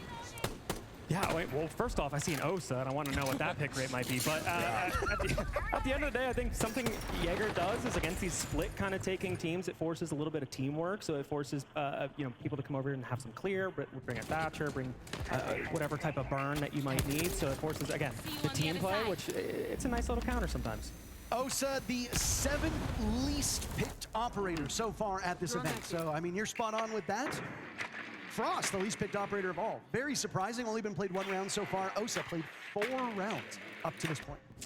Yeah, that makes a lot of sense, and I'm wondering if we're going to see an old school take here, which was the Osa going down the kitchen hatch. Maybe they read into this defensive lineup that there is no actual impacts or anything to really stop that Osa plant, which was a read that we used to have on old Dark Zero when we kind of figured out the stay from Nafe, who was joined us from Eminem, rather. And yeah, this looks like, again, kind of looking at that press. That is Osa, thank you. Couple of nitros here that you got to worry about, of course, as an Osa player, but Bay on the Izami not bringing impacts over on the barbed wire instead. Bit of a roam presence that they're worried about too. Of course, Hot and Cold here using those aggressive new jammers. He will find the shield of Kino first, rips that nitro, but Kino able to back off, shoot that C4, and now Hot and Cold is on mission, waste as much time as possible. If that thing goes off, it gets the kill. It also gets the hatch from not blowing up to the Hibonex Kairos. A nice duel by Kino. Hot knows that role very well, and I'm sure that's a sweet one for Kino to take him down. Yeah, I mean, it's still 2 minutes of time waste. Would have loved to see Matt get 1, maybe 2, pull off some kind of cyber crazy play there. But, I mean, at the end of the day, not going to happen. I would like to see Wildcard try to get aggressive here because I'm really worried about this execute. Yeah, 50 seconds now to go. You've got Candelas held by J90. You've got the Osa shield coming in for faults with the plants. So much utility, and you're exactly right. The kitchen drop here to come. The double drop with both the shields out. Yes, Osa technically counts, but gassed so effectively by Spiker, shut down. There's Fult's gone. Osa will not be much of an impact here. Now Kino breathing in those same gases. The Ying looking for the backstab will find Baby Shark. Spiker gets yet another. This is very good defense. Maybe a small pause now as there's still 20 seconds left in the round. Case will need to be recovered by Dark Zero, who's surrendered from that drop. Newers takes down Bay. Wildcard will trail yet again. Dark Zero looking to go 2 for 2 on these attacks, and they are in mighty good shape to do that. Newers so damn good on attack that round, no exception. The best attacking team in Salt Lake City showing up today on their own map pick of Clubhouse. 2-0 to start this, and Wildcard need to find a way to pump the brakes. It's just how they actually had the stop with the smoke. Same attacks, right? Let's bring in more traps on cash defense, okay? We can do the cash defense. Yeah, no, cash default, normal, okay? You play the Echo, okay, Jake, that we said before. Play the Echo, etc. Really the game for us. Shakun playing the Thorn, and Kenzen, you can play them loose. So let's have some more traps, okay? Remember, they already did the Master Tier, so be careful direct the bomb site, okay? But the play side was the same. What I think for basement, if we return later, let's put the same chambers for Hot and Cold, top 4, but we don't need anyone right there. They are a little bit slow, right? Yeah. Okay. Sorry, Hot and Cold, no. You can play the Goyo, Spiker open with the smoke, the rotation stops. So let's bait us at that, but we play bunker. Like, end of the execution, just anticipate a little bit, Moro hedge, a little bit like blue hedge, and that's it, okay? When we go, Jim, don't forget about it. It's important we're doing a behavior, right? So they're gonna split, we do a behavior. We do the rotation in that case. Yeah, okay? Lots of information being relayed by Lagonis. Very operator-specific intel coming out for him and his teammates too. Looking for a bit of echo play perhaps, looking for some Goyo play, and then focusing in on the traps. Wanting to see these different operators used out. And when you're going up against an Osa, and especially when you're going up against this blitz that Kino has been running a lot here on these attacks, sometimes those stall operators, those trap operators can be really impactful to stop that momentum. I said they have to pump the brakes. That could be a good way to do it. Yeah, I mean, you just said it right there with the stall operators. I think Lagonis is Darks, aka Lagotness, is kind of reading into Dark Zero being really slow on these attacks. I mean, every round is like 20 seconds kind of left and remaining, and these guys just keep clutching up. So let's add some late round utility. Let's play off of some Echoes. Let's play off of some Goyo Fires. And here we're going to see even Thorn for those late rounds as well. Stall potential's been the name of the game so far. You highlighted it when Dark Zero was defending. Now, Wildcard will do the same. For those that have been asleep for the last year or so, you might be very confused as to Thorn's pick rate, but she received a number of buffs during stage 2 of last year and has now become a very critical operator, only one of the highest prominences, actually, of all the defenders. I'm reloading. Really good for soft pressure, good for intel, and also there's kill potential, especially if you're worried about that Razor Bloom killing you. You might want to take the body again when the gadget will get you afterwards. Either way. It's hard to find a better Thorn player than Baby Shark, too. It's his most played operator here at the Salt Lake City Major. He's got a 64% win rate on this op, so you know how good Wildcard can be. They're kind of falling back into some comfort picks. Bay here on the Echo is a fun one, too. You don't really think about Bay as a hard support Echo player, but he's so good with this utility. One of the best Echoes in all of North America, really. Yeah, and Wildcard love to use vision. Usually it's a lot of Valk and Echo play in their defenses. I actually think they're ahead of the meta on that against a lot of certain teams. Because the attack with the new Snake operator, it's the information meta on attack. The only way, or one of the ways to counter it that a lot of teams are finding, is to bring the information and to figure out what exactly the attack is doing. And then we heard Lagotness say, once we figure out what they're doing, then we have our reaction, then we have our response. An information arms race. You gotta bring intel, I bring intel, you bring intel, I bring intel. It was like that whole bulletproof meta where you had to bring grenades, you had to bring explosives as response to the defenders. Not a fan of this. I think the first time this was brought out was Souls. Right. But you basically bring this Blackbeard with the ACOG, and you actually cannot see this guy. It's one of the best ways to kind of kill the Raptor player. We already see him just jumping over. Wow. I mean, no response to that, right? How else are you going to try to force this guy out? They try to get aggressive. Spiker worried about what could come next. Bay even wanting to get aggressive on the Echo here again. He's an aggro player. This is what he does, but they're not offering him anything. Intel, you've got the smokes, you still got the flames of J90, so Wildcard a little worried about playing 2 standard, 2 passive, and letting Dark Zero's utility do all the talking. A great operator in the hands of Baby Shark. He'll lead off the killing on the side of Wildcard. Now it's Bay engaging with the Blackbeard, dancing around that grenade as it sails in over his head. Bosco showed us how much damage this can do, and Bay is suffering through it right now. Down he goes to Kino, similar position. Baby Shark now for backup. He's got to read as they'll walk on in. Smoke will go. Good patience here from the Frenchman. And what a spray transfer, but he misses. It will come back to haunt him. J90 shuts him down, but wait a moment. Wildcard has bailed them out of this position. The ghost of J90 in a 1v2. Good utility. Everything was starting off so well for Dark Zero, but it's fallen by the wayside. There go the Razor Blooms. They know that even the smallest bit hit him. He's dead. He wanders into the gas, concealed by the smoke. Wildcard win a much-needed round.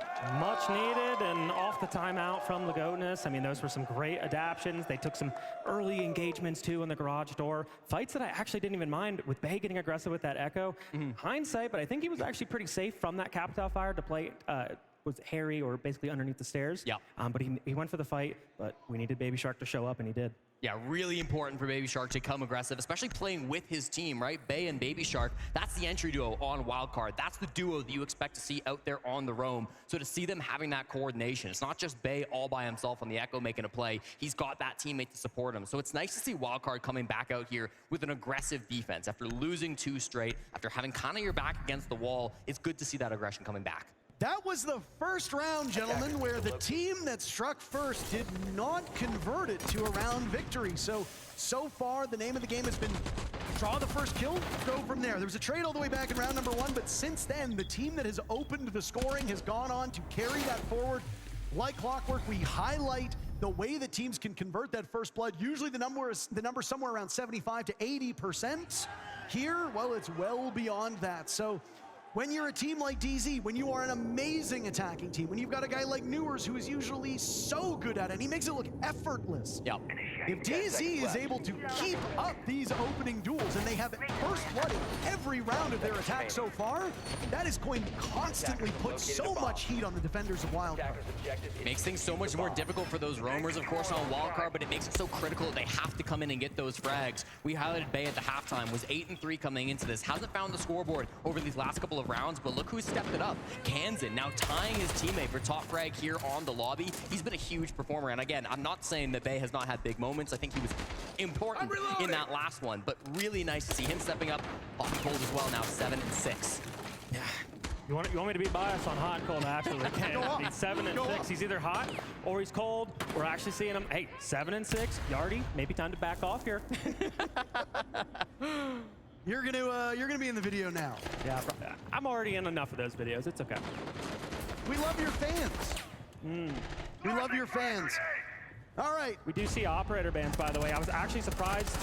Oh, quick kill. I was actually surprised they ran the map the round prior when Thermite was up. Maybe they didn't have enough information. Foltz was on that. Now we're going to see the Thermite getting banned out with the Bandit. Now walls are going to be nice and easy for NJR and Newers to open up. That's that opening pick we were talking about. Cast a curse a little bit. Kansan's going to be the first to fall, so that gives a heavy advantage over towards Dark Zero. Again, they haven't really cleared that cash side. Both these teams favoring to go a little bit more direct, not taking as much map control when they go for these pushes. Still plenty of time, though, for DZ to work with. They can walk inside of Raptors. They can hunt for more frags, and that's exactly what they're doing. Yeah, it looks like they want to get Bay out of the lounge position. A nasty shot by Newers, answered back by Baby Shark onto J90. He's punished by NJR holding this cross inside of construction. Things have gone very bad in the state of Wildcard over the last 20 seconds. I mean, when Newers hitting shots like that to break double digits, what on earth are you to do? More players on the side of DZ, but more IGLs still up on the side of Wildcard, so they can try to put their heads together and work their way out of this man disadvantage. My worry is the time. There's so much still to play with for Dark Zero. They've got that Fuse kit in their hands. They've got Util as well. What's the game plan here to claw things back? I mean, it's just going to be a normal window take. I mean, they took the cash side. It's going to be really default, but Spiker's already reading into this. He has to hold this gym window here. He's got to get aggressive, but there's no reinforcement either, and Matt's going to go for a rat play. If Foltz doesn't see this, no, he's got a good read. There goes the round. Dark Zero moving to map point in a hurry. History repeating itself here. Clubhouse has been such a problem map for Wildcard in this head-to-head versus Dark Zero. Of course, we saw a 7-3 domination back on Tuesday when DZ beat their regional opponents here on Club. And now 2 more opportunities to do just the same. You got to talk about the improvement, though. Hey, we got 4 rounds now. You know what I'm saying? You're right. We got 4 rounds. You're right. It's not over. The 3rd time they play this map. Oh, boy.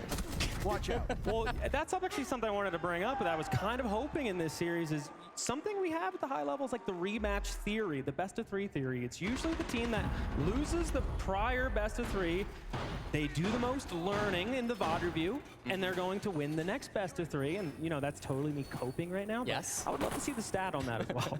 I did notice that they'd brought a copium tank over here. I was wondering what it was for. Yeah, I was you've been hitting it in between each round, but I mean, I think that is mostly correct, right? I think there's ego, I think there's complacency, I think there's preparation, all of which play into that theory, but Wildcard are a bit of an aberration. They are not playing at their full 5, and while Hot and Cold is a terrific player and is inarguably a huge part of why Wildcard, even with a sub, have been able to make top 8 at this event, they're still not at full potential. If they had Adrian and they made it to the top 8, yeah, I think there's a good chance that we could see Wildcard more competitive. Well, listen, substitute or not, Wildcard will have to put all of their hopes here in these next 2 rounds. They've gone back down to the basement, a site they lost last time, but the one difference they've made in the op pool is they brought Hot and Cold on the Goyo. This is something Lagonis called for in the attack timeout. It's something he wanted to see previously on the Mute, now changing things up. Makes Dirt Tunnel a lot more difficult to clear through, and that's exactly where Dark Zero are poking around. Yeah, I think this was a great call. They faked that roam again, but they got off the Mute. They expected them to go for dirt and ignore the roam that they were doing the previous round. Now they have to go and clear these Goyo or these Vulcan canisters out early, which is a good play by Kino anyway. This is why you bring the Blackbeard, just so you have these nades. You get rid of the Vulcans. This gives you the option to go dirt late. Absolutely no roam game at all here. So Wildcard happy to just sit in their site, wait behind their Goyo canisters, giving up some space towards Dark Zero. A little bit concerned about that just because we do have a lot of utils still on this DZ side. I'm looking at a Ying, I'm looking at a Capitao. They can get these hatches open. If they can get ready for a strong execute, it's going to be maybe awkward for Wildcard to hold things down. Right now, all these Dark Zero silhouettes are trapped on over towards the end of Dirt Tunnel. You think that this will be a pretty quick execute on the kitchen once all is said and done here, Kyle? I think that's exactly where it's going, and I'm a little worried. I just looked down and saw the Capitao, and I'm like, oof, because that's usually a very strong operator to attack the kitchen side. Once you have dirt control, then they got the fires. They can fire out anyone, K9, Church Door. It just makes it extremely hard to hold. Starting to see this utility coming through with the nades. Of course, still 5v5 as we expect for this bomb site with no roamers on the board. J9 over towards blue. That's going to likely be where we see either the Grim or the Capitao coming through. It makes that position really annoying to try to hold on to for Wildcard. In that position, you've got the Azami, you've got Bay. He has been critical for Wildcard's success so far in this game. He'll have to have another big round from inside blue. Yeah, I mean, just the Storm holding down blue, but you called it with the Capitao's actually rotating over to stock. Looks like they're going to go quick on the dirt position here. Kino looking for a follow-up off the Candela. An opportunity for Hot and Cold. Kino makes no mistake about it. There's the first one from Wildcard taking down Dark Zero. With 40 seconds to go, holding on to this numbers advantage. Hoping to hook these claws in a little bit deeper. They'll get one trading back and forth. It's the man of the hour, Mr. Attacker himself. Newers a dozen kills. Make that another. DZ sweep through them and take their own map.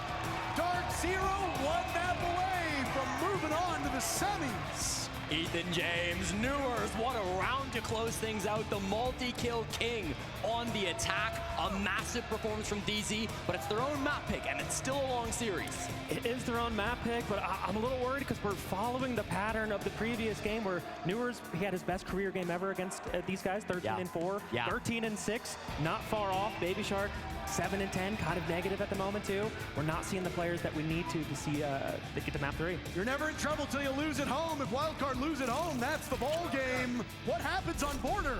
We'll find out in a few minutes.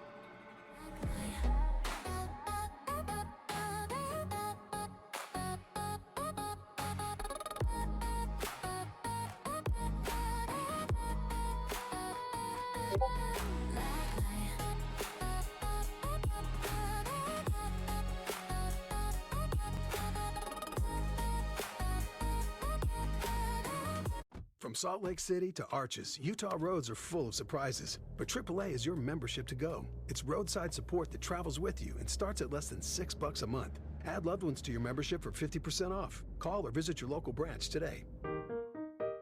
Spring is in full bloom, making it the perfect time to refresh your home. During RC Willie's Memorial Day sale, enjoy unbeatable savings on everything you need to transform your space. From stylish furniture to top brand appliances, it's all here at prices you'll love. Take advantage of flexible financing options with 0 and low interest plans to make your dream home a reality. Plus, save on patio furniture and grills to relax and entertain outdoors. Don't miss our biggest sale of the season, the Memorial Day sale at RC Willie. Tap for incredible savings.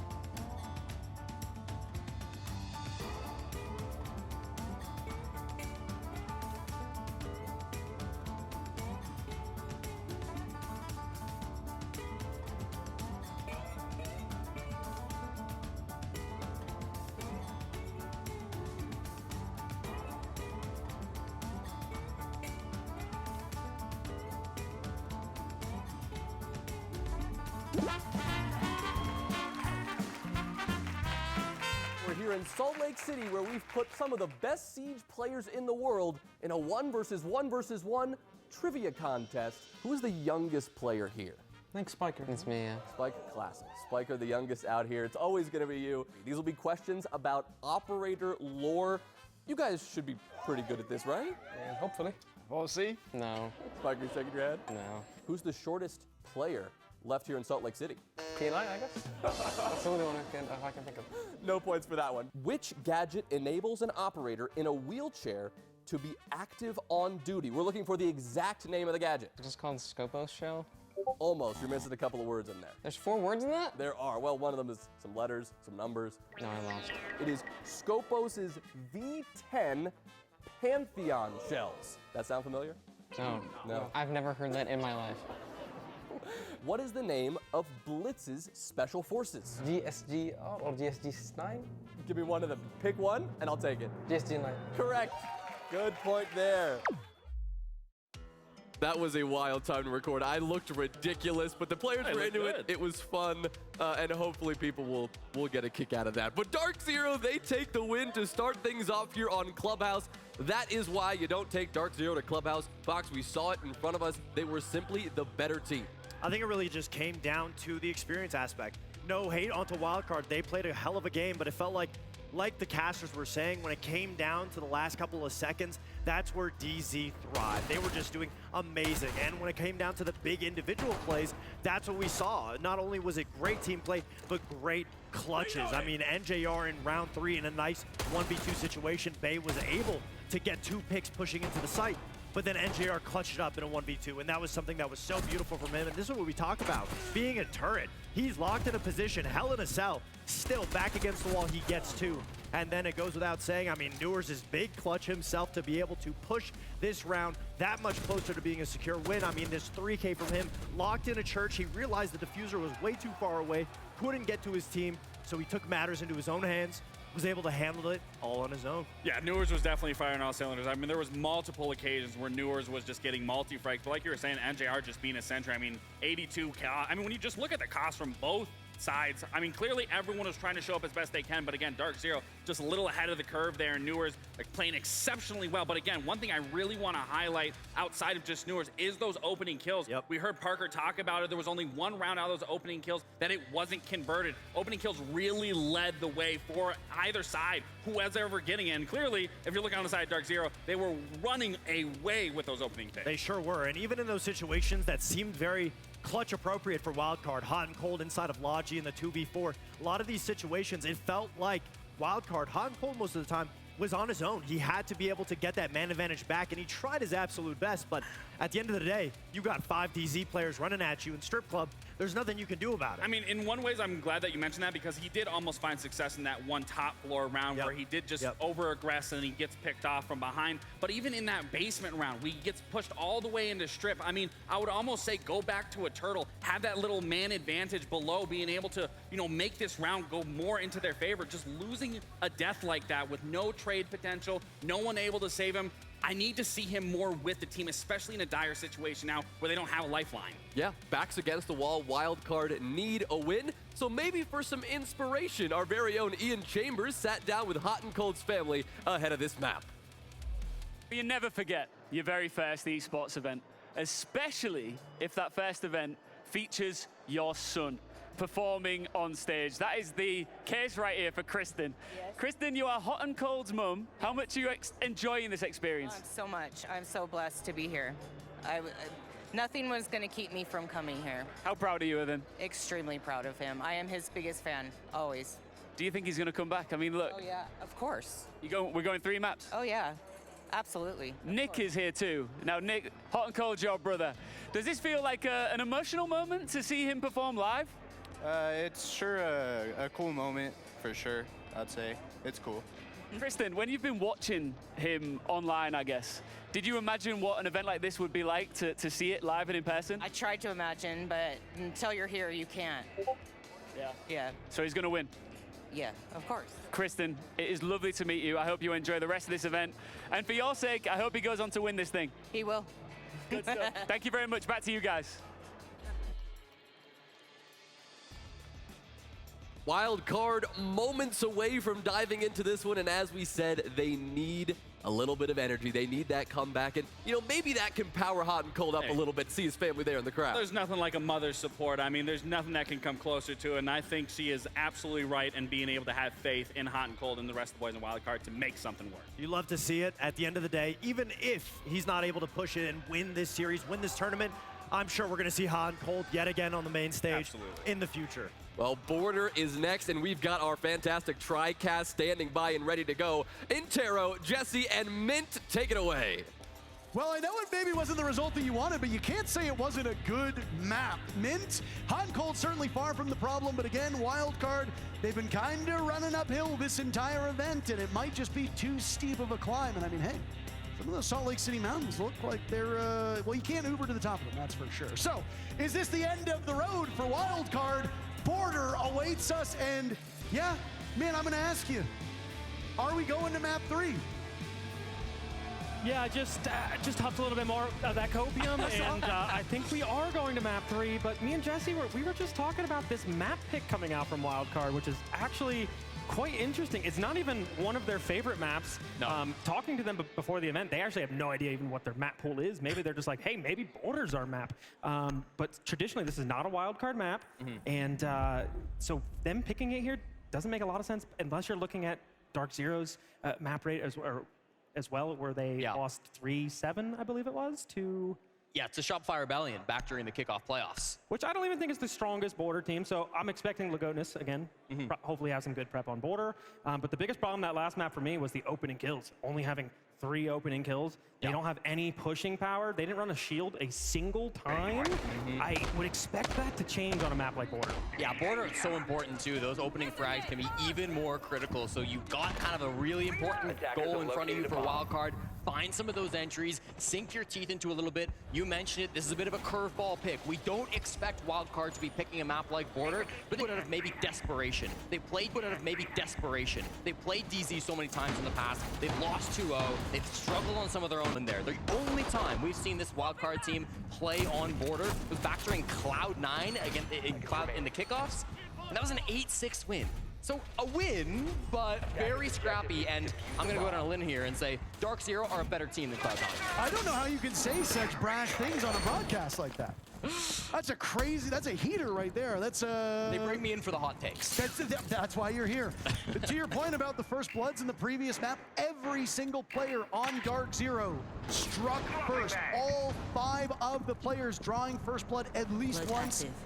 Of course, across both attack and defense, so that is a well-oiled machine. And again, Dark Zero, when they assembled this roster, taking the core of Space Station Gaming, the concern was fragging, but if all of them are fragging and fragging first, well, I mean, I suppose they can all kind of shoulder some of that fragging weight. Yeah, on a map like Border, too, it doesn't really even matter how long it takes you because you don't really have to get much map control. I mean, East Stairs already given here. Kino in quickly with the shield operator, but the first problem they're going to run into is the triple walls actually Bandit Trick Spiker hit the Bandit during the prep phase. It looks like it caught Dark Zero off guard. They have nothing for this. And even the Flores drone, it keeps getting zapped by this bulletproof. That's the 3rd time in a row now they've zapped it away so they can't blow up this wall. Mr. Multi-kill, they do it again! I mean, until you force this guy off the camera, that is going to stay closed. There's no way to open it. They are not allowed to play with their toys. They are very firmly in timeout. Mr. Multi-kill Newer is the first one to die. That is not the entry that DZ wanted, and given that they drew First Blood on every single attack on Clubhouse, things have already shifted ever so slightly. Yeah, and I mean, and look, speaking of shifting, it looks like they're actually running at the CC player, which is going to be the Storm here in CC with the Aruni DMR. He is so good inside CCTV, right up there with Noah. How is that not a headshot? I'm not even playing, and I'm mad about that one. Nice picks from Kansan and Hot and Cold. Only 1 kill so far. Dark Zero struggling with this one. That's all they'll be able to muster. The sub himself wearing your jersey, the unwanted jersey, gets the final kill. Wildcard go up to a 1-0 lead. Yeah, nice shot out there with Unwanted, by the way. I like that. But I like... Fruit of the Loom? Fruit of the Loom. Fruit of the Loom? Fruit of the Loom. Fruit of the Loom, black shirts. Extremely comfortable, They're breathable. Breathable. I like what they did there on defense, though. They didn't try to play the trap-heavy meta, which Border usually is. That's like the plan A for most of these teams. They went to like that plan B, which is going to be using the castle. They probably would have loved the mirror if it was up. And then the Bandit as well. You can get those at most stores all over the world. Not a hard shirt to find, not a hard jersey to rep. I miss it. I'm not gonna. I'm You're not even wearing one. I'm wearing the championship white jersey. You're wearing the home jersey. If we would have beat FaZe, this would have been our home. Yeah, we would have wore this for the grand final.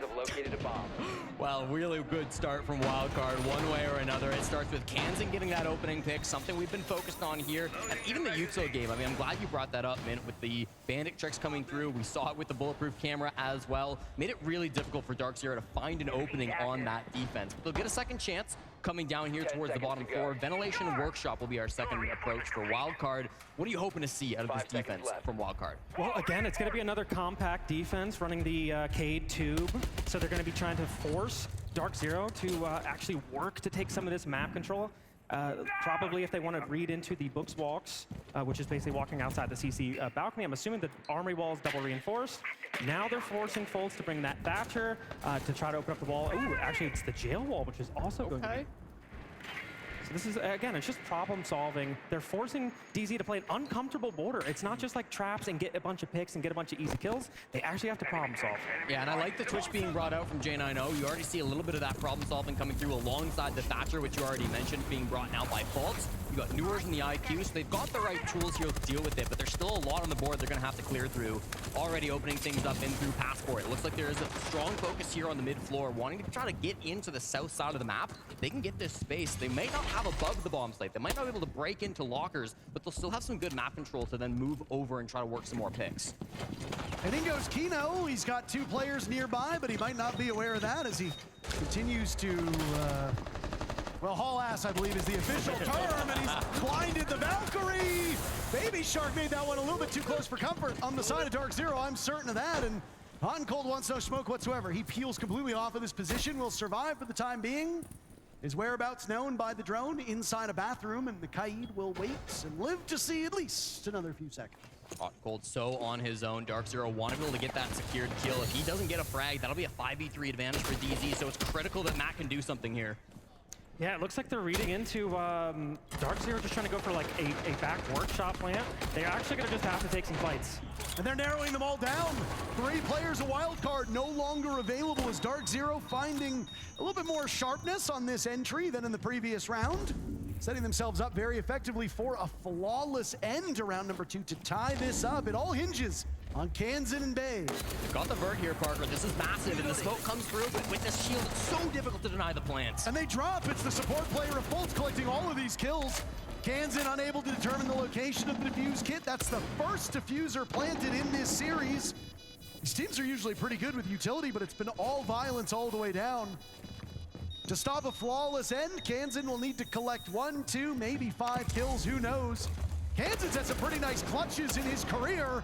It starts by taking down Fultz, but he'll run right into the blitz. Aquino. What? How did Kansan hit that one? Unfazed as ever, but his luck will run out after 2.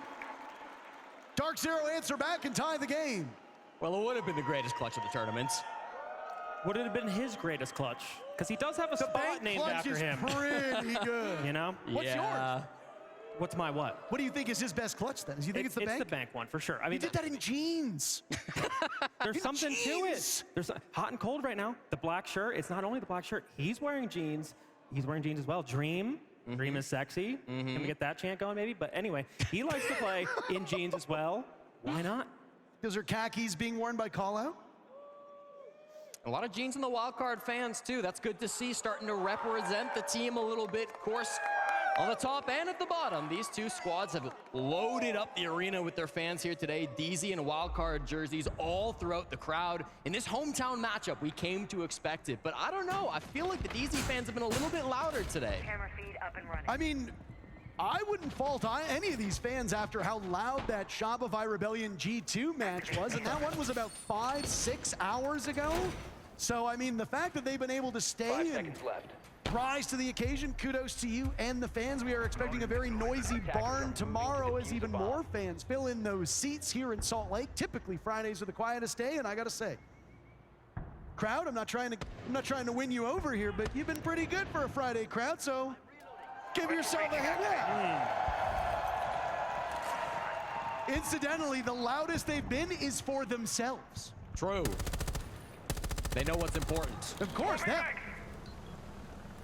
Here on a bathroom push, there's not a lot of map control being taken early. I love this Sens wall from Newers. It's threatening a bit of a direct take fast here. Are they going to commit to it though, Mint? It feels like maybe not. No, I think this is a full pool going on. I think this is another good read from Dark Zero. That previous round also, they noticed there was no Warden or Solus, so they hit the site. What do we see again? No Warden, no Solus. They're not able to read into the take. It's just pure Waldena, which seems like that's kind of what the plan is for Wildcard. Yeah, we're seeing a lot of this Bandit Kite being brought out by Wildcard. It was good enough to support them in that first round, not good enough in the second. DZ finding success when they can get some of these early picks, when they can make things a bit messy, when they can lower the round count, the man count over on the side of Wildcard. They'll pivot now to a top floor take. Of course, the util thrown into sight, but they want to find some of these roamers before they get too active.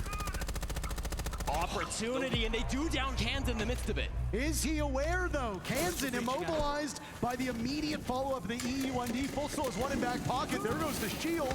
Kino will hope for something is there. Kansan is finished off. NJR securing the kill. He started earlier on. It's also the shield that's been dropped, so Bay has fallen off of his position. He's got a gun in hand. He'll take down Volt. Spiker dies elsewhere. The advantage right now for Dark Zero, and they're going to huck a bunch of utility in. This is a brisk one. 1 minute 20 still on the board. Kino getting defused, get down. Nitro Cell tossed a little bit short. Hotten's arm just not strong enough. How does he not see him? Matthew Stevens. Oh my, some tisk-tisk. Your mother's in the audience, my friend. Suddenly the advantage, though, swinging back in favor of Wildcard. Newers and J9O to stand for the next 30 seconds as the job was done by Kino earlier. There goes Newers. So far a good retake. Jack bolts in, but only find one. Ice in the veins of Wildcard as they pounce on the defuse kits, and Wildcard regains the lead. He did miss the blitz there, but did we see the reaction time on the hatch? Nasty shot. Oh my God. He's feeling 19 again. It might be flip side days. But Huns turn back the clocks. And of course he's on the Valkyrie. I've been calling hot and cold a Valkyrie crutch for as long as I can remember. On 1 and 2. I mean, he needs the MPX basically. Well, he hits heads with it. That's all you can ask for a guy like that. And really big moment there to be able to secure that play, get that frag up on the hatch, and then of course stick that disable at least at the start, force the jump in from J9O. It'll be a tactile from DZ. Yeah. If they go back to armor here, that's what I want to focus on. Like for the 2 mid sites, it was pretty good. On the identify early bulk, like I want to push Jones deep if the triple wall is reinforcing that. If it's not reinforced, I just want to fully commit to east side. If it is reinforced, Kino, I want to go for your metal take, where you like work up off that and you just fucking straight up blast it straight in the side and ignore the CC guy. Yeah. No blitz. You're gonna have to do it like. Like on Monte or BB, sorry. Yeah. That's perfectly fine. And then and like I said, if it's not reinforced bulker, let's just take east, just work all the way through, work into a semi on these guys. Okay. They did do it with a bandit last time, that's what I'm saying. It could be either or. On the on like the vents in the teller site, identify it's a top hold. If it is a top hold bulk, you can look for the rush. You can look for the top like crank, whatever else it might be. And then for tellers, same shit. It's probably more default this time though. So just call it a scene. Yeah, I mean, interesting. The whole timeout's kind of revolved around that triple wall, really. I mean, it just kind of calling for this armory, specifically used most of the time for armory to try to get this round win. Do they want to crank up the metal stairs and go for the CC player, go at Storm again, or do they just want to commit to actually going through the CC or the triple wall? And then I don't know if I like the call on vents. Actually, if it's a full top hold, if they bring the Warden and Solus, he wants to hit the site, but that might be the time to go for the other direction, taking custom, taking the free space. But we'll have to see how it works out here. I do expect Wildcard to not do the same thing. They should adapt, and we're seeing it here. Yeah, immediately. It's not even the same site coming out from Wildcard, so they will play all 4 sites on border, back to back to back to back. Custom supply, basically never seen at a tier 1 level every now and again, but this is a really big curveball.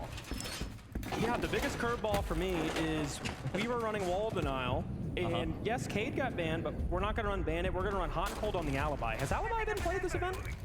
I would That is a damn good question. We'll check the numbers. I crunch the numbers and send them to me, Jesse, or us. I love Alibi here, but trying to play in sight with the Alibi, I don't know if this is just a snake counter. Obviously, Newers is on the snake, and some people think that might be a good counter instead of standing on a mute jammer, but he does have a fantastic gun. Oh, no.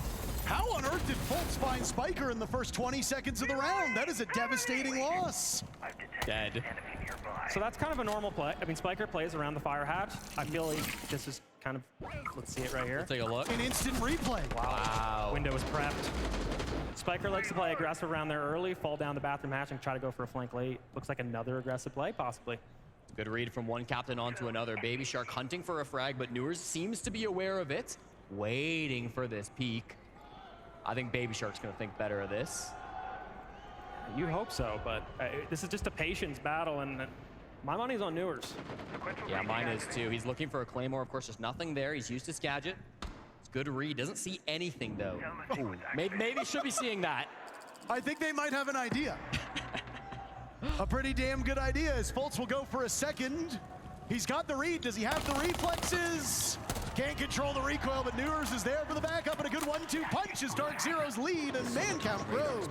As clean as they come. Huge now 2-man lead coming out. 90 seconds still here on the round as well. Somebody on wildcard has to make a big play now that they're down this much. Yeah, you just said it. I mean, it's a 3v5. At this point, you can't let them execute. You need to try to find some aggressive plays. Nitro Cell goes out. Maybe that would have gotten a kill in another round. Nobody even close by now, as they will have to fall off in this position. Feels almost desperate coming out from wildcard. Even with their phones ringing, they have to make these aggressive plays over towards Metal. Hot and Cold wants to be the hero, but nobody finding his line of sight yet. He's got a great gun for it, and he seems to sense that there's going to be a player walking in this front door. Can you beat the SMG-12? Very few have. Hart says, I can. Wow. He's been golfing a lot. He's really hitting his shots. That's a good swing. 40 seconds Better than now. his golf swing. Hunting for another, didn't quite find it. 38 seconds, you managed to bring things back towards one, but you still want more before they go for their push. This is quite the gun to control. My God. Hot and Cold shreds J90, and he is still running laps around this map. Bay will get taken care of by Kino. Secured in just a matter of moments, I'm sure, as Kino's looking for more opportunities. Newers will be the one credited with that one, as Kansan and Hot and Cold now hit the deck. 2 rats looking to make some noise. 10 seconds remaining. A cheesy play, but if there's anybody to find it, it's those rats. Down goes Hot and Cold. Kansan will need to save this one. He pops up. Down goes one. Pitter patter. Time will run out, though. Just too many targets for him to hit, and DZ will win the round. At the last second, he hit that shot. At the last possible second, he hit that shot. And the fans are rowdy in Salt Lake City.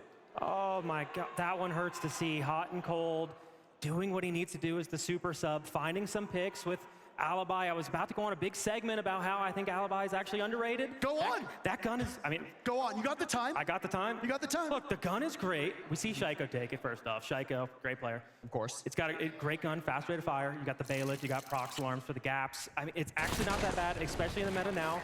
With Snake, we see him make those big plays. I would have liked for Bay maybe to not give away his position in blue lobby or blue desk, maybe rat a little bit and force next to you. I don't even know if he was pinged. And then, of course, the right at the end of the round. Like, if Kansan had any other gun. Yeah. Unfortunately, the damage just not quite enough. There's 2 storms on wildcard in that round, but even still, not quite enough to stop Dark Zero. And look at this, wildcard, despite the fact that the top floor is often thought of as the strongest side of the map, they are not going to go there. They knew that maybe that's where the TAC timeout was being placed for Laguna, so instead, or for Dark Zero, I should say. So instead, they're just going to avoid the top floor. They'll save it until the very last round of their half, if they even played at all in that 6th round, and go Vents Workshop instead. Yeah, and here's them switching it up again. They're going to go to that top hold. We see 4 players from Wildcard holding the top floor. They're bringing Warden now for those smoke plants, anticipating a rush, but that's what we heard call out today. Oh, no. So if we go back to Clubhouse, Dark Zero has first blood on every attacking round except for one. Jeez. And that was all the way back in round number 1 of this affair. Since then, DZ has been terrific. You both have tripped over yourselves to talk about how good Dark Zero is on attack, and boy, oh boy, is it showing up handily here on Border. It is, but I mean, it's still 2-2. Yes, they got the man advantage as long as they're able to get some trades here. This is a very attacker-sided map. I think for Dark Zero, you're obviously hoping for a 3-3, but more than likely, you want that 4-2. You want to close out these next 2 rounds. Well, it's been a couple of good rounds coming in from Newers as well. Starting to get active here on Border. He's the main entry fragger on this DZ squad, and he finds that one onto Shark. Now they've got to work some more picks. Of course, taking this map control upstairs with Kino. Down below, Newers on a bit of a lurk all by himself down here towards the front door. Bay here with the Scorpion, a critical position. He wants to hold this as long as possible, but Hot and Cold is actually the one to strike back. Just put him on Valk, please. Like, more often, put this guy on Valk. I mean, 6-3 right now. He's trying his best. We just need the rest of Wildcard to wake up. And I mean, it's been Baby Shark who's really been the boat anchor on this team, coming in as one of the best rated players. If I believe the best rated player on the team statistically, he is the second worst rated player on Wildcard at this current point in time. Only Spiker is below him, which is abnormal for Spiker as well. But I mean, Baby Shark's struggles are usually on line, on land. He flourishes, but he's been swimming against the current, and I think it's starting to take him away. Couple of big positions now being held. Dark Zero, they've got Newers just at the top of these metal stairs. Of course, he's hoping someone makes a swing. Kansan holding the other end. Hot and cold on his favorite operator. There's a second. No, but he's outdueled by Fultz. These two vets on a collision course. Newers and Fultz will now need to stare down the 3 on wild card with Fultz hanging onto that defuse kit. Objective play was not that important on Clubhouse, but we have seen the diffuser planted twice already on border. Will it happen again? I think it's a little unlikely. Final 30 seconds now. Fultz walking into the danger zone. Out will go a logic bomb. Well timed by Newers. Fultz looking to capitalize off that as he retakes the top floor. He has his hands full against Bay, but he wins the engagement. A puzzling one, and now Newers will join him. Arm in arm, hunting them down. Spiker good enough for one. Newers will need to be the savior with very limited time. Kansan and Newers in a 1v1. Hoping to flush Kansan out of this position. Newers will get the kit to the halfway point. Kansan can't rotate. He's blocked off by the castle. His own teammate's utility undoing him. He's given his position away. Newers will greet this. Newers is feeling himself today. A dozen kills on map number 1-4 here so far. Kansan hoping for the best. Hopes all he'll get. A huge round from Newers, and Dark Zero take the lead. DZ fans on their feet after the big 1v1. Newers back-to-back rounds of huge impact coming through from his team. Florida's finest can't quite do it now, 2 rounds in a row as well. In those clutch positions, in those late rounds, with the MPX, with the other guns, with the shotgun, he's not able to find those clutch moments today. Yeah, he's not, and if it wasn't for that castle, I thought he was going to have that. Yeah. Weird that he didn't know that that castle was there in that strat. But, and I want to say how good DZ is in these late rounds, but that was a total blunder from Wildcard in a 3v2. Why we're taking any engagements. They had no win condition except walk upstairs and find some kills before they can go for a plant, because we did have the vertical control. They walked upstairs, they got the ones that they wanted, they traded it out, and then, again, a weird end round by Kansan. Yeah, I mean, you can see right here, Bay maybe a bit disconnected from Spiker, the other top floor player in the midst of that. It's kind of where you're seeing those maybe blunders come through, but I did like from Fultz in the midst of that. Before going up metal, he flashes right towards the site. That kind of puts the idea in the head of Wildcard, like, oh, they might just be going for a plant, they might not be clearing up above. Obviously, a lot going on, and they eventually figured it out, but even still, really good push coming out from Dark Zero, capitalizing on some of those mistakes, and now 3-2. They cannot lose this half. Yeah, and best case scenario for Wildcard, obviously get this round. We're not too happy with their attacks. They're at 40%. Yeah, you have to imagine they'll be favorites on the second half, DZ.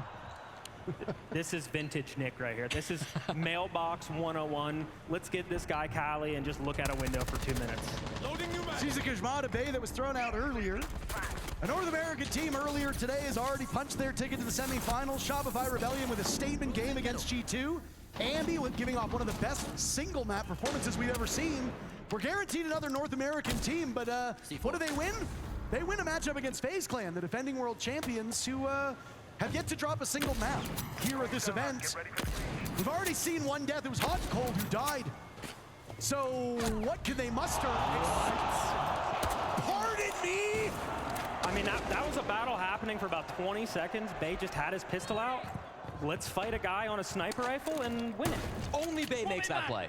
Like, who else in the world is going to swing a Kali up on that window with a pistol of all guns? I mean, you have to. You're not swinging it with the Scorpion, but good lord. That's not Bay. That's the weapon, by the way. That's the weapon. Sometimes you get caught in the storm. Kali could not ride that one out. And, I mean, what an answer back. Wildcard suffering through Hot and Cold of all players to die earlier on.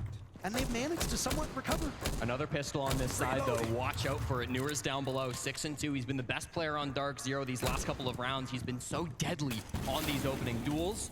2 for 2 these last couple of rounds. Now hoping to be able to close this one out with a win.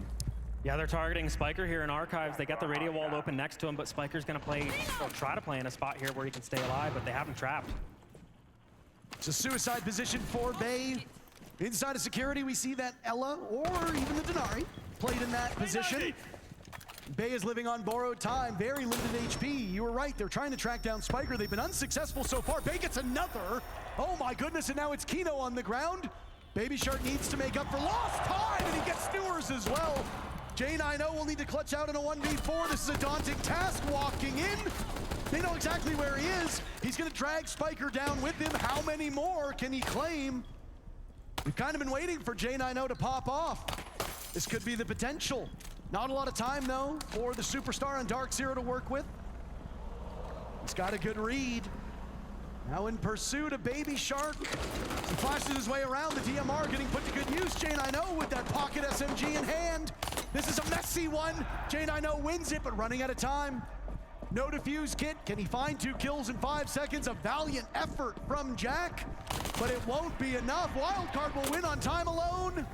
3-3 the first half. Neither of these teams closer to victory. Just like on Clubhouse, things oh so tight between these two NA Titans.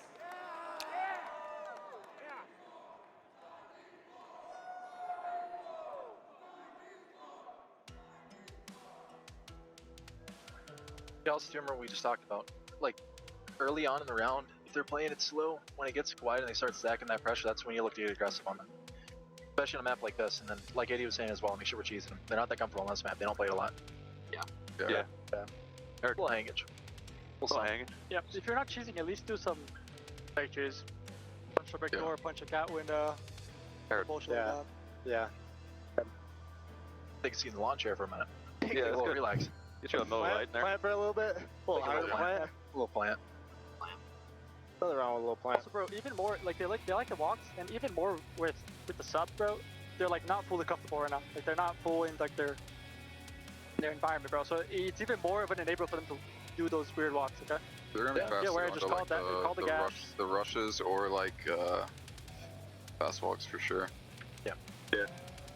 Matt loves like the rushes with the cat post plant outside vent window. If I see him out there, I'm actually gonna laugh. Cat fires down. And then that one. Also as well, Bulger, just in case it's overtime, if we do go back to attacking the armory site, we're not doing the best with like the mid round. What more defense? Armory 5 top extended. They have some bunker strategies. Remember, we can do some split setups against bunker. Take a lot of gunfights, bro. Like bring it more vertical, bring it more IQ for these bunker strategies. Open the walls, especially remember Tash is gonna be important. He burned up to open the hatches. So make sure prep phase is super important. Then we adapt the best operators for that specific round, right? Yeah. Okay, guys. We're fine in match 3. Defense right here. Default. They love to attack, right? It's for a reason that they pick that. So now it's our time to work, cook them, talk about it. Yep. That's how I enjoy the moment, right? Yo, admin, can I get more water? I'm out. You can get one of mine if you want, admin. What's more Spiker? The one I don't want water. I haven't touched it. Then you 4. Remember third ban, okay, Spiker. Maybe mute can be something, okay? Let's see what they done. Yeah, I know. Go, guys. So we're running the fuse here, right? The weapon is thirsty, and that must be quenched first and foremost. Let's get that handled. Bay asking for some water at the end of that tack timeout, but I want to focus on Kino a little bit. He spoke up in that timeout and makes a bit of a statement there, saying these guys are uncomfortable on border, but they're even more uncomfortable with the fact that they're playing with a substitute. That substitute sitting across the stage from Kino, none other than Hot and Cold, the one player that was side by side with Kino 6 months ago when they lifted the trophy in Munich. We have 2 major champions going head to head, and it's not a surprise that Kino's got a little bit of a deeper read given his former teammates on the other side. Yeah, even Foltz with a deeper read as well, mentioning the capitalities outside Ben's window. Here's the 94. Wow. You said it. Who else could do that? Who else has the confidence to do that? Not me. While he's thirsty, too. Like, what? The 94 is now quenched. There's a whole lake for him to drink from, not too far from here. Salty, maybe though. Salty. Yeah. Unfortunately. Maybe we shouldn't drink from that. But they did also mention about doing a lot of ghost pressure as well. They want to slow down Wildcard, even if they're not going for these peaks. They want to at least hit the barricades, what I call like speed bumping. You're just trying to make them even slower. But the thing with Border, again, you don't really need to take that much map control. This is a cheese map. They were aware that, hey, they might try to cheese on this map, but again, you don't take much map control. You take east stairs, and then from there you take like 2 rooms and you're in the site.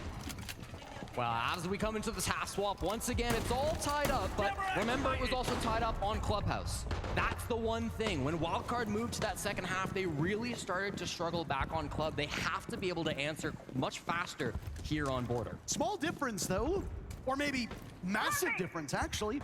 That was DZ on attack, and DZ attacking is their forte. Wildcard was able to hold Dark Zero to just 3 successful attacks on this map. So that could change the trajectory of this particular map. Now Dark Zero will have to ride presumably the harder side, at least based on their own metrics. Yep. But they seemed pretty confident. I mean, Collin's been happy just lounging.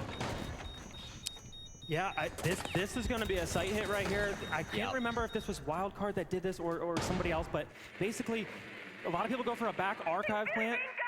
One team, I'm going to just pretend it's not Wildcard, used Amaru to go through the window and actually plant the window and fake the archive side. I think this is the reverse. We're going to go through the window. Baby Shark is going to go window or hatch. Matt's going to suppress with the concussion from the Zofia, and we should see an execute coming here.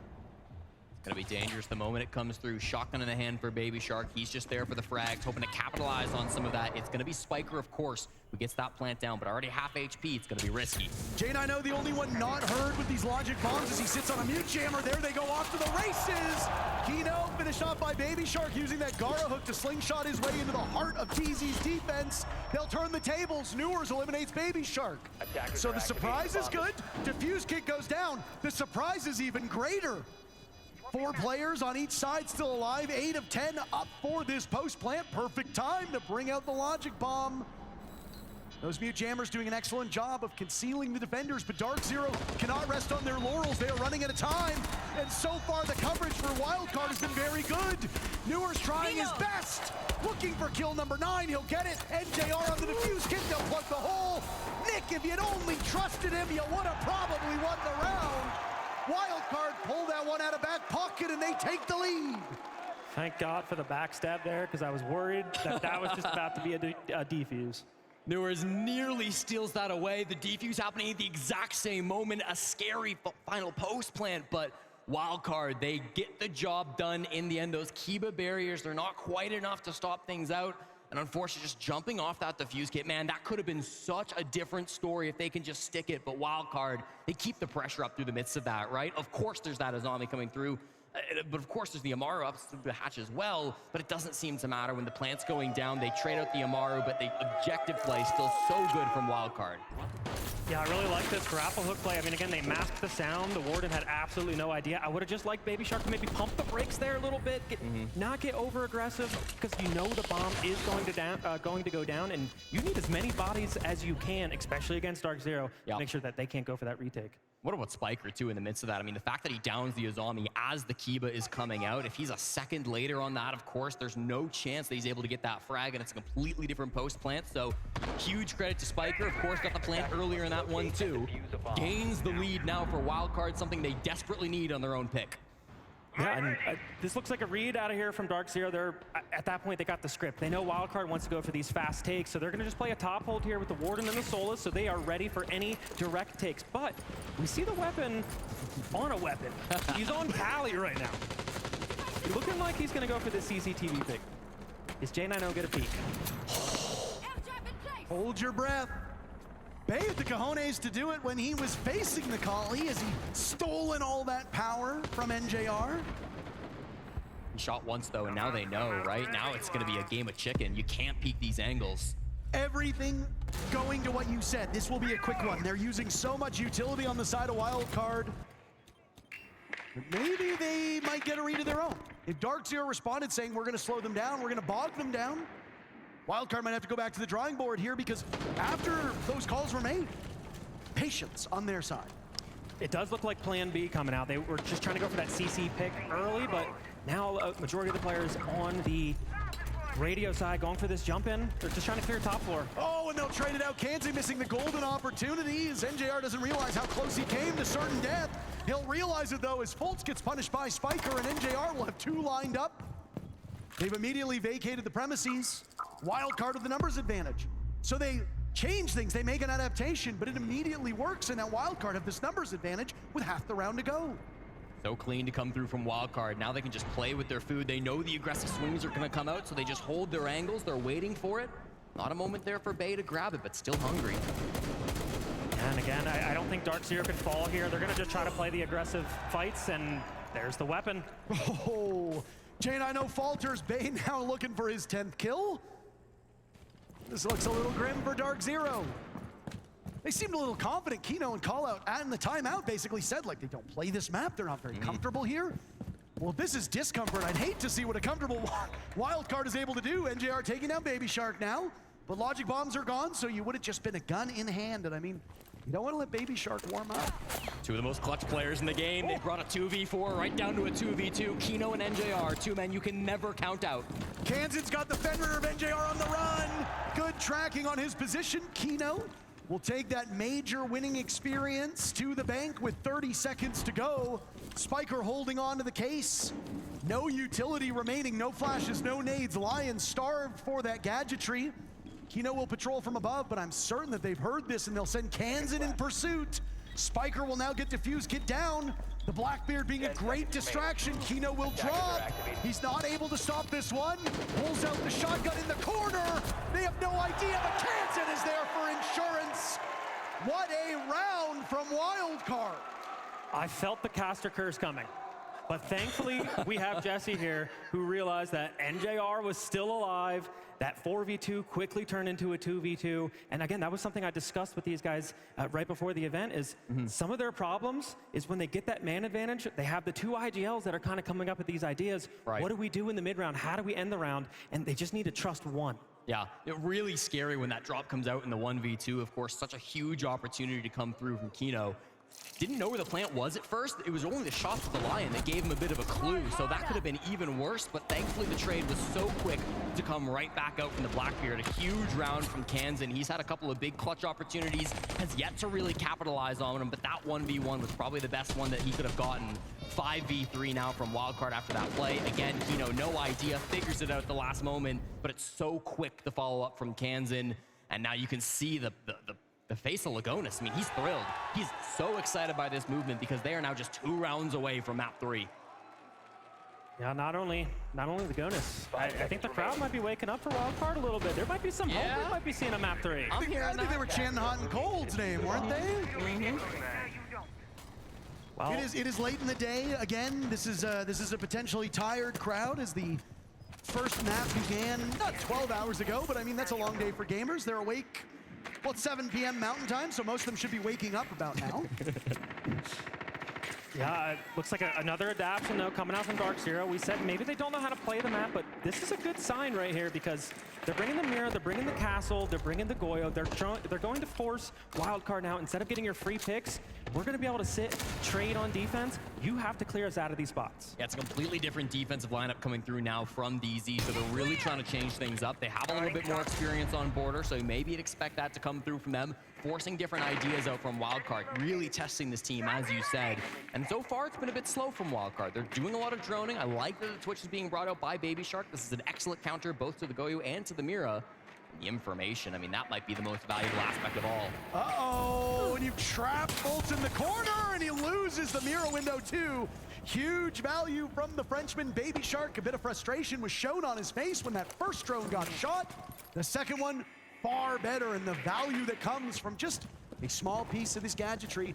That will give Wildcard a bit of breathing room here. They're 2 for 2 on opening duels as attackers, but with 90 seconds to go, it's a quiet round. Nobody dead yet. Still a little bit of utility being used out here. Baby Shark, he was the Amaru last time they attacked this site, so he's had big value both on those 2 rounds that they've had so far. Here's the top down now. You can start to see the picture. DZ spread across this top floor. They've got players in security. They've got players in break room. They've got players in east. So much map control still being held by Dark Zero. 75 seconds. Yeah, and it looks like they got to try to get NJR out of the East Air position. For him to still be here with 2 minutes and just throwing smokes now, I mean, Kansan has to take a fight into a smoke grenade. I think they got him out in a casket. It's Spiker with another. One hive ready. That's 2 very fast kills as Wildcard pounce upon Dark Zero's offsite players. Newer's also suffering a beating, but so too of Baby Shark and Hot and Cold. Right now, the kills on the side of Wildcard spread out quite evenly. Bay leading the way, Kansan and Hot and Cold just steps behind. 9 kills in the hands of Newers, and he is still alive. 40 seconds. so scary at this moment, right? You have to do something if you're Dark Zero. You just don't have the numbers, but what can they do? Everybody on Wildcard safe around offense. They have to make a play. Looking for an opening towards this A-bomb site. Newer still in this position. Good enough for one. Traded out as there's Hot and Cold getting his 9th. J90 and Kino now far enough back to welcome in this advance from Wildcard. Kansan holding the defuse kit. The welcoming committee, though, they're a mean bunch. And J90 might be greeted with some hostility. He tears through Hodden, misses out on Kansan. He's dropped Spiker, but there's the weapon, the secret weapon to send Wildcard to map point. Oh, if only he knew. Oh, if only he knew where the plant was going down, Mint. I'm glad he didn't know. I'm glad he didn't know. Matt asking right now for a timeout. Maybe we're going to see one from Callout possibly here. I mean, it's 6-3, probably. I was a little worried how slow that attack was. Again, trying to get Nick out of a power position after wasting 2 minutes, but it worked out. Kansan, the veteran player, making a great play, running through the smoke grenade triple, and Spiker with another frag. And then they had the time to, once you get East Stairs, you're either going to go office or CC side. Lakeboard was a great call. Wind Bastion bans, by the way. Don't like the uniforms, and then we say, you know, we don't like Nomad or Kaid either. If the timeout was called for, it will not arrive. We will go into a very important round for Dark Zero. Gentlemen, I know you were exceptionally skeptical of this border pick, but this is why we talk about the game. Because guess what? We were skeptical, but it looks like Wildcard maybe knew what they were doing. Yeah, I was skeptical. I mean, I almost thought it was desperation. Like their map pools just didn't really quite align. They tried to take them to some more comfortable maps for them, like Labs, the last time they played, and it just didn't work out because DZ's really good at these structured default maps, having 4 support players on their team, right? Now we're taking them to border where it really doesn't kind of fit their playstyle. Maybe Laguna saw something the last time that they played Shopify. The reason they lost 3-7 as well, and I think right now it's looking like a great call. Whoa! Good information, and again, this is showing more familiarity with the map of border. Like, sure, this is just a drone, but so far the pushes have looked really good from Wildcard. The way they've been able to put together different aspects against different defenses. Dark Zero have done a great job showing many different looks to Wildcard, as we've highlighted, but it doesn't seem to matter. You'd be forgiven not thinking that Dark Zero weren't the #1 attacking team in the tournament after this map, because Wildcard have been flawless through 3. And they've gotten first blood in all of those. When DZ rode that second side of attack back on Clubhouse, they struck first every single round, and that momentum carried them to a victory. Wildcard are now in the exact same position, 3 for 3 on these opening duels, and they're hoping that momentum will net them the same result that DZ was greeted with back on Clubhouse. If that is the case, and Dark Zero are unable to push us to overtime, Cafe will await us as a 3rd map. And of course, gentlemen, I expect a 3-mapper on our final series of the day. They're in the site, Baby Shark, floundering as Fultz gets torn through. Diffuse kit going down, though. They sacrifice the Frenchman, and Blood for the Blood God has paid off for the time being. Nitro Cell gets out, picked back up by Fultz. Spiker's died too. 35 seconds remain. Dark Zero still have every player up, but Wildcard are locked in this post plant. They'll look with the Monty on the board, hot and cold on that very familiar shield operator. Bay trying to waste as much time. Can Dark Zero get on there? No, there goes Bay. Hot and cold looking to smoke Fultz. The Kiva barrier destroyed. Good coverage so far. Fultz on it, and we will go one more round. Really nice play by Dark Zero with the kid on the ground. Yeah, I mean, that was a really smart call from Wildcard, actually. It was actually a fake. Matt was Montaigne taking east. They opened up the passport wall as well and had everyone on Dark Zero convinced that they was just going to be a normal east take. But what actually happened, they went for that sight hit with the blitz jumping through the window, the Candelas, the Thatcher for any C4s and smokes. Really good call, really good fake. However, they lost too many bodies. That is a hard retake to go against an Azami. It's another little pocket strat, and how many times have we seen this at a Wildcard today, right? They started things off with the Omaru jump up the hatch, plant with the Dokkaebi. I mean, they've got a lot of these little fake plant strategies that you highlighted just at the start of the half, Mint. But at some point, these ideas start to get predictable, right? At some point, Dark Zero starts to read into things. They weren't able to deny the plant despite having all that utility, Toxic Babes, Impact, C4s, but they didn't need it. They were able to find so many of those frags, and you start to wonder, do Dark Zero have the read at this point? Have they figured it out exactly what Wildcard are trying trying to do on a lot of these game plans. It's only one round, but I don't want to sound the alarm just yet. But man, wildcard, not good enough in round number 9. 10.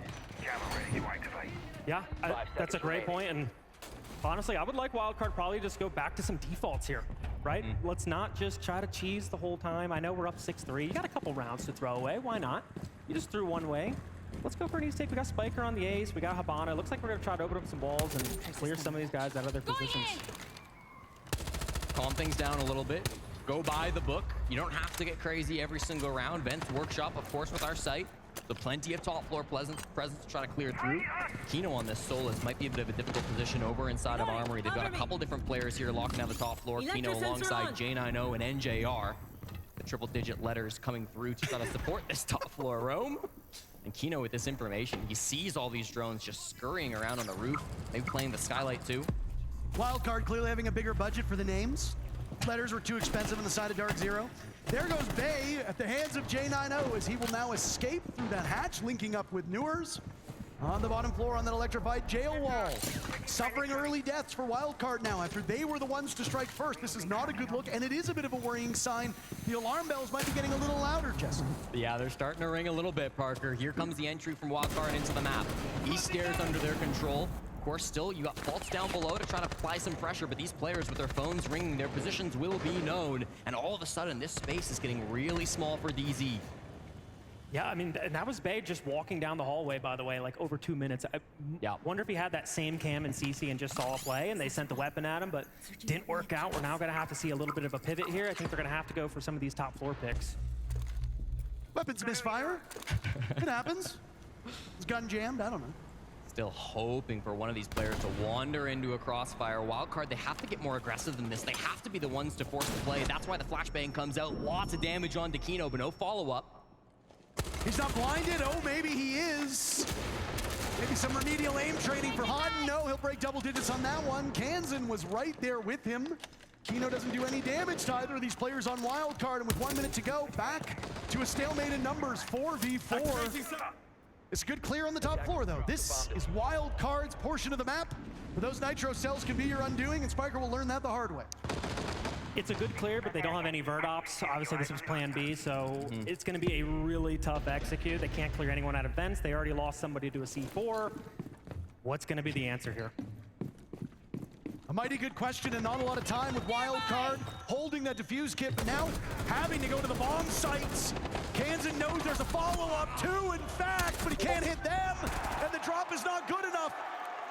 1 round separating these two. The comeback very real. The alarms blaring on the side of Wildcard as DZ push us to round 12. Cafe at one point seemed like an inevitability, and now it's a huge question mark. Dark Zero rally with 2 straight. Hello, listen, look at here, okay? They're gonna go armory or customs, correct? If they go customs, let's play direct bomb site. They're playing a little bit to leave that you guys just said, right? So if you guys saw the opportunity to kill the guy in workshop, kill him, okay? But keep him working direct bomb site. Even if they make borders on bomb site, take a look if there's any gaps, we can spread a little bit, go more tellers, etc. What do you think armory, guys? Let's do the loud direct bomb site again. Hot and cold, play the ace. Play this of his spike, okay, destroy the goals, open the FK all normal. And one thing for you, Shakon, enter on tellers, you're gonna walk the easy stairs.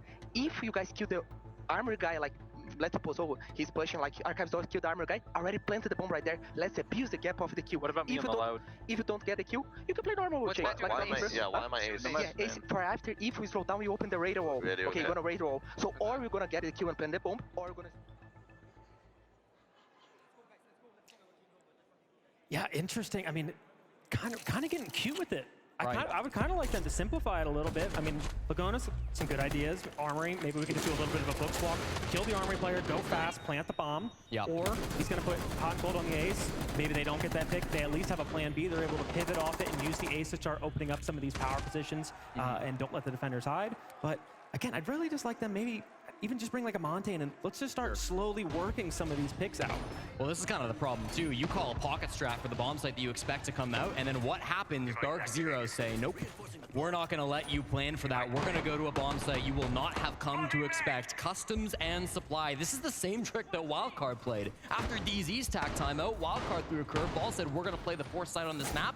DZ have the exact same trick up their sleeve. Well, it is pretty typical for after a timeout to go to that fourth bomb site, but Lagonis did actually say if they do go customs, normally there's going to be a guy in workshop. They want him to go direct at this site, work the guy in workshop, and then see if you can just keep working direct, maybe planting some smokes, and they have a lot of them here. The mind of a good coach to be able to find multiple different opportunities, know what the defense could go for, so it's not going to fully catch them off guard, even if it wasted a little bit of that talk timeout. I'm just astonished at how fast he's able to spit that information out. I think I'm a pretty quick talker, but I feel out of breath listening to him. I really need to up my cardio. These Brazilian coaches, they sure know how to spit out information. Yeah. I have to focus. Like, I'm just looking down, just trying to think. What are they saying? Yeah. Too much stimuli makes it hard to understand. If Dark Zero ultimately win this, we go to overtime. Wild card prevail, we go to Cafe.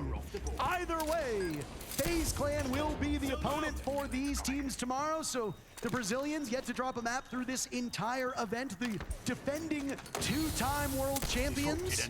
They love these teams beating the stuffing out of each other. And the more maps that these teams play, the more they will have to prep for tomorrow's game. And you know they best be feeling mighty comfortable no matter which NA team it is. Worry about the Nitro, they got it. Don't worry about it. It was EMP'd, but there's a timer on the EMP, so it gets shot. This has been a real nightmare of a util game over on the jail wall, Mint. I mean, they've been really trying to get this wall open since the round began, and still no luck. Yeah, this is really difficult. I mean, we're trying to go for a direct take into a bandit tube, which is probably... I don't even know if that's the right call, but they are seeing, like, Hot and Cold's on the Ying. If they do get this wall open, there isn't any warden or really any vision ops. So a direct call could be really good here. Well, they wasted almost, well, more than half the round, really, but they finally get the wall open. Tubrow cannot delay the entire 3 minutes, thank God. But still, with all of that time, DZ have been able to hold on to the top floor. There's not really any map control held by Wild. Look at how active this is. The Nitro cell goes out. J9 was lined up for another. Bolts will go down at the hands of Hot and Cold. Wildcard fighting for their lives. They do not want overtime to befall them, but Dark Zero have other ideas. Jail opened up. Now, next steps for Wildcard, just under a minute to go. Looking for one of these opportunities still. The drone information's been solid from Wildcard, but these players up above have yet to really been dealt with. There's been no attention paid to J9O, no attention paid to these top floors. He is alone up here, but even still, if he can get a vert play, that could be so critical to end the round. You worry about stalling out for Wildcard. They've sputtered a little bit over the last couple rounds, taking their foot off the gas. There's J9O. Shark hunting. The spear will go through. Bay now getting defused. Kid down. Candelas go off to obscure it. Bay at the halfway point. Nitro cell goes out. It's good. Dark Zero just bought themselves some serious time, but Kansan shuts down Newers. Now Kansan sustaining serious damage. There goes Houghton. Kansan knows it's a done deal. DZ win 3 of their own, and we go to extra innings. It can never be easy between these two NA Titans. Dark Zero will not allow Wildcard to escape in regulation. 6-6, and it all comes down to the util game, the stall, and that 1v1 top floor. What a round.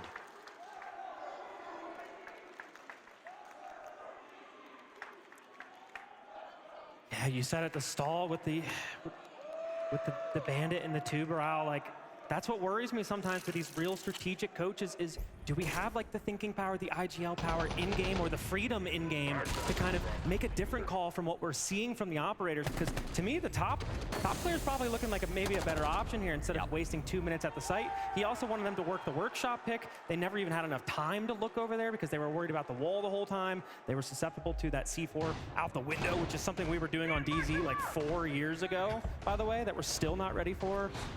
It just has me a little bit worried. And this is all after Hot and Cold was asking Dark Zero to call a timeout when they were up 6-3, and they haven't won a round after that. That's karma. I mean, I hate to say his name, but a lot of this really does get down to Baby Shark being shut down so effectively by Dark Zero. Now, it's hard to gauge whether it's you falling short of your own expectations or your opponents just simply having your number. But for a guy who came in as the best player on this roster, he is a point ahead of Spiker for worst in the entire lobby. That's exactly right, Parker. I mean, they've relied on Baby Shark to get to this point here, top 8 in the playoffs. He was on pace before this game to have the best career, or the best event of his career. 111 EPS plus 18 coming into this, but if he can't find some way to dig deep, if he can't perform for his team on the biggest stage, it's not worth it in the end. Yeah, unfortunately for him, he just went up against DZ and an NA regional farming team. And they're actually going to be going for the weapon here in security. Mirror's having a sensational outing so far. We come to expect that from a player of his caliber. 12 kills in map 1. He's matched that tally now here. On border, plenty of time for him to amass even more, as we will get 2 more rounds, potentially a third. Unlimited OT is not on the board here, so one of these teams will ultimately prevail in the next 10 minutes. First to 8 on border. The first 60 seconds of this overtime have gone without too much impact, but here comes a play from Bay. And the run around, but he misses the opportunity. They've got him dead to rights. Suddenly, Baby Shark will swim into uncharted waters. Kino holding down the fort, buying as much time as possible. Baby Shark looking for the follow-up over towards the break room area. Bay doing double duty now, dancing around these nades. Kino will land it, blowing Bay sky high. They'll find another. Goodbye to Kansan. Dark Zero firing up the war machine. You got Foltz already walking towards site, but thank goodness for Baby Shark. Suddenly Hot and Cold's on the board as well. NJR will shut down the Shark. Dark Zero still with the advantage here. These teams coming to blows with plenty of time left in the round. It's the IGLs again. The brain power on the team. Can it also be the clutch power? We said Hot and Cold's one of the most clutch players at this event. Can he make magic happen again in overtime? Information seems good for Dark Zero, though. So much time to play with in Kino. He's been excellent on the Blackbeard today, trying to take this space towards the top floor. J90 firing off to find these frags. They force them back. No kills just yet. 55 seconds. This continues to tick.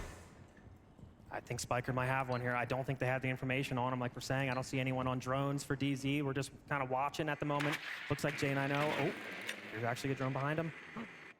Oh, I think he might have heard him. They seem to have the read, maybe not. And the drop immediately follows the kill. Diffuse kit not in the hands of either remaining Dark Zero player. The Brain Trust, as you called them, Spiker and Hot and Cold. Right now on 19 kills, Hot and Cold leading the way on his team.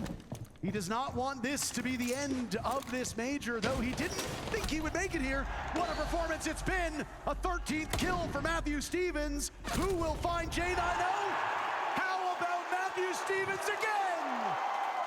A huge round from Wild Card, and they stave off defeat for the time being, going up back to match point.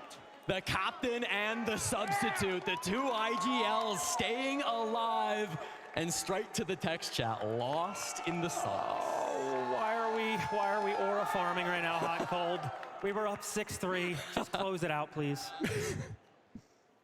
Start to worry in moments like this, but you also got to keep the vibes up, right? I mean, you've kind of thrown this lead already. You're worried about how that round was going. It should have been a DZ round. Kino, I thought, was excellent in this position with the Blackbeard. Got that nade frag, of course, early on to that security player, was taking really good space, but it was that mid-round frag from Baby Shark and then Hot and Cold and Spiker. Really the duo. You wouldn't expect the chemistry, as they've not really played together in the past, but this event, they've shown all of the coordination in the world.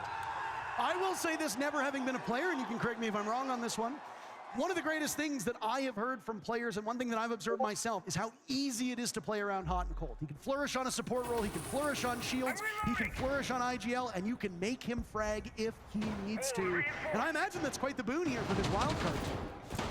You're setting me up to glaze him again. I mean, this is insane. Yeah. That's why we brought you on here. Yeah, I mean, Hot and Cold, like, we put him on Thermite when he was 18, but he's always been a fragger, right? The Ash main from California with the ping advantage way back in the day. Like, yes, he can frag if he needs to. 14 kills. I mean, could you ask for a better super sub right now? This is actually insane. No, this is exactly what they needed out of Hot and Cold. He has shown up big time for his temporary team here at the Salt Lake City Major, but still, they need one more round in order to force us on to Cafe. We've gone to bathroom and tellers. This is the bomb site where we saw Wildcard go for that crazy rush. They can't do that again. If they try it once more, it'll easily be read by DZ, so it's got to be a different approach. Starting on the west side, going to try to clear some of these positions over towards jail, over towards archives. They've got different opportunities to get into the map, but there's problems up on the top floor. You've got NJR East, you've got Kino inside of office, you've got Foltz inside of lockers. I mean, so many players on the top floor to deal with, so what's the game plan for Wildcard? No distinct advantage here with attackers or defenders. 3-3 halves across the board to get us to this point, so it really is a coin toss here. Yeah, I mean, this just looks like they're just trying to do that same pool strategy right now. Hot and cold outside the window with the sense, just kind of baiting that same take with opening the passport wall. But we actually have Spiker outside of Customs, maybe more looking for a horizontal take. Customs is completely free. I mean, Newers is kind of looking to retake it right now. Might be reading into this. He's really worried about being picked off. There goes Hot and Cold defaults. The blitz of Spiker is in, off to the races. They found an exploit. There's a path to the bomb site. And Baby Shark wins the duel against Newers. Spiker hoping for enough coverage. He's had to peel off the defuse kit twice now. Bay taking some serious damage. It's an absolute brawl. Nobody right now coming out ahead. NJR will take down Cans, and Spiker still here, languishing, breathing in that gas. He's not long for this earth. Baby Shark in a 1v3, looking to make some noise, but Dark Zero are locking down the bomb site. They have control of the case. It doesn't have any utility left, just throwing out the last flashbang, and it's NJR to shut us down. A single round will determine whether we have a third map or a victor in Dark Zero. It was a great response out of Dark Zero. They retook cat control. They actually kind of right into that. Newers unfortunately lost the fight. That was a big fight to Baby Shark right there. I thought that was the round winner, I'm not gonna lie. But I think it was the Fenrir that retook cat. He didn't have any, Spiker didn't have any cover. He couldn't plant the bomb. He couldn't plant the case, so he sat there waiting to see if they can make something happen. Yeah, I mean, you saw the chaos in the site. They didn't even know Spiker's position. One player was smoking him, the other had his back to him. It was not a clean round for Dark Zero, but you know what? They don't ask how. All that matters is that we're headed straight towards round 15.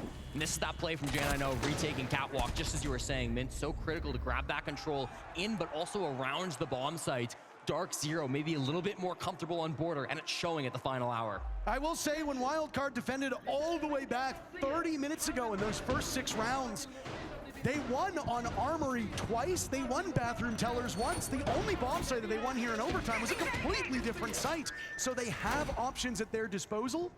Where they want to go is really up to them, and they're going to go to Bathroom Tellers. So, how did it go? All the way back in round number 3, they persevered. Bay with the clutch after Kino got diffuser down. Ultimately a very good round for Wildcard, but that was ages ago. That might as well have been a whole other map ago. Are they going to be able to learn from that? Will we see 3 consecutive Defender victories? If that ends up unveiling, we go to Cafe and we need one more map. No matter what the circumstance, round 15 always demands a hero, and I gotta say, since mentioning his name, Baby Shark has really stepped it up here on border. He has had some critical frags in the mid-round, both rounds of overtime so far. If he can be the difference maker, he's playing Warden on site, so might not be super involved early, but watch out for these high-impact players on Wildcard. This is a team who have made deep run after deep run after deep run at so many events in the past. One more is so close to them here. Yeah, I'm worried again. A lot of fast plays. This is going to be basically what Wildcard just did. They saw it, they liked it very much, so they're going to go in. Gas being breathed in by this Dark Zero team. The Warden emerges. Hunt with Commando Pro lunging. Aquino bolts down as well. The Shark hunted by Newers. Hot and Cold sustaining some damage. Inside the site, they're tossing for control. This tug-of-war between the teams.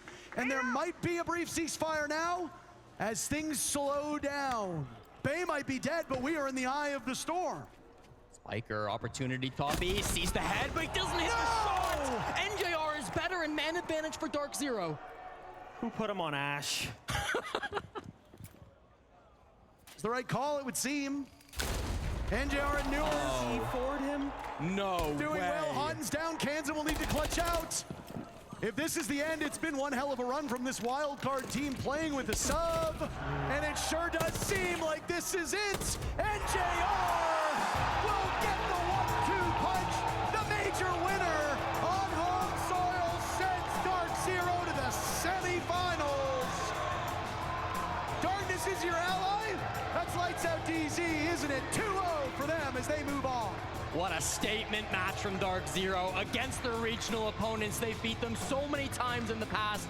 13-1 record here, but so much to play for. They let their entire heart out on the stage, and Mint, you gotta feel bad for these wildcard guys. They played so well just to get here.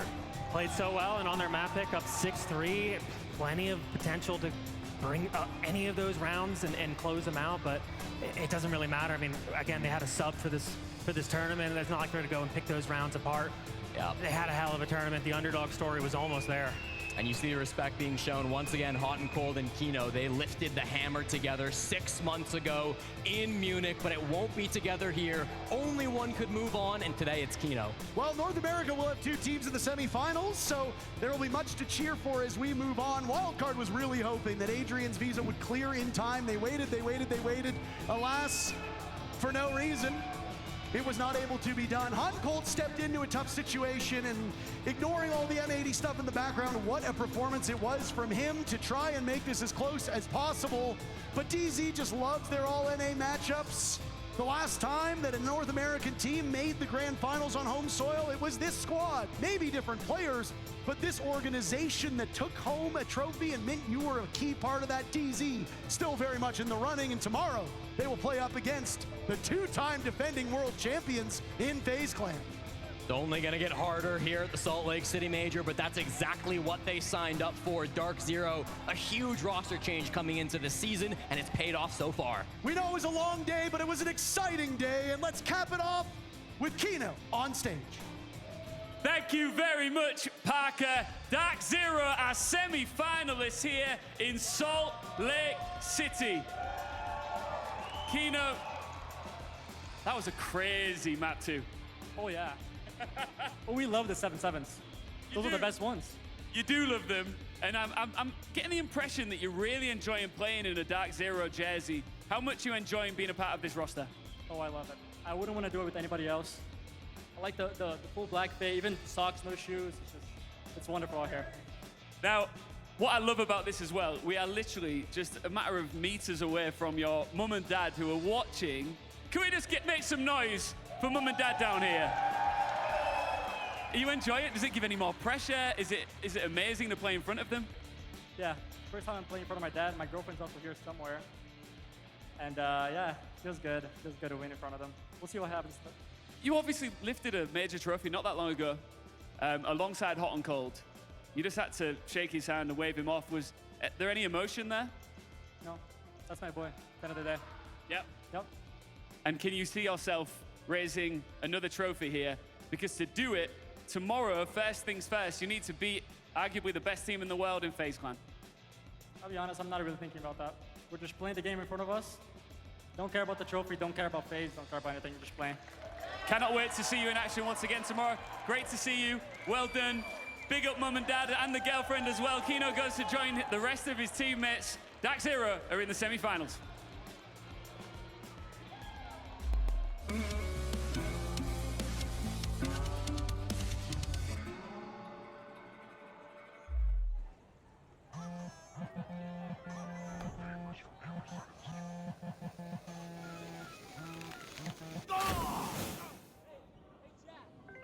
From Salt Lake City to Arches, Utah roads are full of surprises. But AAA is your membership to go. It's roadside support that travels with you and starts at less than $6 a month. Add loved ones to your membership for 50% off. Call or visit your local branch today. Spring is in full bloom, making it the perfect time to refresh your home. During RC Willie's Memorial Day sale, enjoy unbeatable savings on everything you need to transform your space. From stylish furniture to top brand appliances, it's all here at prices you'll love. Take advantage of flexible financing options with 0 and low interest plans to make your dream home a reality. Plus, save on patio furniture and grills to relax and entertain outdoors. Don't miss our biggest sale of the season, the Memorial Day sale at RC Willie. Tap for incredible savings.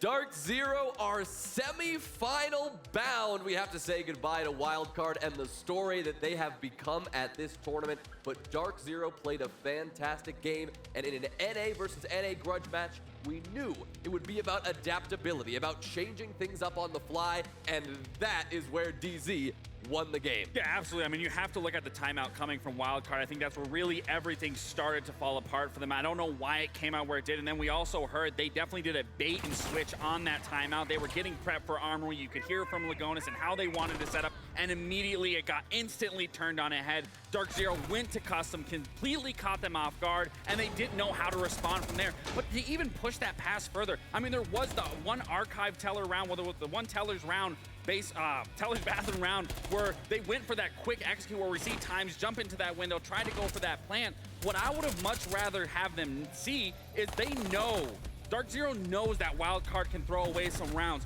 What I would have rather had Wildcard see them do is bait for that plant to move Dark Zero around the map, then take the round, take the site, take the control, and then essentially shoot fish in a barrel. It was really Wildcard's game to win here, to push it to a map 3, and every single time they gave it away to Dark Zero.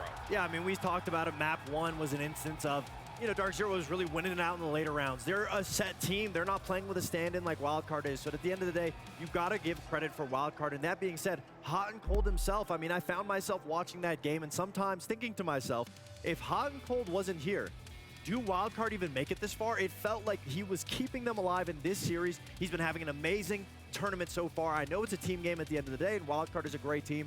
But that being said, it felt like a little bit of inconsistencies, issues that happens because they're just playing with a sub. It is what it is.